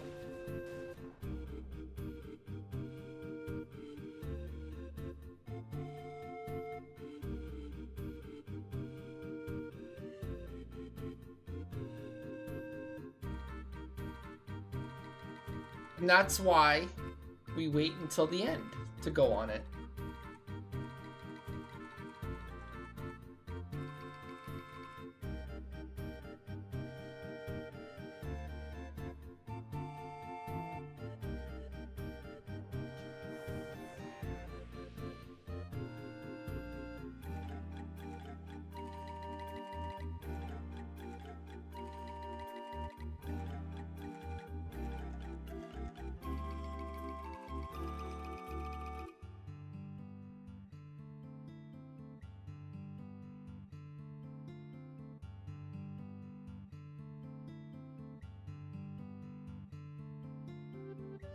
Congrats on the RP!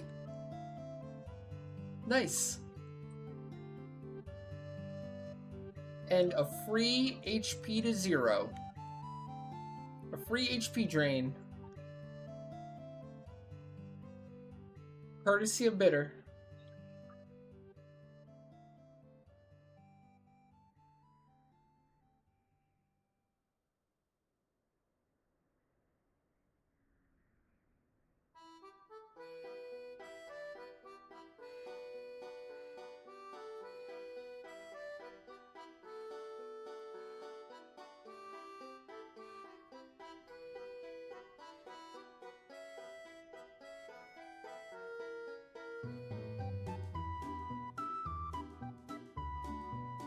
Perfect.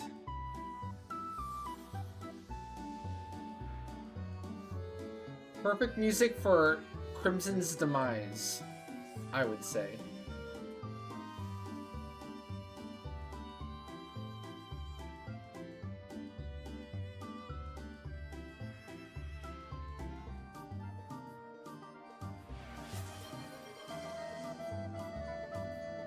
Now, there you go.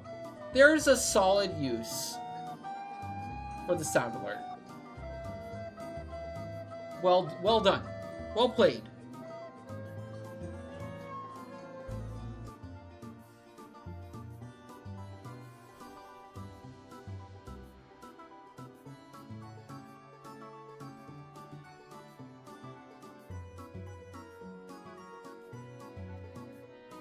No problem. No problem. GG.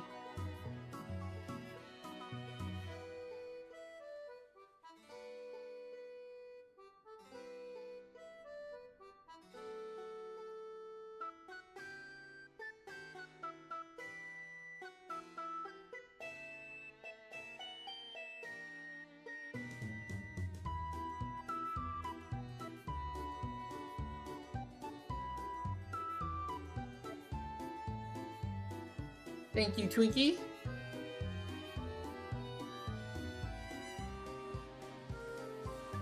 For the raise assists.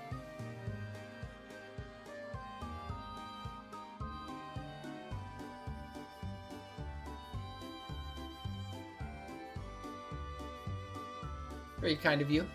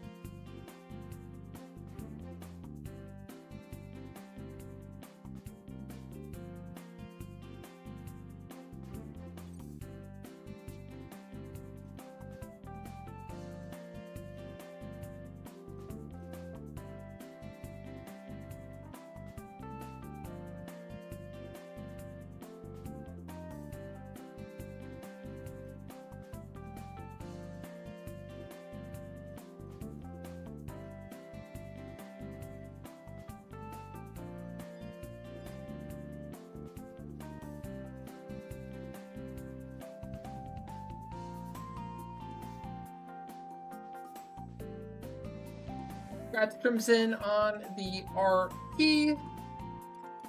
Are you getting close to finishing? I feel like you gotta be getting a little bit close, I think.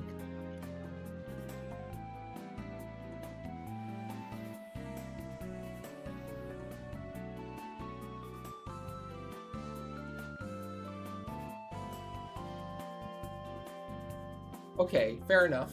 Fair enough.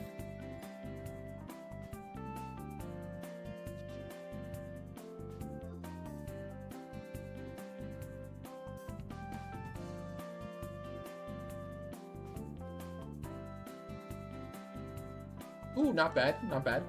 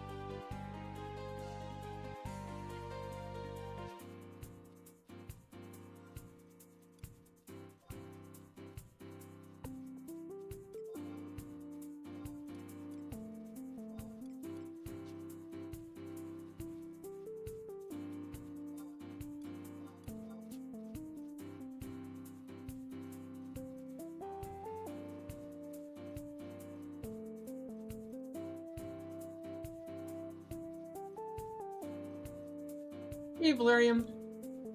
How's it going? Good evening.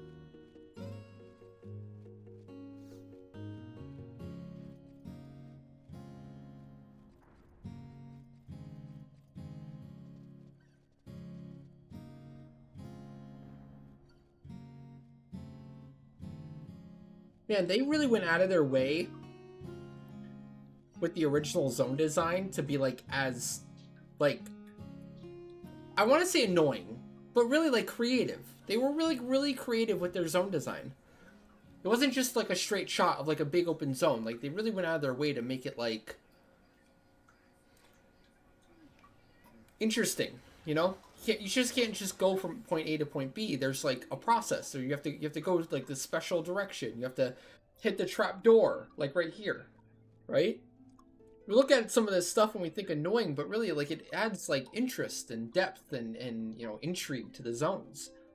Some of these zones are just wide open with like nothing interesting in a lot of like modern games, you know? Think about some of the dungeons where it's like you have like 15, okay, maybe not 15, but you have like 10 maps sometimes of different areas and all different ways to get there. Some are behind doors, some are behind like a special drop you have to get to.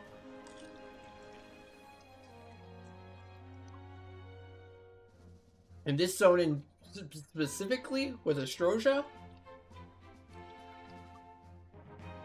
we got your trapdoors and also the code at the end.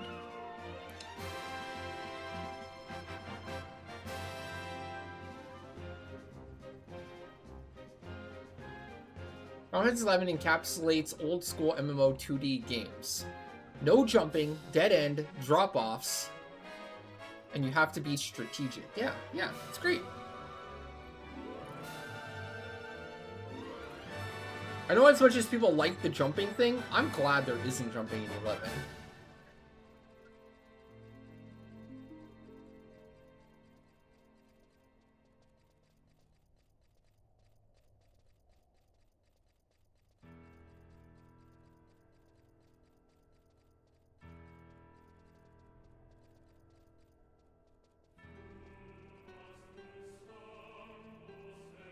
What am I doing? I'm going for the 10-hour stream, Jinsig.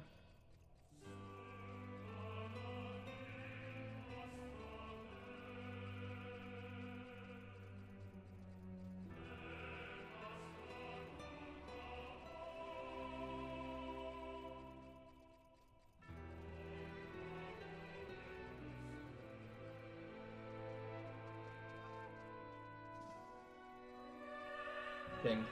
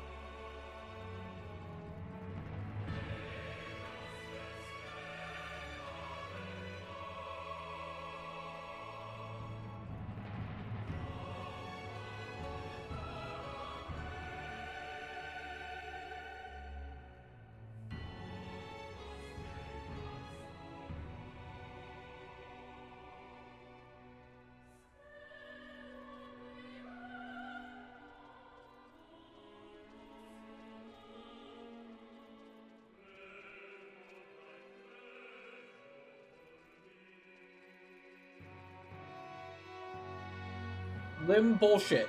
Is that the name of it now? Lim bullshit? Limba shit? See you, Pixel. Have a good night.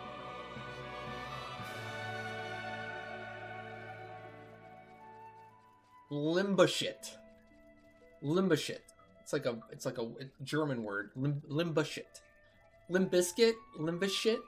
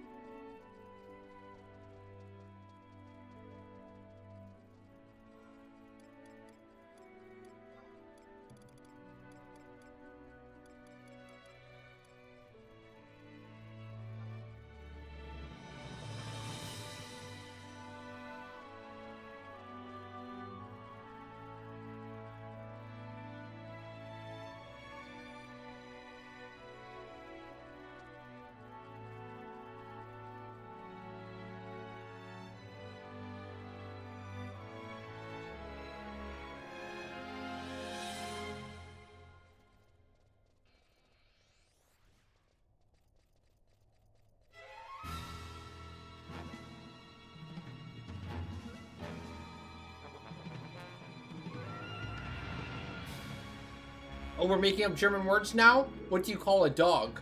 A Wolfenmascher. Wolfenmascher? I don't get it. I get the wolf.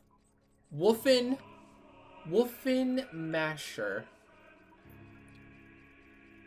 A Wolfenmaker. A Wolfenmaker. That's pretty good. Is that real? Do they actually call dogs in German Wolfenmakers?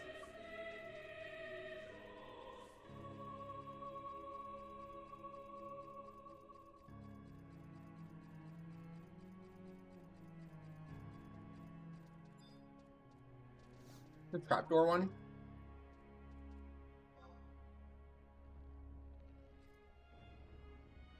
Oh.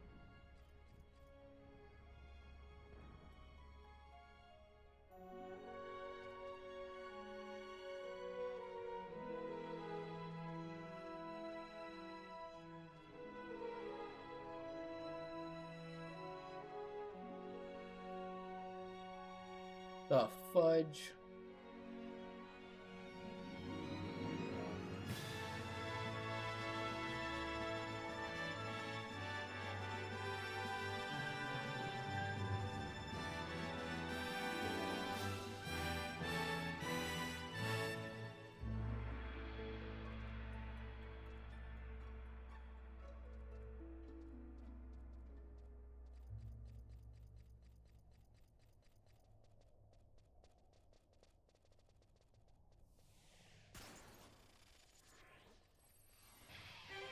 Fudge!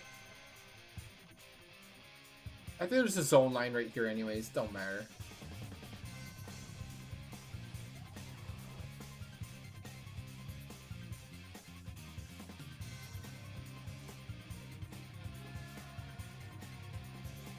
Chat, why does it feel so good to go to the aquarium? I know we have some new people here, so I feel like you should know this one. Why does it feel so good to go to the aquarium, chat? Because of all the endorphins. Huh? Don't worry, I'll be here all week. Don't worry, don't worry, don't worry. I got more where that came from.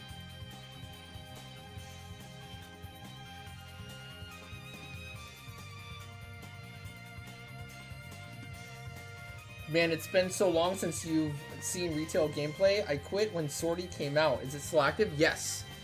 Very. It's more active than it's been in the past, like, 15 years. More recently, the game's population has surged to the point where they had to suspend the top 4 populated servers because there's too many people making new accounts and playing. So yes, it's still very active.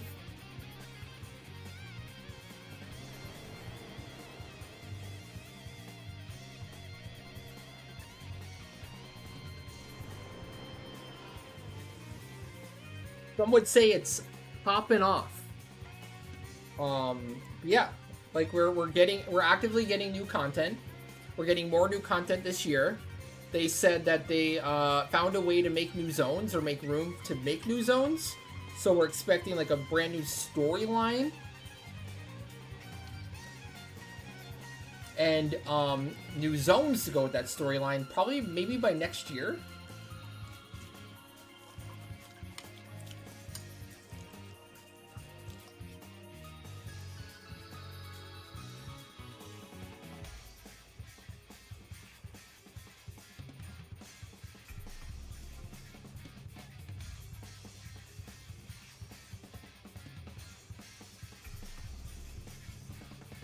I'm telling you, if you read the interview with Fujito, he says that. Like, I'm not even like extrapolating and hyping or anything. Like, that's literally what he said. He went so far to say that like the story writer for the expansions and the general like Final Fantasy XI story is currently working on another game right now. So they have to wait for them to finish the game that they're currently working on to wrap that up so they can start writing the next story for 11. He literally says that.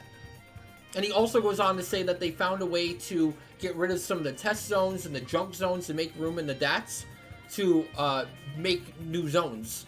Or like make room in the DATs for a new zone, essentially.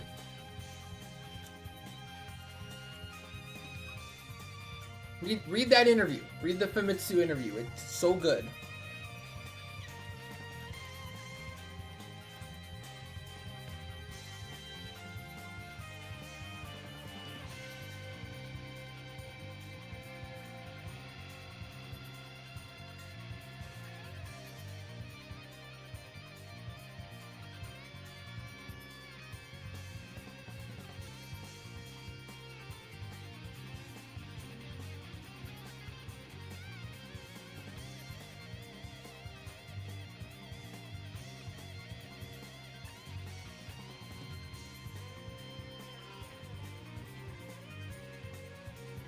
Oh, we're going somewhere different this time?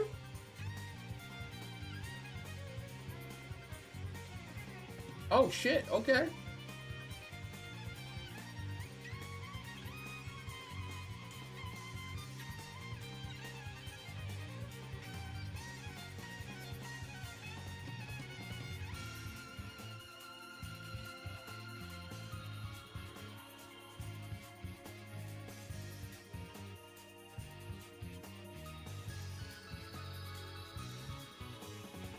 Okay.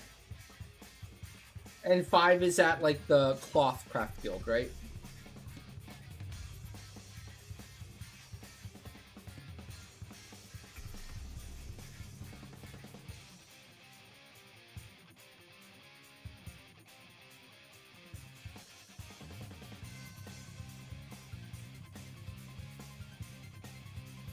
Good night, Zero. Have a great night. Take care. We'll see you tomorrow.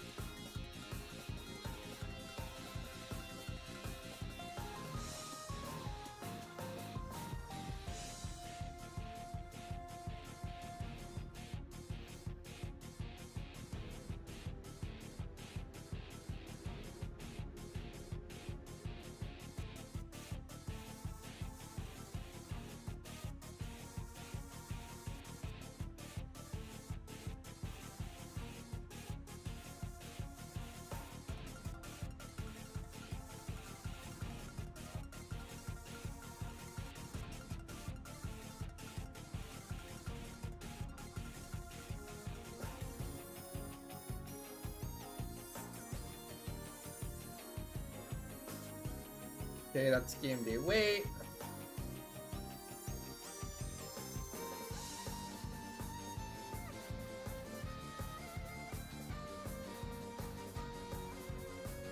That's a game day. Wait.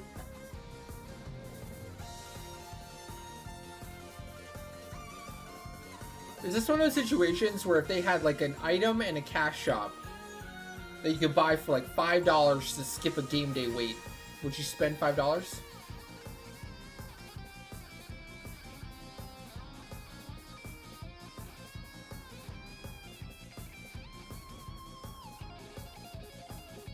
Nope, not this time.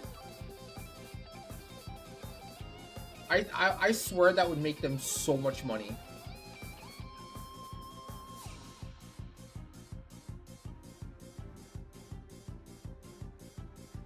Okay, what about $1?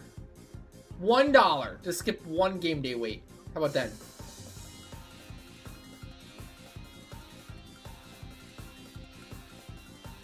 $1 you do.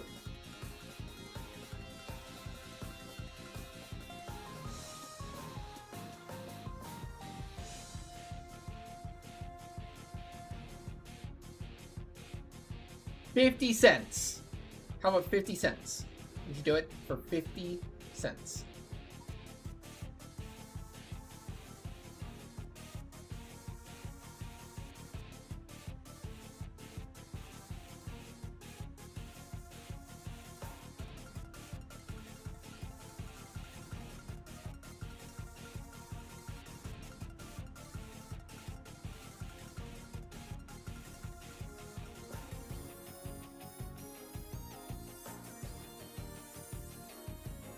Time is money. You could spend that other time doing more lucrative things than Vanadil.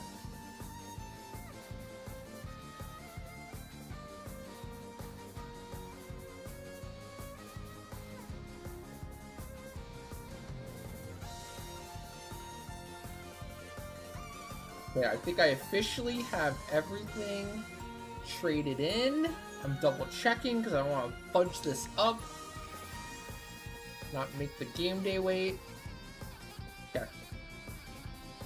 Got it.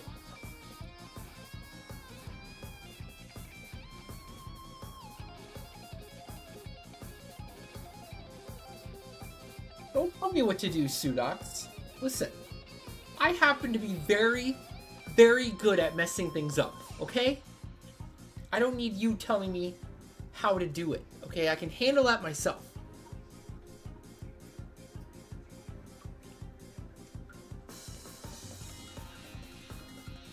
Good. I'm glad you believe that. You better believe it.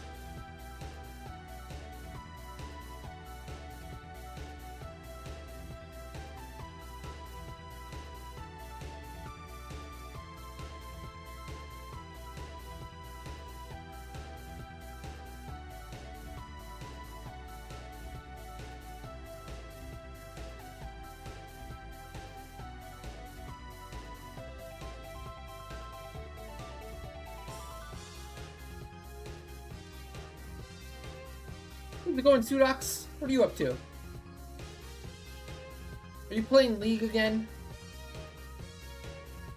Finally succumbed to the League?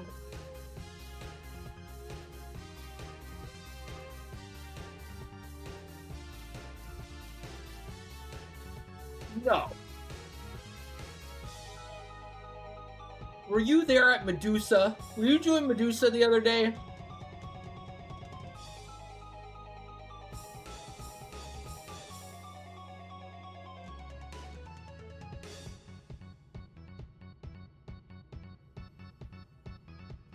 How'd that go?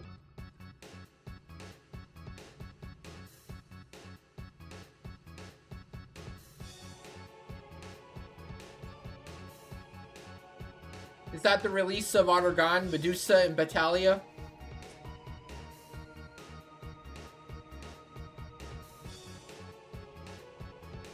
Is that what things have come to?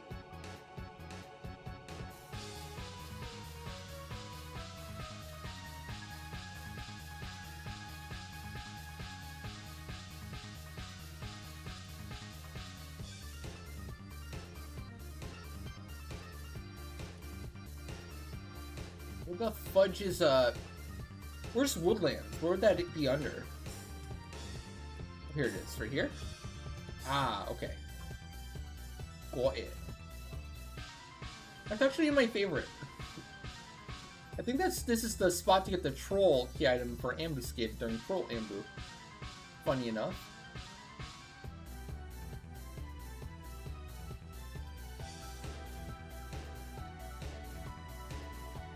Okay, so for real, how long until the actual release of Autogun? Like the zones. And salvage. When salvage?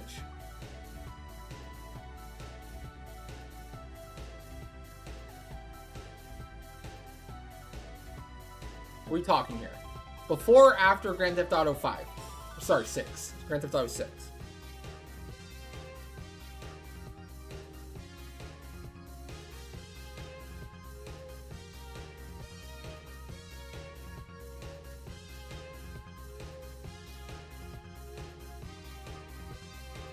Okay, that's fair. At least that's being honest. Sometime in between tomorrow and the end of the universe. Okay. When is any private server getting Autogun?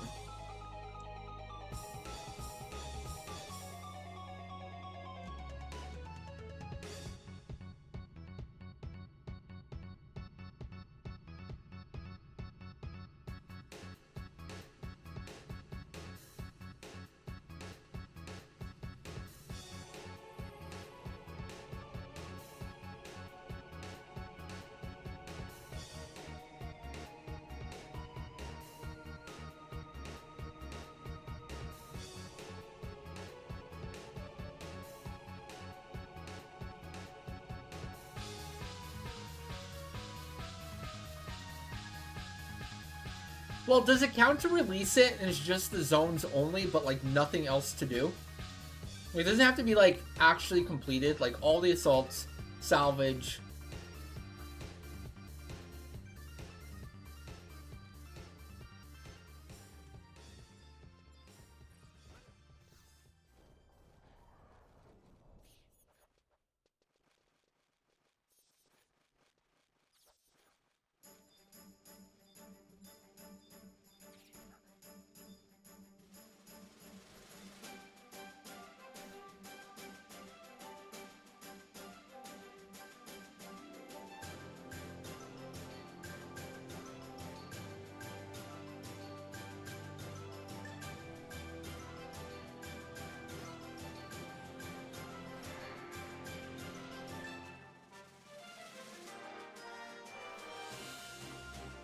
Nothing out of the ordinary.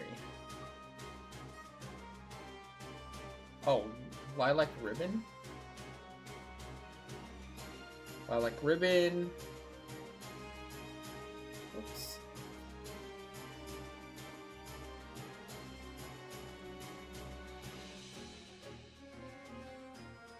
I got a lilac ribbon. Maybe my first check. Okay. I clicked it again. I did get a lilac ribbon. We're good. We're good. We're good. We're good. We're good.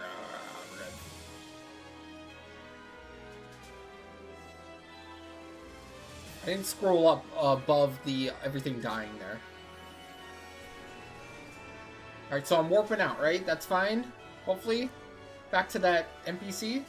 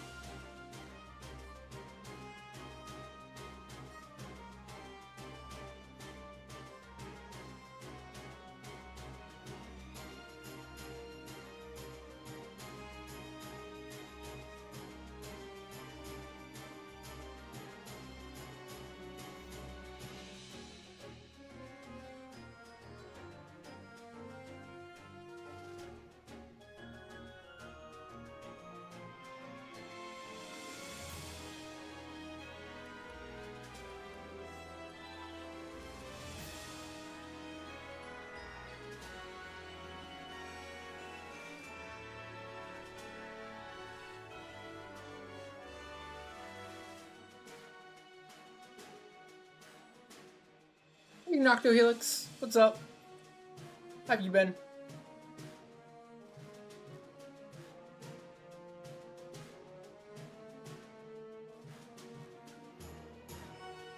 It's going. It's going all right.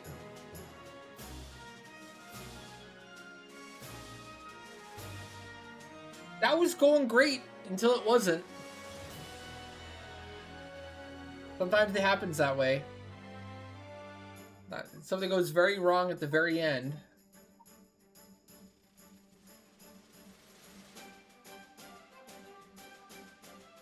Thanks. Polearm's been really cool. I very much like the polearm.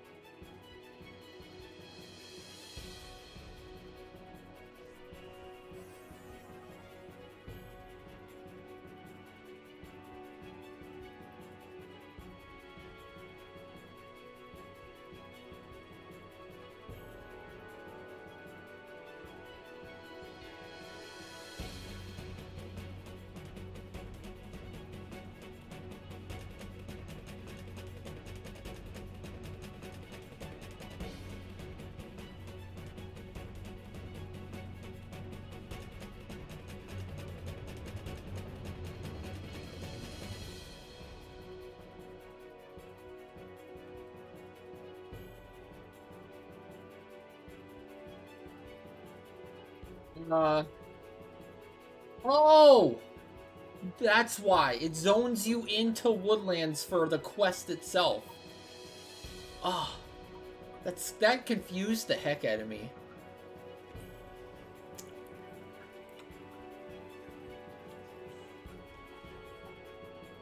Wait, so am I in woodlands right now? Or am I in Outergon? It just zoned me out, didn't it? That's so crazy that this questline takes place in Woodlands, not Outergon. Wiki. So all this exists right now within somewhere within Woodlands. Yeah, I am in Woodlands. Yeah, that's what I figure. I was so confused why Davina was in the Woodlands. I'm like, am I going to the right place? Like, why'd you zone out? But the quest zoned her out. But now I'm back in Whitegate. What the fuck? What? How am I getting dialogue and I don't get it.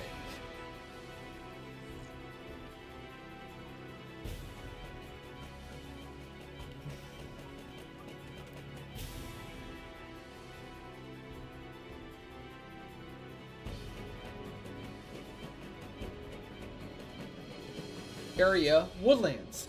Okay, now I'm in the Woodlands. Maybe. Maybe. No, I was in the Woodlands, now I'm in the Woodlands again. Area, Woodlands.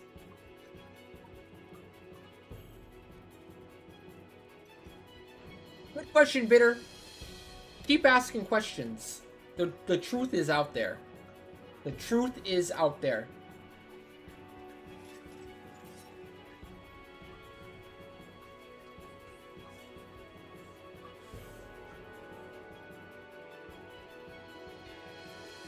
Oh shit, it's on fire. Whoa, whoa, whoa, whoa. No, no, no, no. Don't blame me. It's not my fault.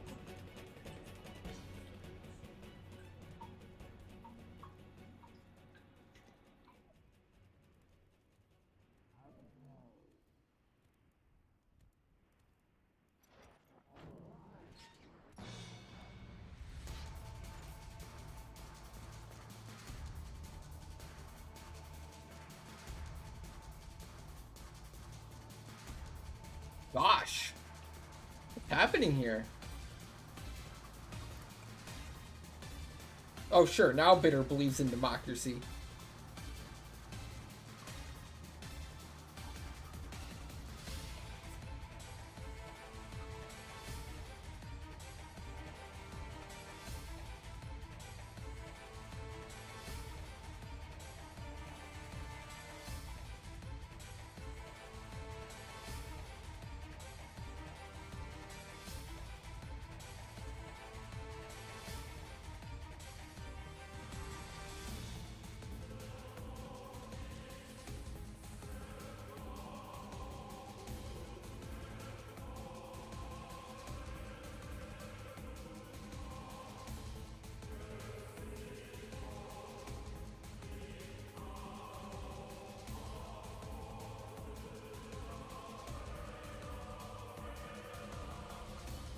West is actually super long. Holy moly.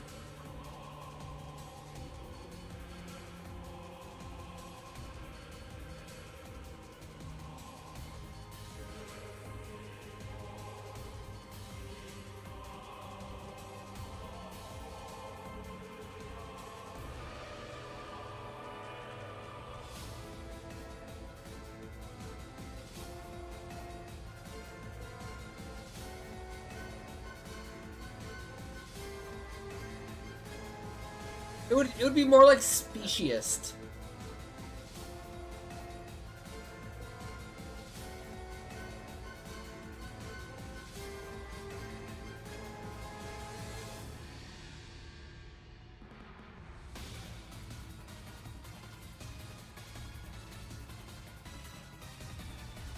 Okay, finally added the longest cutscene ever made in the game.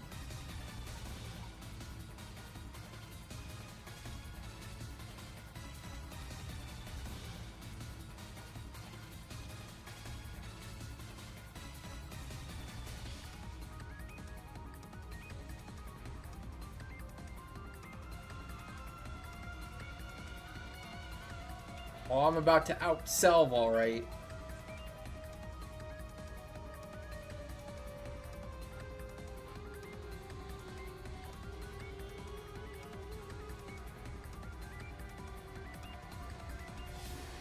Do we have to zone?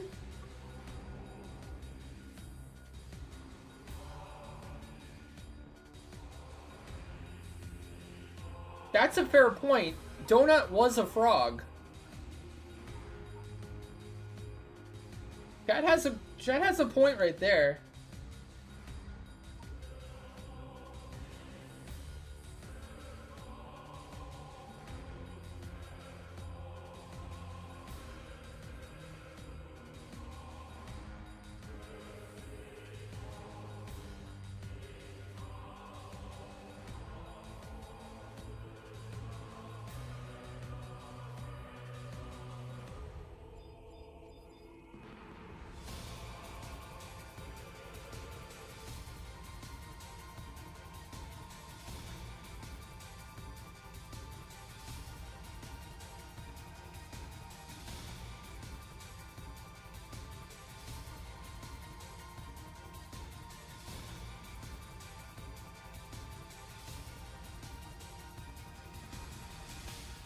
Frogs like filled donuts too. How do you know that? What kind of authority are you speaking on?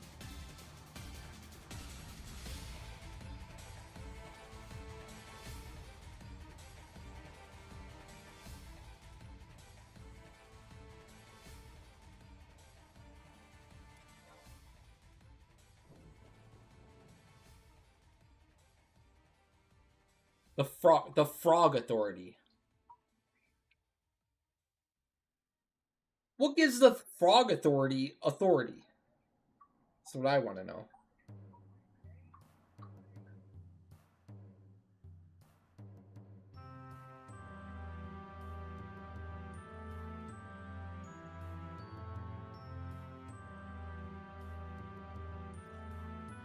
Hello? We don't have Hello anymore. What happened to Hello?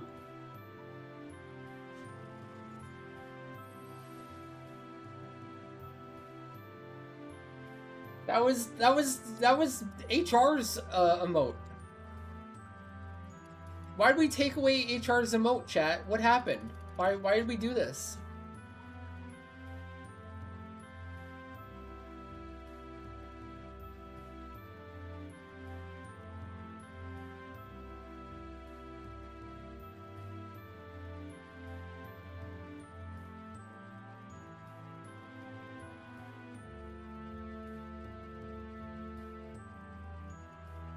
You know times are rough when HR gets cut too. Yikes.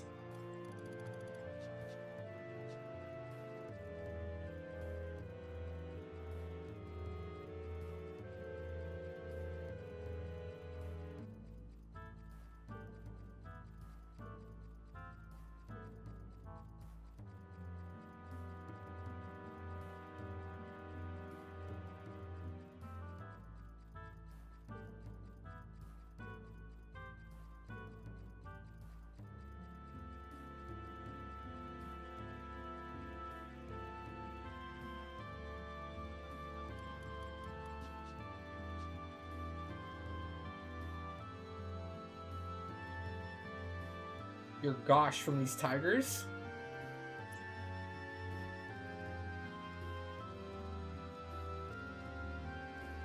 Oh my gosh, this stupid tiger thing where you can't aggro.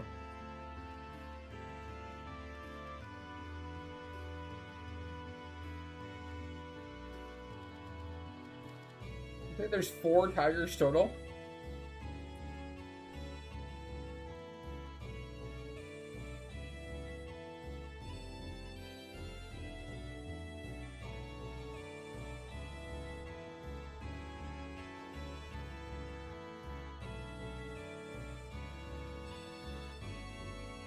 Got 1.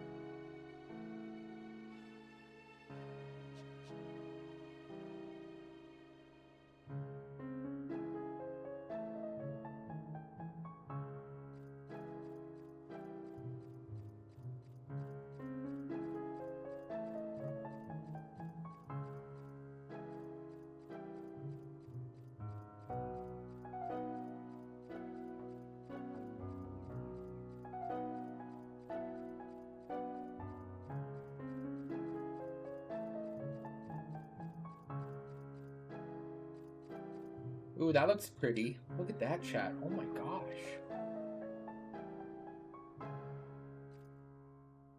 Look at that. Look at that. Look at the clouds and the sunset. Oh my gosh. Pretty.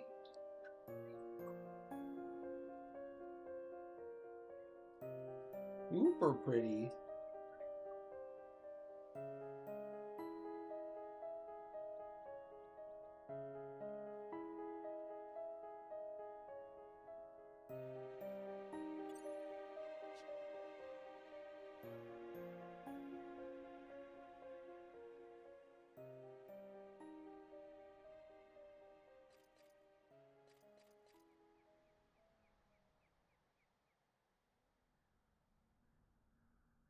Sometimes the skyline looks like watercolors, like a Bob Ross painting or something. Sometimes it pops off. Agree. Not too shabby for a 24-year-old MMORPG made on the PS2, for that matter.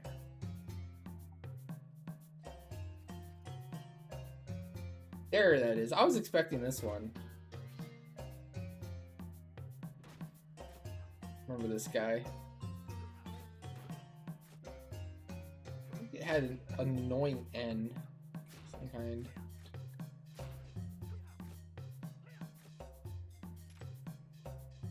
There you go. Boom. Got the drop. Baby. Bearing an ancient glyph for beginning.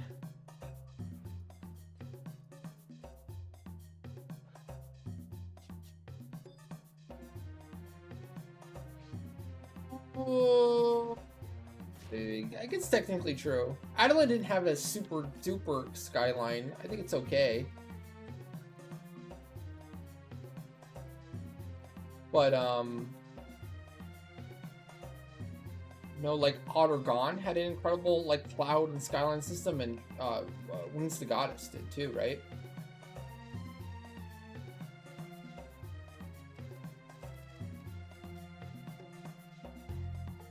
I like some of the original, and I guess current, like, weather effects. Like, heat wave, and,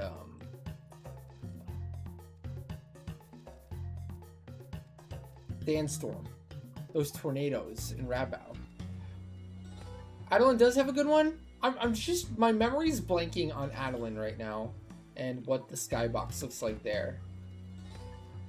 I don't remember being disappointed by Adeline's skybox, so it must have been pretty decent.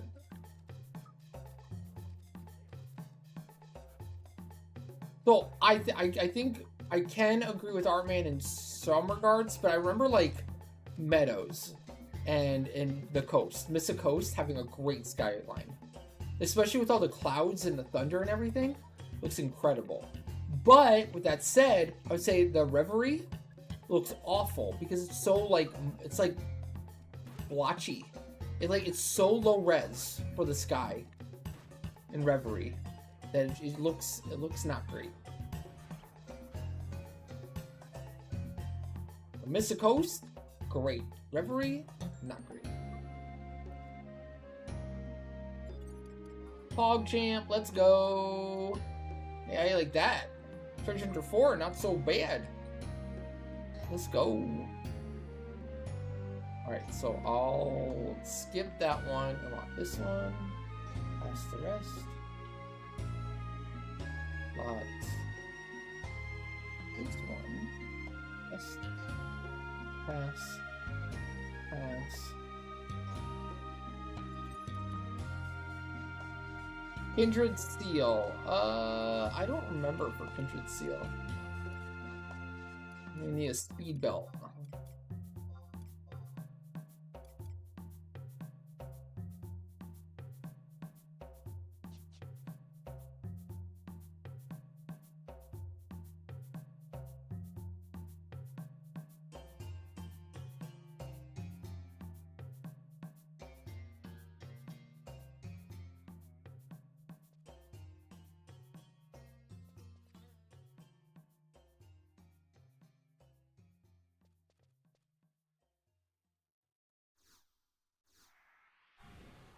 Cool.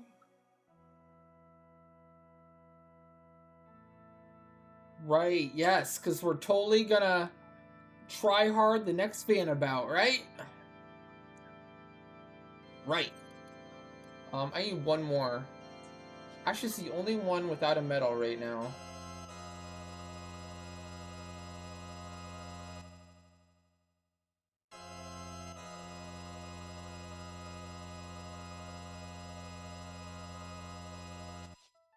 G8? When is the next Vanabout? It's usually like every 3 or 4 months, so probably not too long. I'm expecting maybe July or August, probably, for the next Vanderbilt.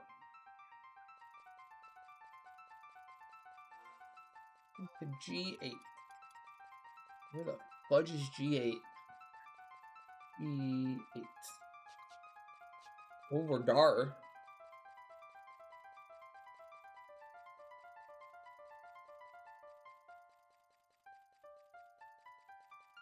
For a Relic plus 3/5/5 or Imperium plus 2, you'll try hard the shit out of it.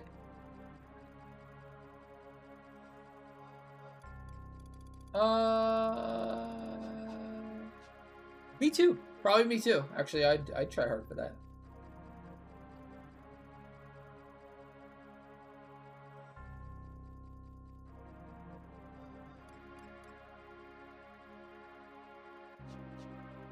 Hey, that NM sounds familiar. That's a Livray, is it not? Thought so.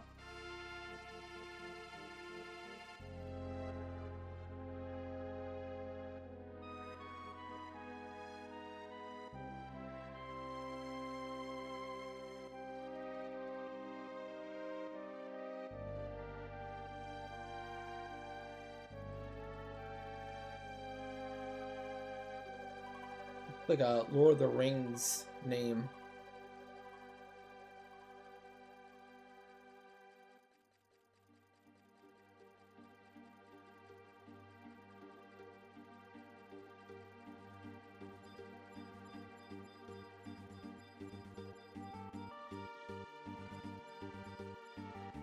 G8. I'm at G8. I found a lay point. Am I trading the lay point itself?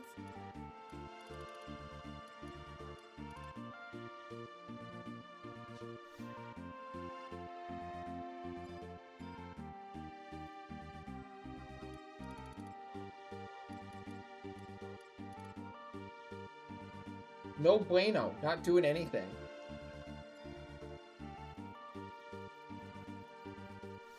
Trade no good.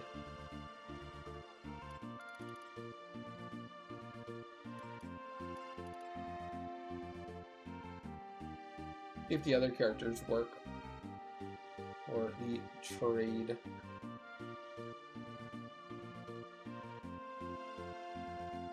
No bueno. Doesn't work either.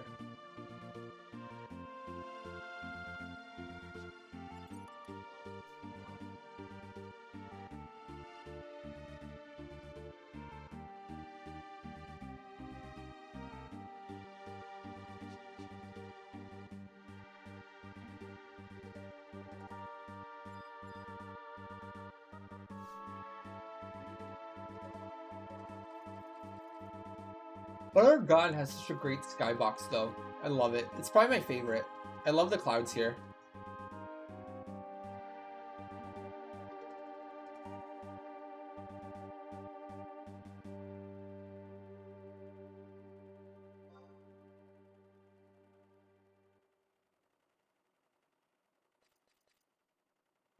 Kat, what's your favorite skybox?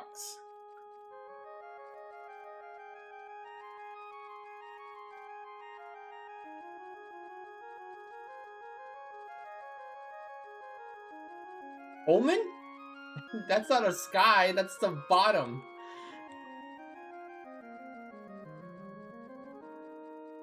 Bitter.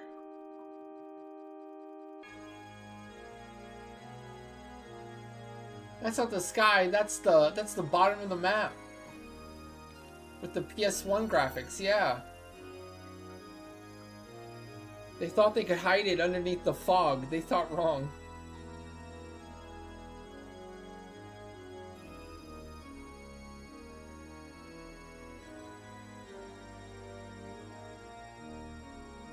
Omen is a lot like Zeta, yeah. Where they thought they could hide it with the fog. Like, why do we need to create a canopy of trees? Why do we need to create the top of the trees? We can just use fog to obscure it. And then you turn off the fog and you're like, oh, this forest, it doesn't have any trees. All these trees are cut in half. What happened here? True. Maybe there's a lore reason. That's true, Davina.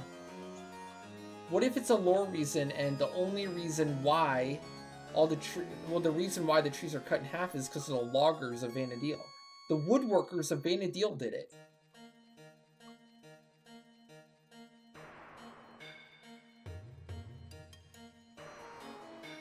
The woodworkers, like, overlogged Zeta and cut off all the treetops. And that's why Zeta has no treetops.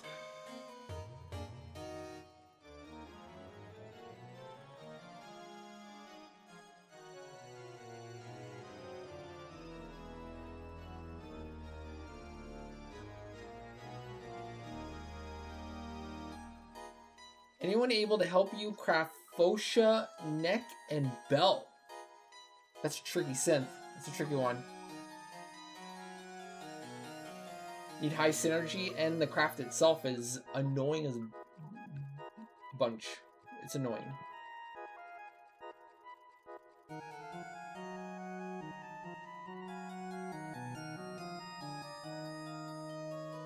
In Boots, what's your character name? For anyone interested, maybe they want to help.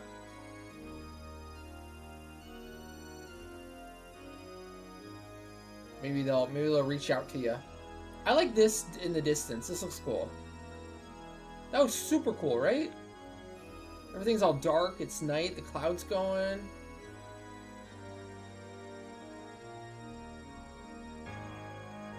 Question: did you get your character name from Futurama? Are you a Futurama fan?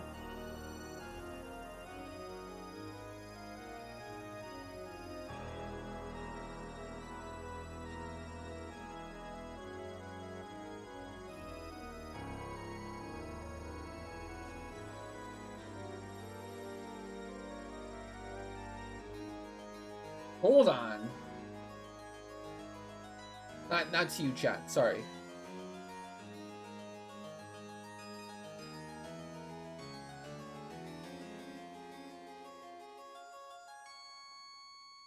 Gotcha. Okay, yeah.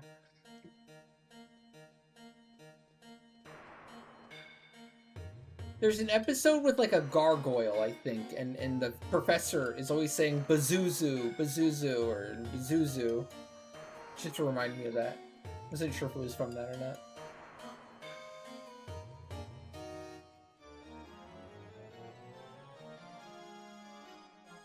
Oh gosh, the zone's so laggy. No one has asked you that before. Okay, good. So I'm not crazy. That makes me feel a little bit better.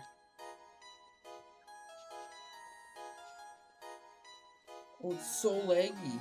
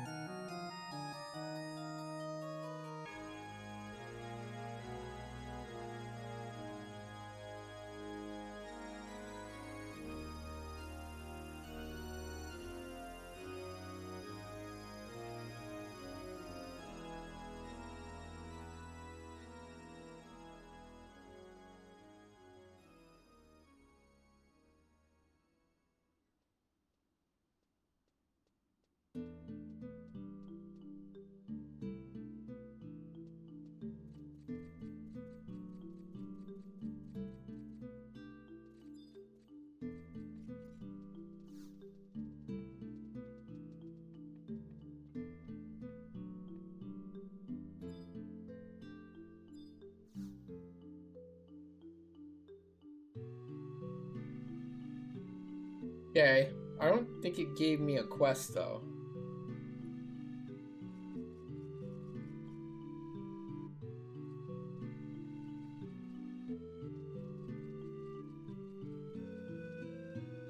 The Gale Serpent. Wind Snake.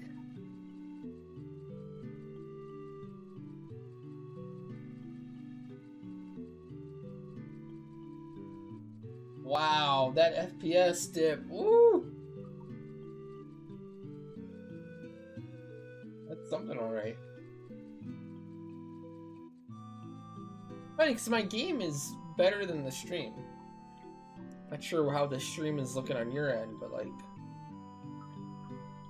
my game is like pretty smooth. I'm not feeling like any like lag or anything, but when I look at the stream, it looks like it's chugging.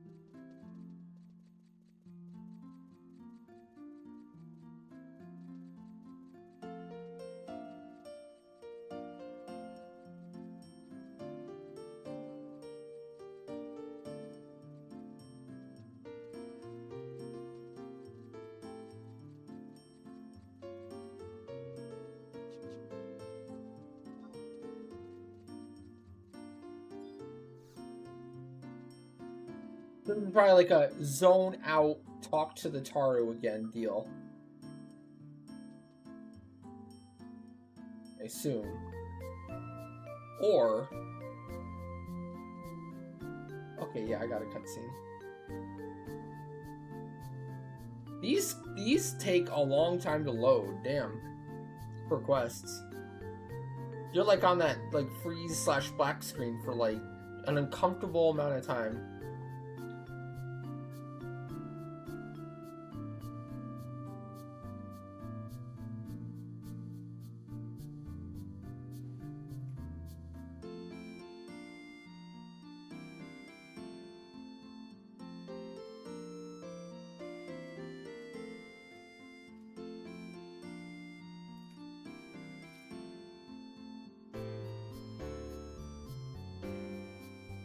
Oh, so apparently that ad goal is really important.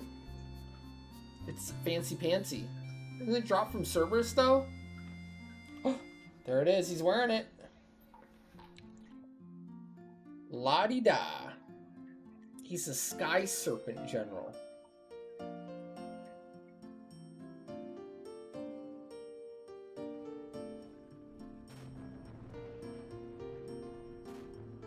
Huh?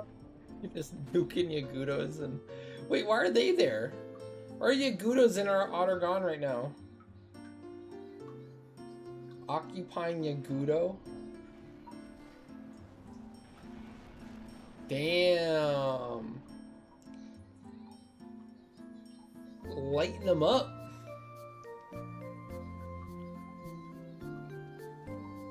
See, he's in his general armor. He looks badass. He doesn't have his full set yet, though. I don't think they ever released the general armor set to the players, have they?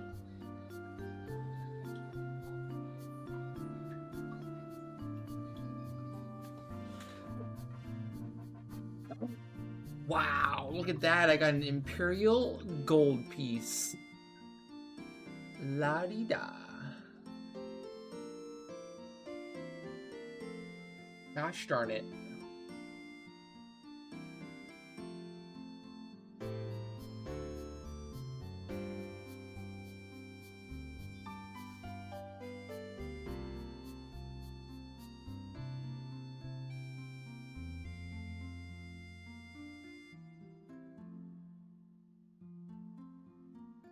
Oh, do they? Oh, maybe they do. So they did release that set?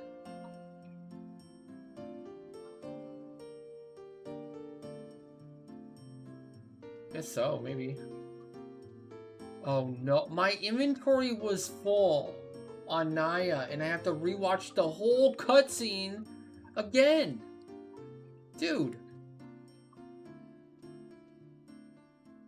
For real? Maybe that is the set.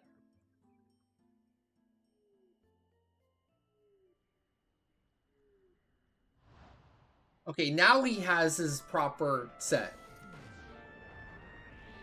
Whoa, that looks cool.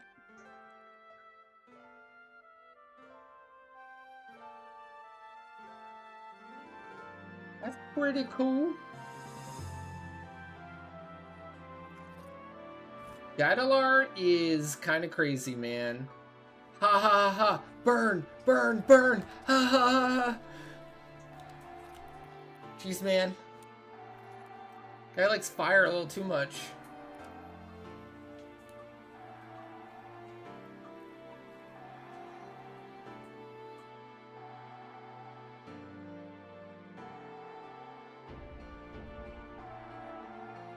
That's how the story ends? What? Cutscenes are long. Holy moly.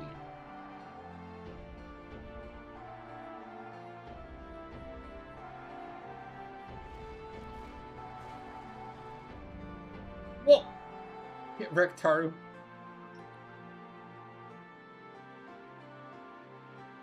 Honestly, deserved.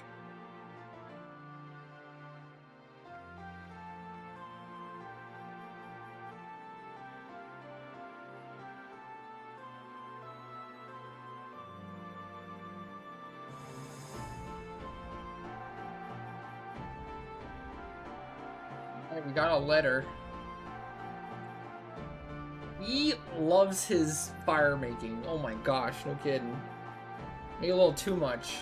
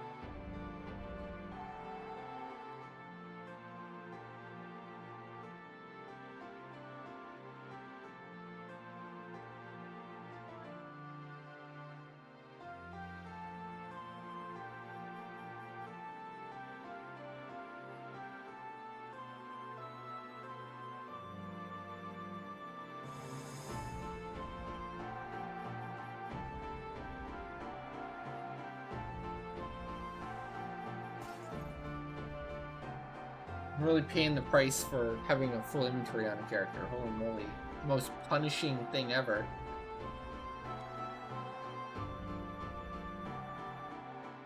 Imagine if you accidentally clicked one of the no dialogues and had to redo it again from there. Oh.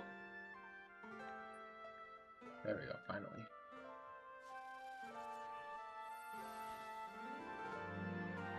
It was... Naya got wrecked because Naya warped everyone out? Or was the last one to zone or something? Just got everything that was in the pool at the end. Got shreked. Okay, where are we going? Zabi for real? For real, for real?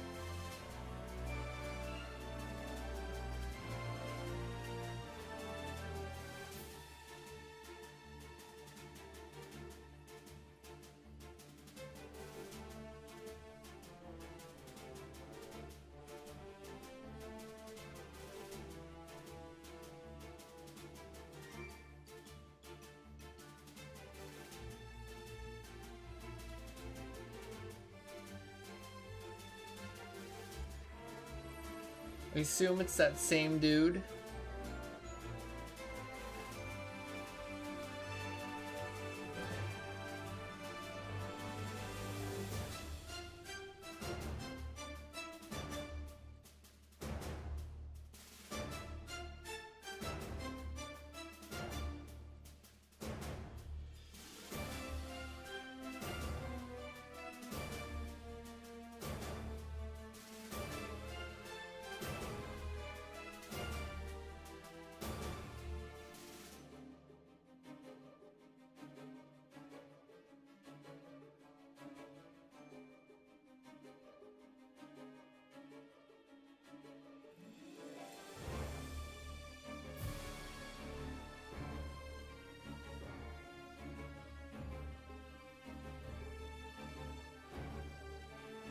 Who? Other one? What other one?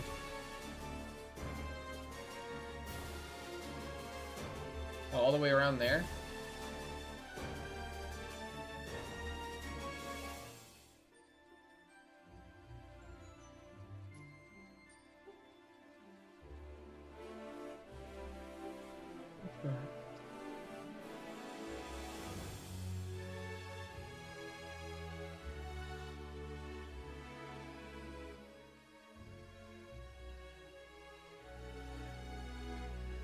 Each general has their little, like, representative dude.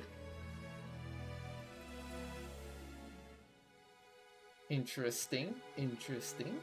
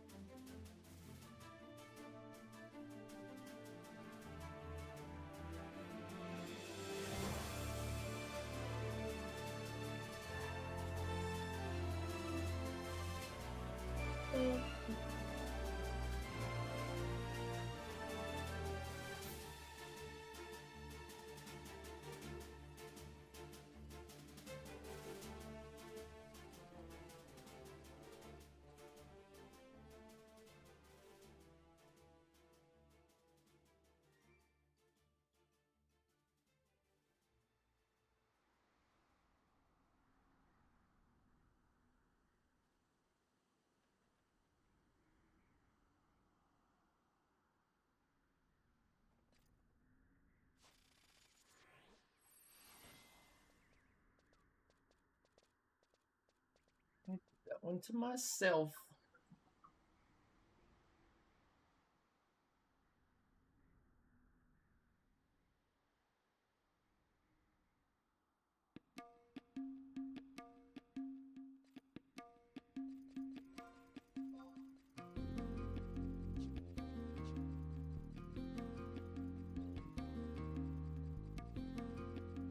Man, you really wish someone would put Refresh 2 up on auction house. It's really difficult to buy. True. Yeah, I forgot what it even comes from. Honestly.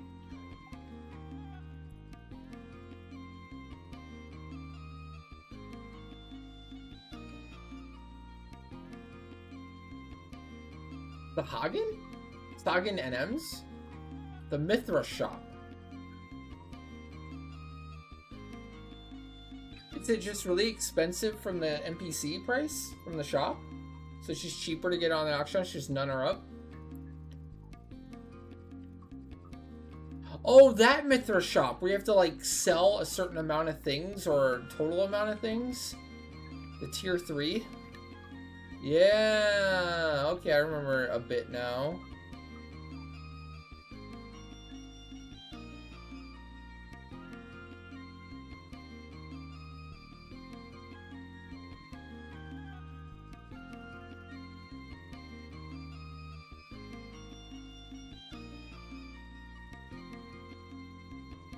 We needed that shop for something recently.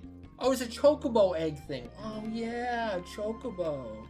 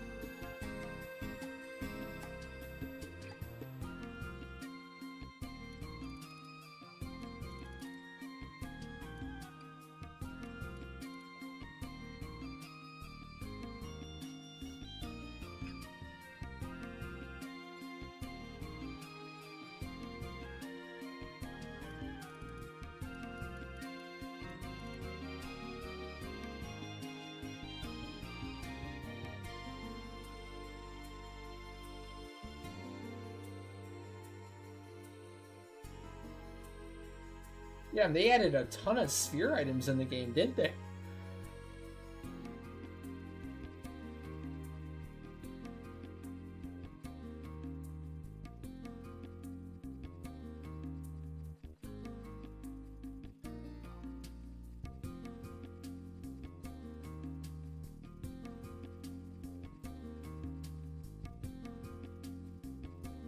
It's Mage's Ballad 2 that I think I was thinking of. You could only farm it off of like a certain level range of Yagudo. Or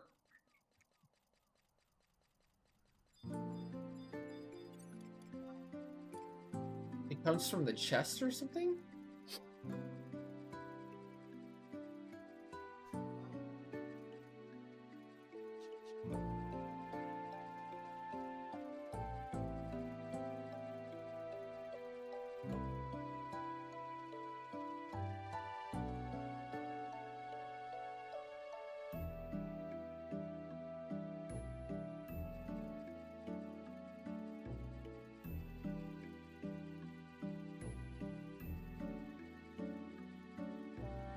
I tried to trade my metal to the lay point and nothing happened again.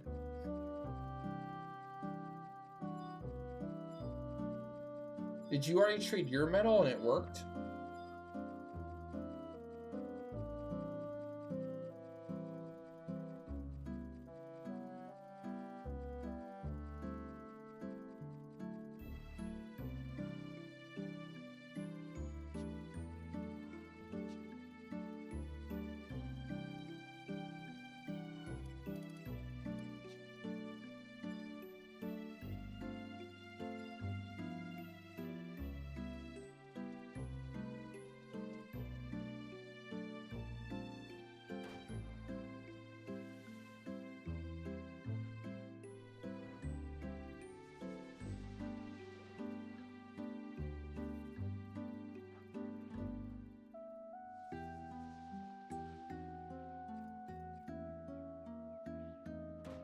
Way more spiders? What the fuck? Now there's pucks here. Oh, here's some.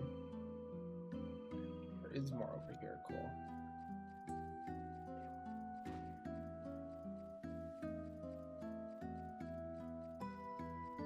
Bet they link.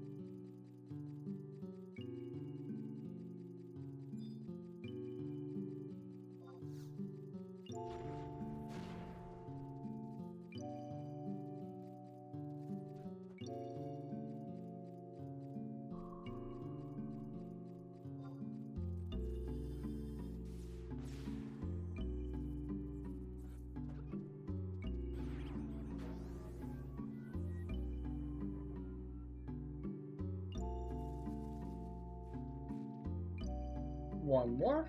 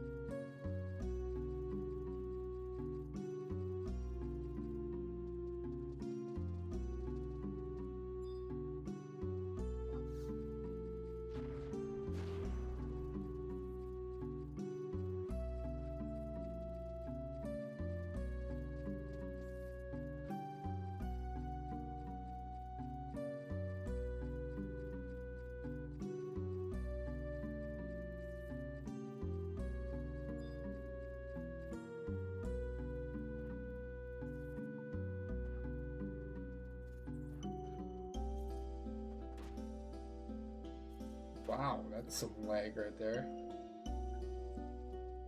Woo. Dang.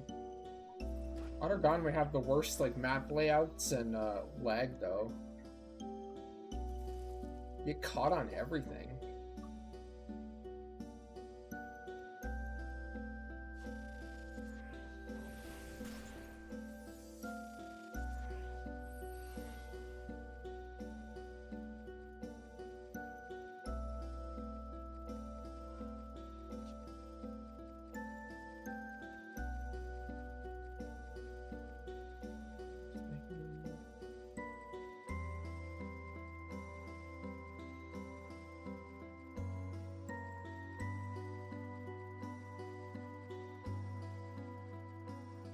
They'll need one more arrow then.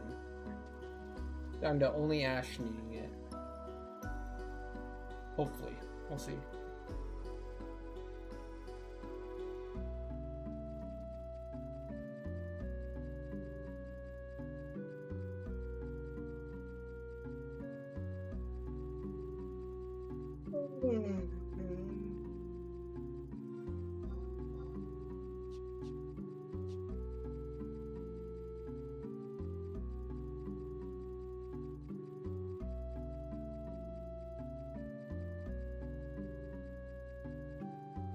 Oh yeah, that's cool. I wonder if that means it's gonna bigger erupt later or soon. Like maybe the volcano's just edging right now. That's why it's smoking. Oh cool, there's the last arrow.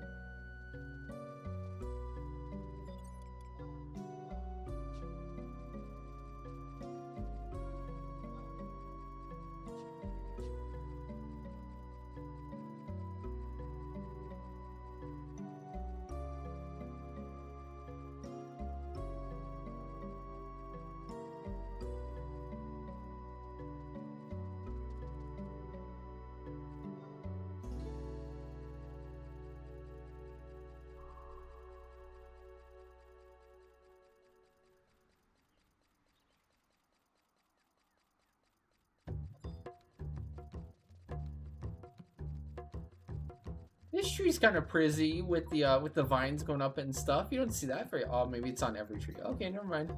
I just don't remember seeing the vines there.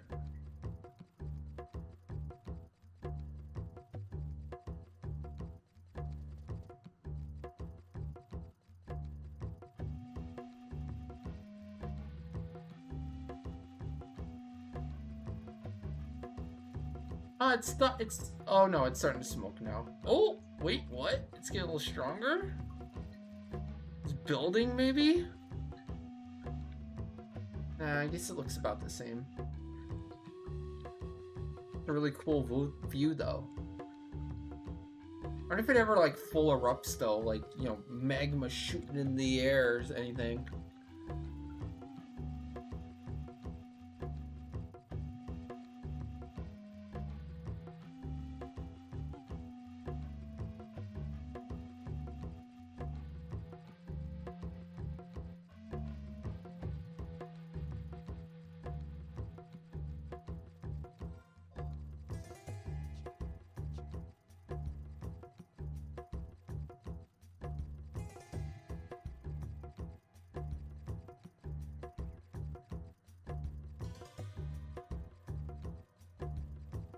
Does Woodlands count as a jungle zone? Would you count it as a jungle zone, chat? Is it a type of jungle?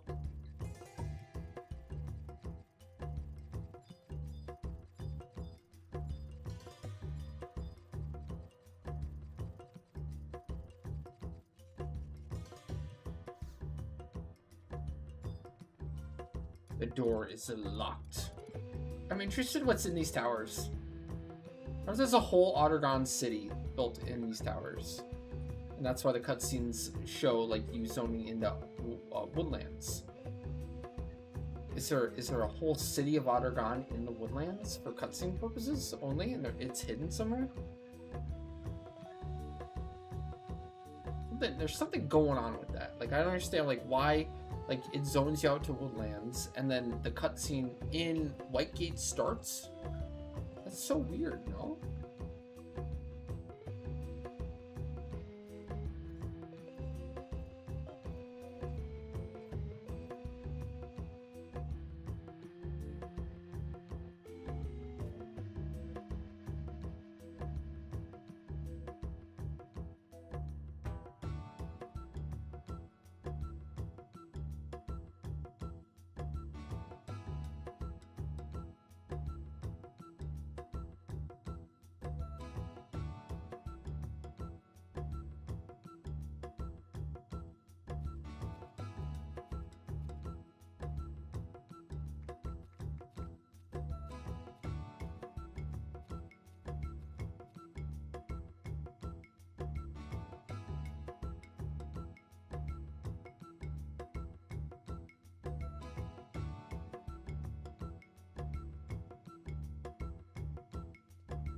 Okay.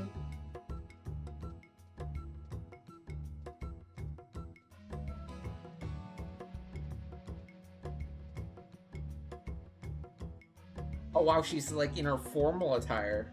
She's not decked out with her general serpent garb.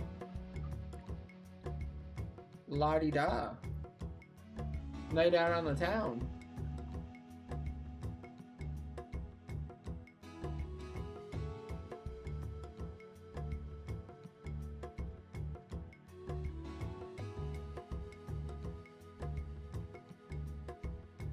Ooh, the table. The Nizul table. That's in my mug house. It's Pog. Love that table. More furnishings like that.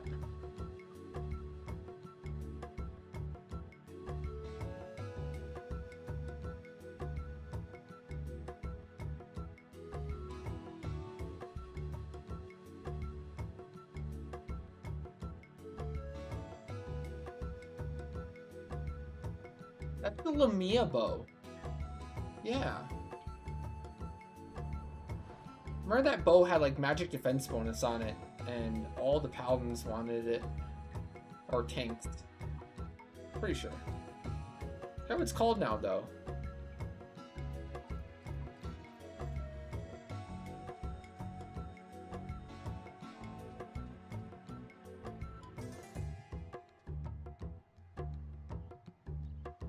It's like oddly satisfying, like watching other people craft. You ever just like seen a crafter just start to craft and it's like a higher end craft trying for HQs and you're just kind of mesmerized seeing if they'll HQ or not, or how many they will HQ? Doing a batch of something? It's like always intriguing. Like, I have the time and I'm not busy, I'll always like stop to watch. Like how did they do? You know?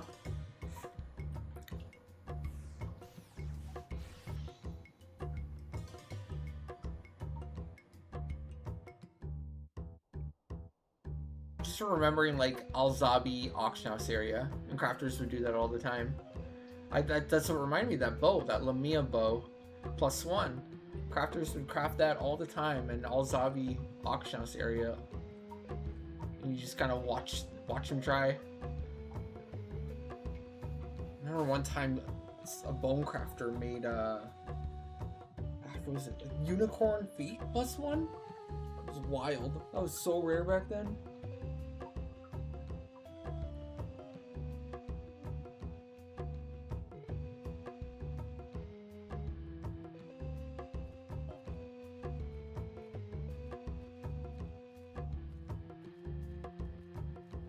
So like we're getting cutscenes in Woodlands, but we're not zoning into Whitegate, even though the cutscene takes place in Whitegate. So I'm telling you, like underneath the map of Woodlands, I bet there's like a whole city of Ottergon where these cutscenes are taking place. Somewhere in the zone. Yeah, these flashbacks.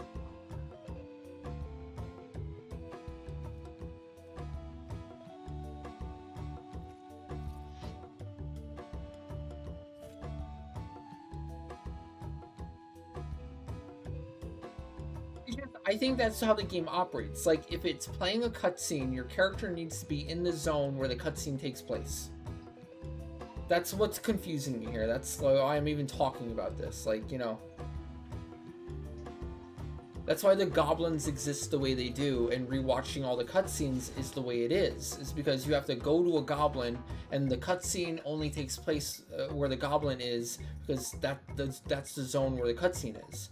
But if you want to go watch like a cutscene that takes place in like a completely separate zone, you have to like go to that zone and then talk to that other goblin, you know? It's like if you talk to the goblin in Sandoria, you can only get the cutscenes that take place in that zone in Sandoria.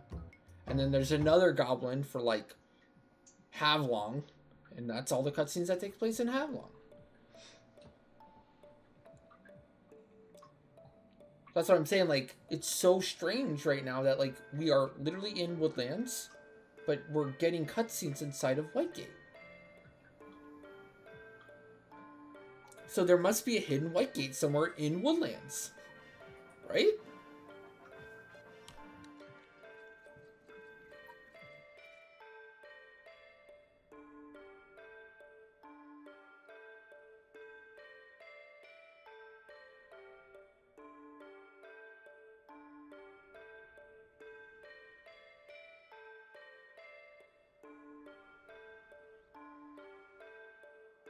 Maybe inside the watchtower, yeah. That's what I'm thinking.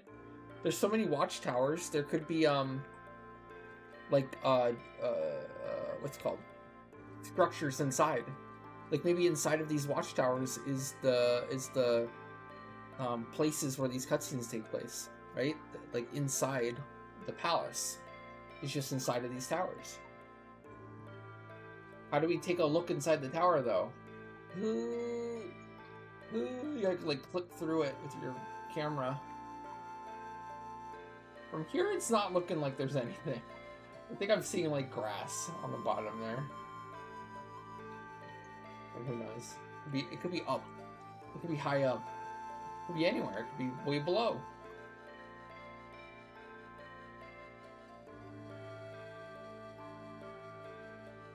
Okay.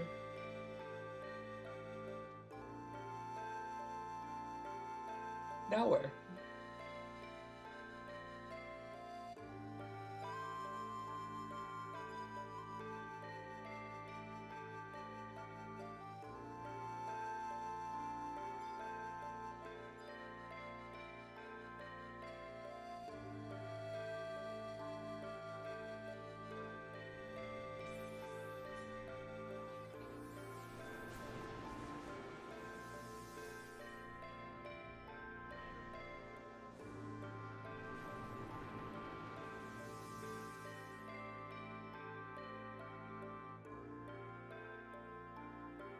I'm actually low-key excited for them to add the way to replay all the cutscenes.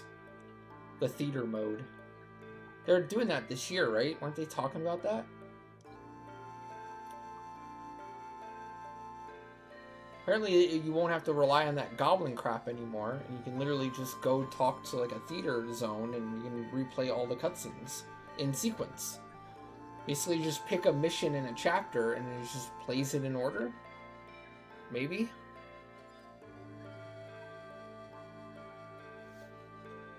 It sounded like that's the general premise, the general idea of what they're trying to do. I would think.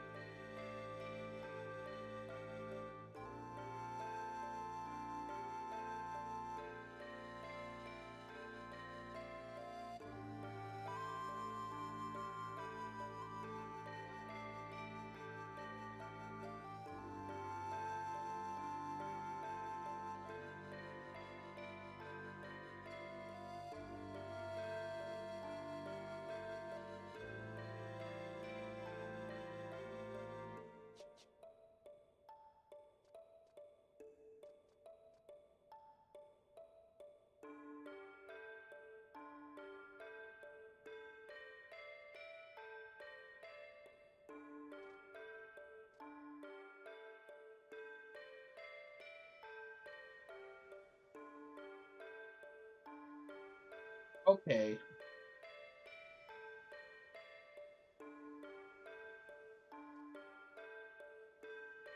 This is weird.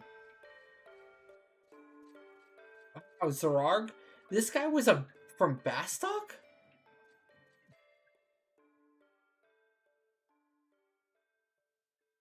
Oh yeah, I like that body. I've always liked that body a lot. I like the white with the red underneath. I don't like that helm that Galka's wearing, but the body's legit. I've always liked that body. Yeah, I imagine.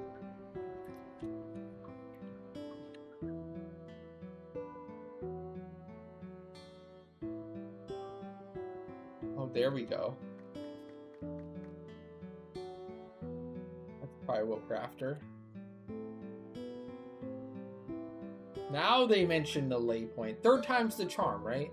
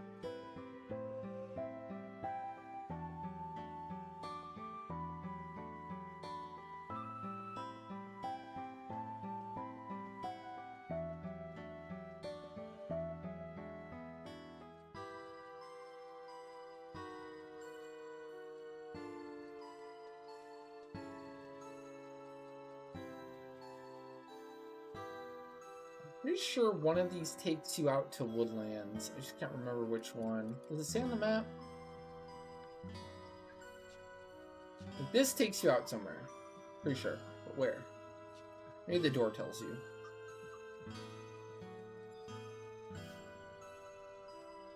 It does.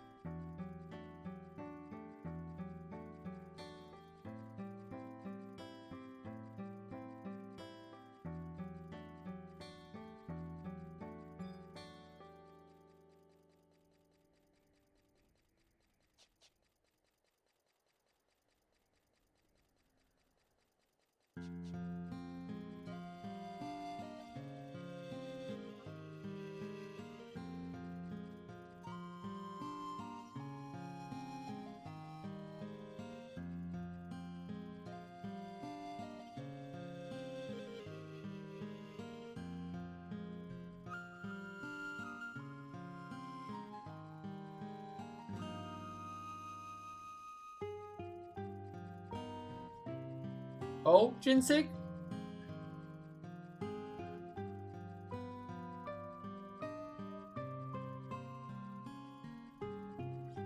Yeah, I mean...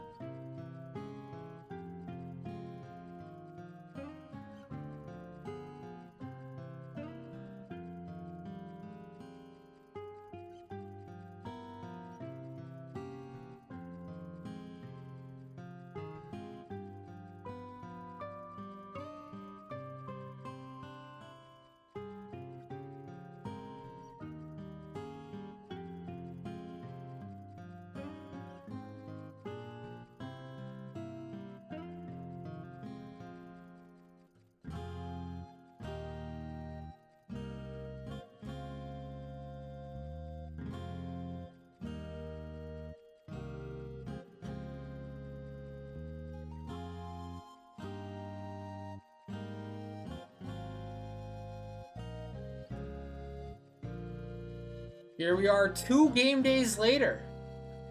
I think I got hoodwinked. Needed 1 game day wait, got 2.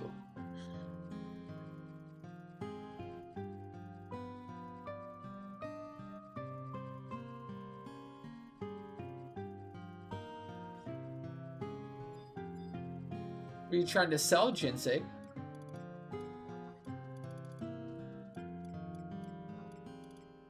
What wares you selling?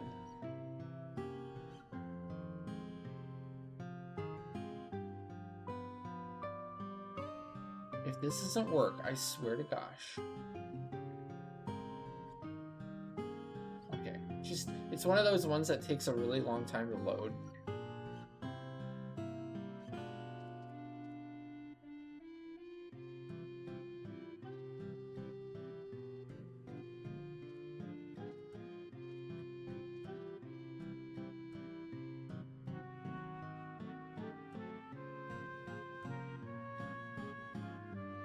Nobody wants your Limbus drops? The NPCs do. The NPCs want all your Limbus drops. They'll give you what they're worth, too.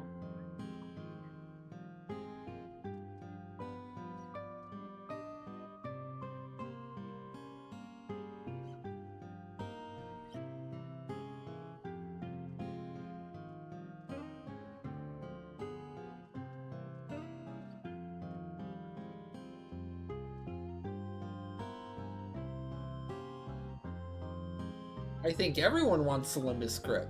I think it's better than Utu.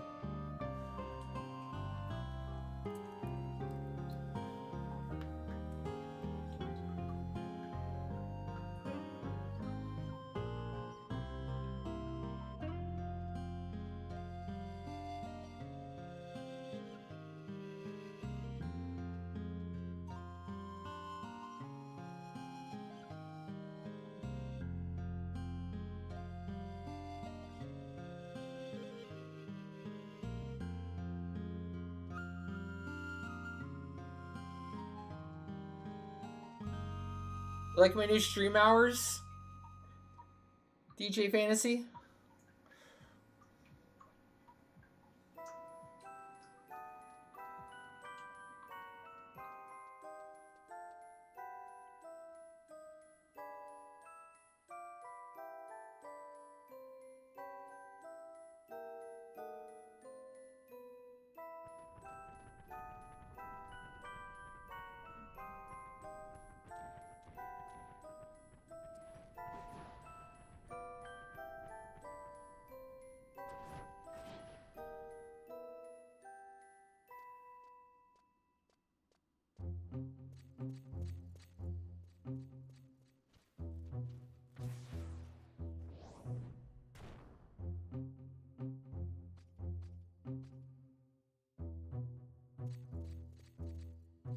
These quests might be better cutscenes than the entirety of Autogon.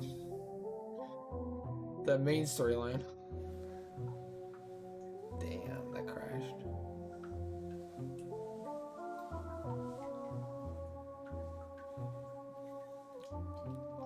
What's the state of Final Fantasy XI right now? It's doing really good. It's doing super good. They actually had to close down the four most populated servers and suspend new characters and transfers to them because they were getting so congested. Because so many new people were coming back and new people were starting. So I would say really good. The best it's been done in like maybe over a decade, probably more than a decade.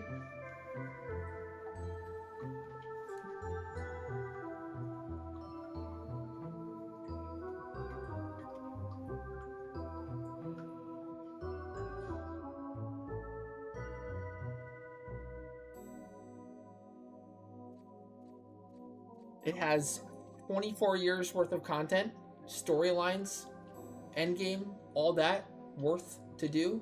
It's interesting and fun. We're getting new content. We just got a brand new renewed Limbus, for better or worse. We got it. It's new.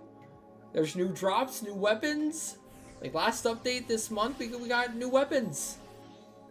There's something all right. There's something all right. But also, we're getting new content in the future. Just later this year, we're getting new high-tier battlefields for these add-on scenarios. We're getting new endgame content, mid-endgame content, where they're gonna do new NMs for all-around Vanadil, brand new NMs, and new NM system to upgrade armor and such. They're also doing.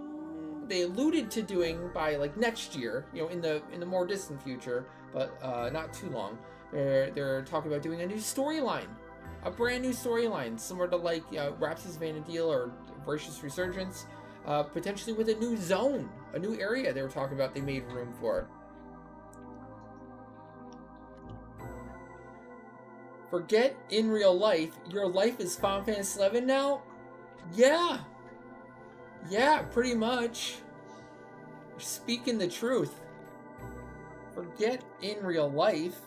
Just play 11. Just play 11 all day.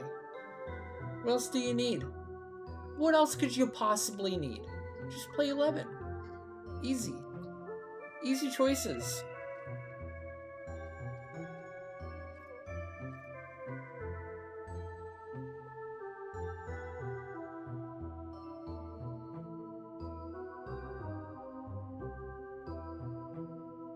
Besiege Armor would be great. Like, they just literally tell you, Besiege will start at this exact time. It should be like Domain Invasion. There should be like a Uni Concord Trust that says, Besiege will happen in 10 minutes. gather. Like, they do it for DI. Like, do it for everything. That's how campaign should have been, and that's how Besiege should be. Just say, give me the literal exact time it's gonna take for it to start. That's all you want. That's all I care about. None of this vague bullshit. People have, like, lives, they have responsibilities, they want a schedule. They want something they can count on, you know? This isn't 2002 anymore. This is 2026. Give us the damn schedule.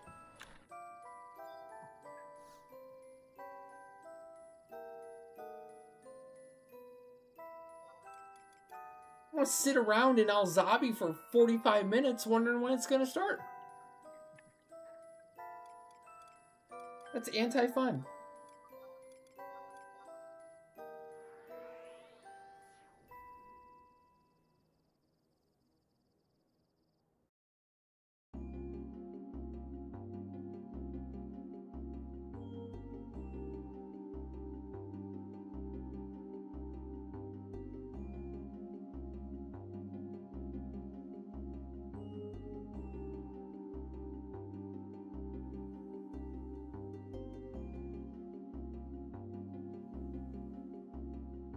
Those beastmen aren't bound to a schedule, but those dragons, those worms, prompt.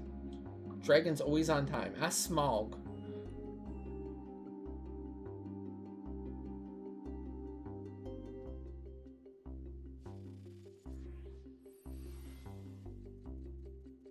Speaking of, House of the Dragon, final season coming up. I think I saw a trailer, not a trailer, but like a poster or something for the last season. That's soon, right? I might have to rewatch season 2. I remember very little. I was distracted for season 2.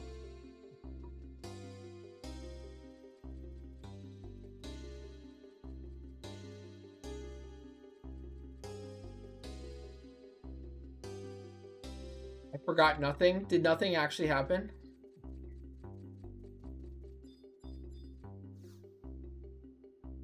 Something. I think something happened.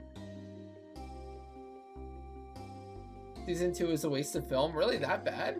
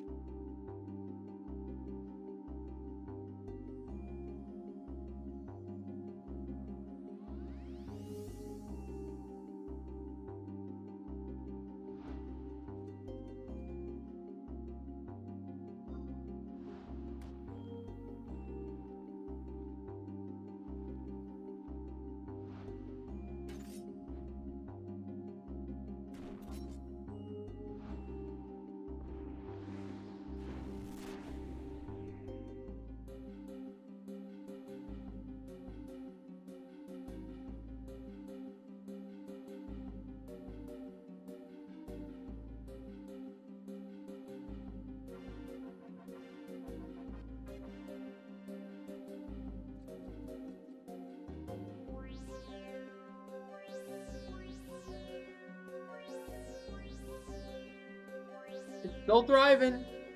And I understand why you would have stopped playing around Shoal A launch, because it was really bad.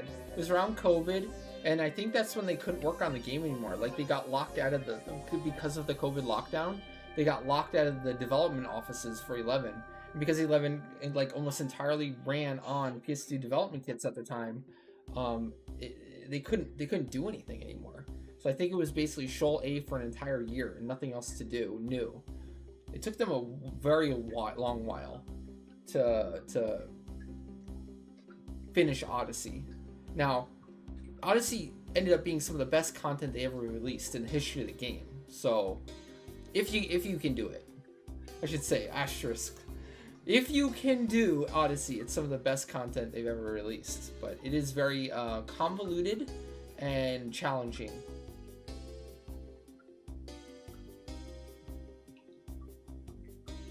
So just know if you did come back, you'd have a lot to work on, a lot to do.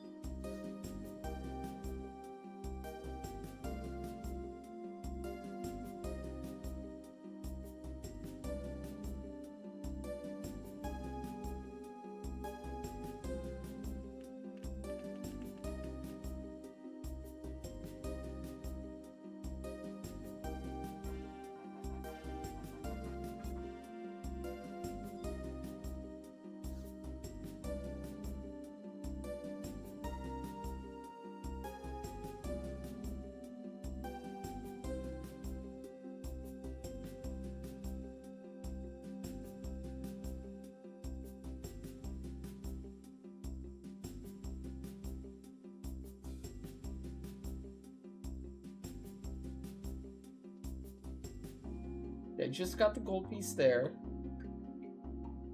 This is the one time after.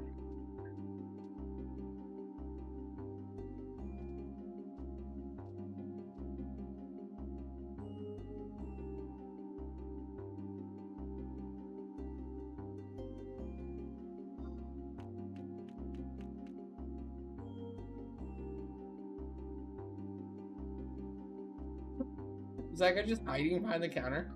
Just pops up. Yo, what's up? What's in the oven?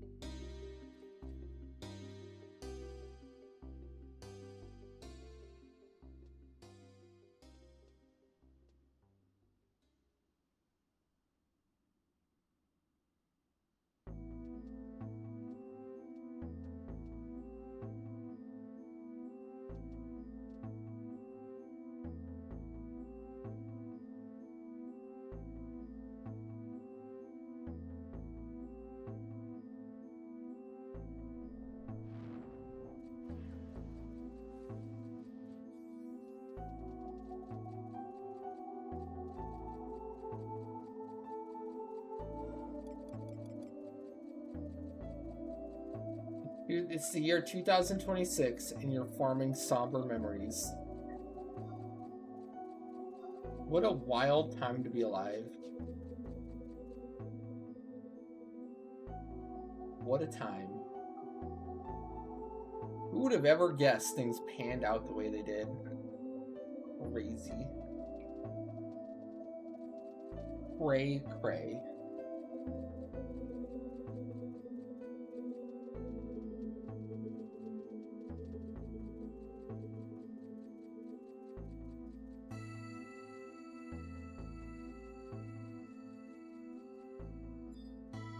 You should be in bed, but you're farming somber memories.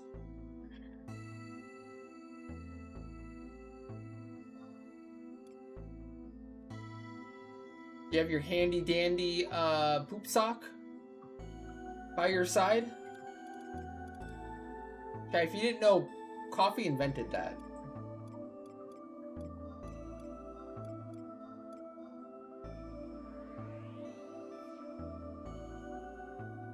He created that tech.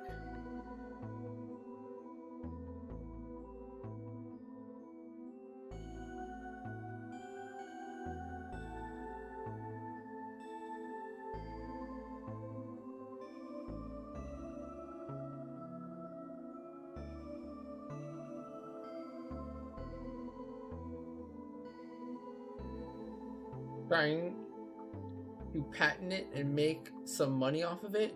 You could say a shit ton of money. Wow. Wow. This guy. Oh shit, I found another coffee.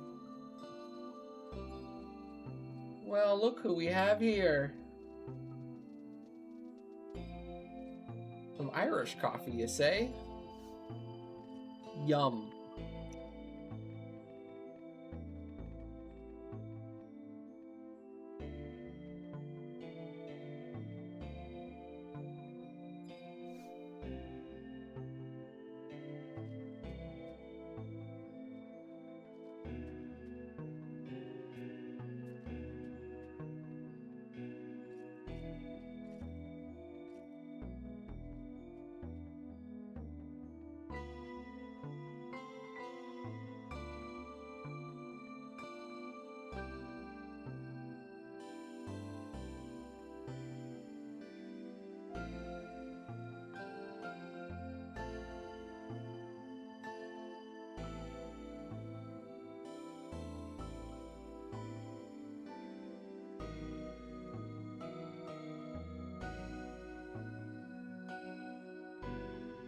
La-dee-da.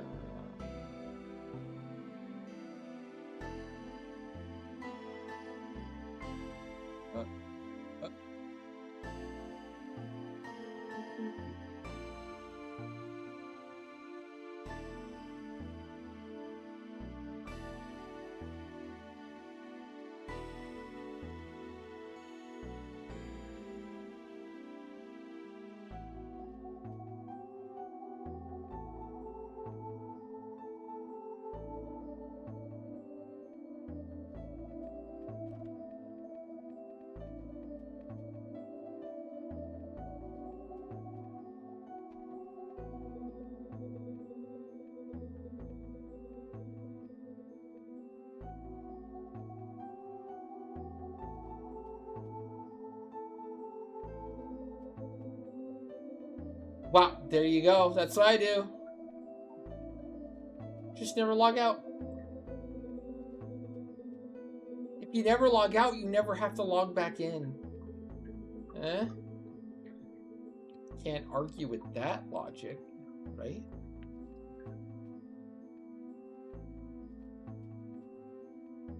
Am I right, chat?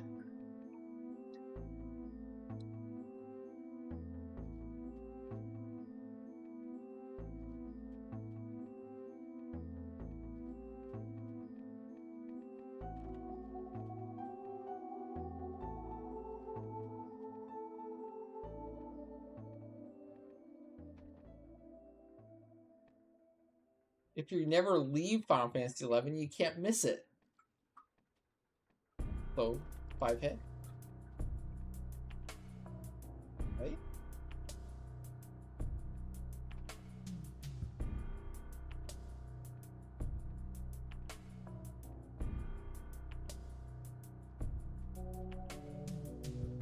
Today is the 18th, about to be the 19th.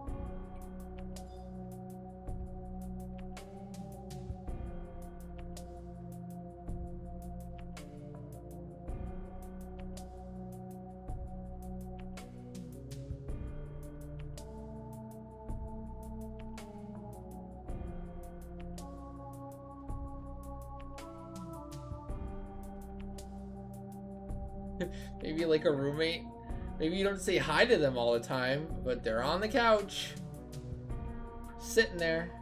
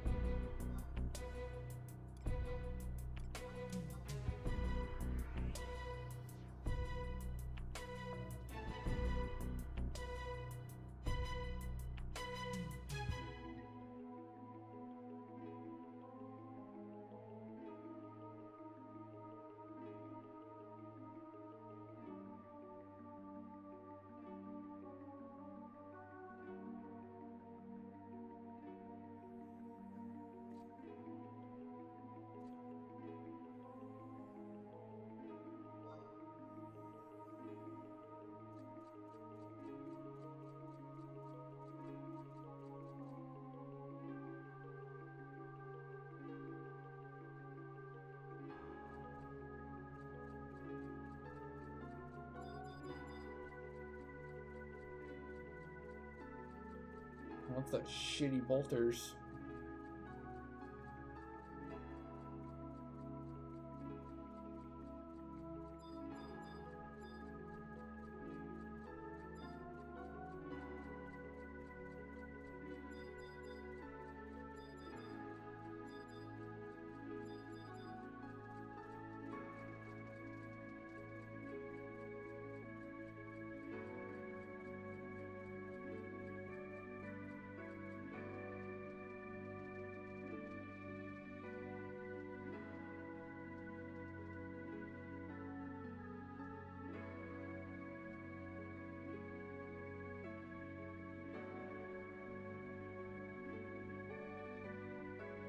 Such a long craft, holy moly.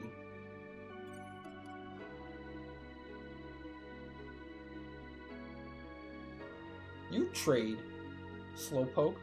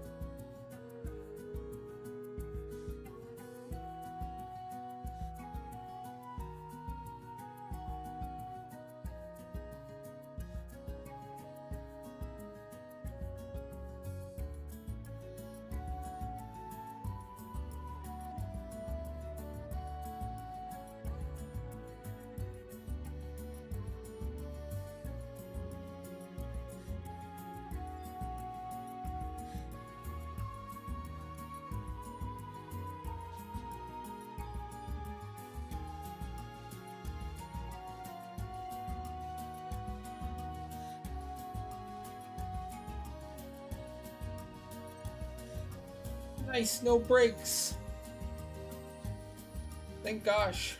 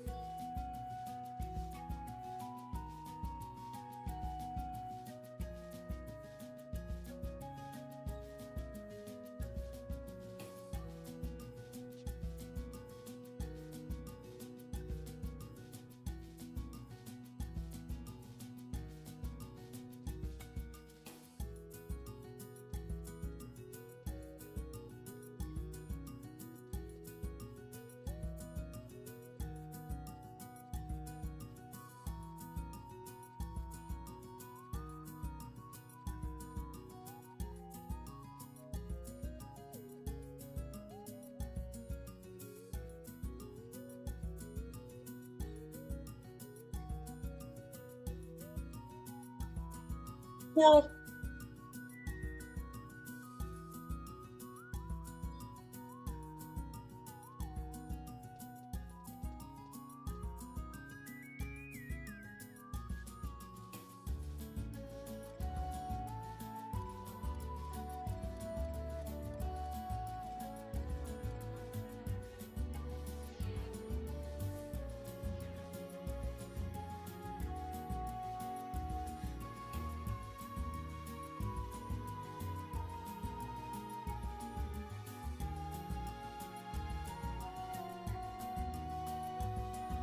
Currently, to fix add-on leg, you have to disable the smokestacks on the roofs, and that like does the trick. There's like a mod. There's a thing you can do like similar to like HD mod where you just turn off the smoke.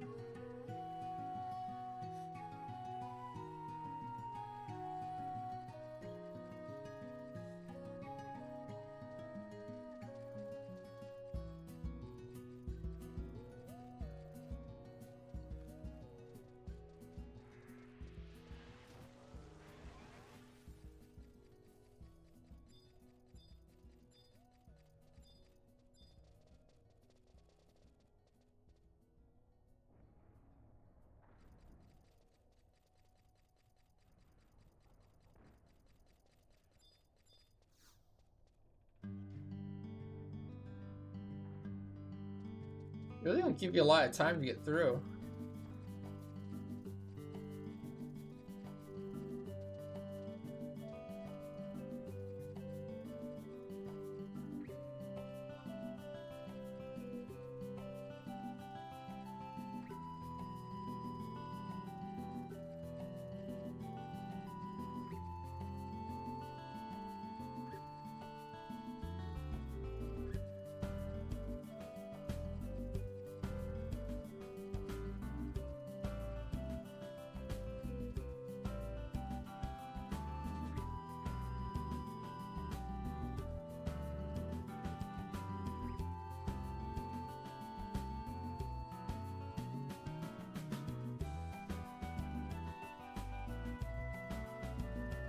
Oh, one sec.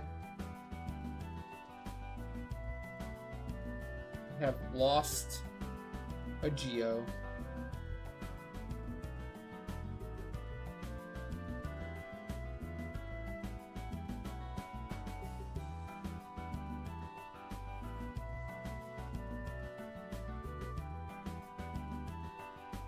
Those dang stair corners, man. Get me every time.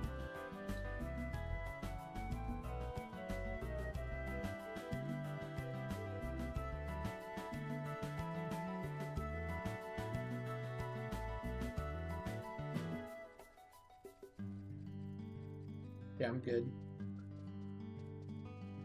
For now. On the surface.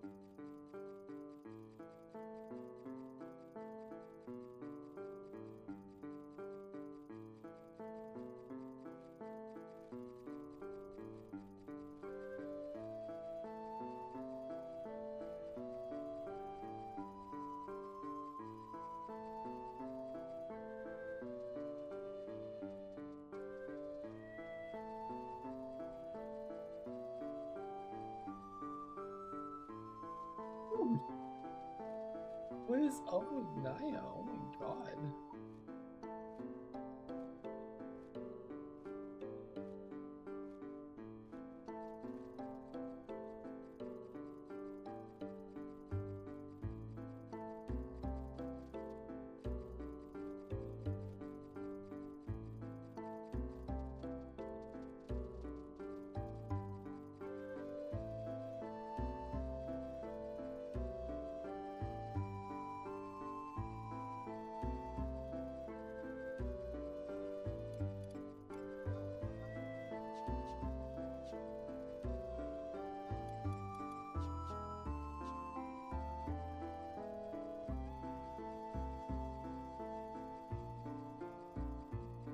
Now recycling. Oh my gosh, dude.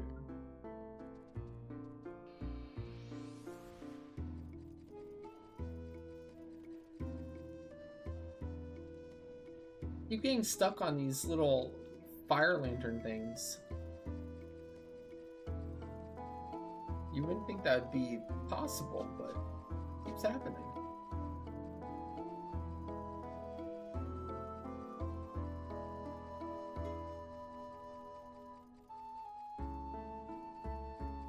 That I did to myself.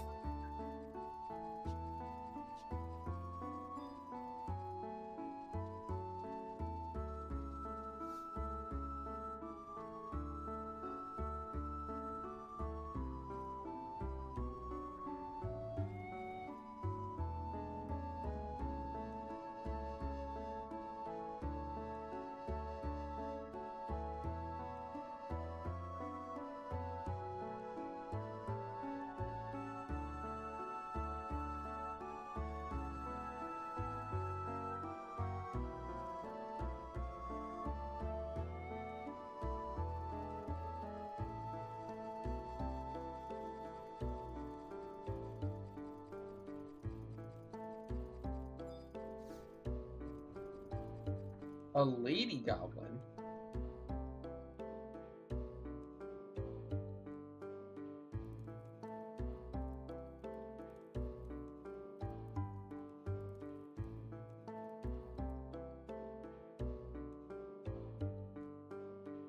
And it's an OX, it's a lady.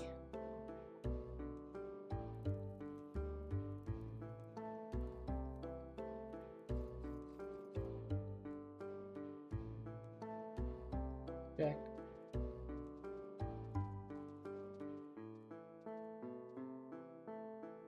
I have to rezone on recycling. But I know there's a like an IX is male and then OX is female, I think. There's something that determines male and female. It's just how their name ends, like the two letters. I always forget like which exact one is male and female. But I know that that's the thing that differentiates.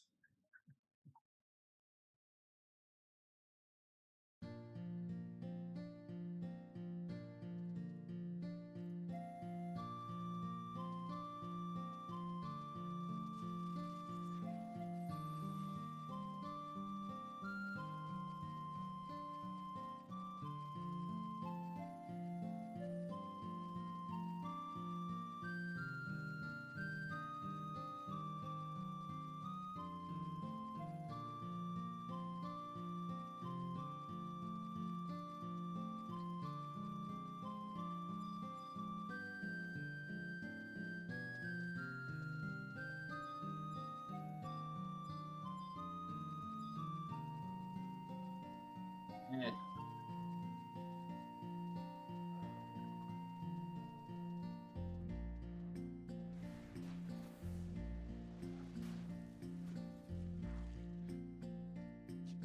Is there actually a cutscene for me here? No.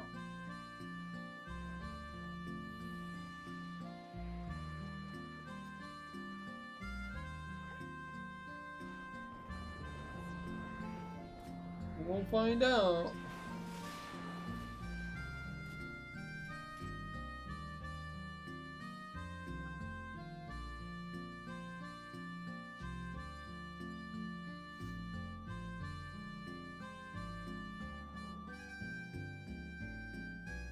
It did.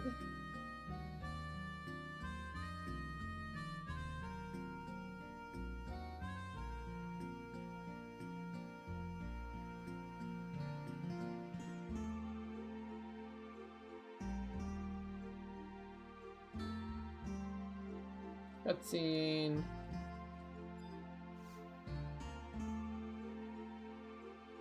Alright, this is where we trade the hat now. Gosh.